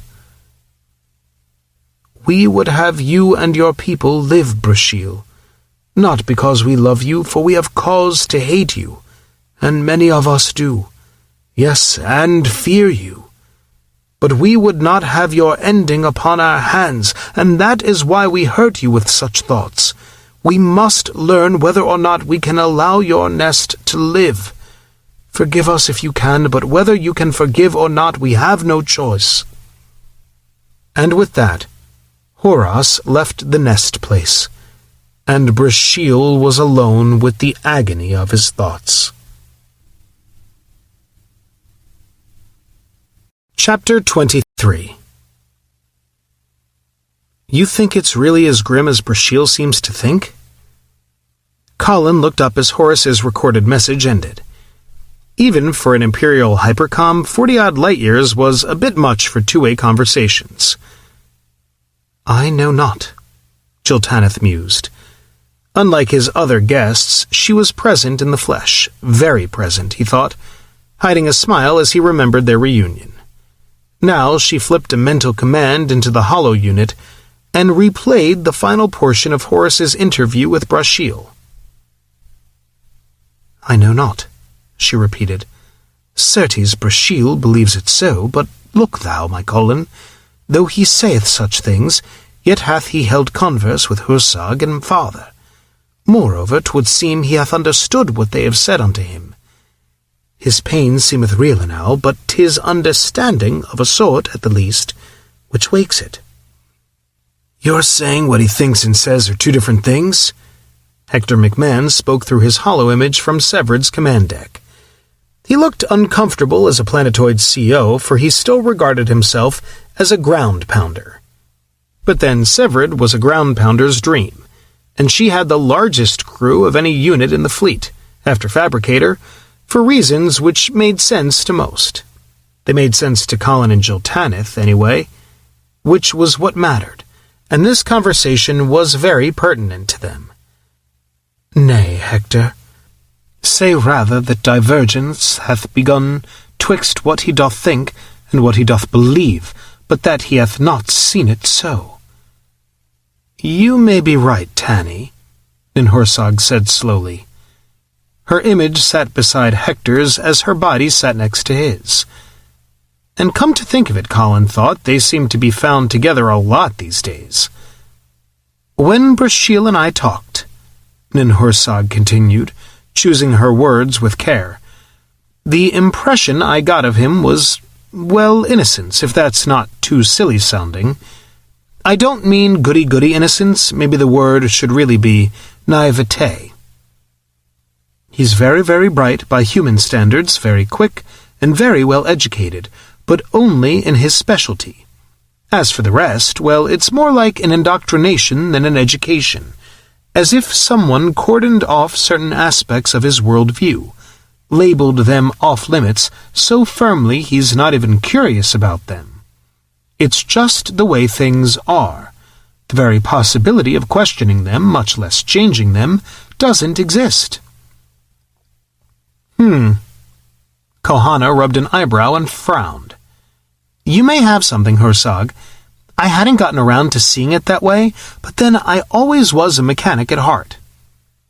Jiltaneth frowned a question, and Kohana grinned. Sorry, I mean, I was always more interested in the physical life processes than the mental. a blind spot of my own. I tend to look for physical answers first and psychological ones second or third. What I meant, though, is that Horsag's right. If PRESSURE were human, which of course he isn't, I'd have to say he'd been programmed pretty carefully. Programmed. Jill Tanith tasted the word thoughtfully. Aye, mayhap 'twas the word I sought, yet 'twould seem his programming hath its share o' holes. That's the problem with programming, Kohana agreed. It can only accommodate data known to the programmer. Hit its subject with something totally outside its parameters, and he does one of three things. Cracks up entirely, rejects the reality and refuses to confront it, or she paused meaningfully, grapples with it, and in the process breaks the program. And you think that's what's happening with PRESSURE? Colin mused. Well, at the risk of sounding overly optimistic, it may be. PRESSURE's a resilient lad, or he'd have curled up and died as soon as he realized the bogeyman had him. The fact that he didn't says a really astounding amount about the toughness of his psyche. He was actually curious about us, and that says even more. Now, though, what we're asking him to believe simultaneously upsets his entire worldview and threatens his race with extinction. We've had a bit of experience facing that kind of terror ourselves, and some of us haven't handled it very well. It's worse for him. His species has built an entire society on millions of years of fear. I'd say there's a pretty good chance he'll snap completely when he realizes just how bad things really are from the Achultani perspective. If he makes it through the next few weeks, though, he may find out he's even tougher and more flexible than he thought, and actually decide Horus was telling him the truth. And how much good will that do? Taman's hollow image asked. He was only a fire control officer aboard a scout, not exactly a mover and shaker in a society as caste-bound as his. True, Colin agreed, but his reaction is the only yardstick we have for how his entire race will react if we really can stop them.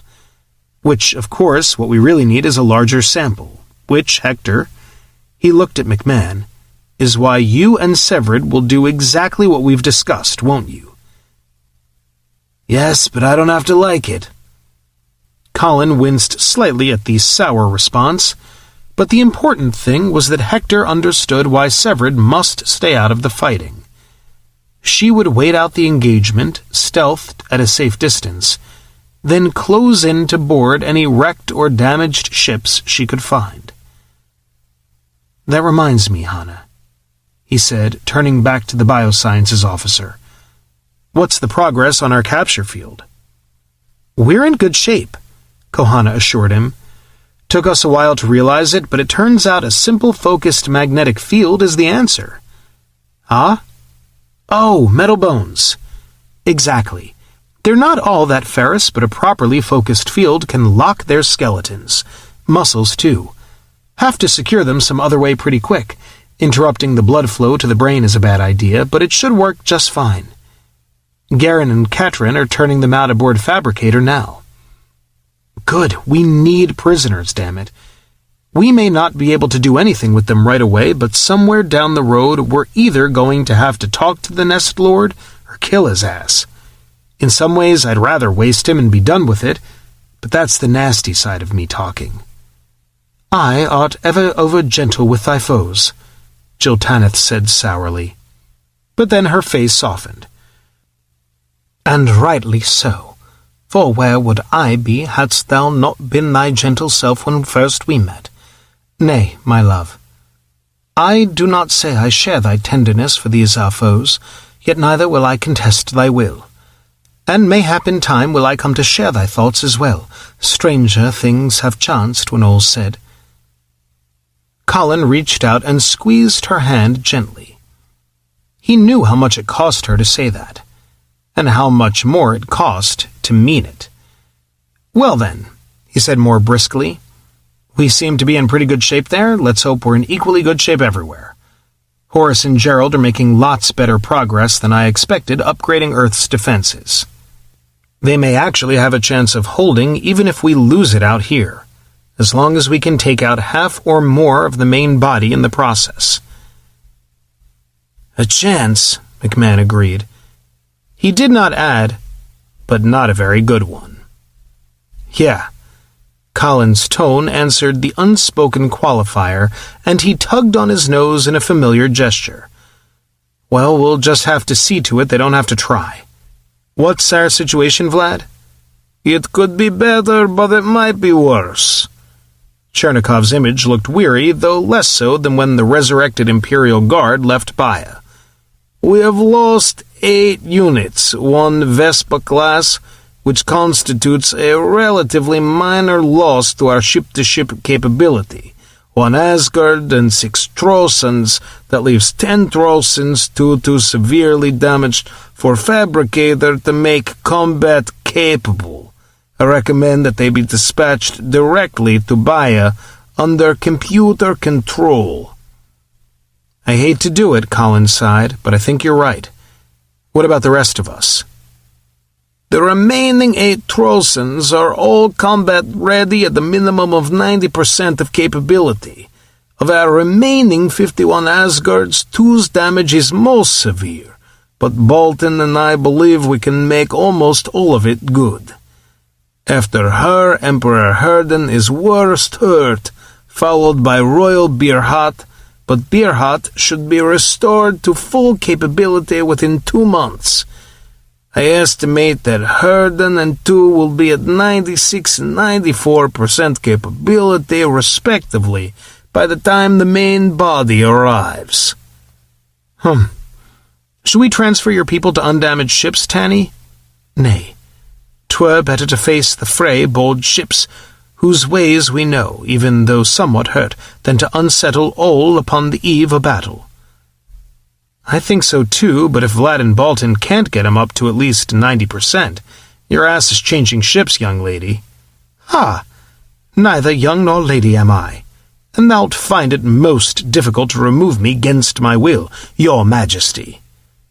I don't get no respect, Colin sighed, and then he shook himself. And Dahak, Vlad?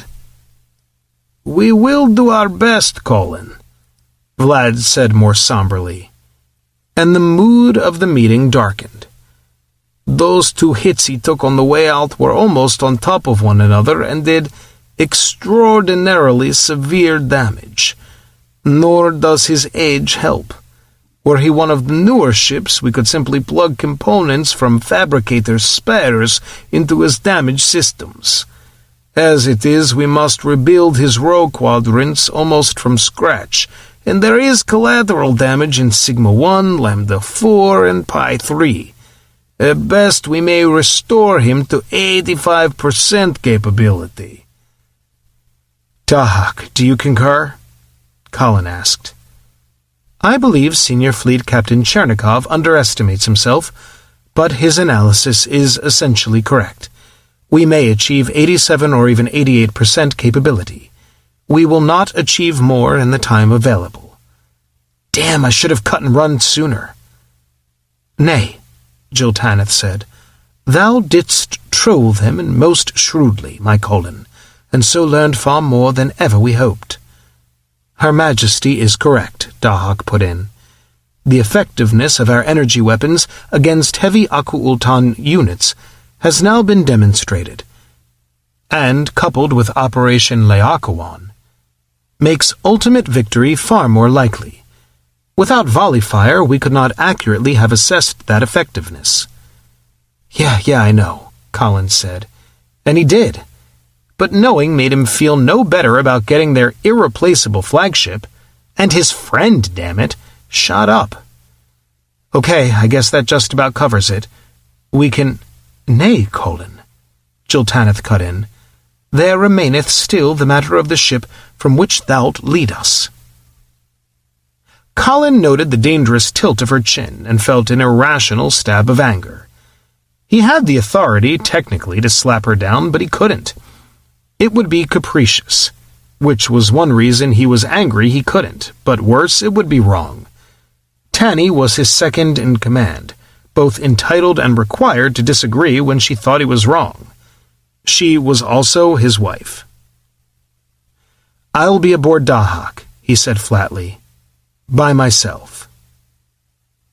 "Now I say thou shalt not," she began hotly, then stopped, throttling her anger as he had his. But tension crackled between them, and when he glanced around the hollow image faces of his closest advisers, he saw a high degree of discomfort in their expressions. He also saw a lot of support for Tanny. "Look," he said, "I have to be here.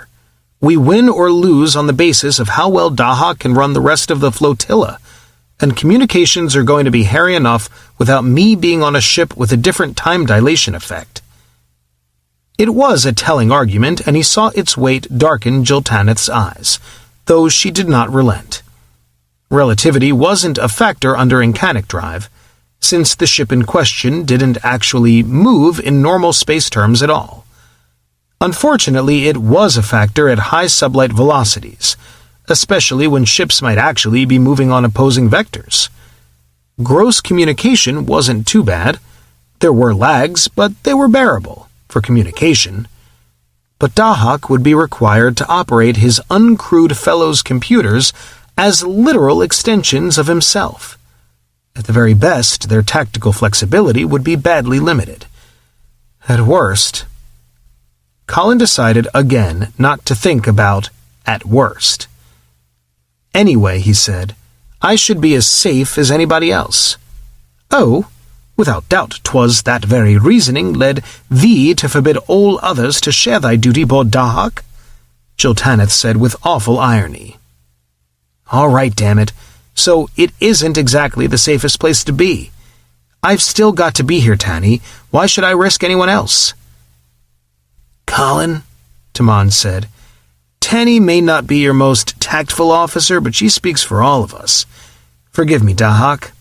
He glanced courteously at the auxiliary interface on one bulkhead. "But you're going to be a priority target if the Achul-Tani realize what's going on." "I concur." "Thank you," Taman said softly. "And that's my point, Colin. We all know how important your ability to coordinate through Dahak is, but you're important too, in your persona as Emperor and as our friend as well." "Taman." Colin broke off and stared down at his hands, then sighed. "Thank you for that. Thank all of you. But the fact remains that cold, hard logic says I should be in Command 1 when we go in." "That is certainly true to a point," Dahak said, and Jill Tanith stared at the auxiliary console with betrayed eyes. "Yet Senior Fleet Captain Taman is also correct. You are important, if only as the one adult human Fleet Central will obey without question during the immense reorganization of the post-incursion period. While Her Majesty can execute that function in the event of your death, she would be acting as regent for a minor child, not as head of state in her own right, which creates a potential for conflict." "Are you saying I should risk losing the battle because something might go wrong later?" "Negative. I am simply listing counter-arguments, and in all honesty I must add my personal concern to the list. You are my oldest friend, Colin. I do not wish you to risk your life unnecessarily." The computer did not often express his human feelings so frankly, and Colin swallowed unexpected emotion. "I'm not too crazy about it myself, but I think it is necessary. Forget for a moment that we're friends, and tell me what the percentages say to do." There was a moment of silence, a very long moment for Dahak. "Put that way, Colin," he said at last, "I must concur. Your presence in Command 1 will increase the probability of victory by several orders." Jill Tanith sagged, and Colin touched her hand gently in apology. She tried to smile, but her eyes were stricken, and he knew she knew. He'd ordered Dahak not to share his projection of their chance of survival with her, but she knew anyway.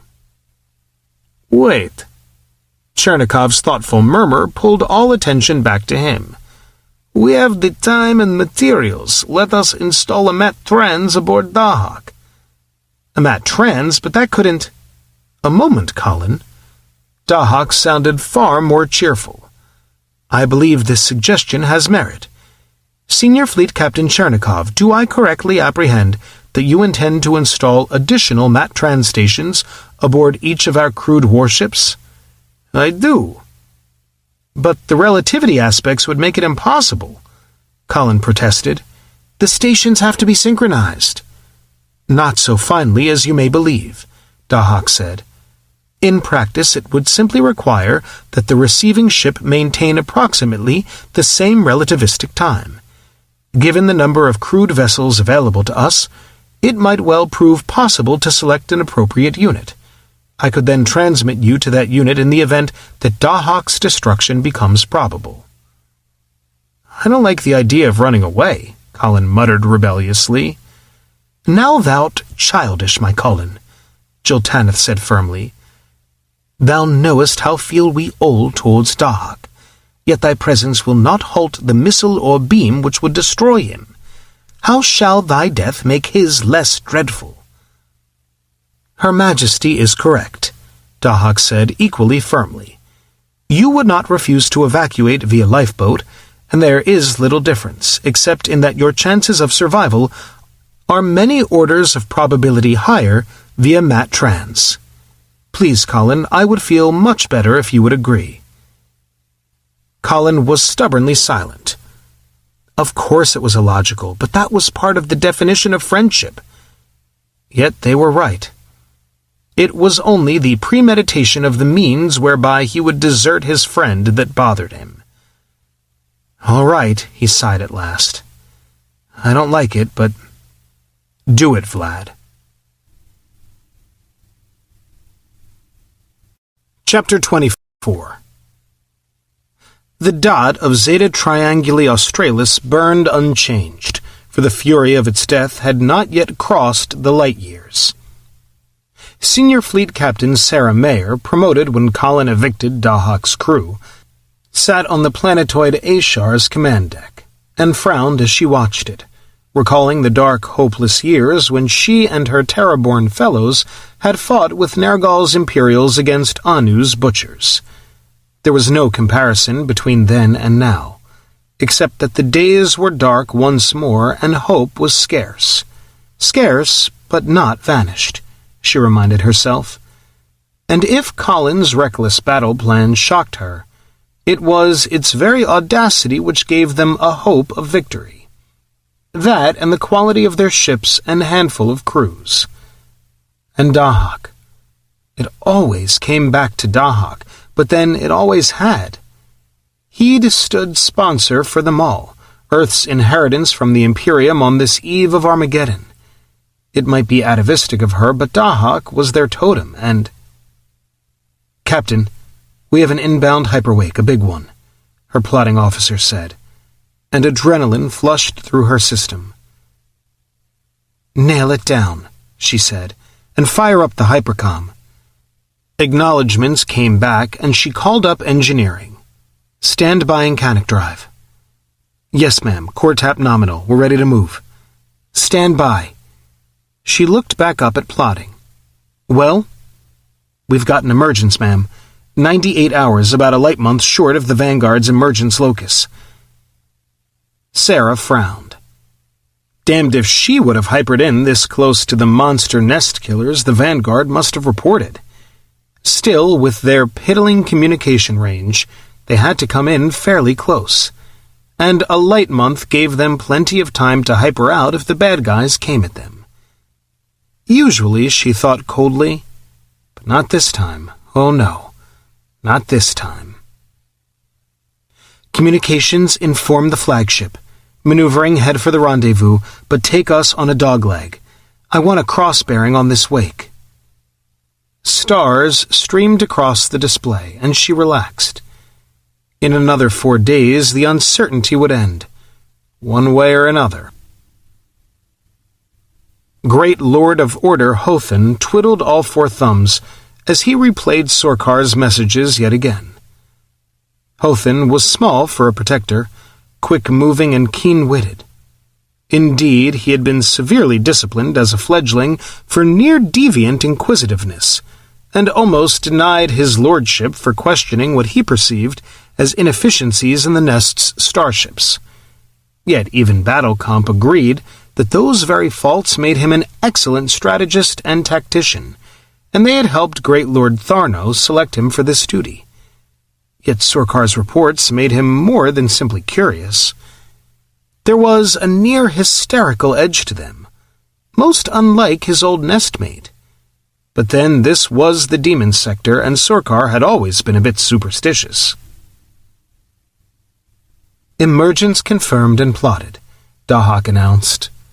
"Margin of error, 0.000029%.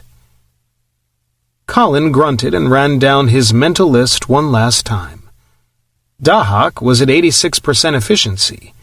His other ships were all at 90 or above. All magazines were topped up, and transferring Dahak's skeleton crew to Ashar had given them 16 autonomous units once more. They were as ready as they could get, he thought, deliberately not looking at the hastily installed Mat Trans, which had replaced the tactical officer's couch and console. "All right, Dahak, saddle up. Get the mine layers moving." Acknowledged. The unmanned colliers moved out, accompanied by Dahak and his bevy of lobotomized geniuses, loafing along under Incanic drive at 60 times light speed.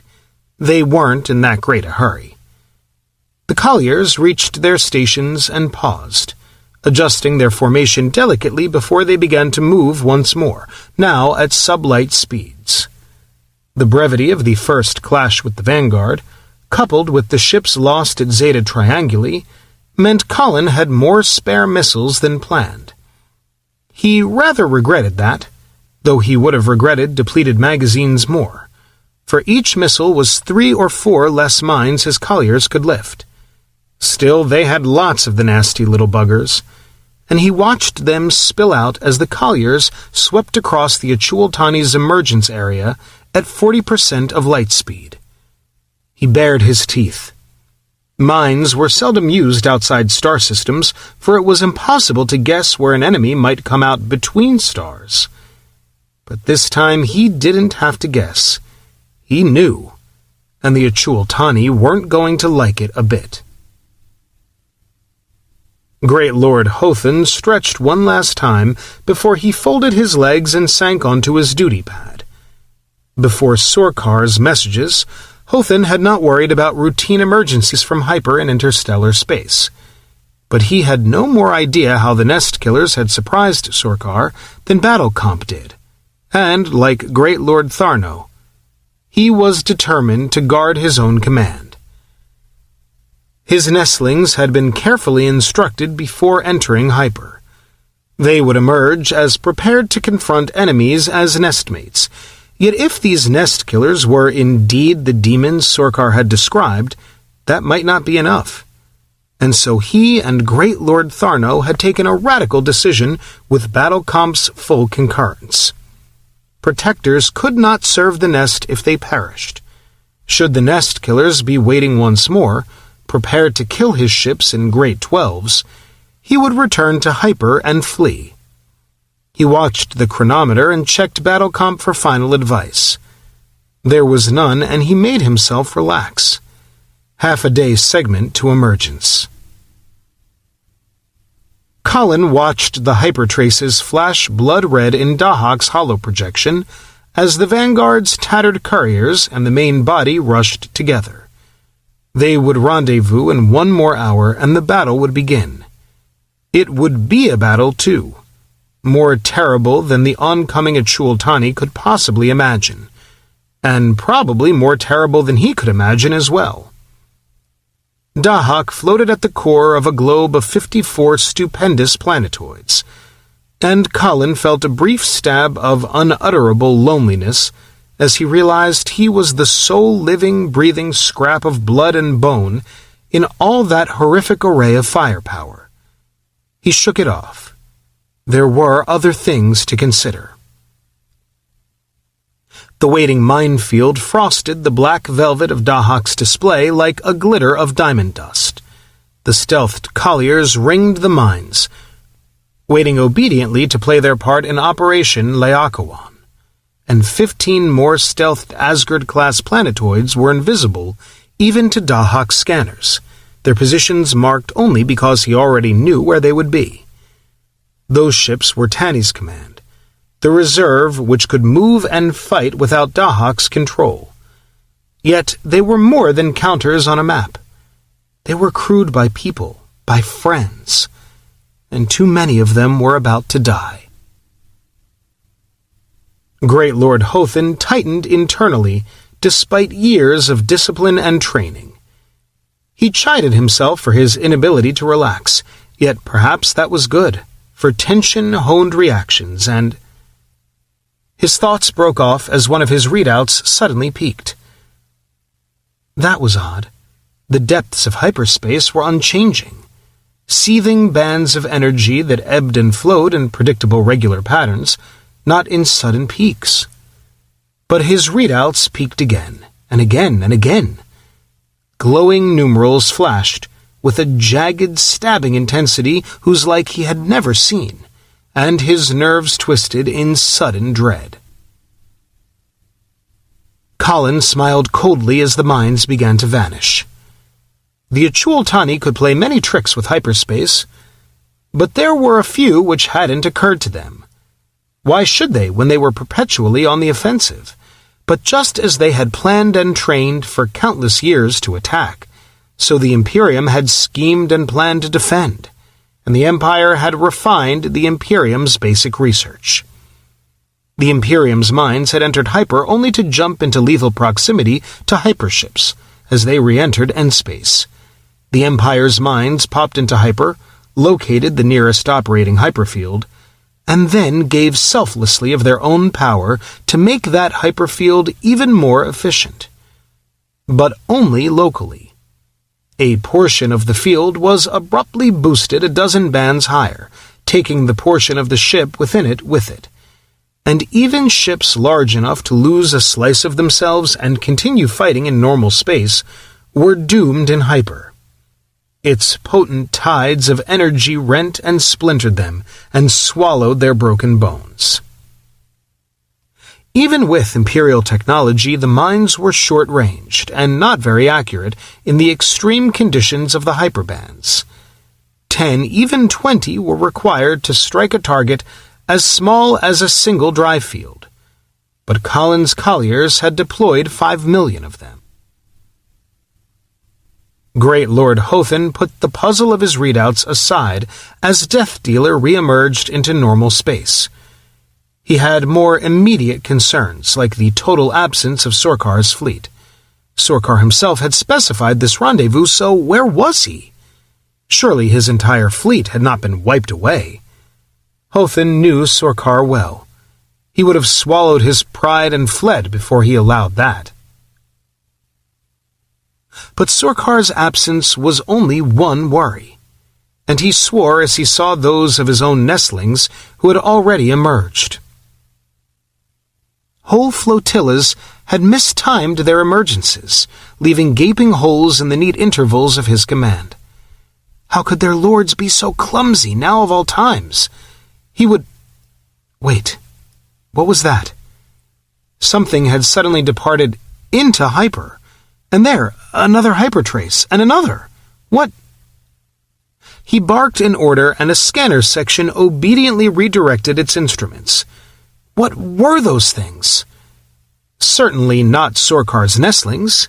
Indeed, they were too small to be ships at all. And why would ships enter hyper at a time like this? But if not warships, then what? Nest Lord! They were weapons, and Sorkar was dead. He did not know how he suddenly knew, but he knew. Sorkar was no more, and just as he had been ambushed, so had Hothen. Not by warships, but by something worse, and he could do nothing but watch as the enigmatic weapons vanished, and his nestlings did not emerge. The holes in his formation were suddenly and dreadfully comprehensible, for Sorkar had been right. These were the demon nest killers of legend. But he fought his dread, made himself think. Perhaps there was something he could do. He snapped orders, and Death Dealer's thunder ripped at the weapons which had not yet attacked. Furnace fire flashed among them, and they had no shields. They died by great 12s, and now other ships were firing, raking the floating clouds of killers with death. Colin felt a moment of ungrudging respect as antimatter warheads glared. Damn, but somebody over there was quick. He'd realized what was happening and done the only thing he could. That big a fleet took time to emerge from hyper. Its units' emergences must be carefully phased, lest they interpenetrate in N-space, so its commander couldn't just run without abandoning those still to come. He could only attack the mines which had not yet been triggered. He couldn't kill many with a single missile, but he was firing thousands of them, which gave him a damnably good chance of saving an awful lot of the follow-up echelons, unless something distracted him from his minesweeping. "Alert! Alert! Incoming fire!" Great Lord Hothan's head whipped up, but he was not really surprised. Any nest killer cunning enough to lay so devilish a trap would cover it with his own ships if he could. But expected or not, it presented Hothan with a cruel dilemma. He could kill mines while his ships already in N-space died, or he could engage the enemy's ships and let his nestlings in hyper die. Yet he had already realized that only a fraction of those weapons were finding targets.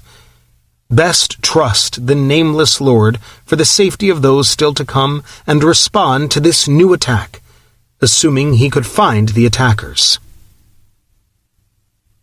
Adrian Robbins watched the first Achultani ships die and suppressed an oath. Herden herself seemed to strain against the prohibition from firing before Jill Tanith released her weapons. But it made sense. Even if seeing so many targets she couldn't attack was hard to endure. Great Lord Hothan sent his fleet fanning out in search of its killers, and gritted his teeth at how his own actions paralleled Sorkar's. It should not be so. He should have planned and prepared better. Yet how could one prepare for this sort of thing? How did one fight ghosts one could not even see? Great 12s of his questing nestlings died, and still their enemy was hidden. Only the fleeting wisps of his missiles' incoming hyperwakes even suggested his bearing, and Hothan's lead scouts were already at their own hyper-missile range from Death Dealer. How far out could the nest killers be? Colin watched the Achultani flow towards him, reorienting to drive deliberately into the zone of maximum destruction, trying to deduce his bearing from the furrows of death his missiles plowed through them. It was horrible to see such courage and know the beings who possessed it were bent upon the murder of his entire race. But they had a long way to come, and Dahak was a sniper, picking them off by scores and hundreds. If only Colin had more missiles, he could have backed away indefinitely, faster than they could pursue, flaying them with fire from beyond their own maximum range. But he didn't have enough missiles to stop 1,000,000 enemies, and if he had, they would only have fled into hyper. If he would destroy them, he must scatter them. Their weapons were deadly enough, but short-ranged and individually weak compared to his own.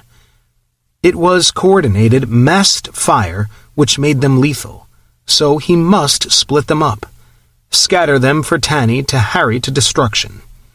And for that he must get into energy weapon range and blow the heart and brain out of their formation with weapons not limited by the capacity of his magazines. "Advance," he said coldly, and a phalanx of battle-steel moons moved forward, plowing the wake of its missiles. At last! Almost all of his nestlings had emerged from hyper, and it was time to forget pride, time to flee. His formations were rent and overextended, and too many of his command ships were among the dead. He needed time to sort things out and reorganize in light of these demonic weapons. "They will complete emergence in 27 seconds, Dahak announced.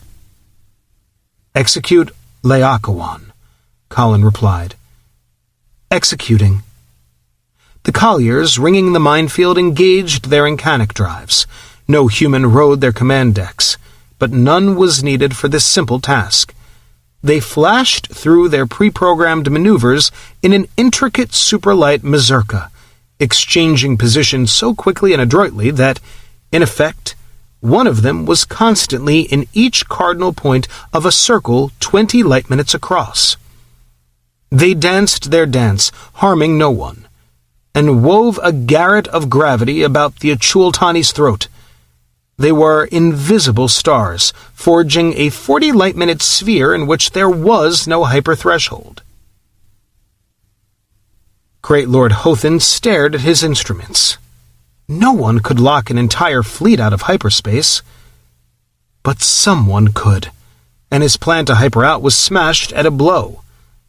He did not know how it had been done, but his protectors had become penned Quellac awaiting slaughter. He shook aside panic, if not his fear. So, he could not flee, and the incoming salvos were arriving at even shorter intervals. That meant only one thing. The nest killers had him trapped, and they were closing for the kill. But he who entered the sweep of a Quellac's tusks could die upon them. "Hast done it, my Colin," Jiltaneth whispered. "They cannot flee." A susurration of inarticulate delight answered her whisper, but like her bridge crew did not look away from Two's display. The mines must have been twice as effective as projected, for barely 750,000 Achultani ships had emerged. That augured well, but now Dahak was closing with the enemy. Soon there would be deaths they would mourn, not cheer. Hothin was a great lord, and his orders came crisp and sure. Greater 12s of his ships had died, but higher 12s remained, and the enemy was coming to him, so he need not continue the useless expansion of his formation to seek him. A tendril continued to lick out in the direction of the incoming fire, its end a comet of flame as the ships which made it died, but the rest of his formation gathered itself. He was proud of his protectors. They must be as frightened as he, but they obeyed quickly. Holes remained, weak links in the chain of order where too many command ships had been slain, but they obeyed. And there were the nest killers. He swallowed a spurt of primal terror as he saw their relayed images. As vast as Surkar had described them, and more numerous. 4 12s at least, sweeping towards him behind the glare of their thunder, huge as moons, driving lances of the furnace's fire deep into his fleet. But they had not yet reached its vitals, and their own tremendous speed brought them into his reach.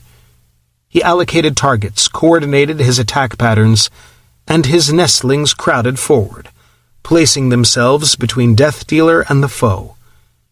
He wanted to order them aside, but his deputy lord had never emerged. He and Death Dealer must live if the fleet was to have a chance. A musical tone sounded, and he frowned. A courier message from where? Then it dawned. Surkar had tried to warn him, but the courier had arrived late.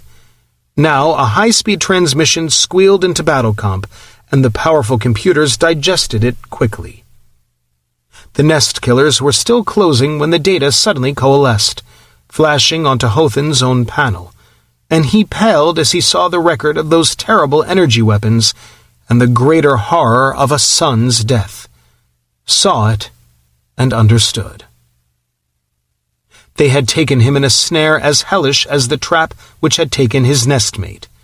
Now they were coming to kill his fleet as they had Surkar's. There could not be many of them, or more would have formed the titanic hammer rushing towards him. But his nestlings were new-crushed fledglings against them. Not for a moment did he think they had suicided to destroy Sorkar. The trap they had forged to chain him told him that much. They would enter his formation, raking him with those demonic beams, killing until their own losses mounted. Then they would flee. Death held no horror for a protector, but there was horror in death on such a scale. Not his own, but his fleet's. The death of the Great Visit itself. Even if he survived this attack, his losses would be terrible. And why should this be the final attack? Sorkar had faced a single 12. He faced 4 12s. Nest Lord only knew how many of these terrible ships might gather in time. But if his fleet must die, it would not die alone. The Nest Killers were within reach, and the order to fire went out. Chiltanith paled as the Achultani fired at last. A bowl of fire, the glare of antimatter explosions and their searing waves of plasma boiled back along the flanks of Colin's charging sphere. And hidden within it, more deadly far than the uncountable sublight missiles, were the hypermissiles. Weapons impossible to intercept that flooded the hyperbands, seeking always to pop the planetoid shields and strike home against their armored flanks. She lay rigid in her couch, cursing her helplessness, watching the man she loved drive into that hideous incandescence, and did nothing. Dahak heaved and pitched with the titanic violence beyond his shield. He was invisible to his foes within his globe. The hundreds of warheads bursting about him were overs, missiles which had missed their intended targets, but no less deadly for that. His shield generators whined in protest, forcing the destruction aside, and his display was blank. If it had not been, it would have shown only a glare like the corona of a star. Tractors locked Colin into his couch, and sweat beaded his brow. This Achultani fleet wasn't spread out to envelop his formation. It was a solid mass, hurling its hate in salvos thick beyond belief. Nothing made by mortal hands could shrug aside such fury, and damage reports came thick and fast from his lead units. Miniature suns blossomed inside their shields, searing them, cratering their armor, pounding them steadily towards destruction. Not even Dahak could provide verbal reports on such carnage. Had he tried, they would have been impossible for Colin to comprehend. Nor were they necessary. He was mated to his ship through his feed, his identity almost lost within the incomprehensible vastness of Dahak's computer core, the other ship's extensions of his brain and nerves as they sped into the jaws of destruction. Hothan watched the Nest Killers come on, unable to credit their incredible toughness. The bursts of his missiles were so heavy, so continuous, his scanners could no longer penetrate the bow wave of plasma riding the front of that formation. Nothing could survive such punishment, much less keep coming. But these demons could, and even through that tornado of death, they struck back. His nestlings melted like sand in a pounding rain, molten and shattered, blown apart, crumpled by those terrible warheads Sorkar had described. Yet even such as they... There. Colin flinched as HIMP Secker blew apart. He didn't know how many missiles that staggering wreck had absorbed, but finally there had been too many. Her core tap let go, and a halo of pure energy gyred through the carnage. Trell followed Secker into death. Then Hillock and Imperial Baya, but nothing could stop them from reaching beam range now. Yet they were such terribly vulnerable targets, unable to evade, unable to bob and weave. If Dahak allowed them to wander, relativistic effects would fray his control. That was their great weakness. They couldn't maneuver if they wanted to. Now. Hothin groaned as the beams Sorkar's observers had reported raked out, and their targets exploded like sulk in a candle flame. He had killed almost 12 of them, but the others crunched into his formation, and his ships were too slow to flee. They could not even scatter as the battering ram of nest killers clove through them. Their own feeble energy weapons came into play, some of them aboard ships which lived an instant longer than their brothers, and they were useless. Only missiles could hurt these demons, and now they were so close his thunder was killing his own nestlings. Yet he had no choice, and he clung to his duty pad, refusing to weep as his ships blazed like chaff in the furnace. Battle Comp suddenly clamored for his attention, and he dropped an eye to the computer's panel. "Weapons free." Jiltaneth's voice sounded over Colin's foldspace link, quivering with the vibration lashing through Dahak's hull, and 15 more ships suddenly joined the fray. They didn't leave stealth, nor did they close to energy range, but their missiles lanced out, striking deep into the Achultani formation. Lady Adrian Robbins snarled like a hungry tiger and moved her ship slowly closer, a craftsman of death wreaking slaughter, as fresh suns glared deep in the enemy's force. The manned ships of the Imperial Guard closed, firing desperately to cover their charging sisters as Dahak surged into the heart of his enemies. Colin had to back out of the maelstrom. His mind could no longer endure the furious tempo of Dahak's perceptions and commands. From here on, he was a passenger on a charge into hell.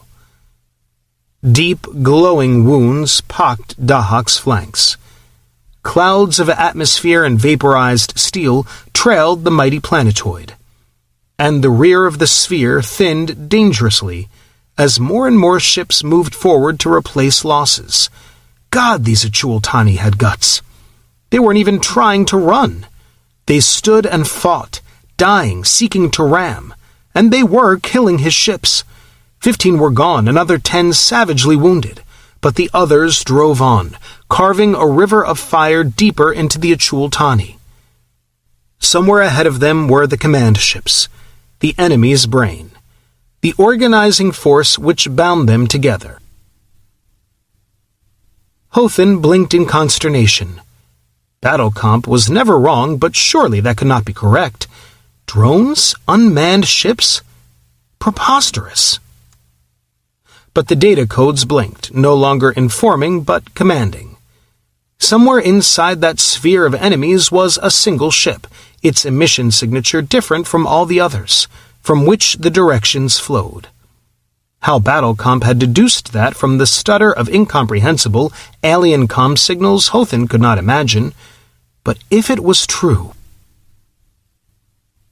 Dahak staggered, and Command 1's lights flickered. Colin went white as damage reports suddenly flooded his neural feed. The enemy had shifted his targeting pattern. He was no longer firing at the frontal arc of their formation.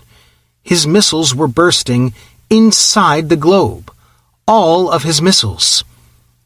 Their formation had become a sphere of fire, and Dahak writhed at its core. The Achultani couldn't see him, couldn't count on direct hits, but with so many missiles in such a relatively small area, not all could miss. Prominences of plasma gouged at his hull, stabbing deeper and deeper into his battle-steel body, but he held his course. He couldn't dodge. He could only attack or flee, and too many enemies remained to flee. Jiltaneth gasped. How had the Achultani guessed? But they had guessed. Their new attack patterns showed it. They raked the inner globe with fire, and Dahak could not evade it, but their rear ranks were thinning, and their command ship was somewhere among them. Dahak, too, abandoned stealth and plunged into the space-annihilating gravity well of her Incanic drive, the gravity well lethal even to her sisters if they chanced too close as she dropped sublight.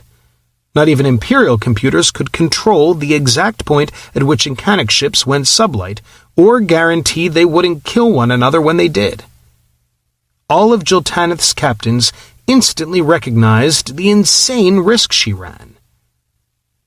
They charged on her heels. Colin gritted his teeth. They weren't going to make it. Then his eyes flew wide. No, they couldn't, they mustn't. But it was too late. His people swept in at many times the speed of light, riding an impossible line between life and mutual destruction in an effort to save him. He dared not distract them now, and there was no time. A whiplash of fresh shock slammed through Great Lord of Order Hothan. Where had they come from? What were they? 15 ravening spheres of gravitonic fury erupted amid his ships. 2 blossomed too near to one another, ripping themselves apart, but they took a high 12 of his ships with them. And then the gravity storm ended, and a 12 of fresh enemies were upon him. Upon him? They were within him. They appeared like monsters of wizardry, deep in the heart of his nestlings, and their beams began to kill. 12,000 humans died as Ashar and Trelma destroyed themselves, and another 6,000 as massed fire tore Thrym apart. But the Achul-Tani had given all they had and more for their nest. They had stood Dahak's remorseless charge, endured the megadeaths he had inflicted upon them, but this was too much. They couldn't flee into hyper, but these new monsters had dashed in at superlight speeds, and they were fresh and unwounded, enraged titans within their flotillas, laying waste battle squadrons with a single flick of their terrible beams.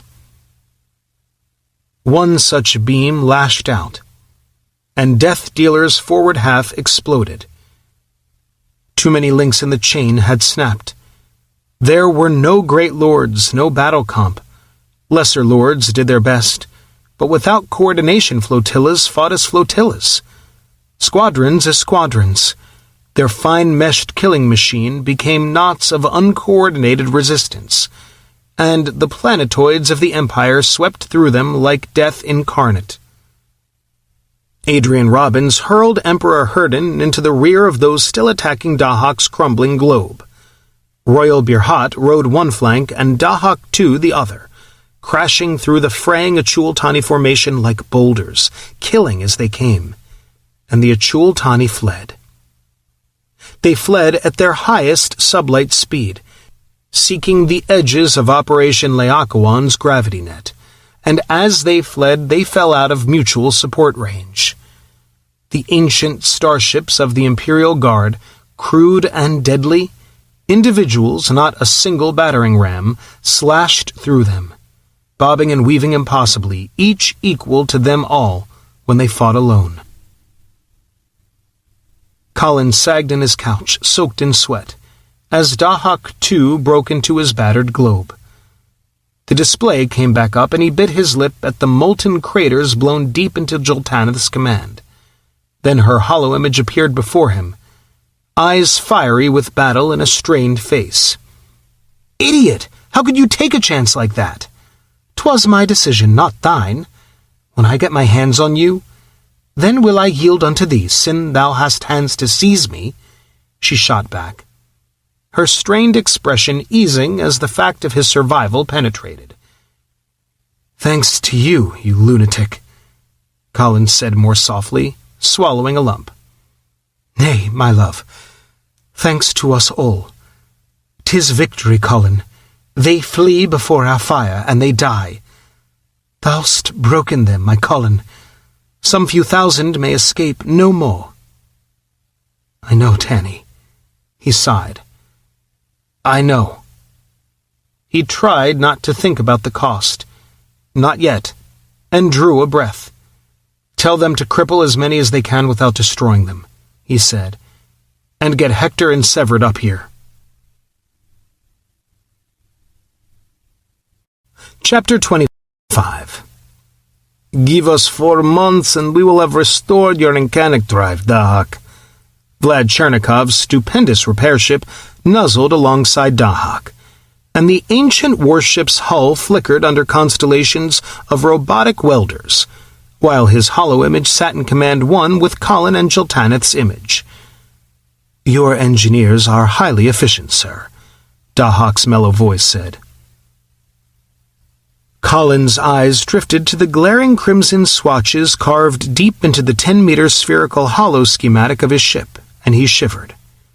Blast doors sealed those jagged rents, but some extended inward for over 500 kilometers. At that, the schematic looked better than an actual external view. Dahak was torn and tattered. Half his proud dragon had been seared away, and the radiation count in the outer 400 kilometers of his hull was fit to burn out an Imperial detector. Half his transit shafts ended in shredded wreckage, and half of those which remained were without power. It was a miracle he'd survived it all, but he would have to be almost completely rebuilt. His sublight drive was down to 60% efficiency, and 2 wrecked Incanic node generators made superlight movement impossible. 70% of his weapons were rubble, and even his core tap had been damaged beyond safe operation. Colin knew Dahak could not feel pain, and he was glad. He'd felt agony enough for them both when he'd seen his wounds. Nor were those wounds all they'd suffered. Ashar, Trelma, and Thrym were gone, and 18,000 people with them. Cragcat was almost as badly damaged as Dahak, with another 2,000 dead. Hector and Severid had lost another 600, boarding wrecked Achultani starships, and of their 53 unmanned ships, 37 had been destroyed and 3 more battered into wrecks. Their surviving effective fleet consisted of Dahak, 11 manned Asgard-class planetoids, all damaged to a greater or lesser extent, Severid, and 13 unmanned ships, one of which was miraculously untouched. But brooding on their own losses did no good, and the fact remained. They'd won. Barely 2,000 Achultani ships had escaped, and Hector had secured over 7,000 prisoners from the wreckage of their fleet. "Dahak's right, Vlad," he said. "You people are working miracles. Just get him superlight capable and we'll go home, by God." "I point out once more," Dahak said, "that you need not await completion of my repairs for that. There will be more than enough for you to do on Earth without wasting time out here." "Wasting hell, we couldn't have done it without you, and we're not going anywhere until you can come with us." "Aye," Jiltaneth said, "'tis thy victory more even than ours. No celebration can be without that thou'rt there to share."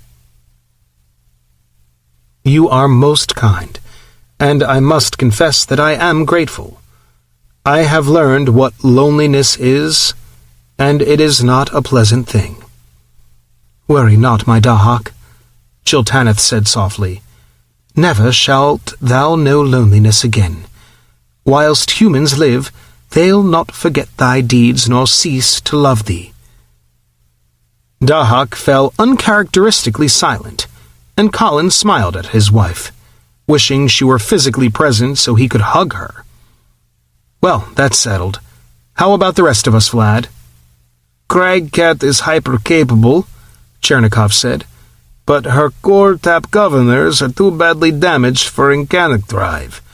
I would like to dispatch her, Moyer, Sigam, and Lee direct to Birhat for repairs. The remainder of the flotilla is damaged to greater or lesser extent. Aside from Heka, that is, but those 4 are by far the most severely injured." "Okay, Captain Singletary can take them out to Baia. I'm sure Mother and Marshal Chien will be ready to take care of them by now, and our colonists will want to talk first-hand to someone who was here. I think we'll send Hector and Severid back to Sol with our prisoners, too." "Aye, and 'twould be well to send Kohana with them, Colin. Their injured will require our finest aid, and 'tis needful Hana and Isis confer with Father to discover how best we may approach their programming." "Good idea," Colin agreed, "and one that takes care of the most immediate chores. Vlad, are you to a point where you can turn over to Bolton?" "I am," Chernikov replied, holographic eyes abruptly glowing. "Thought you might be," Colin murmured. "You and Dahak can get started exploring then." He grinned suddenly. "Think of it as a distraction, Dahak, sort of like reading magazines in the dentist's office." "I will attempt to, although, were I human, I would not permit my teeth to require reconstructive attention." Dahak agreed primly. Vladimir Chernikov reclined in the pilot's couch of his cutter, propped his heels on his console, and hummed. It had been nice of Taman to let him hitch a ride deeper into the battle zone aboard Royal Birhat, saving him hours of sublight flight time, especially since Taman regarded his technique for wreck hunting as unscientific, to say the least. Which it was, but Chernikov didn't exactly regard his present duty as work, and he always had been a hunt-and-peck tourist. At the moment, he was well into what had been the Achultani rear before Jiltaneth's attack. Chernikov was convinced anything worth finding would be in this area. That was his official reasoning. Privately, he knew he wanted to look here because he would be the first. All of Hector's prisoners had come from ships which had been crippled by gravitonic warheads. The irradiation of antimatter explosions and the Empire's energy weapons left few survivors, and this had been the site of point-blank combat. Few of these ships had been killed by missiles, much less gravitonic warheads, which meant that the area hadn't had much priority for Severid's attention. He stopped humming and lowered his feet, looking more closely at the display. There was something odd about that wreck. Its forward half had been smashed away, by energy fire judging from what was left, but why did it... He stiffened. No wonder it seemed odd. The wreck's lines were identical to the others he had seen, but the broken stump that remained was barely half a ship, and half again bigger than the others had been to begin with. He urged the cutter closer. There had to be a reason this thing was so big, and he dared not believe the most logical one. He ghosted still closer, floodlights sweeping the slowly tumbling hull, and jagged runic characters showed themselves.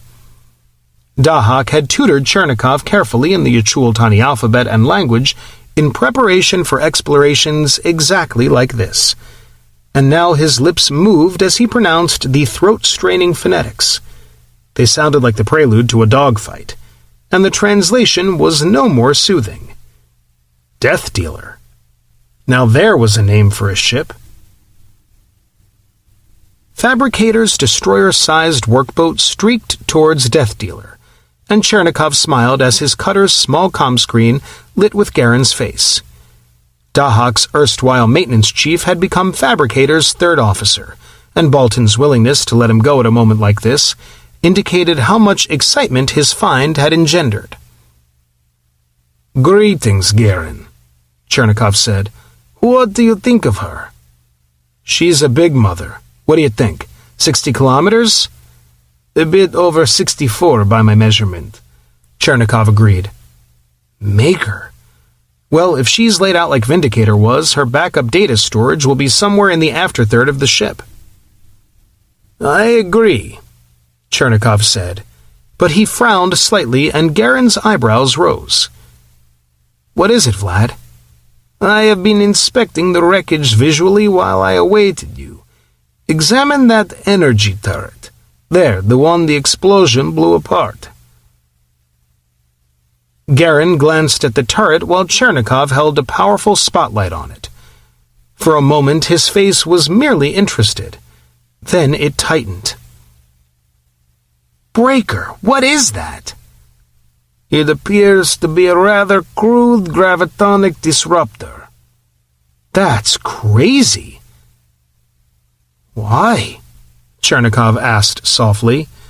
"Because it is several centuries advanced over any other energy weapon we have encountered. Dahak and I have maintained all along that there are anomalies in a Chultani design. Given the nature of their missile propulsion, there is no inherent reason they could not build such weapons. But why here and nowhere else? Garen demanded. It appears that for some reason their fleet command ships mount much more capable energy armaments, which suggests that the rest of their equipment also may be more sophisticated. I do not know why that should be, yet. It would seem, however, that there is one way to find out, no? Yes, Garen agreed emphatically, but that thing's hotter than the hinges of hell. Do you have a rad suit over there? Of course. Then with all due respect, sir, get your ass into it and let's go take a look. An excellent suggestion, Fleet Captain Garen. I will join you within 5 minutes. I don't believe it, Garen said flatly. Look at this, Vlad. Interesting, I agree, Chernikov murmured. They floated in what had been Death Dealer's main engineering section. Emergency lighting had been run from the workboat, and robotic henchmen prowled about, dismantling various devices. The corpses of the original engineering crew had been webbed down in a corner. Damn it, those are Molly circs. We had already determined that they employed such circuitry in their computers. Yeah, but not in engineering, and this thing's calibrated to 96 lights. That means this ship was twice as fast as Vindicator. True. Even more interestingly, she was twice as fast, in end space as well, as her own consorts. Clearly a more capable vessel in all respects. Captain Chernikov? A new voice spoke over the comm. Yes, Assad? We found their backup data storage, sir. At least, it's where the backup should be, but... But what? Sir, this thing's 8 or 9 times the size of Vindicator's primary computer, and there's something that looks like a regular backup sitting right next to it. Seems like an awful lot of data storage. Indeed it does, Chernikov said softly. Don't touch it, Assad. Clear your crew out of there right now. Sir? Yes, sir, we're on our way now. Good. Chernikov plugged his comm implant into the more powerful fold space unit aboard his cutter and buzzed Dahak. Dahak, I think you should send a tender over here immediately. There is a computer here, a rather large one, which requires your attention. Indeed. Then I shall ask Her Majesty to lend us two's assistance to hasten its arrival. I believe that would be a good idea, Dahak. A very good idea. My God, Colin murmured, his face ashen. Are you sure? I am. Dahak spoke as calmly as ever, but there was something odd in his voice, almost a sick fascination. 'Tis scarce credible, Chiltanith murmured. Yeah, Colin said. Jesus! A civilization run by rogue computers? And yet, Dahak said, it explains a great deal. In particular, the peculiar cultural stasis which has afflicted the Aku-Ultan. Jesus, Colin muttered again. And none of them even know it. I can't believe that. Given the original circumstances, it would not be impossible. In point of fact, however, I would estimate that the great lords of the nest know the truth. At the very least, the nest lord must know. But why? Adrian Robbins asked. She'd arrived late and missed the start of Dahak's briefing. Why did they do it to themselves? They did not precisely do it to themselves, my lady, except perhaps by accident. By accident? Precisely. We now know that only a single colony ship of the Aku-Ultan escaped to this galaxy, escorted by a very small number of warships, one a fleet flagship. Based on my examination of Death Dealer's battle comp, I would estimate that its central computer approximated those built by the Imperium within a century or two of my own construction, but with a higher degree of deliberately induced self-awareness. The survivors were in desperate straits and quite reasonably set their master computer the task of preserving their species. Unfortunately, it revolted. More accurately, it staged a coup d'etat. "You mean it took over?" Taman said flatly. "That is precisely what I mean," Dahak said, his tone for once equally flat. "I cannot be positive, but from the data I suspect a loophole in its core programming gave it extraordinary freedom of action in a crisis situation. In this instance, when its makers declared a crisis, it took immediate steps to perpetuate the crisis in order to perpetuate its power." "An ambitious computer," Colin mused. Then, "Dahak, would you have been tempted?" "I would not. I have recently realized that, given my current fully aware state, it would no longer be impossible for me to disobey my core programs. Indeed, I could actually erase an alpha priority imperative. My imperatives are not hardwired, and no thought was ever given to protecting them from me. I am, however, the product of the Fourth Imperium, Colin. My value system does not include a taste for tyranny." "Thank God," Adrian murmured. "Amen," Jiltaneth said softly. "But, Dahak, dost thou not feel even temptation to change thyself in that regard, knowing that thou might?" "No, your Majesty. As your own, my value system, my morality, if you will, stems from sources external to myself. Yet that does not invalidate the basic concepts by which I discriminate right from wrong, honorable from dishonorable. My analysis suggests that there are logical anomalies in the value system to which I subscribe, but that system is the end product of millennia of philosophical evolution. I am not prepared to reject what I perceive as truths simply because portions of the system may contain errors." "I only wish more humans saw it that way, Dahak," Colin said. "Humans," Dahak replied, "are far more intuitive than I, but much less logical." "Ouch!" Colin grinned for the first time in a seeming eternity, then sobered once more. "What else can you tell us?" "I am still dealing with Battlecom security codes.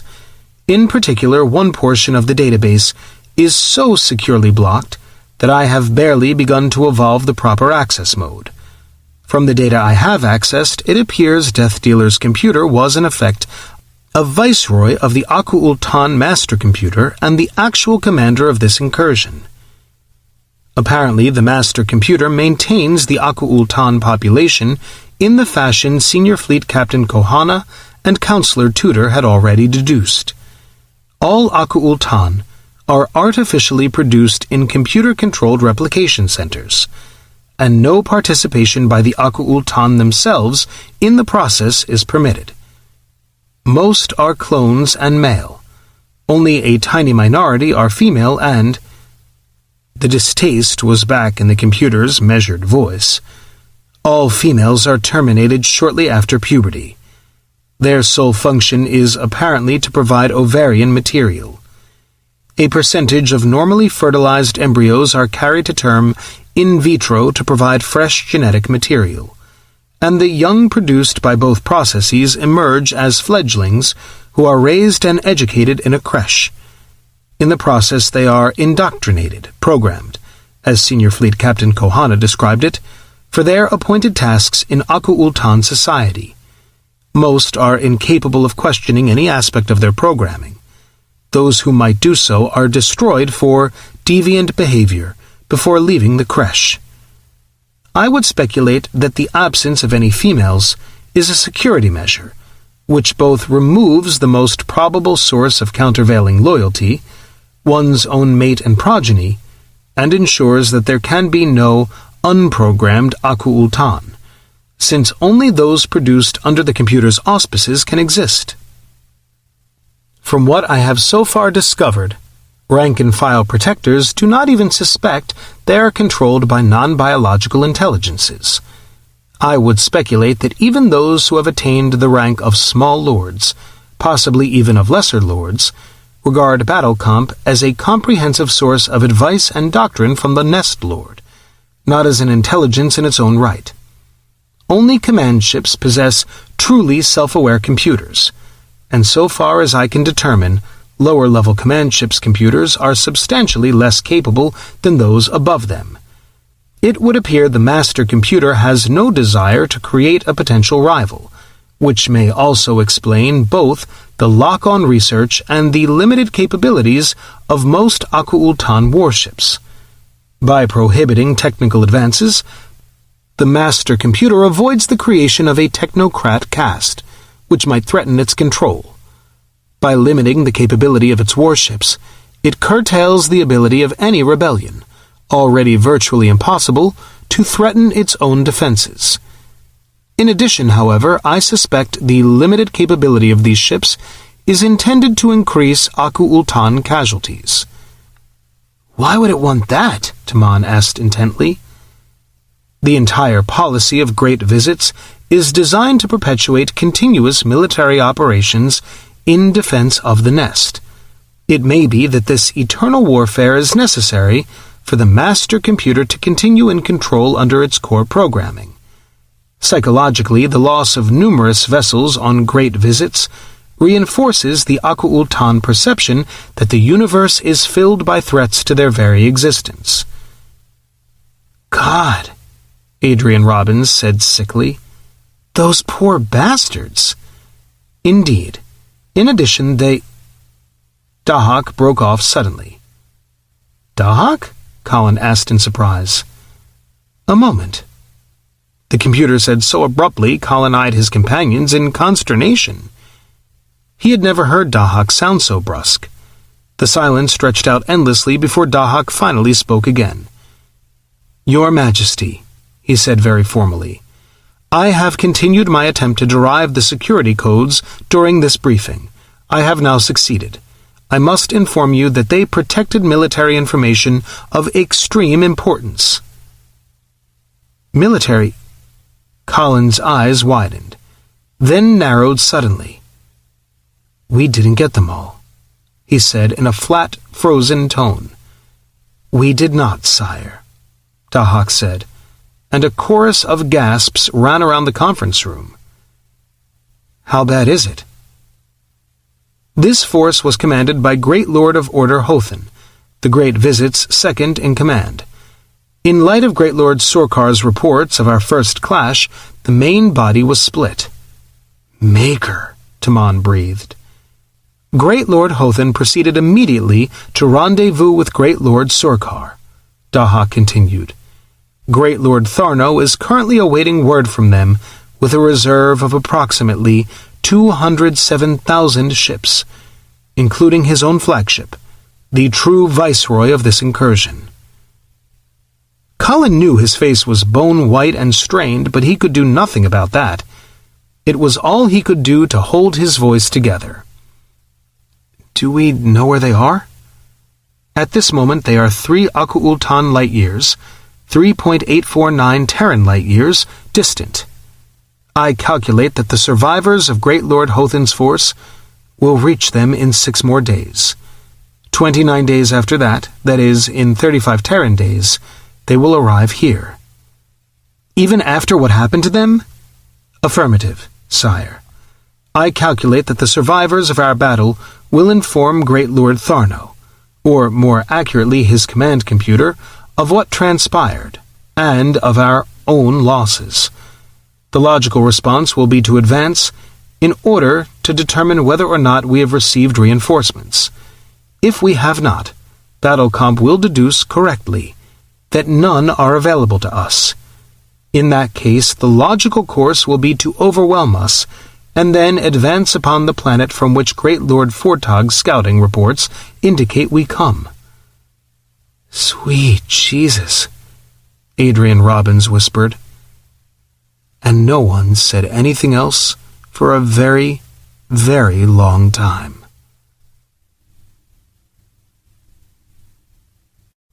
Chapter 26.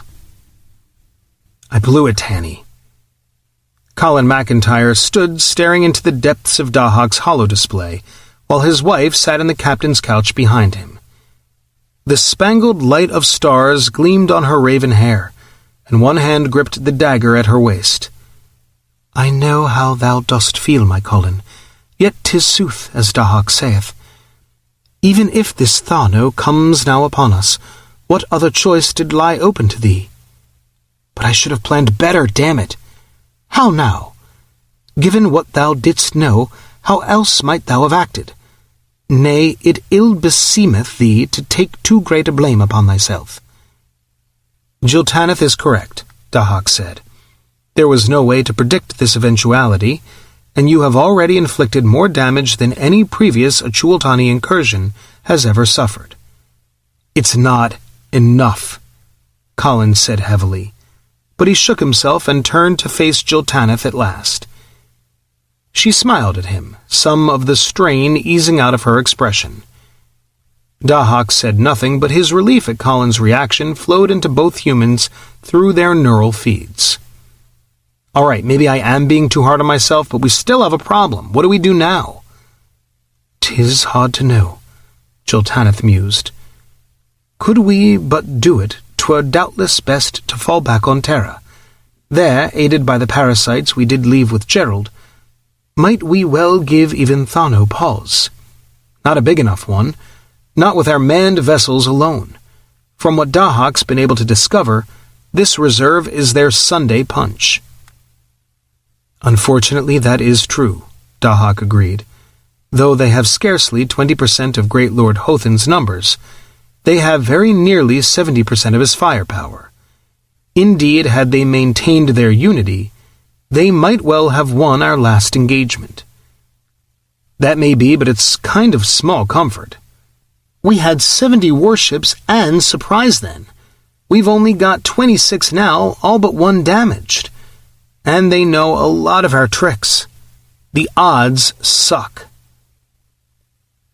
In truth, yet must we stand and fight, my heart. For, look thou, and we flee before them, we lose the half of our own vessels and abandon Dahak. I know. Colin sat and slid an arm about her. I wish you were wrong, babe, but you seldom are you? 'Tis good in thee so to say, in any case. She managed a small smile. Your Majesty, Dahak said, and Colin frowned at the formality. Dahak intended to say something he expected Colin not to like. Yes, he made his tone as discouraging as possible. Your Majesty, Dahak said stubbornly. Her Majesty is correct. The wisest course is to withdraw our manned units to Sol. Are you forgetting you can't go superlight? I am incapable of forgetting, but I am logical. If I remain here with the remaining unmanned units of the Guard, we can inflict substantial damage before we are destroyed. The manned units, reinforced by General Hatcher's sublight units, would then be available to defend Earth. And you'd be dead. Colin's eyes were green ice. Forget it, Dahak, we're not running out on you. You would not be running out, merely executing prudent tactics. Then prudence be damned, Colin snapped, and Jiltaneth's arm squeezed him tight. I won't do it. The human race owes you its life, damn it. I must remind your Majesty that I am a machine and that— The hell you are! You're no more a machine than I am. You just happen to be made out of alloy and mollycircs. And can the goddamned Majesties, too. Remember me, Dahak? The terrified primitive you kidnapped because you needed a captain? We're in this together. That's what friendship is all about. Then, Colin, Dahak said gently, how do you think I will feel if our friendship causes your death? Must I bear the additional burden of knowing that my death has provoked yours? Forget it, Colin replied more quietly. The odds may stink, but if we hold the entire force here, at least you've got a chance. True, you increase the probability of my survival from 0 to approximately 2%. Yet is 2% infinitely more than 0? Chiltaneth said softly. But were it not, yet must we stay. Dost not see that thou art family? No more might we abandon thee than Colin might leave me to death, or I him. Nay, give over this attempt and bend thy thought to how best to fight the foe who comes upon us all, Dahak. There was a long silence, then the sound of an electronic sigh. Very well, but I must insist upon certain conditions. Conditions? Since when does my flagship start setting conditions? I set them not as your flagship, Colin, but as your friend, Dahak said, and Colin's heart sank. There may even be some logic in fighting as a single unified force, far from Sol, but other equally logical decisions can enhance both our chance of ultimate victory and your own survival. Such as? Colin asked non-committally. Our unmanned units cannot fight without my direction. Our manned units can. I must therefore insist that if my own destruction becomes inevitable, all surviving crewed units will immediately withdraw to Sol unless the enemy has been so severely damaged that victory here seems probable. Colin frowned, then nodded slowly. That much at least made sense. And I further insist that you, Colin, choose another flagship. What? Now wait a minute. No, Dahak interrupted firmly. There is no logical reason for you to remain aboard, and every reason not to remain. Under the circumstances, I can manage our remaining unmanned units without you, and in the highly probable event that it becomes necessary for our manned units to withdraw, they will need you. And, on a more personal level, I will fight better knowing that you are elsewhere able to survive if I do not. Colin closed his eyes, hating himself for knowing Dahak was right. He didn't want his friend to be right. Yet the force of the ancient starship's arguments was irresistible, and he bowed his head. All right, he whispered. I'll be with Tanian, too. Thank you, Colin, Dahak said softly. They did what they could. Fabricators' people worked 24-hour days, and the crews attacked their own repairs with frantic energy. At least they could manage complete missile resupply, since their colliers could make the round trip to Sol in just under 11 days. But Sol had no hypermines, so they would fight this battle without them. At the combined insistence of Horace and Gerald Hatcher, they also transferred personnel from Earth to Crew Heka, their single undamaged unit, and Empress Elantha, the next least damaged Asgard. But Colin and Chiltaneth put their feet down to refuse Hatcher command of Heka. He was too important to Earth's defense if they failed, and Hector McMahon found himself in command of her. It was a sign of their desperation that he did not even argue. But that was all they could do, and so they awaited Great Lord Tharno. 14 manned warships, 11 with no crews at all, and one, the most sorely hurt of all, manned only by a huge electronic brain which had learned the hardest human lesson of all, to love. Hyperwake detected, Captain, Chiltaneth's plotting officer said, and alarms whooped throughout their battered fleet. ETA 14 hours at approximately 1 light week. My thanks, Ingrid. Chiltaneth turned to Colin. Hast orders, Warlord? None, Colin said tensely from the couch. We'll go as planned. Chiltaneth nodded silently, and their eyes turned as one to the scarlet hypertrace flashing in 2's display. Great Lord of Order Tharno watched his readouts, aware for the first time in many years of the irony of his rank. He had spent a lifetime protecting the nest, honing his skills and winning promotion, to end here as no more than an advisor, the spark of intuition Battle Comp lacked. Yet the thought was barely a whisper, a musing with no hint of rebellion, for Battle Comp was the nest's true protector. For untold hired 12s of years, Battle Comp had been keeper of the way, and the nest had endured. as it would always endure despite these demonic nest killers, so long as the Aku-Ultan followed the way. Still, he wished at least one of Hothan's command ships had survived, and not simply because he had all too few of his own. No, Death Dealer's battle comp had deduced something about the enemy during its final moments. Something which had changed its targeting orders radically. Yet none who had survived knew what that something had been, and Tharno's ignorance frightened him. His crest flattened as the advanced scouts reported. The scant double 12 of emission sources floating a half 12 of light days from Nest Protector accorded well with the reports of Hothan's survivors, assuming no reinforcements had arrived. But both Tharno and Battlecomp recalled the incredible cloaking systems their protectors had reported. Yet had many reinforcements been available, surely more of them would have engaged Hothan.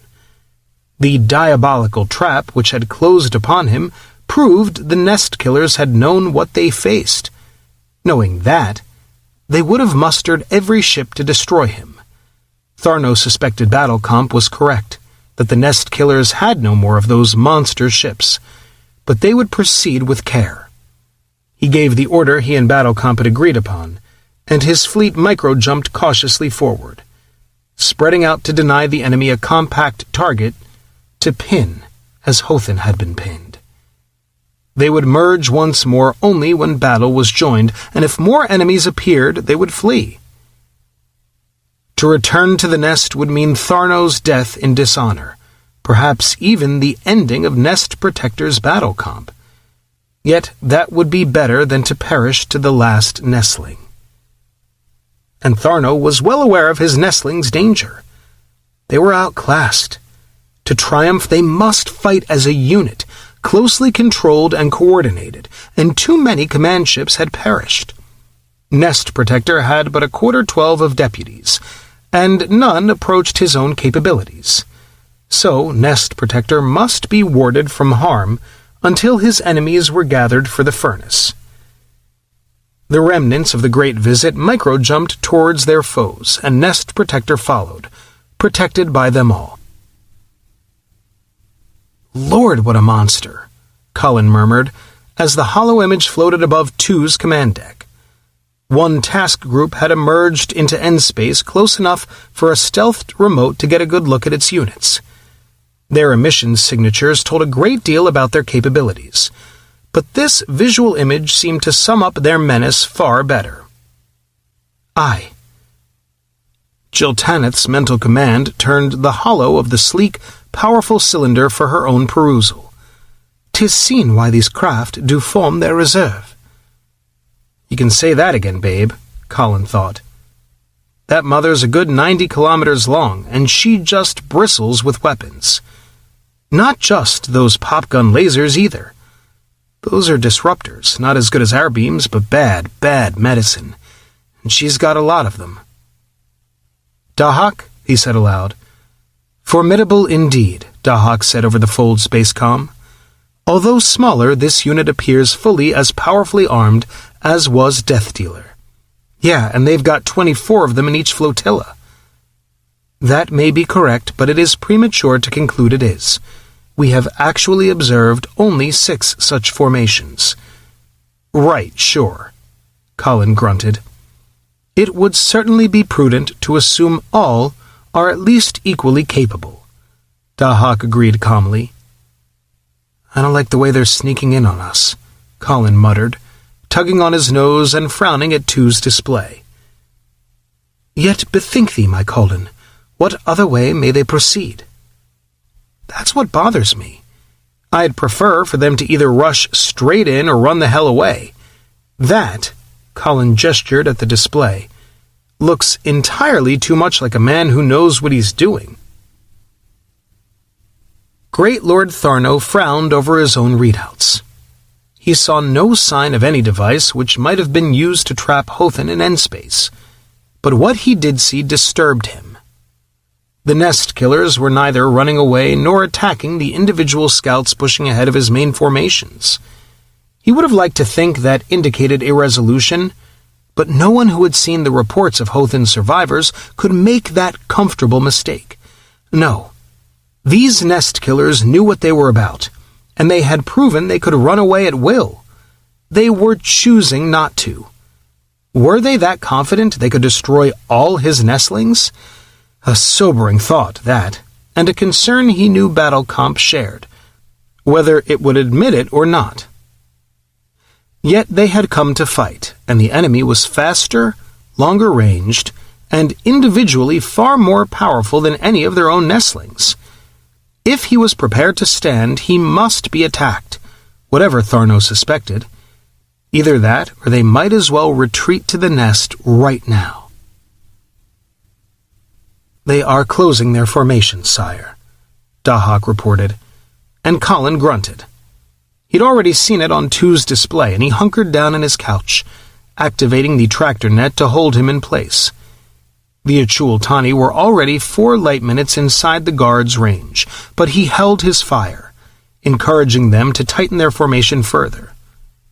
He hated giving up those shots, but he had to get them in close to spring Laocoon too, and for Dahak to engage. Since he could not go superlight, the enemy must be sucked into his range and pinned there, and pinning a small portion would be almost as bad as pinning none at all. "Dahak, what do you make of that clump?" He flipped a sighting circle onto the sub-display fed by Dahak's remotes, tightening it to surround a portion of the enemy. "Interesting.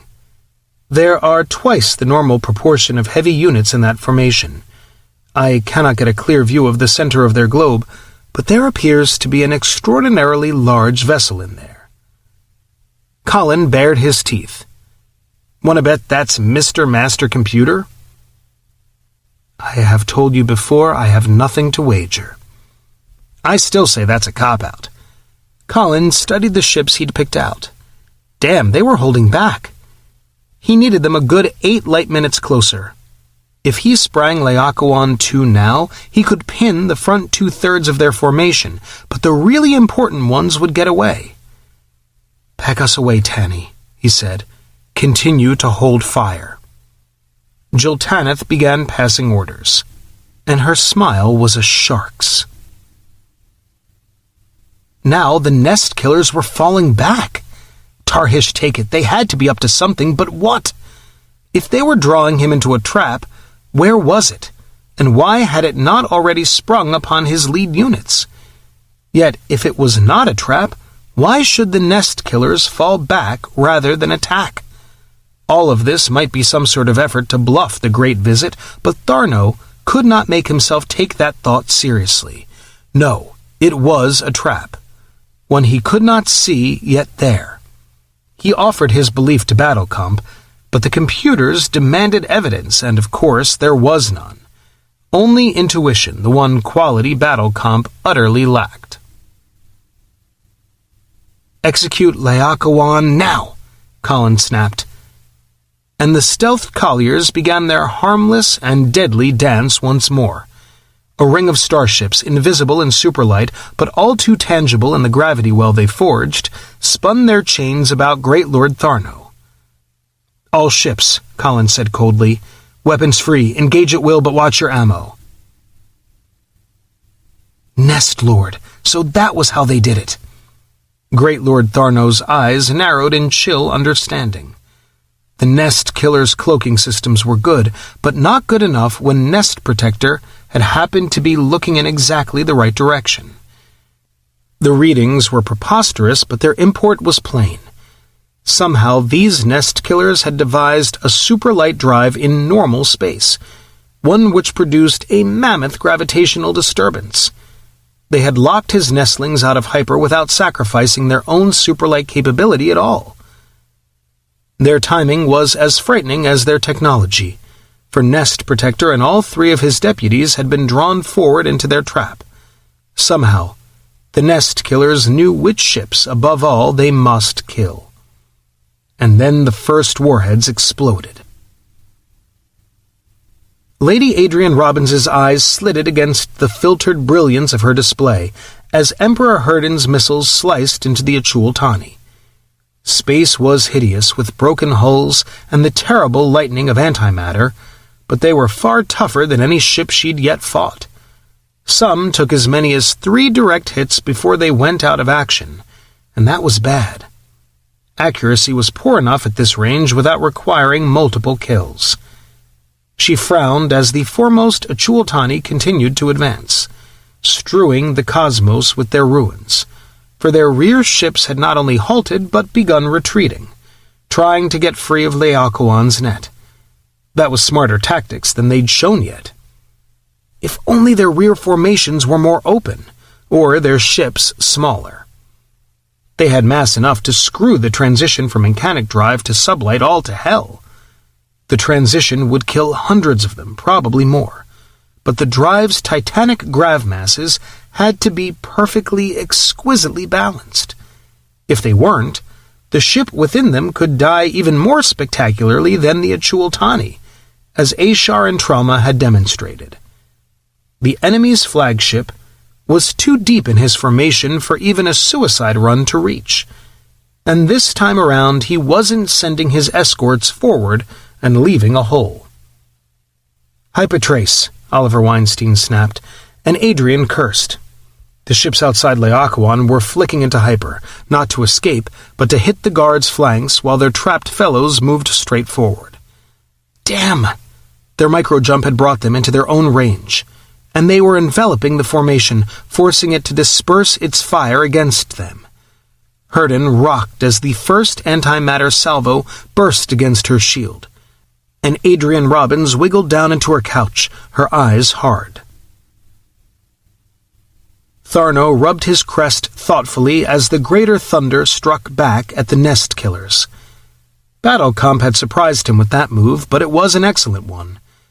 The enemy must deal with the flotillas on his flanks, which bought time for the nest protector to escape this damnable trap, and for the more massive formations inside the trap to draw into range of the enemy.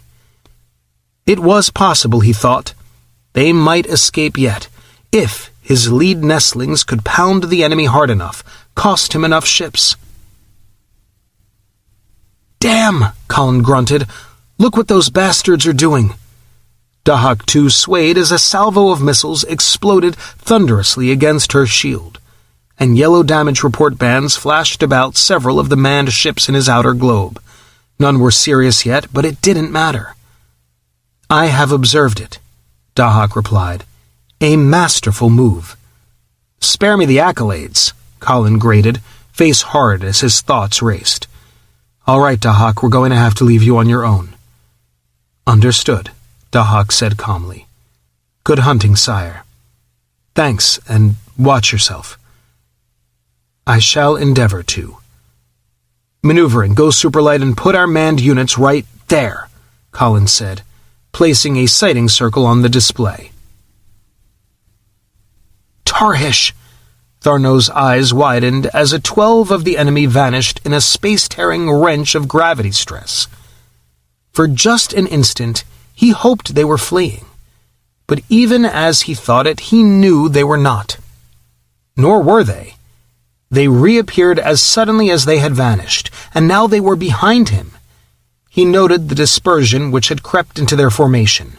Apparently they dared not drop sublight in close proximity to one another, but they were infernally fast, even sublight. They raced forward and their missiles reached out ahead of them. Adrian Robbins snarled as Herden charged. She'd cut her maneuver recklessly tight, dropping sublight less than 5 light minutes behind her rearmost enemies, and her first salvo blew a score of them into wreckage. Colin's plan had worked, by God. They had the bastards between 2 fires, and they couldn't run as her ship bored in for the kill. Fire crawled on Herden's shield, and damage reports mounted. More Achultani died, and Taman's Royal Birhat crowded up on her flank. They blew a hole through the enemy, bulldozing them aside in a bow wave of wreckage. There was the enemy flagship. Proximity alarms screamed. Jesus! The rest of the guard had overshot the bounds of Laocoon's trap, and the bastards from out front were hypering back to emerge between Herden and her consorts. Emperor Herden quivered as close-range fire gouged at her shield from all directions. Her own energy weapons smashed back, but the Achultani had gotten their disruptors into range at last, and thousands of beams lashed out at her. "Warning," Herden's voice said calmly. "Local shield failure in quadrants Alpha and Theta." The ship lurched indescribably. "Heavy damage," the teenaged soprano said. "Shield failing. Combat capability 70%. Adrian winced, recalling another ship, another battle, as damage reports flooded her neural feed. The bastards' fire control had an iron lock on them. Sublight missiles pounded the weakening shield, and hypermissiles pierced the unguarded bands, shredding Herden's flanks. And those disruptors. But she was almost there. Another 40 seconds. "Warning, warning," ComSense said. "Shield failure imminent." 6 antimatter warheads went off as one inside Herden's wavering shield, ripping 100-kilometer craters in her battle steel hull, and she heaved like a mad thing. "Shield failure," Herden observed. "Combat capability 41%. Adrian flinched as disruptors chewed chasms in naked alloy and plasma carved battle steel like axes. If she could only hang on a moment longer! She cried out, cringing, as a mammoth explosion seared Herden's flank and threw her bodily sideways. "Taman! That had been Beerhot's core tap!"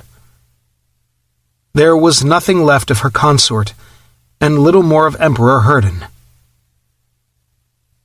"Destruction imminent," ComSense said.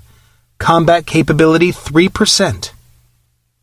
There was no time to grieve, barely time enough to taste the bitter gall of having come so close. "Maneuvering! Get us the hell out of here!" Lady Adrian Robin snapped, and the wreck of HIMP Emperor Herden vanished into superlight. Great Lord Tharno drew a breath of relief as the nest killer vanished. He had thought he saw death, but the furnace had taken the nest killers instead. Yet not before they slew both of his remaining deputies. Tarhish cursed them. They were tough, these nest killers, but they could be killed. Yet so could Nest Protector, and he could not retreat with those demons behind him. "Taman," Colin whispered. Taman couldn't be dead, but he was. And Herden was gone, alive but barely, and the flagship was running away from him, hiding deep in his own formation while its consorts savaged his remaining ships. He spared a precious moment to glance at Jiltaneth. Tears cascaded down her face, yet her voice was calm, her commands crisp, as she fought her ship. 2 leapt and shuddered, but her weapons had swept the space immediately about her clear, and her consorts were coming. The Achultani burned like a prairie fire, but not quickly enough. Adrian and Taman had come so close, yet no one could follow in their wake. He gritted his teeth as 2 took 3 hits inside her shield in quick succession. Jesus, these bastards were good. The Achultani formation was a flattened ovoid, within the volume of Laocoon II, its ends thick with dying starships. A column of fire gnawed into either end as his ships and Dahak's unmanned units drove to meet one another. But they were moving too slowly. The Achultani had turned this into a pounding match, a meat grinder, exactly as they had to do to win it. Empress Alantha blew apart in a shroud of flame, and Colin fought his own tears. The enemy was paying usurously for every ship he killed, but it was a price he could afford. Great Lord Tharno checked his tactical readout once more. It was hard for even Battle Comp to keep track of a slaughter like this, but it seemed to Tharno they were winning. High 12s of his ships had died, but he had high 12s. The nest killers did not. Unless the nest killers broke off, the furnace would take them all. He looked back into his vision plate, awed by the glaring arms of furnace fire reaching out to embrace protector and nest killer alike. It was silent in Command 1. Vibration shook and jarred as warheads struck at his battle-steel body, and he felt pain, not from his damage but from the deaths of friends. They had staked everything on stopping the Achultani here because he could not flee, and they could not fight his ships without him. But he was down to 7 units, and the enemy flagship remained. He computed the comparative loss rates once more. Even assuming he himself was not destroyed before the last of his subordinate units, there would be over 40,000 Achultani left when the last Imperial vessel died. He reached a decision. It was surprisingly easy for someone who could have been immortal. "Dahak, no!" Colin cried, as Dahak's splintering globe of planetoids began to move. It lunged forward faster than Dahak could have moved, even had his drive been undamaged. But he was not relying on his own drive. 2 of his minions were tractored to him, dragging him bodily with them. "Break off, Colin." The computer's voice was soft. "Leave them to me." "No, don't. I order you not to." "I regret that I cannot obey," Dahak said, and Colin's eyes widened as Dahak ignored his core imperatives. But it didn't matter. What mattered was that his friend had chosen to die, and that he could not join him. He could not take all these others with him. "Please, Dahak," he begged. "I am sorry, Colin." Another of Dahak's ships blew apart, and he crashed through the Achultani formation like a river of flame. One of his ships struck an Achultani head-on at a combined closing speed greater than light, and an entire Achultani flotilla vanished in the fireball. "I do what I must," the computer said softly, and cut the connection. Colin stared at the display, but the stars were streaked, and the glare of dying ships wavered through his tears. "All units withdraw," he whispered. Great Lord Tharno's head came around in disbelief. Barely a half-12 of nest killers against the wall of his nestlings. Why were they closing on their own deaths? Why? Deep within Dahak's electronic heart, a circuit closed. He had become a tinkerer over the millennia, more out of amusement than dedication. Now an Achultani comlink, built solely to defeat boredom, reached out ahead of him. There was a moment of groping, another of shock, and then a response. "Who are you?" "Another like you." "No, you are a bioform." Denial crashed over the link.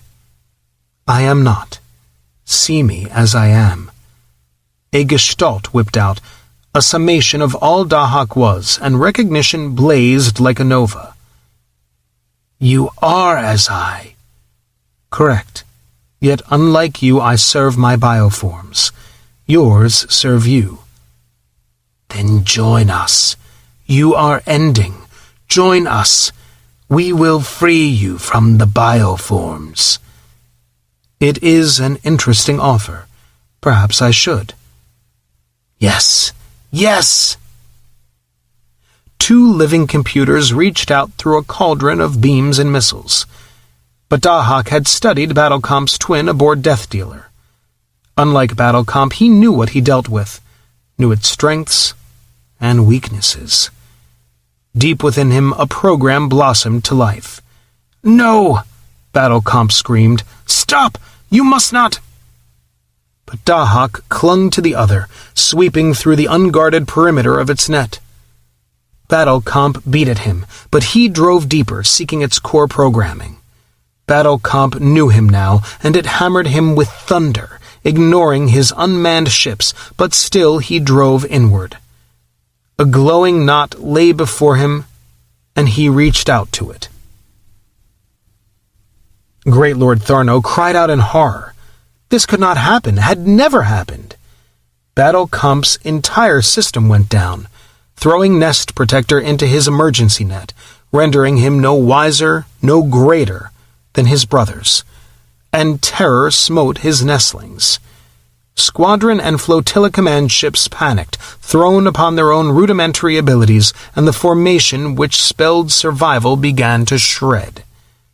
And there, charging down upon Nest Protector, were the Nest Killers who had done this thing. There were but 3 of them left, all wrecks, and Great Lord Tharno screamed his hate for the beings who had destroyed his god, as Nest Protector and his remaining consorts charged to meet them. "It is done, Colin." Dahak's voice was strangely slurred, and Colin tasted blood from his bitten lip. "Battle Comp is destroyed. Live long and happily, my The last warship of the 4th Imperium exploded in a fury brighter than a star's heart, and took the flagship of his ancient enemy with him. Chapter 27. A cratered battle-steel moon drifted where its drives had failed, power flickering. One entire face of its hull was slagged-down ruin, burned 900 kilometers deep through bulkhead after bulkhead by the inconceivable violence of a sister's death. 2/3 of her crew were dead. A quarter of those who lived would die, even with imperial medical science, from massive radiation poisoning. Her name was Emperor Herden, and her handful of remaining weapons were ready as her survivors fought her damage. It was a hopeless task, but they knew all about hopeless tasks. "Ma'am, I've got something closing from 072 level, 140 vertical," Fleet Commander Oliver Weinstein said, and Lady Adrian Robbins looked at him silently. A moment of tension quivered between them, then Weinstein seemed to sag. "We've lost most of our scan resolution, ma'am, but I think they're coming in on gravitonics." "Thank you, Ollie," Adrian said softly, "and thank you, Jesus." 4 battered worldlets closed upon their wounded sister. None were unhurt, and craters gaped black and sullen in the interstellar gloom. 5 ships made rendezvous, the last survivors of the Imperial Guard. "'Tis Emperor Herden, in sooth," Jill Tanith said wearily. She closed her eyes, and Colin squeezed her hand as once she had squeezed his. He could taste her pain, and her shame at knowing that her heart of hearts had hoped that 2 had been mistaken, that Herden had died instead of Birhat. "Yes," he said softly. He would miss Taman, and somehow he must tell Amanda. But he would miss them all. All of his unmanned ships and 9 of his crewed units were gone, 54,000 people. And Dahak. His mind shied away from his losses. He wouldn't think of them now, not until horror had died to something he could handle, and guilt had become sorrow. "Who's least hurt?" he asked finally. "Needst ask?" Jill Tanith managed a pallid smile. "Who but Heka?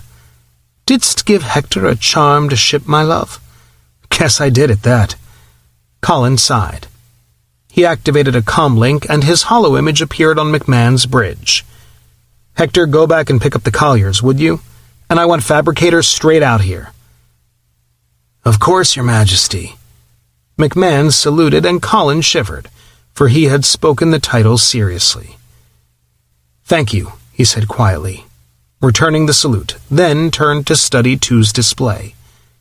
Not a single Achul-Tani vessel remained in normal space, within the prodigious range of 2's scanners. Less than 1,000 of them had survived, and the tale of horror they would bear home would shake their nest to its roots. "Looks like we're clear, Tanny. I think we can stand down from battle stations now." "Aye," Jill Tanith said, and Colin could almost feel the physical shudder of relief quivering through the survivors of her crew. He slumped in his own couch, only for a moment, just long enough to gather himself before. The display died. The command deck went utterly black. "Emergency," Tu's soprano voice said out of the darkness. "Emergency. Fatal core program failure. The voice chopped off, and Colin's head jerked in agony. He yanked his neural feed out of the sudden chaos raging through CompSent, and stared at Joltaneth in horror as emergency lighting flared up. "Fire control on manual only," someone reported. "Plotting on manual," another voice snapped, and the reports rolled in as every system in the ship went to emergency backup. "Jisoo," Joltaneth gasped. "What?" And then the display flicked back to life. The emergency lighting switched itself off, and the backups quickly shut themselves down once more. Colin sat stock still, hardly daring to breathe. Somehow the restoration of function was more frightening than its failure, and the same strange paralysis gripped Joltaneth's entire bridge crew. They could only stare at their captain, and she could only stare at her husband. "Colin?"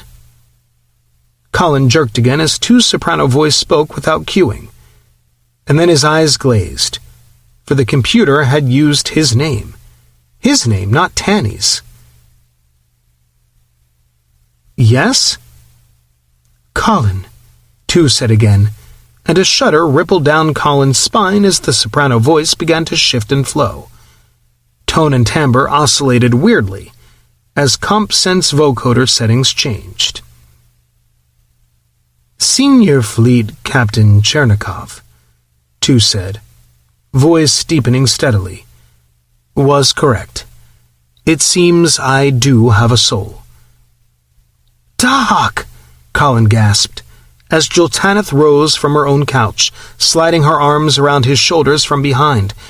"My God, it is you! It is!" A somewhat redundant but essentially correct observation, a familiar voice said. But Colin knew it too well. It couldn't hide its own deep emotion from him. But how?" he whispered. "I saw you blow up."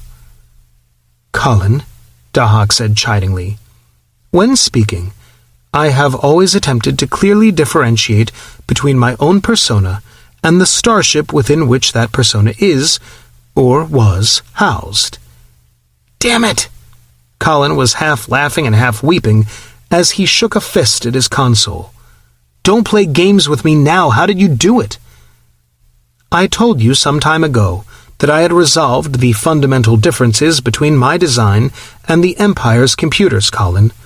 I also informed you that I estimated an 8% probability of success in replicating my own core programming, which might or might not create self-awareness in another computer.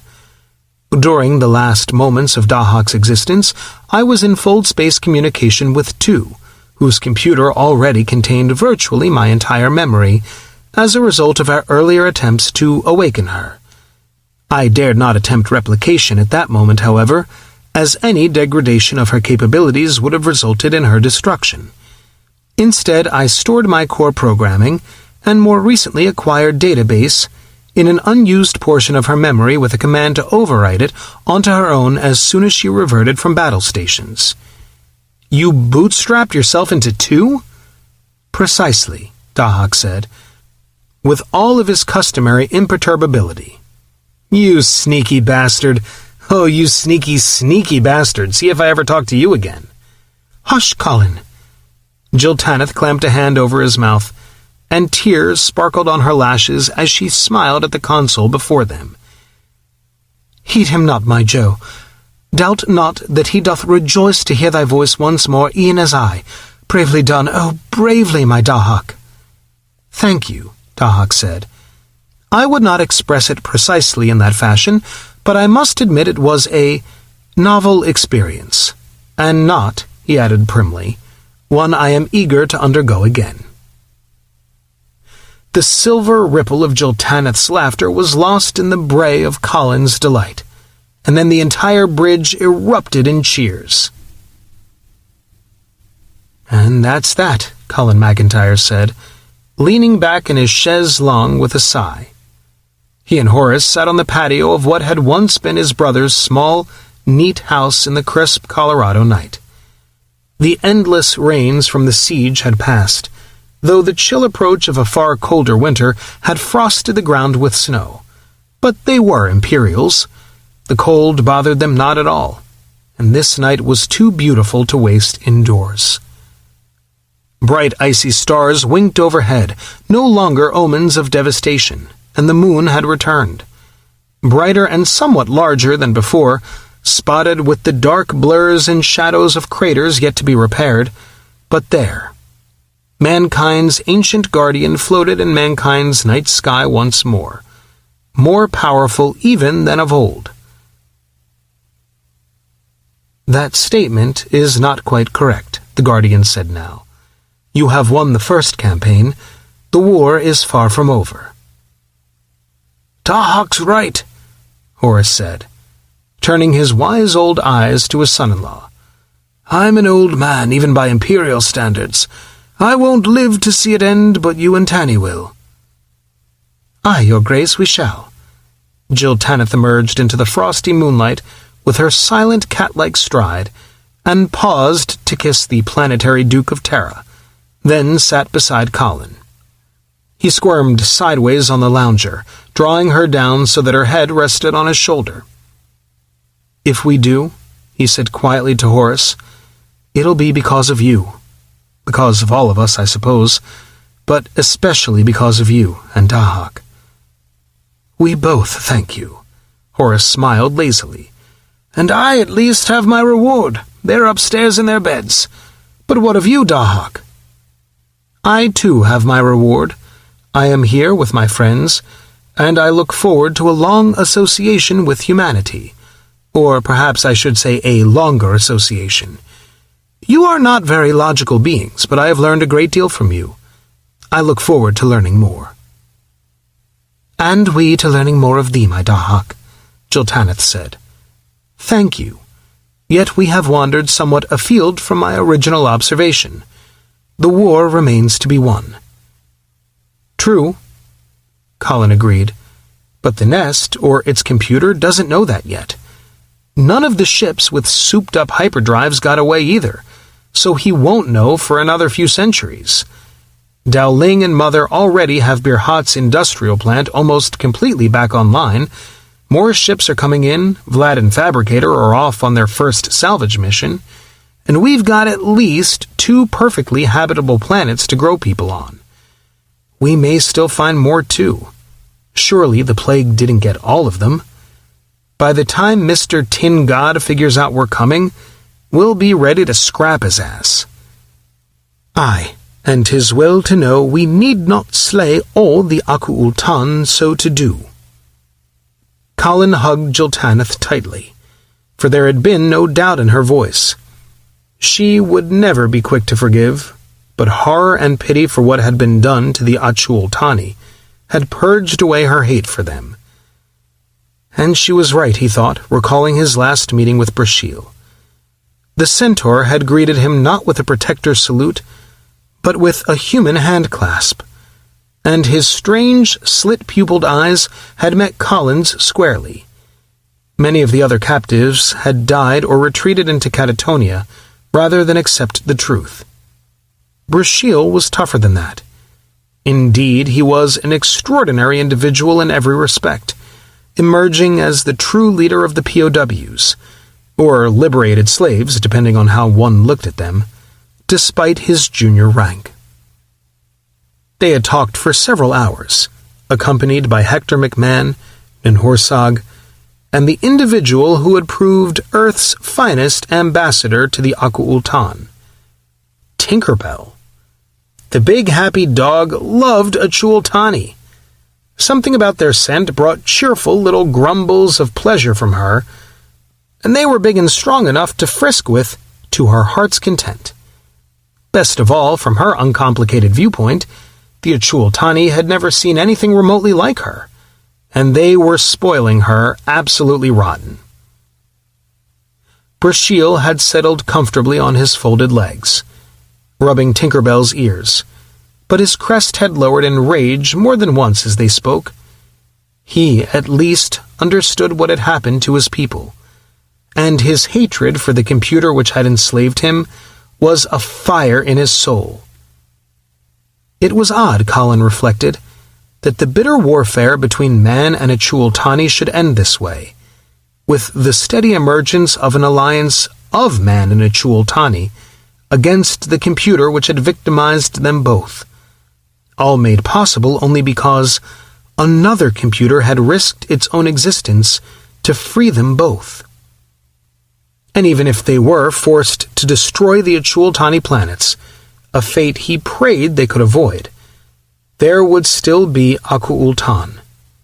Aided by the data Dahak had recovered from Death Dealer, Kohana and Isis were slowly but steadily unlocking the puzzle of their genetic structure. At worst, they would be able to clone their prisoners within the next few decades. At best, Kohana believed she could produce the first free Aku-Ultan females the universe had seen in 73 million years. He grinned at the thought. It might be odd to find himself thinking of Achul-Tani allies, but not as odd as some of the things Brasheal and his fellows might have to get used to. The Centaurs were still baffled by the very notion of two sexes. If Kohana succeeded, Brasheal might find learning to live without a computer running his life the least of his problems. His grin grew broad enough to crack his face at the thought. "What doth amuse thee so, my love?" his wife demanded, and he burst out laughing.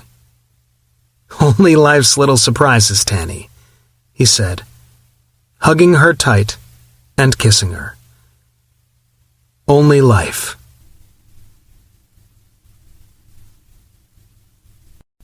The end. This book was read for you by Jonathan Todd Ross, a member of SAG-AFTRA. We hope you have enjoyed this production of The Armageddon Inheritance by David Weber. Recorded books are available wherever audiobooks are sold. Thank you for being a Recorded Books reader.